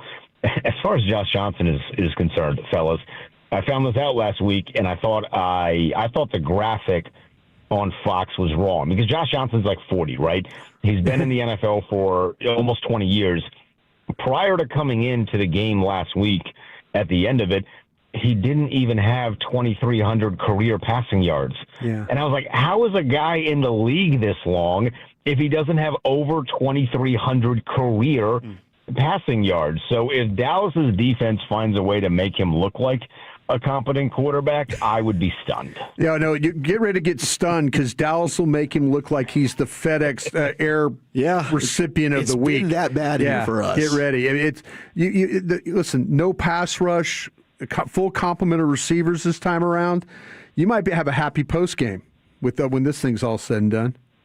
God, it's going to be two teams that can't get after the passer then. There's going to be so much time for the quarterback to just sit there all afternoon. There'll be two muddling offense and defensive lines, just like it's like a pillow fight in there. So year two under Dan Quinn, defensively, we obviously, he had a great track record and a lot of success here in Dallas, but what's been wrong with the defense this year outside of just the injuries? So it's been the injuries, but it's more so been they've taken this approach, and they did it last year. It made sense because the Ron Rivera era was not good from a roster building standpoint. Yeah. So you had to completely flip that roster and bring in a bunch of new talent. And in doing so, they signed what I call mercenary deals, which is a bunch of one-year contracts, kind of prove-it deals, in the hopes that maybe they become something. And in 2024, you had Bobby Wagner as an All-Pro. You had Zach Ertz turn the clock back a little bit. I mean, they signed Frankie Louvu to a multi-year deal, but he was one of the only ones. You guys' former player, Dorrance Armstrong, was another one. But outside of that, it was a lot of one-year deals. So in the 2025 offseason, I thought, well, surely they're not going to do that again. Like, they have so much money to spend. There's a lot of guys that are capable on defense hitting the free agency market, which at the pass rushing spot, you don't really see a lot of, right? Like, a great pass rusher is normally not really available. The Parsons thing withstanding, they don't normally become available. They just didn't spend money, and they did the mercenary deal again. And when you saw last year that you didn't have a pass rush, and your big pass rush splash was Dietrich Wise on a one-year deal, it's really hard to get excited about. So even if Dan Quinn was just in his absolute defensive coaching bag, doing everything, all the good things he could possibly do, you're still working with a really limited group on defense and guys that are getting older. And you can have the best football IQ in the world, but, man, some of these dudes in the NFL are really fast. So you could know where you're going, and you still can't catch them. And we've seen a lot of that this year. And I feel like that's been the biggest problem. They just don't have speed on defense, and that's been a very big Achilles heel for them. You know, they lost Dorrance Armstrong. I think it was in the Week 7 game against the Cowboys. It seemed like the metrics and all that, the eyeball test, that things were very positive. You know, when it came to rushing the passer, was his injury really that, or is it just like you're talking about? There's just so many other factors involved. I mean, he was great. You know, he had played really well in the postseason, in the game against Tampa, in the game against Detroit. He made some really crucial plays on third downs and fourth downs. He sacked Jared Goff and forced a fumble in a really key spot where they were in the red zone looking to tie the game up. So. And then he just kind of started 2025 picking right up. Right. He was really one of the only guys that did that, because the offseason, as you guys know, was so weird. But he was alone, and that was the problem. Okay. Again, like the Dietrich Wise signing was not great, and Von Miller statistically has looked pretty good, but he's also looked like a 36-year-old, playing defensive end, and there's just some of the natural ability that's not there anymore, and that's their problem. They don't have any young guys, so even like with the acquisition of Von Miller, you think, oh, well, he can teach somebody, and then maybe that person can take over in 2026. There's no bridge. There is a bridge, but there's just nobody standing on the other side of that bridge. On the offensive side of the ball, I wanted to ask you, because I get discussions with folks all the time, and they're talking about Cliff Kingsbury, and they say at heart, Cliff wants to run the ball. That like he is a run-first guy. You're around this team all the time. Are they a run-first offense, or do they want to be a run-first offense, or is that just a bunch of crap? They are liars about what they want to be, or at least they have been for a majority of the time where Jaden was playing. I think they're best when they're a run-first team. Right. The problem is they get away from that really quickly, and Cliff gets away from that really quickly. I think there was the narrative entering this year, and don't get it twisted, I very much participated in this narrative that because of 2024, Jaden was a top-level, top 5 quarterback. But I think Cliff got a little bit he leaned too much into that. Jaden's at his best when he has a full operation, the way that every quarterback is, right? And, I think the offensive line, they're a good run-blocking group. They are, and for whatever the reason is, they just shy away from it, way too quickly. And, when Jaden came back after the first injury, his 5 of his first 6 plays were passing. Yeah. And that's not a good way to get a quarterback. And naturally, it was a 3-and-out on both of those drives. That's not a good way to get a quarterback into rhythm. It just felt like the offense was never totally in rhythm this year. And I think a large part of that is because they were a run team one week and then a passing team the next week, and there was never really any consistency. Den Day with us here on The Fan. When it comes to Jaden Daniels, is there just the RG3 PTSD? Is that firing up right now? Yeah, maybe there's a certain majority of the fan base, a certain population of the fan base that I think definitely feels that way. But for those of us that are in the know, I mean, look, man, the Robert thing didn't work for multiple reasons, but one of the reasons is because Robert is Robert. And I don't know if you guys are aware of what he is or if you follow him on Twitter, but Robert loves himself some Robert, right? And I think that is what led to... Mm-hmm. Yeah, he is. And that's what led to the downfall here in D.C. And, fortunately, Jaden is not bad. This season has not been good. I think he's done some good things when he's played and when he's been healthy and when everybody around him has played and been healthy. But this season has just not been good. But I sit here in December being like, all right, I know he is at least going to handle it well. And he will handle the the off season well and heading into 2026 well, and he's not going to do massive press tours and leak things to the media. Like, he just doesn't do that the way that Robert did, and it's not him versus the organization. He's working with the organization, or as far as Robert was concerned, him and the owner versus the coaching staff and the people that were hired to do the football thing, and that doesn't exist anymore. So I sleep well at night knowing that that's not a problem. Have they been able to resurrect Traylon Burks' career? Kind of. Isn't that crazy to say out loud? I remember watching him at Arkansas, and I was like, this guy's a really good player. And then the Tennessee situation just never worked out. But, I mean, he's made some really good plays. I mean, obviously that catch on Sunday Night Football is the one that people are going to think about, and they should. But he's been available. And we've talked a lot at length about what the receiver room is going to look like next year. Terry's going to be back. We don't know for sure about Debo. And we know that they want to get another, solidified number 2 wide receiver that's not more of a special teams guy the way that Luke McCaffrey and Jalen Lane have been, although those guys are really good on special teams. But Traylon Burks has been good, man. If he's wide receiver 3 next year, I feel pretty comfortable with that. I think he does some really good things. He runs really good routes, like way better routes than Noah Brown runs. So I like what I've seen from Traylon Burks. Yeah, we knew that about Noah Brown. You might want to put a 75 number on him and let him be some lead blocker, kind of a situation. Yeah, I mean, he's a great blocker. Yeah. The routes are tough, and the availability is even worse. Yeah. So what are your expectations for the game tomorrow? Bad. Bet the over. We're gambling folks, right? I would bet there's probably not enough. Well, so here's the problem. There's not a number that I wouldn't put it past the Commanders' defense.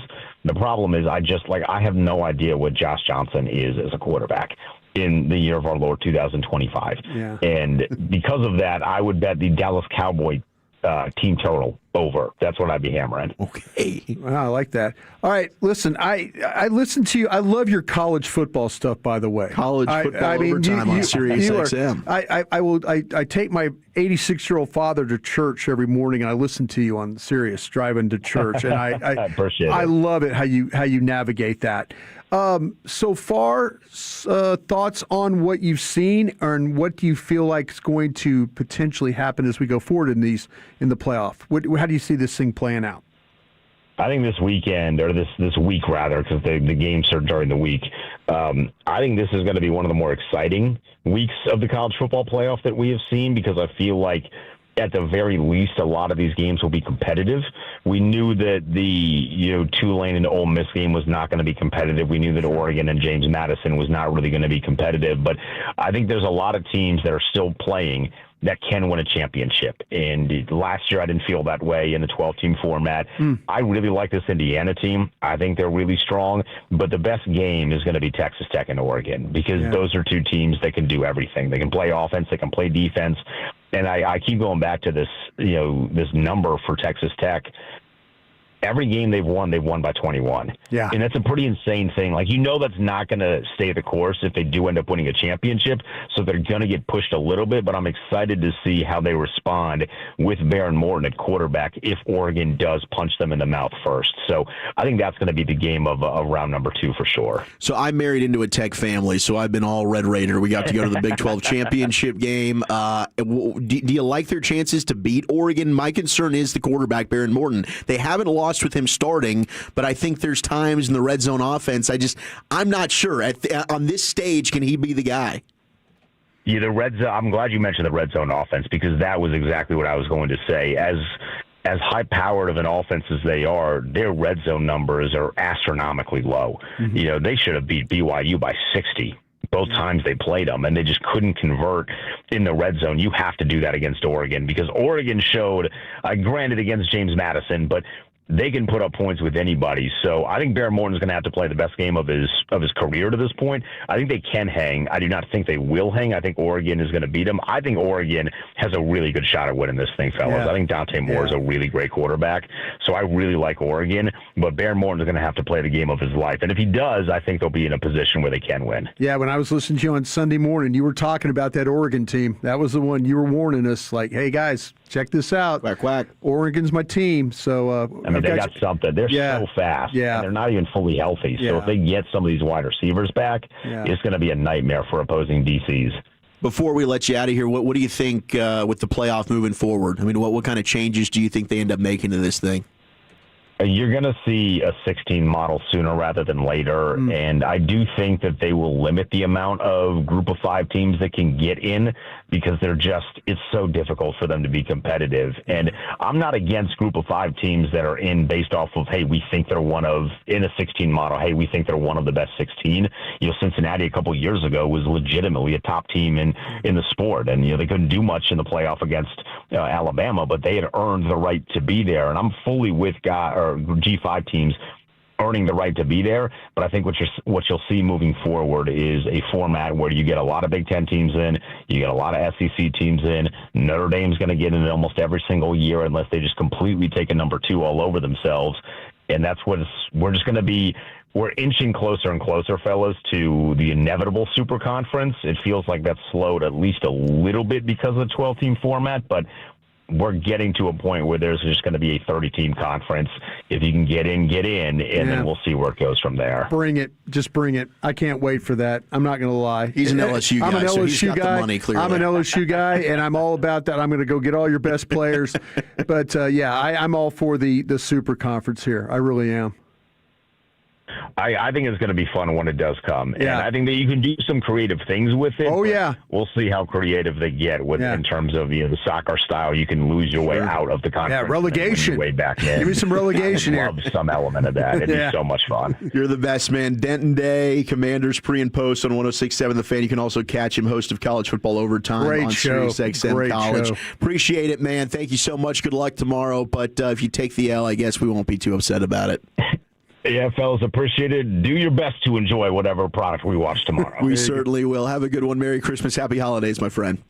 Yeah, Merry Christmas, guys. There he goes, Denton Day. You can follow him at the Denton Day on X, formerly known as Twitter. He's awesome. He's not hacked like really, me, really so follow him. Yeah. No, he is certainly not hacked. He's really. I mean, seriously, his awesome. College football stuff is outstanding. He's fantastic. I got to do stuff with him with BetMGM, and Denton's a great guy. I know he's been on the Fan After Dark. Yeah. Blake and Fred have had him on plenty of times before, so he does do an excellent job. All right, let's get a little football fix, shall we? Big facts, quarterback injury updates, and don't ask Max about draft picks, but do ask me about East Dallas Diesel. If you've been thinking about getting into that new truck, SUV, or performance vehicle, now is the time. End of year means the best selection, the best deals, and most importantly, the best tax advantages, okay? And here's what makes East Dallas Diesel super unique. Maybe you've been checking their website, eastdallasdiesel.com. You haven't seen the exact truck or SUV that you want, or maybe you did see something close, but it wasn't quite leveled, lifted, wrapped with your name on it. At East Dallas Diesel, custom is the standard. So, if you don't see your perfect vehicle online, don't settle. Call East Dallas Diesel. Ask for Tony. He and the team are going to help you source, build, or customize exactly what you want. They're truly unmatched when it comes to delivering one-of-a-kind vehicles. End-of-year savings, tax benefits, and a team that builds anything you can dream up. That's why East Dallas Diesel is where you need to be. Check him out online at eastdallasdiesel.com or call Tony today. East Dallas Diesel, where custom is the standard. When your friends say, "Hey, did you hear?" you can proudly say, "I heard it on the Fan," keeping you sports informed with some quality laughs along the way. Turn it on and leave it on. 105.3 The Fan, the Odyssey app, iHeartRadio app, and TuneIn app. This is Ryan Watson, owner of Alliance Hyundai. During the Hyundai Getaway Sales Event, we have over 600 vehicles in stock, like the all-new 2020.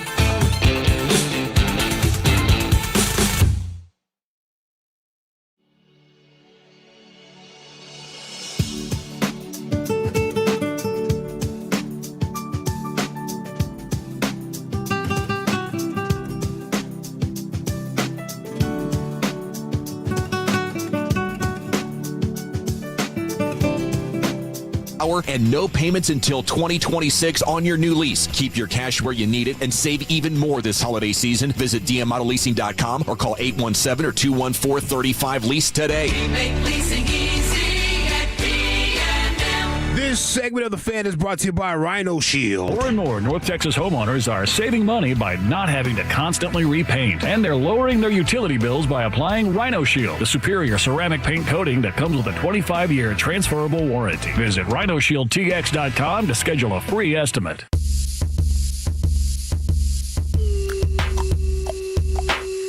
All right, we got some big news in the high school football / college football world. We will get to here in just a moment. Segment brought to you by Frankel and Frankel. Of course, we will talk with Bobby Carella. DLLS Mavs will celebrate the greatness that is Cooper Flagg. Right now, let's have a little football fix. You think football is still fun?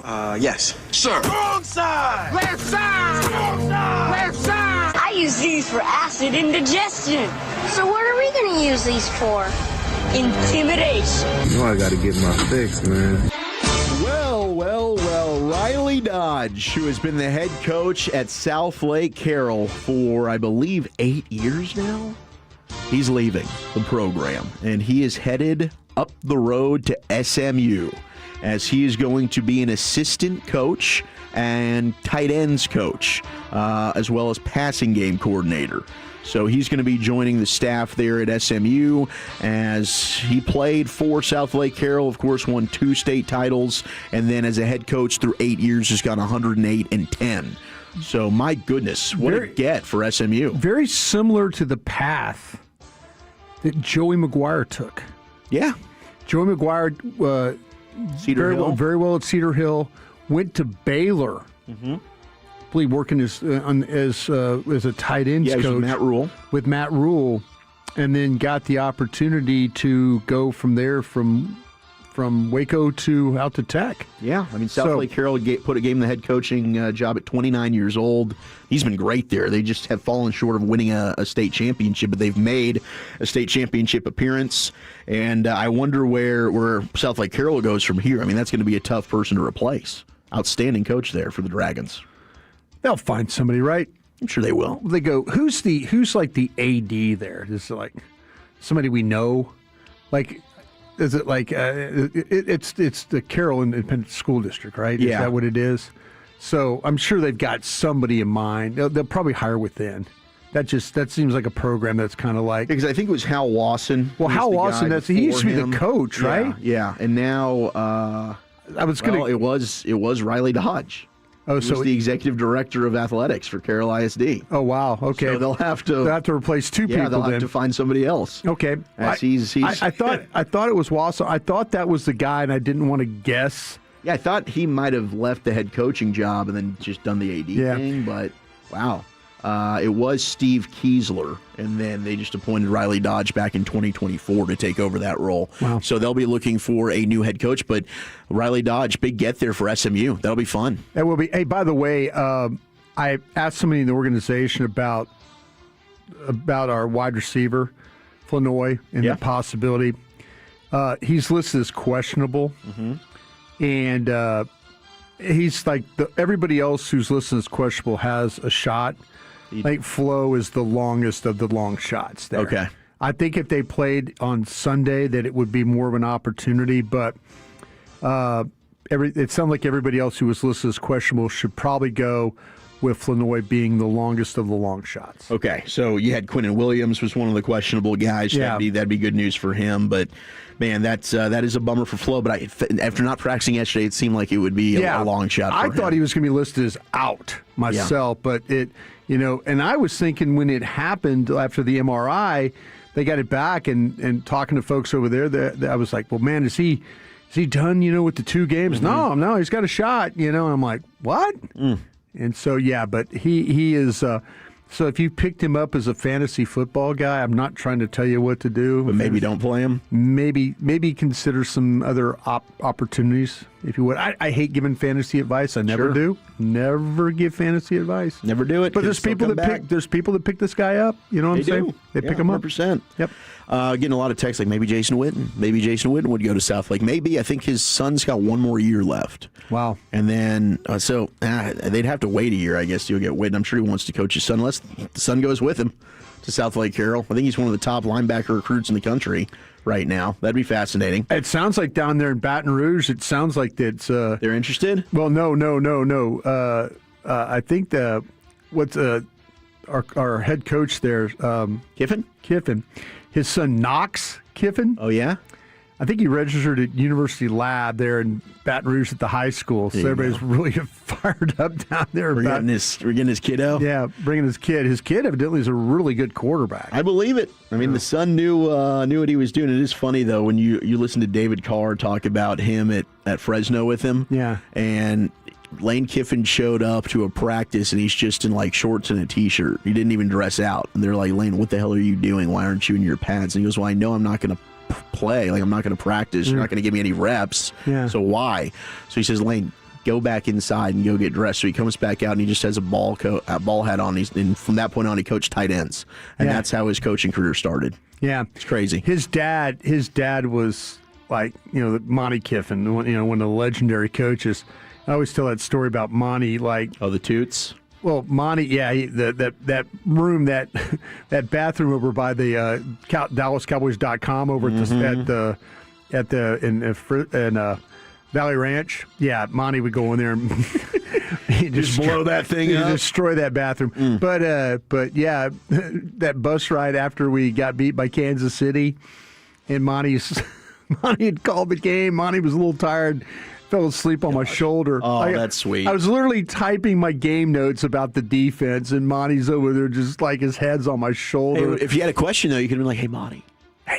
He literally put his bag down, and and he just kind of leaned and just fell right asleep right on my shoulders. I'm typing my game notes. Well, we did get Quinnen Williams, first Cowboys defensive tackle to make the Pro Bowl since Jason Hatcher. Wow. You can believe it. That's been quite a run. But Vic Fangio, a.k.a. Dick, was really ticked off that Jordan Davis didn't make the Pro Bowl. He hates the way that we vote these things, doesn't he? He sure does. In fact, he wants to change the voting system. Yeah. I don't know how much credence you put in the Pro Bowl stuff, but I'm sure you must believe that Jordan Davis believed it should have been included. He should have, for sure. I think they need to form a committee for the Pro Bowl. Get a couple retired coaches, a couple retired personnel guys, a couple retired players that will take pride in it, and they name it. Not everybody and their mothers got a vote. Is that our guy Merrill Reese? Merrill Reese asking the question. Wow. I mean, what do you think? His guy doesn't make it, so now he wants to have a whole committee, a new voting process, not let the fans vote. You got to stick up for your guys, right? The popularity award is what the Pro Bowl really is. I mean, Travis Kelce's in it again. He got the most votes out of anybody. Oh, he not even playing? He got the Swifties. The Swifties got him? They went and voted him in. And tomorrow might be his last home game. As a write-in, you said Travis? You said Travis. I thought you said the other. No, Travis Kelce. Not Jason. Yeah. Although I'm sure if Jason was on the ballot, he probably would have gotten in. Yeah. You know what? I don't think he's wrong. I really don't. I mean, if you want it to mean a lot, and hell, I don't know. There's bonuses. There's money attached to this. There's a lot of things involved here, and the thing about it is, though, is it the writers that vote these guys in? We got a fan vote. It's the fan votes. I think that's it. I think it's just the fans. I think so. I think that there's another layer of it when it comes to Major League Baseball. Didn't we used to as players vote for this thing? I thought players used to be able to put a ballot in, and then there was a third of it was the fan vote. That could be. Yeah. We don't know much about the old Pro Bowl because we really don't care much about the Pro Bowl. No, it's become a joke, really. And it's a combination of votes from three groups: fans, current NFL players, and coaches. There we go. So wait a minute now. Wait a minute. If it's players, coaches, that's two of the three. Yeah. He's kind of, I don't know, maybe a bad idea. Yeah, I think Dick's just really upset here, and I get it. But, dude, sorry your guy didn't get in. Dick's upset? Yep. Surprise, surprise. He's upset about something. Joe Burrow, according to Jeremy Fowler, has not given any indication that he wants out of Cincinnati. So we'll wait and see. Josh Allen, hope is he can play with that foot against the Eagles, and I need him to play. He says he feels good. He feels ready to go. I need you to play. Not only do I want you to beat the Eagles, I need to beat Carter Freeman in a fantasy championship. So you have him as your quarterback? He's my quarterback. He's my guy. So I need you, Josh. I need you to have about 17 touchdowns. Who's your backup plan? I don't have one right now. You don't? No, I don't have a backup quarterback. I'm going to have to hit the waiver wire. Josh has just been my dude. I haven't needed a backup quarterback. Josh Johnson, your guy, maybe? Should I just pick? I have to play him tomorrow because I wouldn't have a choice. That would be crazy if you picked Josh Johnson. I would not do that. Goes for like 315, 4 tutties, no interception. If he does, I'm going to be kicking myself because that would have been a hell of a pickup. I mean, Justin Herbert's was awesome last week. Can I ask a fantasy question of you? Fantasy away. What is the most points you've ever had sit on the bench? Oh wow, that's a good one. I think I had a wide receiver that went absolutely off, and I chose to sit him one week. It might have been like a Devontae Adams. Like when he had like a 2-touchdown, 10-catch game with the Rams or something like that in a league this year. I think that's so far. There might have been one that was worse than that, but I think for sure that's one that comes to mind, Devontae Adams. But I think How often does that happen where there's a 40 or 50 point sit? Not a ton. I think usually it's like I'm not sure if the guy's going to play, and it's a late game designation, and I don't want to risk it, so I play somebody else, and then he ends up being active, and he goes out and crushes it. Yeah. And you're just thinking to yourself, what the hell? That stinks. Otherwise, quarterbacks sometimes will do it. If you have two quarterbacks and you're kind of deciding which one, maybe the one doesn't play well, the other one will end up having a great year. You ever lost a game by like a point something? Oh, it's happened this year. Yeah. Really? I think I beat Sean by like a 0.6 in the regular season. Oh, jeez. And then I lost a game by like 0.4 this year. I tied a game this year to a buddy of mine, Tim, and then the tiebreaker was bench points. And my bench was on a bye, so I didn't win. He ended up getting the dub. So that stunk. That was not fun for me. Speaking of draft picks, and I know we've had this conversation, like Dak's playing, he wants to play. Well, don't ask Max Crosby about draft picks. No, don't ask him about it. Maxie Crosby? He's speaking honestly, given his perspective. When you hear talk about the number one pick being on the line? Yeah, I don't give a about the pick. Like, to be honest, I don't play for that. It's not my job. My job is to be the best defensive end in the world, and that's what I focus on every day. And being a great leader, and being an influence, and being being that guy on a consistent basis for my team. So, yeah, that's their job. That's the front office, the coaches, that they do that. But that's got nothing to do with me. I've learned that lesson in the past. I'm not trying to. You can't control everything, and that's not my job description. My job is to be the best in the world at what I do, and that's wrecking the game. He doesn't give a damn about your picks. He wants to go out there and have a 17-sack game. Yeah. Be the best defensive end in the world, and I love it. And you know what? He's not alone. Every single NFL player has that perspective for the most part. I've talked about this a bunch, is that when you're in that room, you really want to win these games. I mean, even when we were 5-11, those horrible 3 years, you want to win. I would have done crazy things just to get a win. It meant that much. And so the media side of me wants to have the best draft pick. The player personnel guy is reminded of how important this really is. I think it's hard for some fans. It's hard to wrap their brain around. What? Why? You got to have the big picture. The players don't care, man. They might not be here for that draft pick. It doesn't matter for them. I'm just telling you, man. If guys and gals had the chance to sit in those chairs and you want to win, and fly home, that puts into that. You absolutely lose a game. You feel like your whole week was just wasted. Everything you did was just wasted. So, if they're going to play hard for these next two to try and get this thing 8-1. I totally understand it.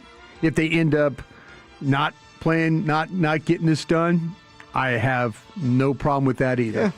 Hey, we get it. No problem. Yep. We get it. All right, we'll talk more football coming up at the top of the hour. Let's party with Bobby Carella. DLS Mavs, that's next in the nation. Hey, it's Corey Majors, TOLOs. You've heard a lot of talk about the one big, beautiful bill. What does it mean for you and your retirement? Probably a lot. My friend David Dustin, founder of the MoneyWorks Group, will help you navigate the details to create your own big, beautiful retirement. A plan built around your goals and your freedom with guarantees for life. Visit MoneyWorksGroup.com for your free copy of David's book, or call 972-736-7373 and start your big, beautiful retirement today. David Dustin and MoneyWorks Group. Reinvent your tomorrow today. today. I'm the sports machine, Sean Levine, here to help you beat the books with the BetMGM network. Dallas on the road at DC. Commanders getting 7, 50.5 is the total. Give me the points with Josh Johnson and DC. With the BetMGM network. Bet smarter and beat the books. Download the BetMGM app. Please gamble responsibly. Drunk driving changes your world. Drive sober, get pulled over. Paid for by NHTSA. I didn't ask to be thrown in the streets with nowhere to go, but I did ask for help, and Covenant House was there for me. 1 in 10 young adults will experience a form of homelessness this year. For these kids who didn't ask to be put in this unthinkable situation, Covenant House is there, providing hot meals, a safe place to sleep, medical care, and love. They just really genuinely just wanted to help me succeed, and I'm succeeding. To learn more, go to safeplacetosleep.org today. $5,000. That's the average amount of money people in the U.S. are now spending on gas in a year. $5,000. That's crazy. If you drive, you have to download Upside, the free app that gives you cash back every time you get gas. That's right. You can earn real cash back with Upside just by buying the gas you're already buying. You can literally start earning cash back today. I use Upside every time I fill up, and I've already made around $200-$300. You're putting gas in your car anyway. Why not get real cash back? If you like free money, download Upside. I'm saving the cash I earn from using Upside to help pay for a vacation later this year. Download the free Upside app now to earn cash back every time you buy gas. Use promo code CODE to get an extra 35 cents per gallon on your first tank. You can cash out anytime right to your bank, PayPal, or a gift card for Amazon and other brands. Just download the free Upside app and use promo code CODE for a 35 cents per gallon bonus on your first tank. That's code CODE for a 35 cents per gallon bonus.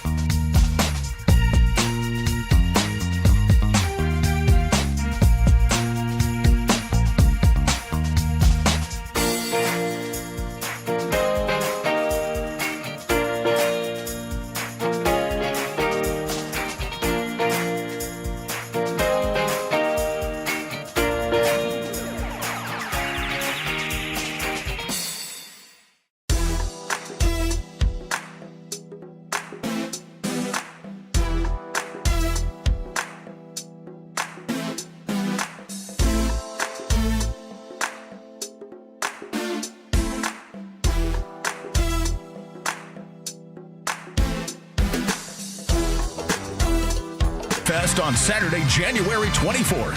You'll have a chance to get autographs from Rangers players and alumni. There'll be a baseball card show, run the bases, enjoy Q&A sessions, and much more. Tickets just $10 for kids, $20 for adults, and parking is free. For more information, go to rangers.com/fanfest. If you're in the market to upgrade your vehicle, get to Classic Chevrolet in Grapevine. Back-to-back, #1 Chevy dealership in the world. They've got more new Chevys than anyone in their all-prices sale. Silverados, Tahoes, Blazers, Malibus, Equinox, and more. Visit ClassicChevrolet.com. This is Texas. This is Classic Chevrolet. Together, let's drive, relax, and enjoy the difference. Based on new Chevrolet registrations 2023 and 2024. The night is darkest just before the dawn, and I assure you, the dawn is coming. And it might be here in the form of one Cooper Flagg to rescue us from sadness as we welcome in our buddy Bobby Carella, DLLS Mavs. And Bobby, goodness gracious, we've been down bad, brother. But what Cooper Flagg is doing right now, I feel like I'm a phoenix rising from the ashes. My hopes, they're starting to come back into my being. How are you, man? And how damn good is Cooper Flagg? Dude, I love that energy. It's 80 degrees and sunny outside. Like, it is clear. Coop is him, and he has reinvigorated the entire Metroplex. I mean, last night, they're going up against Jokic, who's probably the best player alive. AD is on Cooper Flagg's team. AD is one of the best players of all time. Jamal Murray is going to be an all-star this year, and none of those dudes was the best player on the floor. The best player on the floor was a 19-year-old rookie. It is unreal how good he is. And it's not just like at one thing. He doesn't just have one trick or one go-to move or one strength. He can do everything. Go right, go left, pull up, face up, shoot the 3-ball last night. He was playing great defense. He's a monster in transition. Like, he is the real deal in every single way. And it's really tough to contain my excitement about him, man, because he is unbelievable. Bobby, you know me, the former scout, is always curious, like, what people said about him. Such high praise, first overall pick, talking about all these things. Is there something about his game that they didn't talk about before he got drafted that you're seeing now that translates even better? Yes, he's a much more dynamic offensive player than I thought that he would be right out of the gate. And part of that is based on his role on the team now, as opposed to what we saw earlier in the season. Yeah. He was playing point guard, making decisions. There wasn't a lot of space, and so it was kind of clunky for him for a while. But now he's playing off the ball, catching it in more advantageous positions where he can just make a move and go. He doesn't have to think. He can just go out and play. And also, AD's playing the 5, so there's a lot more shooting and space on the floor for him to work with. But if you go back and watch him in college, he would do some of this same stuff. He uses his size well. He uses his body well. He can ward off defenders. But at Duke, he'd kind of do spin moves to the basket a lot. He'd pick up his dribble a lot in weird positions. It just kind of looked like he didn't realize that he's just way bigger and stronger and more athletic than everyone else. So he can just turn the corner and go, and no one's going to stop him. And we're seeing him now do that multiple times a game. I mean, last night he had a couple nasty dunks on guys that are just as big as him. And so I think he's starting to get a little more aggressive.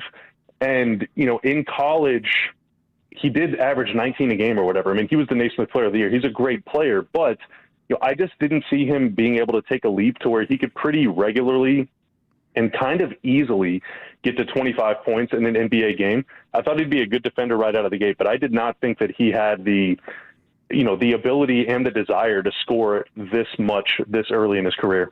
Bobby, is this God-given talent, or is this guy getting coached up on a different level? That's a good question because, on the Peacock broadcast last night, Vince Carter, who I have a ton of respect for. Oh, yeah, I love absolutely, that guy. And Melo, who's one of the best scorers at the kind of that tweener forward position that Coop plays of all time.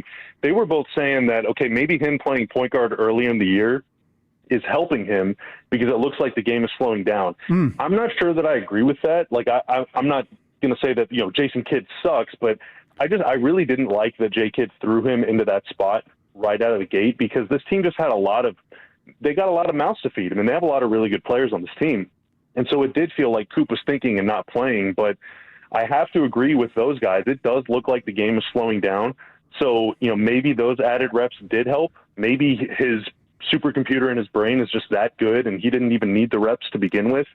But, I mean, the game just looks way easier for him than it did even 2 or 3 weeks ago, and certainly than it did 2 or 3 months ago, and even more so than it did a year ago today. So, I mean, if he keeps growing at this pace, then, I mean, we're going to be talking about not just an all-star caliber player, but like an all-NBA caliber player very, very soon. This is the weird theory I have. Do you think Jay Kidd threw him out there knowing he was going to fail and struggle just to maybe let him get his nose bloodied a little bit and have to fight through some things to get him to this point? Said he wanted to make him uncomfortable, Bobby. He did say that that's what he wanted to do. You know, he said he wants to make him uncomfortable to see how he responds. Yeah. And, you know, maybe he's playing 5D chess. I kind of think he is. I think he knew that he was probably going to go out there and fail as a point guard, but it was going to be the toughest thing that he was going to have to do, and he was going to have to fight through that. That's how much I believe in Kidd. That maybe that yeah, go ahead. Yeah, the other theory, and I'm curious to hear your thoughts on this one. The other theory that some fans think is that Jay Kidd put him at point guard knowing that the team would lose, so that they could kind of move on from the storm that was raging for about 10 months. I don't know. Yeah, now that's 5-level chess right there too. He might have known something there. Yeah, but no, to me, this just seems like that he knew, like, okay, I'm going to put this kid in a position where he was going to struggle, and it wasn't going to be easy, and he's going to have to fight his way. And then they kind of figured out some things, but maybe that getting his nose bloody, like I said, has got him to this point, you know, to where now he's playing game at a different level. There could be something to that. You know, I think right now. No, just tell me I'm full of crap, Bobby. It's okay. It's Christmas. I'm used to it. I don't think you're full of crap at all. I don't think you're full of crap at all. I mean, I think there could be something there. You know, right now he's getting the ball in a lot more simplified positions than he was earlier, but he is being like kind of the head of the offense in crunch time situations. He sure is. And, you know, so if he wouldn't have played point guard early in the year, maybe he wouldn't have felt as comfortable. Just, hey, we're going to give you the ball and clear out, and you're going to have to make something happen. Good point. But it could be that he would have been ready for that anyway. I don't know what to believe with this guy, because every single time I see him play, I see him do something that he hasn't done before. It's unbelievable. And I know, like, Wendy was talking about the parallels of him and LeBron's first years, and it's nuts. I mean, it really is the offensive game. I agree with you 100%. How quickly he's just picked this up, and also the three ball now seems to be working for him. It's unreal. Bobby Corella with us here on the Fan. They're 6-4 in their last 10. They have wins over Detroit and now Denver. They're 12-19. They're right on the cusp there of the play-in. Kyrie, I don't know if you have more information on when they're going to get him back, but we've kind of been talking team tank this entire time. All of a sudden, are we looking at this team as a playoff team? Man, that is the raging debate among anyone that watches this team, whether you're media or fan or hater. You know, Kyrie, Mark Stein has sworn that, you know, it's more like February than January for Kyrie, but who even knows? You know, he's not on the court right now in any real sort of substantial capacity, which leads me to believe it's still a ways away until he comes back.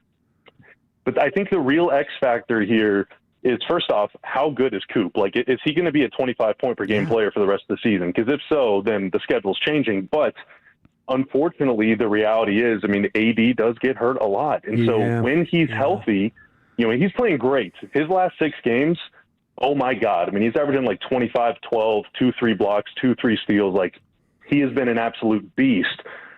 When he's on the floor, and if Coop is playing like this and AD's playing like this, they're going to be really tough to beat no matter who you are. But if one of them goes out, then it's going to be right back to losing. And, you know, as you look forward, the Mavs have a really good opportunity in about 6 months to draft another stud that could be just as good as Coop, or in that same stratosphere that's also 19. And, like, man, is it worth – to me, I do not believe that being the 8th seed and playing OKC in the first round is worth missing out on a chance at the number 1 pick or the number 2 or 3 or 4 pick. Maybe there are Mavs fans that would feel, no, getting playoff experience for Coop is really important. Or if you can try and move up to 7th, that way you avoid OKC and then you see what happens, that's worth it. But I don't see any scenario where a playoff experience is worth missing out on this draft. I just think it's way, way, way too valuable an opportunity to draft another 19-year-old stud to be Coop's running mate for the next 10 years. But I realize I'm not, that might not even be the majority opinion at this point. Vibes are good. The team looks great. A lot of people just want to check ball and go. Bobby, so you sound like you're sell high guy right now. You're selling high with maybe something with Davis. Is that kind of am I reading you right on this one? The fact that he's playing well and that kind of thing, or where are we at on that? If someone came through with a good offer, yes. But all the reporting, especially from Stein, who's, for my money, he's wired. Guy, you guys are wired, no question. Yeah, but Stein says that teams are just either lowballing or just not interested until they get a little more data. And if that's the case, if teams are just offering, 5 second-round picks and some expiring money, no, I'm not interested in doing that. I would rather go into the summer with AD. Yeah, see, to me, if I'm a team, I'm they're not going to trade him if they're not getting that's what I'm saying. I'm worried if he keeps playing well, they might not move him. So, I would, if I was a team that was interested in him, the Bulls, right? Weren't the Bulls a team? Bulls, Toronto. Okay, one of these teams, if he keeps playing well and they keep having these nights where they're beating Denver and people like that, maybe the Mavs say, well, we're not going to trade the guy. And now you miss out an opportunity to get a guy. I think some teams are going to have to come with some offers if they're going to want to get this done. Yeah, and that's the other issue, right, is that, a team like Chicago or Miami, I think Toronto is kind of having a dream season, and honestly, they might not even care if they start losing, but Chicago and Miami, they can't say the same thing. Right. If it becomes February, obviously the deadline is February 5th or whatever, but if it's like late January and the Bulls are in 10th or 11th place again for the 35th year in a row, maybe they're like, dude, we just have to do it. Mavs, what do you want? Let's make this happen. Yeah. Deadlines make deals, but that's another, month and a half away. The Mavs could win a whole lot more games. Damn right they could. Or even if they trade AD, they could still be out of the lottery, Yeah. Bobby, what are your expectations for tomorrow before we let you out of here? Man, I don't know. I look at Golden State's roster, and I don't see a single guy that can guard Coop. Jimmy Butler is a freak, and Draymond is very physical, but I think Coop could have his way with them. The Warriors need an interior presence. AD might dominate, but I think the big question for the Mavs is who the heck on their roster can guard Steph Curry a single time. If they can figure it out and crack that code, I think they can win. But, there's no Derek Jones on this team or Dorian Finney-Smith or any of those guys that chase Steph around screens. So I'm a little worried about Steph. Yeah, Bobby, the one thing I learned watching basketball with you during the pandemic, sitting up there and stuff, was that watching Curry play a basketball game is tiring. Yeah. Tiring. He's everywhere. He's running all over he doesn't stop. Stop. And all 5 guys on defense need to worry about that too. But you're also guarding the guy with the ball, or maybe you're guarding Jimmy Butler on the other side of the floor. Like it is really, really tough, man. And I don't know if the Mavs have the defensive personnel to stop Steph, but I don't think the Warriors can stop the Mavs either. So it could be a really high-scoring, entertaining game. Let's go bucket for bucket. Let's make it happen. Christmas Day basketball. We love it. Thank you so much, bro. Have a Merry Christmas. Happy holidays. We'll catch up soon. Thank you, guys. Appreciate you. There he is, Bobby Krld, DLS Mavs. They do awesome work over there. They do a great job. All our guys, KG, of course, Bobby. You mentioned Stein. They're all crushing it. Old Tim school Cato. guy. Yeah. They're awesome. All right, let's do a little finest. The best Christmas Day performances of all time and the Holiday Day Game. Jesus. The Holiday Day Game Guide. Gosh, that was a mouthful. That's next. Sean and RJ, the KNC Masterpiece, G-Bag Nation, and Fan After Dark. Live and local. Turn it on and leave it on. 105.3 The Fan. And our Odyssey, iHeartRadio, and TuneIn apps. I'm the sports machine, Sean Levine, with an Odyssey Sports Minute. The NFL's not fooling me. They give us the same 3 teams on Christmas as they did Thanksgiving. The Chiefs, Detroit, and Dallas. And right now, that's not cool. But there are some fun games coming up this weekend. Eagles, Bills, Seahawks, Carolina, and Bear down Chicago Bears. I think they go on the road and beat the 49ers. I'm the sports machine, Sean Levine. Find what you love and love what you find. A Total Wine and More. There's so much waiting for you. With the lowest prices for over 30 years, find what you love only at Total Wine and More. Drink responsibly, B21. You know the rush when you reach that goal? When something you've worked for pays off? That's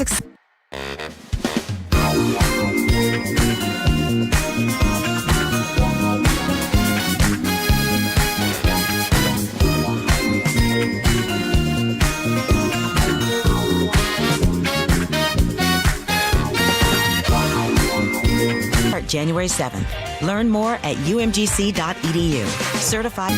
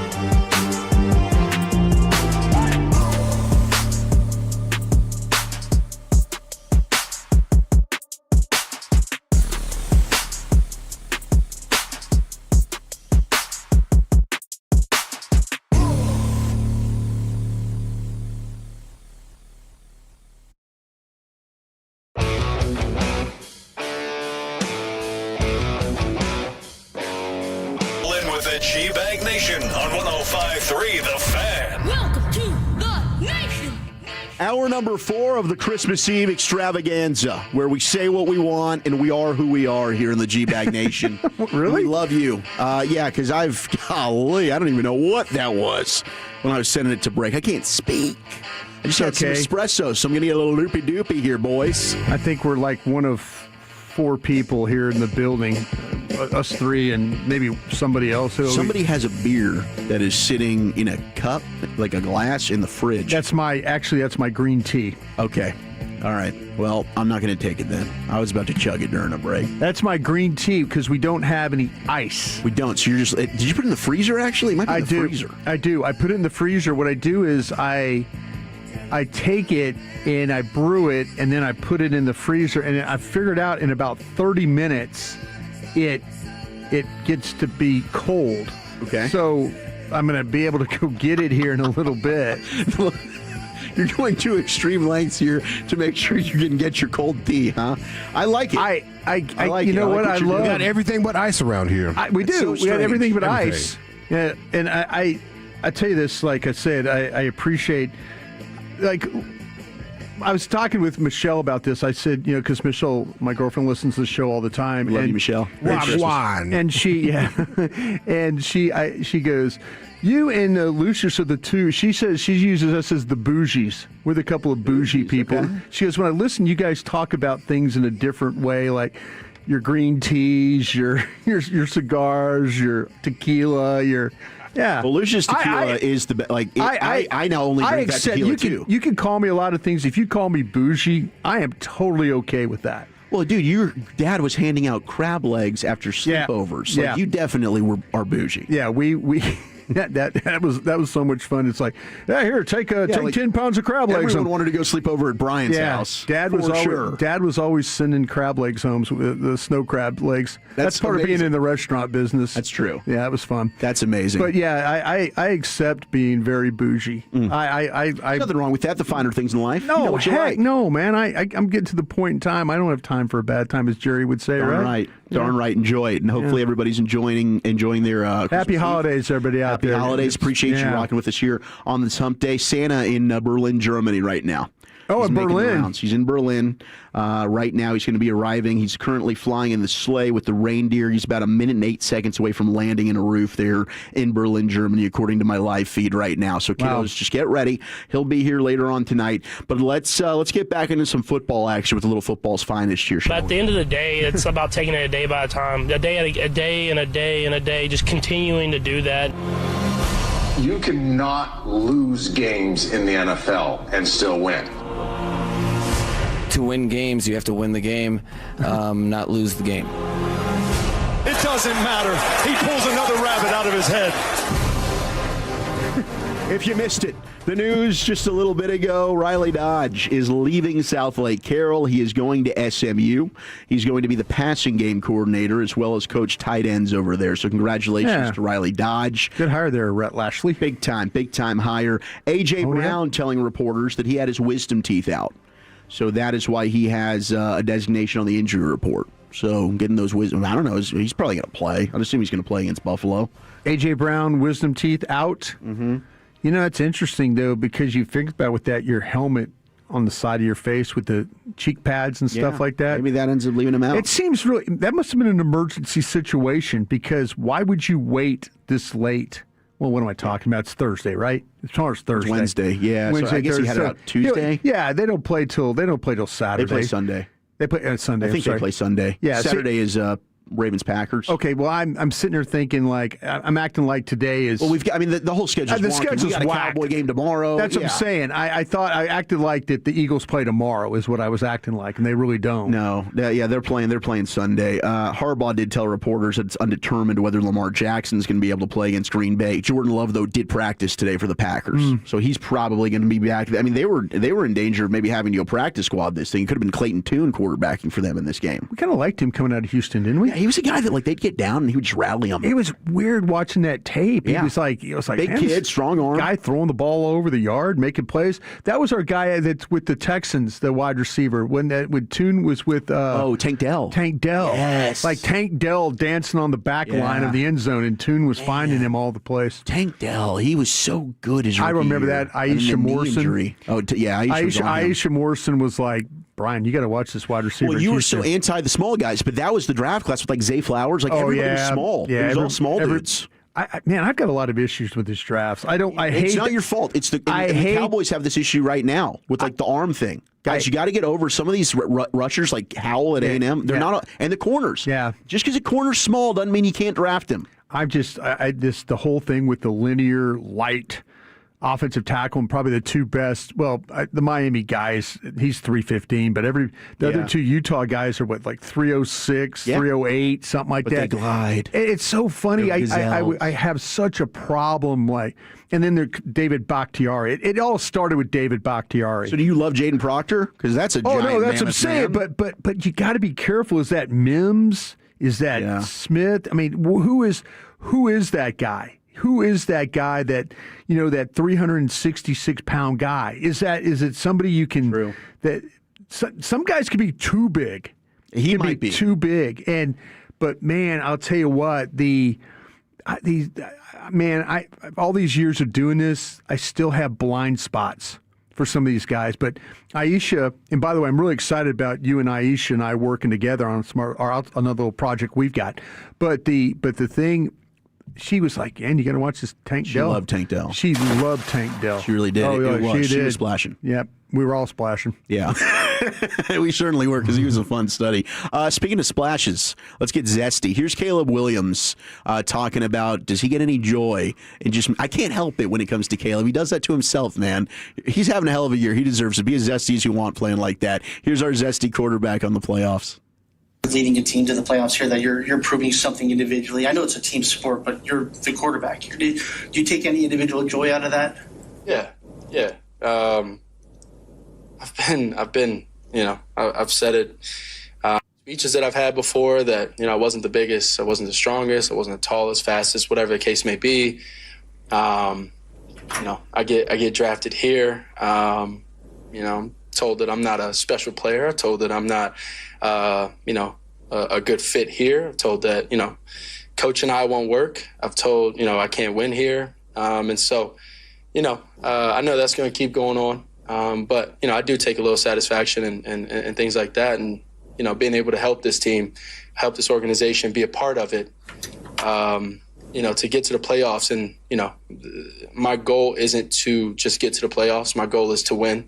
And win big. And so, I'm going to keep my head down. I'm going to keep growing for the guys in this building, for the coaches and things like that, for this organization and for the city to be able to be proud and happy to be fans and supporters of Chicago Bears. It's amazing what these guys can convince themselves in their head.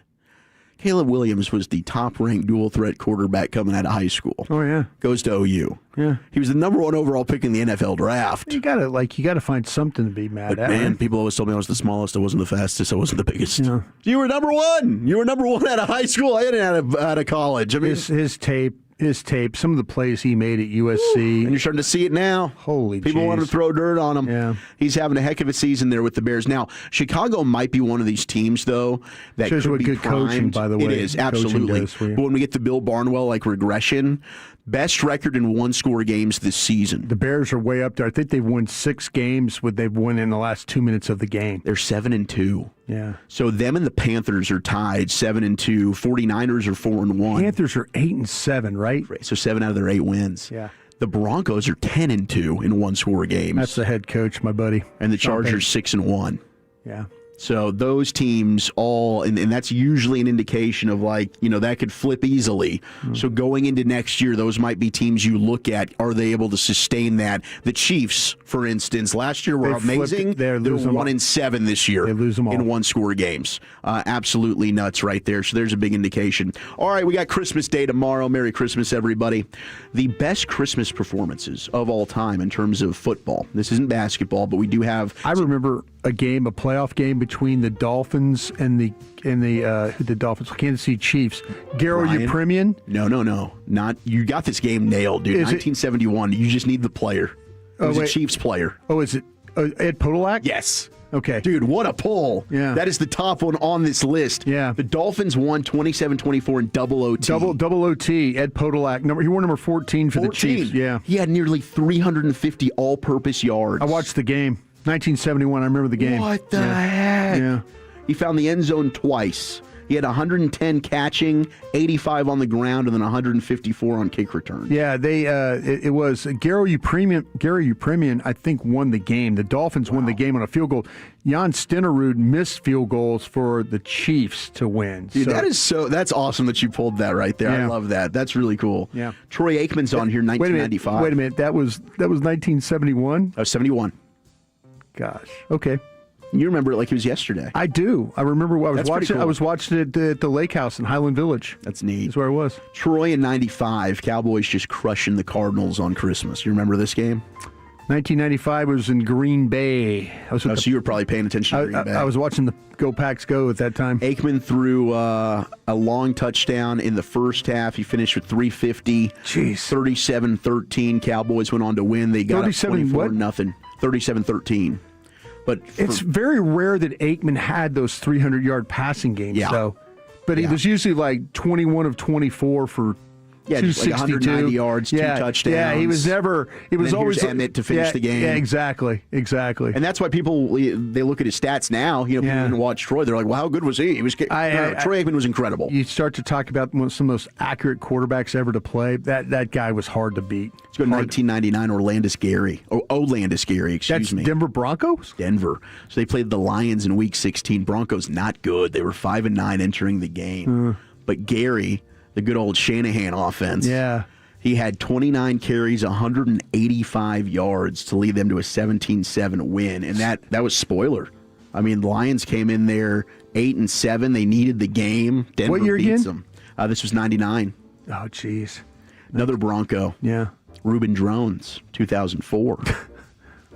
Reuben Drones led them to a 37-16 win over Tennessee at 120 yards, 3 touchdowns. That was a big fantasy day out there for you fantasy footballers. I remember a day, speaking of Christmas Day, we played in Tennessee, and our guy Wright was the quarterback that day because Anthony Wright was quarterback because we got Randall Cunningham spit the bit. He didn't want to play. It was like 31-0, I think. Yeah, we onside kick, got the ball. Oh gosh, I remember watching. This was on ABC. Yeah, that was when Ernie Zampese, one of the coaches, fell asleep in the coach's box.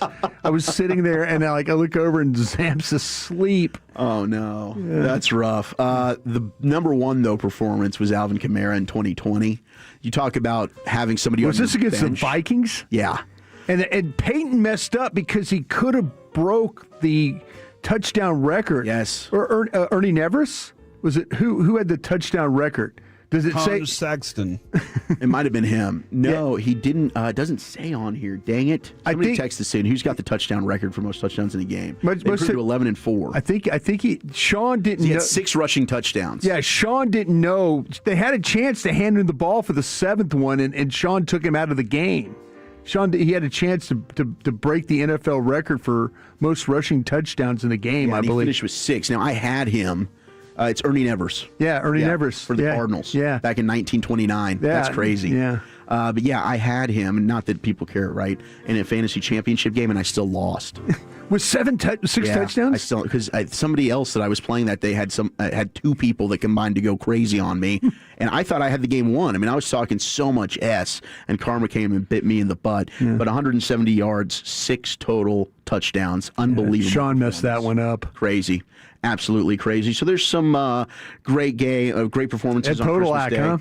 Tomorrow, I'm sure we'll get a vintage George Pickens performance or something crazy. Maybe it'll be Josh Johnson. Let's hope it's not Terry McLaurin. No, I hope not. Den Day made me feel a little better about it. But every time we have these guys on, they say their team really sucks. But Josh Johnson, I do think really sucks. Yeah, I know our defense is really bad, but I think this guy he's 1-8, and he's got 17 interceptions. Chargers gave up touchdowns. 11 sacks in 2 games. But Herbert's really good.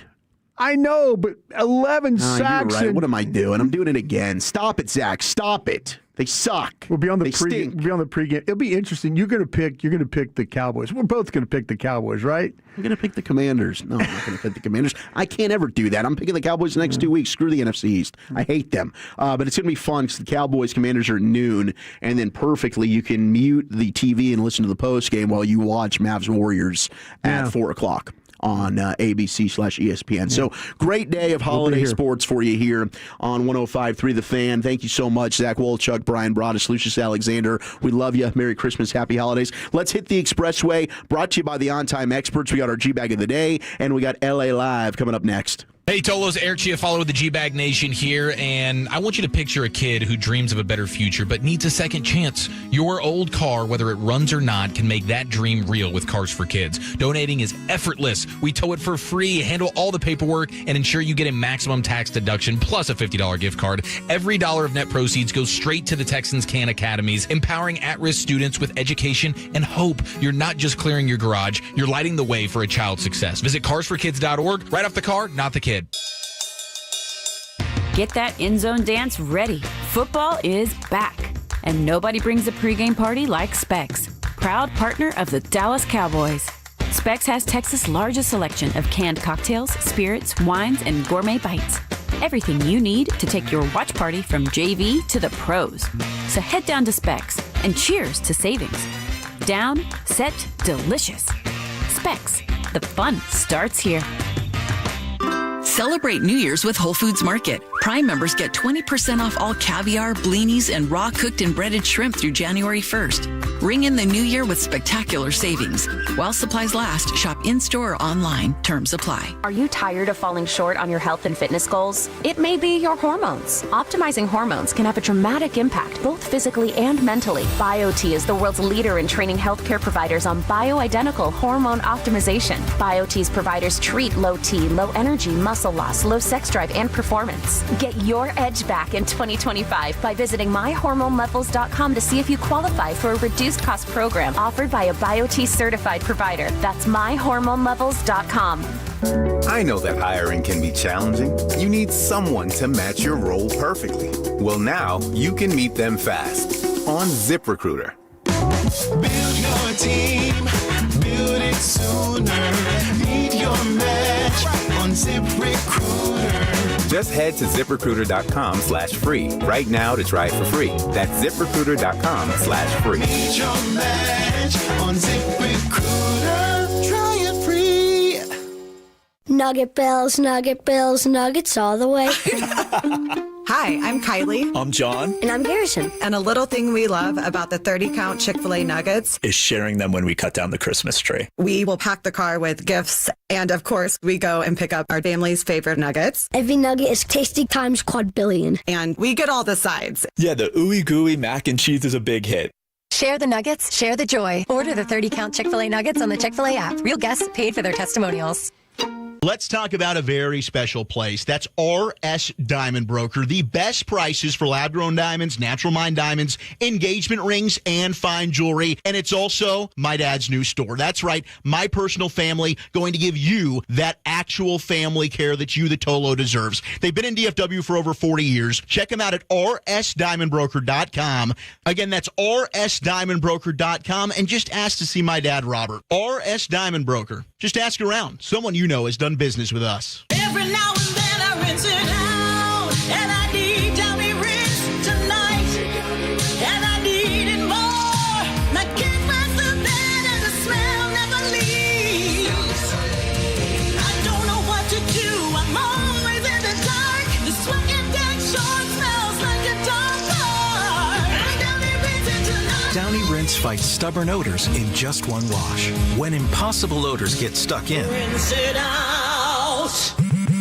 At Straight Talk, we know the holidays are your time to say yes. So why put up with a wireless company that makes you say Out of data? Or no service here? Switch to Straight Talk and say yes to real unlimited data on a reliable 5G network covered by Verizon. And with a free 5G phone when you activate select plans, someone else in your family can say yes! Available at straighttalk.com and Walmart.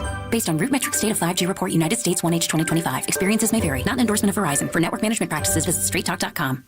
No gift? No problem. With Target's last-minute gifts, the holidays are a breeze.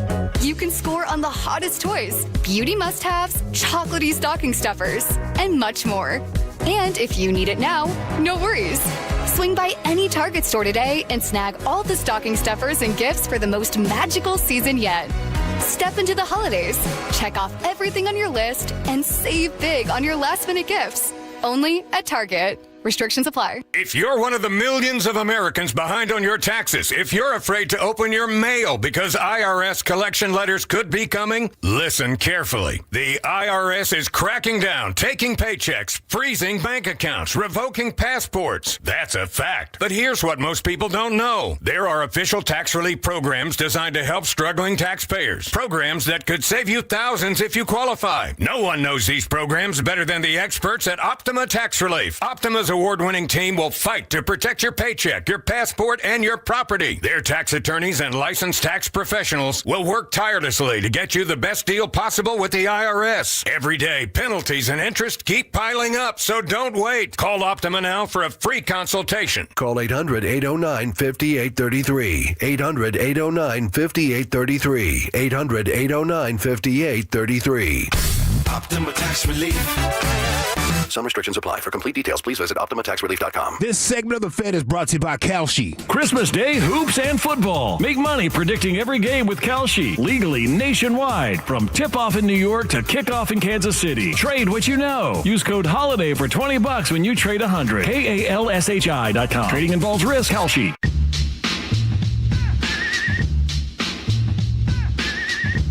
Welcome back, Nation. Welcome on into the Expressway, sponsored by the On Time Experts. Hopefully everybody's having an awesome hump day out there. Merry Christmas Eve to all of those that are participating. We'll get into G-Bag of the Day, LA Live here momentarily.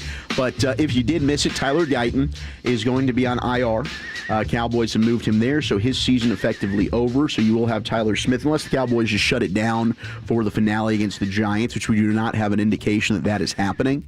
But Tyler Smith should be playing left tackle for the remainder of the season. However, Brian Broaddus letting us know earlier in the show the conversation about him maybe having a clause already set in the contract. True. If he has left tackle, that is not a thing. Not a thing. Not a thing. Nope. So that's something, I guess, if that's from somebody that would absolutely know. And Clarence Hill also speaking with his agent, and his agent told him the same thing. So if indeed, I guess the Cowboys did want to move Tyler Smith permanently over to left tackle, I'm sure he would probably be pushing for more money if that were the case, even though he is the highest paid guard in all of football, but certainly a different area code there for money when it comes to left tackles versus guards in the National Football League. The other news of note, you did have DeMarvion Overshown effectively ruled out for tomorrow. Short week, yeah. Against Washington, concussion. Yeah. And Ryan Flanoy, questionable. But longest of the long shots. He was on the questionable list.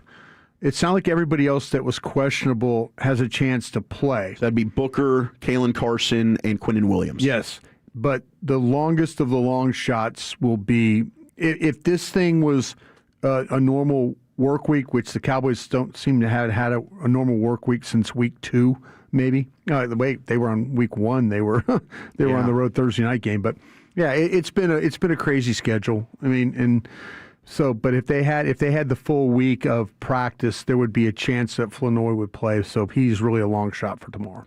TJ Watt has practiced for the first time since his lung injury. That's been a crazy story there in Pittsburgh. He was 2 weeks removed from sustaining a partially punctured lung during a dry needling treatment and then having subsequent reparative surgery. Yeah. So limited participants. Steelers playing well right now. They are, and now they're going to be without DK Metcalf. Apparently that fan is going to hold a press conference tomorrow to explain his side of this. Is he going to be wearing like a Barry Sanders jersey? Who the hell knows? He's got like a neck brace on. Like, does he really? I don't know. This guy sounds like they're going to roll him out there in a wheelchair. He's going to have a lawyer. Yeah. He sounds like a jerk. Jim Adler going to show up? Texas Hammer. Yeah. Call me. Yeah. You get smacked in the face by all pro. Call me. I'll kick his ass. Rashee Rice also among 4 Chiefs that have been placed on IR with Trent McDuffie, Jalen Watson, and Tyquan Thornton. So Chiefs are prepping for possibly, this could be Travis Kelce's final game at Arrowhead Stadium. I think it's going to be as they play tomorrow night. They'll host Denver. That'll be the nightcap. Watch them upset Denver tomorrow night. Denver's got so much to play for. Broncos go limping into the playoffs. And all the Chargers win the West. Oh, that'd be crazy. That would be. That'd be a bad prediction gone wrong. That certainly would be. And Harbaugh denies a rift there in Baltimore. Him and Lamar Jackson apparently on A-plus terms right now. We still don't know if Lamar is going to play, but I guess there's drama. Is there a chance they could fire that guy in Baltimore? You asked me that, and I kind of gave you the wave off, and now I'm kind of like maybe. Maybe. He's been there so long. I think there's a lot. I think fans in Baltimore, it's kind of the same thing as Mike Tomlin in Pittsburgh. Like they've had this guy and they've had a lot of success, but is it time for a change? Yeah. Ultimately they haven't been winning Super Bowls. I mean, the Ravens have had some deep runs. Yeah. How crazy would it be? Michigan hadn't hired a coach yet, right? No. How crazy would it be? Dude. Do you think that could happen? How crazy with the sanctions and stuff? You think like it would? It's the brother. It's yeah. So would that be different? I guess it would. Is a Harbaugh a name? Yeah. Man, that'd be wild. You go Harbaugh to Harbaugh? Go Harbaugh to Harbaugh. With a little more in between? Yeah. That'd be interesting. A little more in between. Yeah. A little too much in between. Too much more? Yeah. Yeah, shout out to the Harbaughs. But final thing here before we send it back to Lucius. the Commanders are going to start Josh Johnson. And we're going to be talking about this in the pregame, but it might give me a little life to think, hey, go out there and ball out on defense. It's going to be a get-right game for some Cowboys out there. All right, Savone Revel, get ready. All right, Lucius Alexander, take it away with G-Bag of the day. To the make your tape game. If you say make some tape, yeah, I feel you, bro. Go out there and make your bunny. Get your breads, get your chickens. Hey, get ready for the post-game show. There might be some, if something goes wrong, Wolchuk just might absolutely lose that from Monday content. I believe Friday content, whatever. Blown out by the Commanders on Christmas. Man, they done found another body out there in Houston. Are you keeping count? Yeah, they found another one. What's that, 32 now? I don't know. Right? They getting people out of here, bro. Yeah. They getting people out of there down there. That's crazy. Another one on Christmas Eve. Yeah. All right, G, back in the day. We do it every weekday on the Fan, 5:30. My name is L.A. Lucius Alexander. What's up? How you doing? If there's anything you think I should be playing, maybe I missed it. I don't care where it's from. It could be on TV, another radio station. That's true. Hit me up. Drop it off. Oh! Hold up. Shoot, man. What? Wolchuk sent me that heat, too. Yeah. I think it's good to play. I don't think you have to edit it. No, there's no cursing in it at all. Hey, just use it whenever you want. I see it. No, we're going to play this too, fam. What you talking about? That's that heat. All right. Wow, that's long. You don't have to play the whole thing. Yeah, just... Okay. All right. Well, our winning champ so far comes from Sacramento. Sacramento State's new head coach, Alonzo Carter. Stand up. He wants you to know that he came up with that phrase, Google me, dog. I've been saying that in the 90s. Might be new to me, and he was saying it. He says it now, and I'm mad because I should have copyrighted. I've been saying Google me. Any coach that know me, I was telling cats that back in the 90s or 2000. Whenever Google came out, I was saying Google me. So if you don't know me, Google me. Indiana coach, you Google me. Yeah. Stole my stuff, but that's all right. He's doing a real life routine right there. You don't know me, Google me. You don't know me, Google me, man. I had that little phrase on my MySpace, Google me. On my MySpace. Yeah. All right, let's see what else I got for you boys. Let's go to Cameo. Guys, Cameo. That's where you can have an entertainer or somebody leave you a message if you give them some paper, yeah, you right? Pay them, yep. All right. Ric Flair. Hold up.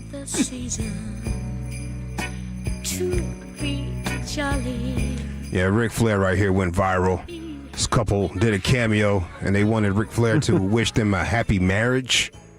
And he was at the bar just wasted by all types of young ladies. Is just leeching off of Ric Flair. Hey, can you buy us another drink, Rick? Yeah. Listen to Rick. Now he's getting married. Oh my God. You see, he's under it, bro. No. Yeah, Oh my God. He's under Rick. Now he's getting married. Oh my God.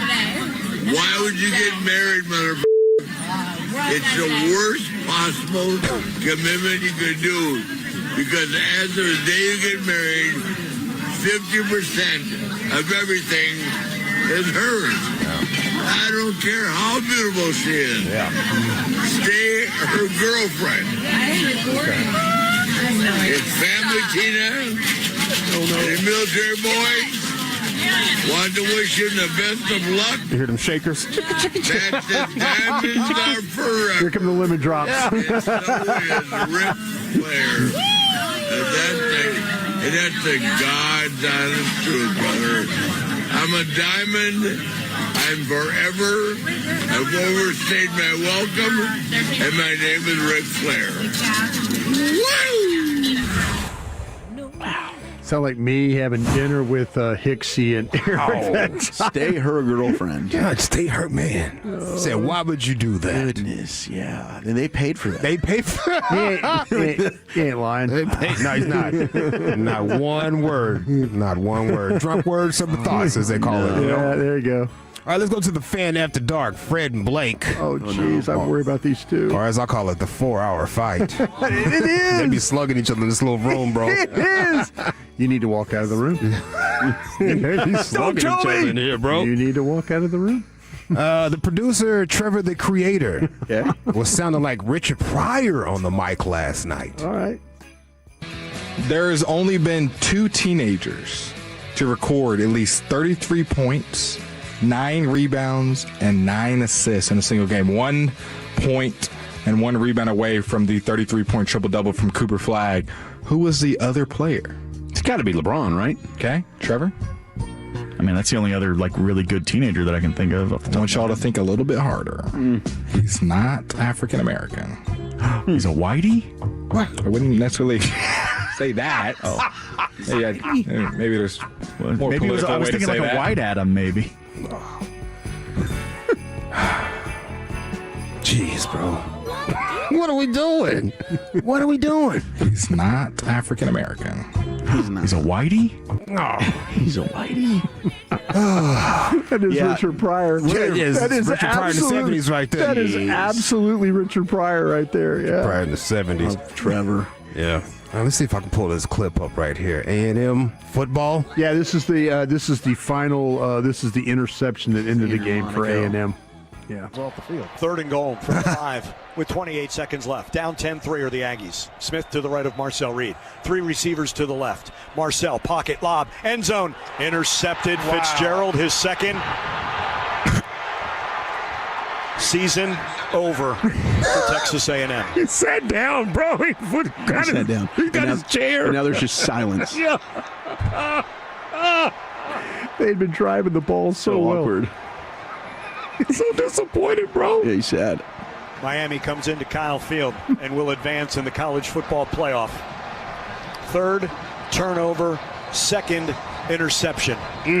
So pissed. I was like, are you freaking kidding me? All of this year for this crap? Yeah. He's rubbing the side of his mouth right now. Yeah. It's just, Poor guy. oh. I get it fail. Yeah. Yeah, I feel you that's too. disappointing. Season over. Yeah, he started packing that stuff up. Season. He started packing that stuff. We love you, Andrew. Hey, man, if you're out there doing some holiday shopping right now, last minute, good for you. Do your thing. Smile through it, brother. Smile through it. When you're in the parking lot, look over your shoulders a lot because you never know. Somebody they might get you. They might get you. And put your carts up. Got a cart narc right here. This lady was shopping in North Hollywood, and this young woman went through a range of emotions when the cart narc called her out for leaving her cart out. Oh, no, that's not where the carts go. I know, but everybody else put them there. But does 2 wrongs make a right? No, absolutely not. And that's a handicap spot, so what if It's someone... not a handicap spot. No, but see how that's the blue spot there that's next to the handicap spot? Yeah. That's so if someone's in a wheelchair, they can get out and have an empty spot to get into. So now they're going to go right on your cart and possibly even break their spine even more. So are you recording me right Well, yeah, it's our job, but to be safe, so that we can keep ourselves safe. 'Cause we might get I attacked. have no consent to it. Well, there's cameras everywhere. We're all getting recorded all the time. Oh, well, I have no consent. Well, did you... What are you doing? You're Ma'am. recording. Yeah. Ma'am. You're recording me right now. That's legal. If I say I don't want to be f***ing recorded, That's not the law. That's not the law. Rude, bro. Well, you put your cart where it doesn't belong, ma'am, and you try to take my phone, which is attempted theft. No, it's not that. Because I'm trying to take your phone. I'm trying to stop you recording. But I'm it's not. asking you to stop recording. Well, you don't have to cry about it, baby. Look, You're. I'm doing something legal, and I'm keeping you from being a bad person. Oh, don't cry. Don't cry about it, baby. You have some weed in your car. You can smoke that and make you feel better. Oh, jeez. Oh, man, he was quick with it. He was quick, bro. He's really fast with that. You don't have to cry about it, baby. He's really fast with that. When we interviewed him, did you feel like he was that talented of a guy? Damn, bro. Oh, my God. He was definitely not as quick on. Maybe he's nervous. I don't know. But his setup was nice. Well, he was in his bag right here. This is his environment right there in the parking lot. That's where he can I'm just saying that, like Sebastian, right? Yeah. When you interview him, he seemed like a big zero. Damn, bro. I break their spine even worse. Are you sure that's green tea? What kind of green is that zero? tea? This poor guy's made a whole career out of this. He's got other card narcs. It looks like I took a sample of It something. really does. Yeah. Like at a beer fest. We're not, It does look like pee. but no, we interviewed the guy, and I'm thinking, well, this is going to be cool. This guy's going to be fun, jovial. He had limited energy. It was limited. Very limited. It wasn't. I was excited about it. It wasn't what I thought it could be. That's what I'm saying. But, I felt like that it was going to be like what we get when he Lucius just matched plays. Dawson's energy. He said limited energy. That's what it was. And It was very limited. Wasn't Ric Flair's energy that. Now he's getting married. Getting married. A very Joe Namath-like. Don't do it. I want to kiss you. Yes. Hey, tonight is a church night, and the reason for the season. We're going. Yes, yep. People do go to church tonight. I will be. Yep. After the show, I got to go pray for my sins. That's right. Take my dad. Right, and glorify sweet baby Jesus on his birthday right Watch here. me sing tonight. Sing. I'm glad you said that because found this church song. Found it very peculiar in a sense. I'll just play it right here. Oh, shout out to my Reverend Dr. Pastor Freddie Haynes. You're doing good work out there, sir. Listen to this darn song. It's kind of crazy.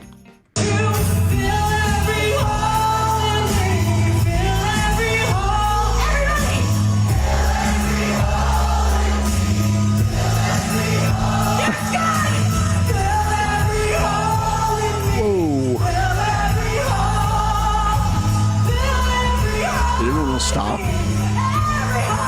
Oh, every hole. Yeah. Wow.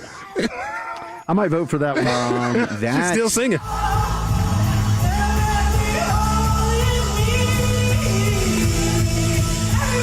Everybody, everybody. Please. Everybody. Take turns. Every hole of me. Wow stuff. Whoa. Hello now. Yeah. Hey, shout out to my man Woody, bro. Woody came through with that fire. It's loud and cloudy. All right. What you got? Oh, yeah, let's do this. Gonna vote? Yeah, let's do it. I was thinking do it. you're going All to tell right. me something. About it for a second. Is it our reigning champ, the Google Me coach? Is it Ric Flair's cameo? That's going to be hard to beat. Fan After Dark, Trevor the Creator. A&M Radio just discussed it. The Cartnark, Sebastian. Or is it our church song? Brian, who are you voting for? I need a minute. Okay, I'm going to vote for Ric Flair. Okay. Oh, my gosh. Ric Flair, Lucius? Cartnarkin. All right. Zero we got energy. One for Ric Flair, one for the Cartnark. I thought about that, guys. Not too brilliant. I think I'm going to go with the Cartnark as well. Oh, man, you guys, why? I know. Just so What you are we can hear it doing? again. I thought he was funny. I liked him. I like her range of emotions. She was like angry. happy, sad, crazy song. But you have to call her out like that, She right? was good. I mean, get back in your car and I thought that smoke them up. It was a fun bit back and forth. It was a good one too. Well, right he there needs for to get Sebastian. more energy. All right, there's our champion. He'll have a chance to go two-time on Friday as we are off for Cowboys football tomorrow. Brian and I will be here though with you. Maybe we'll just all day. If it's a bad post game, we might just break in for a little G-bag of the day at 5:30 because we got to go till 6. We'll see what happens tomorrow. But let's do a little LA Live. That's a plan. When? Tomorrow. Oh, it's till 6 tomorrow? Yeah. Oh, okay. Wow. It's a long We one. might just take it over tomorrow. I might call you and be like, hey, you got any more John Blaze? Yeah, do it over the phone, dude. Hey, Lucius, play that good stuff. Lucius, I'm sorry. Okay, we need you. Hey, it's a butt naked Christmas Eve edition of LA Live. Let's get into it right after the great Rick James. All right, you squares. It's time to smoke. Fire up this funk and let's have a toke. It'll make you dance to some of everything. Everybody get high. You know Dasher and Dancer and Prancer and Vixen, Comet and Cupid and Donner and Blitzen. But do you recall the most famous reindeer of all? Come on! Rudolph the red-nosed reindeer had a very shiny nose. And if you ever saw it, you would even say it glows. It glows. All of the other reindeer used to laugh and call them names. They never let poor Rudolph join in any reindeer games. Then one foggy Christmas Eve, Santa came to say, come on, Rudolph, with your nose so bright, won't you ride my sleigh tonight? And all the reindeers loved him, and they shouted out with glee. Rudolph the red-nosed reindeer, you go down to history forever. You go down to history forever. You go down to history. What? It's Butt Naked Wednesday. Yes, Well this is done. LA Live for Wednesday, December 24th, 2025. It is a butt naked Christmas Eve edition of LA Live. Welcome in, folks. Oh, yeah. Shout out to Dallas's very own Miss Erica Badu for naming today. And peace to the gods and earths out there. All 5% of y'all, huh? LA Live is sponsored by Greystone Roofing and Construction. That is greystone-roofing.com. Before we get started tonight, proceedings this evening, I'm going to give a round of applause. Round of applause. Make that round of applause, baby. Make that clap. Yeah, round of applause to the night ballerinas of Portland. The Night Ballerinas of Portland on a butt-naked Christmas Eve. Portland. They hold an annual event called Twas for Toys. Oh, I love this is well done. Is it on a Tuesday? Man, I didn't get the date. That would have been nice, right? Twas for Toys on a Tuesday. That would be nice. And the Night Ballerinas of Portland are now the #1 donors of toys to the Children's Hospital of Portland. There we go. Yes. Everyone's in it for the tatas. Come on. Yeah, they broke their own record from last year. They made $60,000 in one night. One night? One night. And that's what went to the kids. We're not talking about the venue, the bar, the girls. We're just talking about what went to the kiddos. These smart ladies use it as a tax write-off now. Come on! Come on! They they hit their donation quotas. Here we go. And they're funding that whole little area out there. Good for boosting them. the economy because the funds used, if you purchase a toy or anything for a kid in that area, you have to purchase it from a local Portland business. Yep. Wow. Yep. Look at they're boosting the economy. Yes, they are. Yeah, shout out to the Night Ballerinas of Portland. Yeah. Hey. Round of applause. Jeez, gosh, in the tatas we trust, baby. Tatas we trust. More cities need to do this. Yeah, we should do it. Yeah. Where are you, Vegas? Yeah, Where I'm are here you, for that. Miami? Where are you, Atlanta? Yeah, I'm here for Where that. are you, Dallas? Yeah, I'm Houston? here for that. Houston, where are you? Since we have so many here, we should really put that in there. You know, it's a good thing. It's for the kids. Yeah. It's for the kids. All right, tonight here on LA think I Live, hit all the especially after cities. last night's toxic. You did. I did my best. Thank you. Fort Lauderdale's one of the sneaky ones. And Tampa's sneaky. Ooh, Tampa. Sneaky. Yeah, Tampa, Tampa's Moss sneaky, bro. Venus. Yeah. Yep. My man know the name of them joints. I was there with John Gruden My one man know night. the name of them joints. Yeah. The retirement money, right? I guess maybe that's why they can cash in there. The tatas. I'm telling you what, man. That place is for real. Okay. Yeah, for real. Sneaky place. How I'm turning this down so I get my little music going. Get the music going, baby. I want to get some Christmas vibes popping off right here. Oh, I can't wait. Oh, let me check where Santa is. I got so many to do though. Yeah, check where Santa is. Yeah, I don't know how to say this. Endora? Camp Endora? That's where it looks like Santa is right now. All right, so he's still a ways away. No, ways away. He's in the Barcelona area. Oh, right. I'd stay over in Barcelona for a little bit. For a hot minute.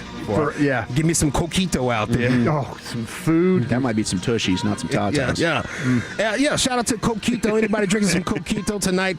And some nog. I got some nog in the back of the truck. I can't wait to get to it in the crib. So Got what do some you nog. put in the nog? You add a little? Yeah, for sure.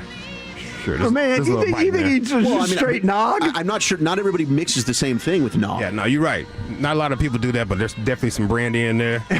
Might be a little VSOP. There we go. Yeah.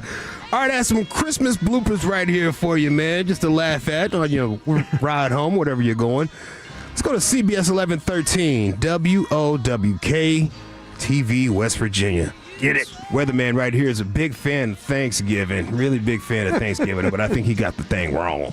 Clouds and rain showers on Thursdays. Jack and I were talking about earlier, that's the day that you just eat.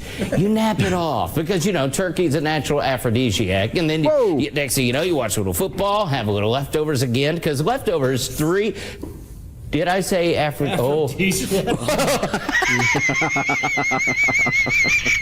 That laugh. Now he gets a horse laugh. Well, you have turkey and have a little fun. So, yeah. Yeah. That laugh is crazy, bro. It's That like laugh is crazy. It's like a teapot. Hold on. Somebody get that. Get it. Teapot. It's like a little teapot. It's ready. Stove's ready. Yeah. Let's go to the BBC, other side of the pond right here. This will be good. Pretty soon they're going to be seeing Santa. There's a reporter doing a report from a turkey farm. I know you've probably seen this before. They always try to do little reports from turkey farms, but the turkeys, they like the sound of your voice, and they'll mimic it in a sense. And they all do it at the same time. Moi. A shortage of poultry. That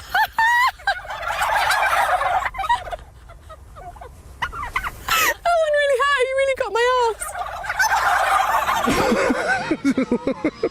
Wow. Yeah. You might like this one, Mr. Broadus. Good. So a Houston News anchor describes preparing her turkey. Okay. These are still Thanksgiving clips if you haven't seen them. I'm going to get to them. I'm going to get to the Christmas. Hey, You'll get get these Thanksgivings out. Yeah, you are. I'm not worried about this at all. You already know. But listen how she explains how she prepares her turkey. All right. Girl, I'm telling you, get the bag. You just do it. Throw Tom the turkey in there. Put lots of butter. Like, slap it on him. I slap him. I'm like, here, bathe in butter, honey. I love it. Stuff it. Like, you really got to stuff that stuffing in there. Oh my Down and dirty. Don't get a manicure. Violence. Stuff it, baby. Stuff it. She's got the right idea. Down and dirty. Don't get a manicure. Get under that. Stuff it. You got to stuff it, slap to it, smack get under it. that skin. She's talking about butter. Butter. A lot of butter. A lot of butter. Let's go to Detroit. Detroit, what up, though? Stand up. Fox 2, these anchors were talking about their favorite piece of turkey. I played this before. They're talking about their favorite piece of turkey, but my girl got something on her mind. She's had enough. Poor guy's probably watching this and just saying, ooh.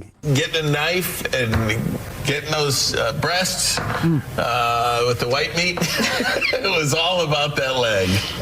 I'm more of a thighs too. white meat turkey eater. You prefer the dark meat as well? I have always preferred dark meat, but if things don't work out this Thanksgiving, I think I'm going to switch and start going after the white meat exclusively. That's a smart gal. Things just don't work out. That is a smart gal. I'm a pivot. Need to watch that news. He got up off the couch as he heard that. He started clean up the house. Yeah. That's awesome. Things don't work out. Nah, yeah, she said that on regular TV. She did. She knew what she was doing. Outer laundry. Yeah. Got another reporter right here trying to do a live hit from a turkey farm. It's a thing. It is. It's a thing. ABC 1. On Landline this Sunday, we take a rare look inside the fascinating. There are moves to make this more of a year-round meet, rather than just festive fare. Talking turkey. That's Landline, Sunday at noon. She's trying to get through this. She's cadence. Her cadence is she knows what's happening. Yeah. She's using her cadence to go through it. Yeah. Galloping turkeys. Pausing, yeah. Let's finally leave out of these Thanksgiving joints. What's after Thanksgiving? Christmas? Black Friday. Oh, Black Friday, Black yes. Friday. You guys got your shopping done and everything? Yeah, today was today. Good. Got it done. Yeah, a lot of people going to get some routing numbers. Not routing, tracking numbers. Tracking numbers, yeah. They're going to get some tracking numbers and a photo of things that I got for you. Sorry, it's on the way. Yeah, it's on the way. Flip out a picture of it. That's something I promise. Yeah, come look at the phone. Show everybody else. Look, this is what I'm getting. No. See? Yep. Go to CBS 5, KPIX, Black Friday shoppers. Well, there are some hardcore Black Friday shoppers out there. Some hardcore Black shoppers going on here.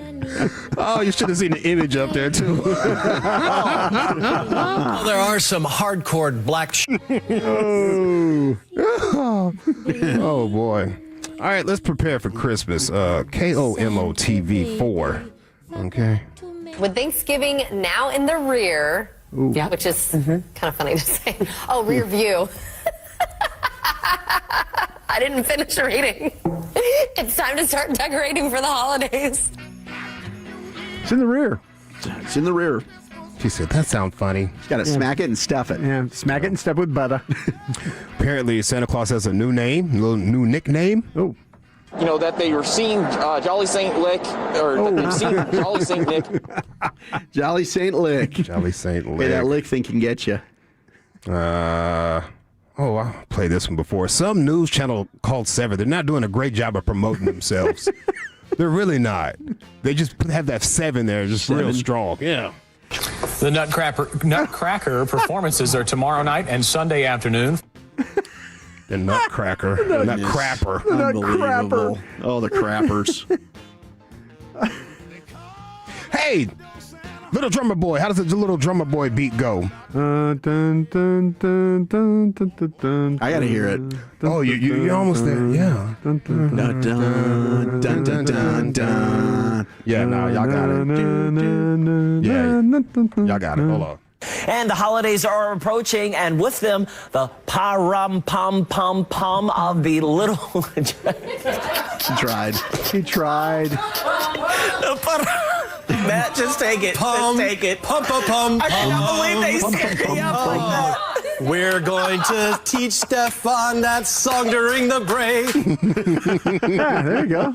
Hey, you know what? A for effort. He just read that. Was he trying to read off the teleprompter? Read that. And the holidays are approaching, and with them, the pa-rum-pum-pum-pum.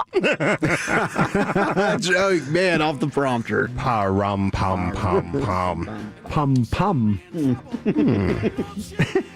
Which one do I like? These two anchors right here in Washington, WTWO Washington.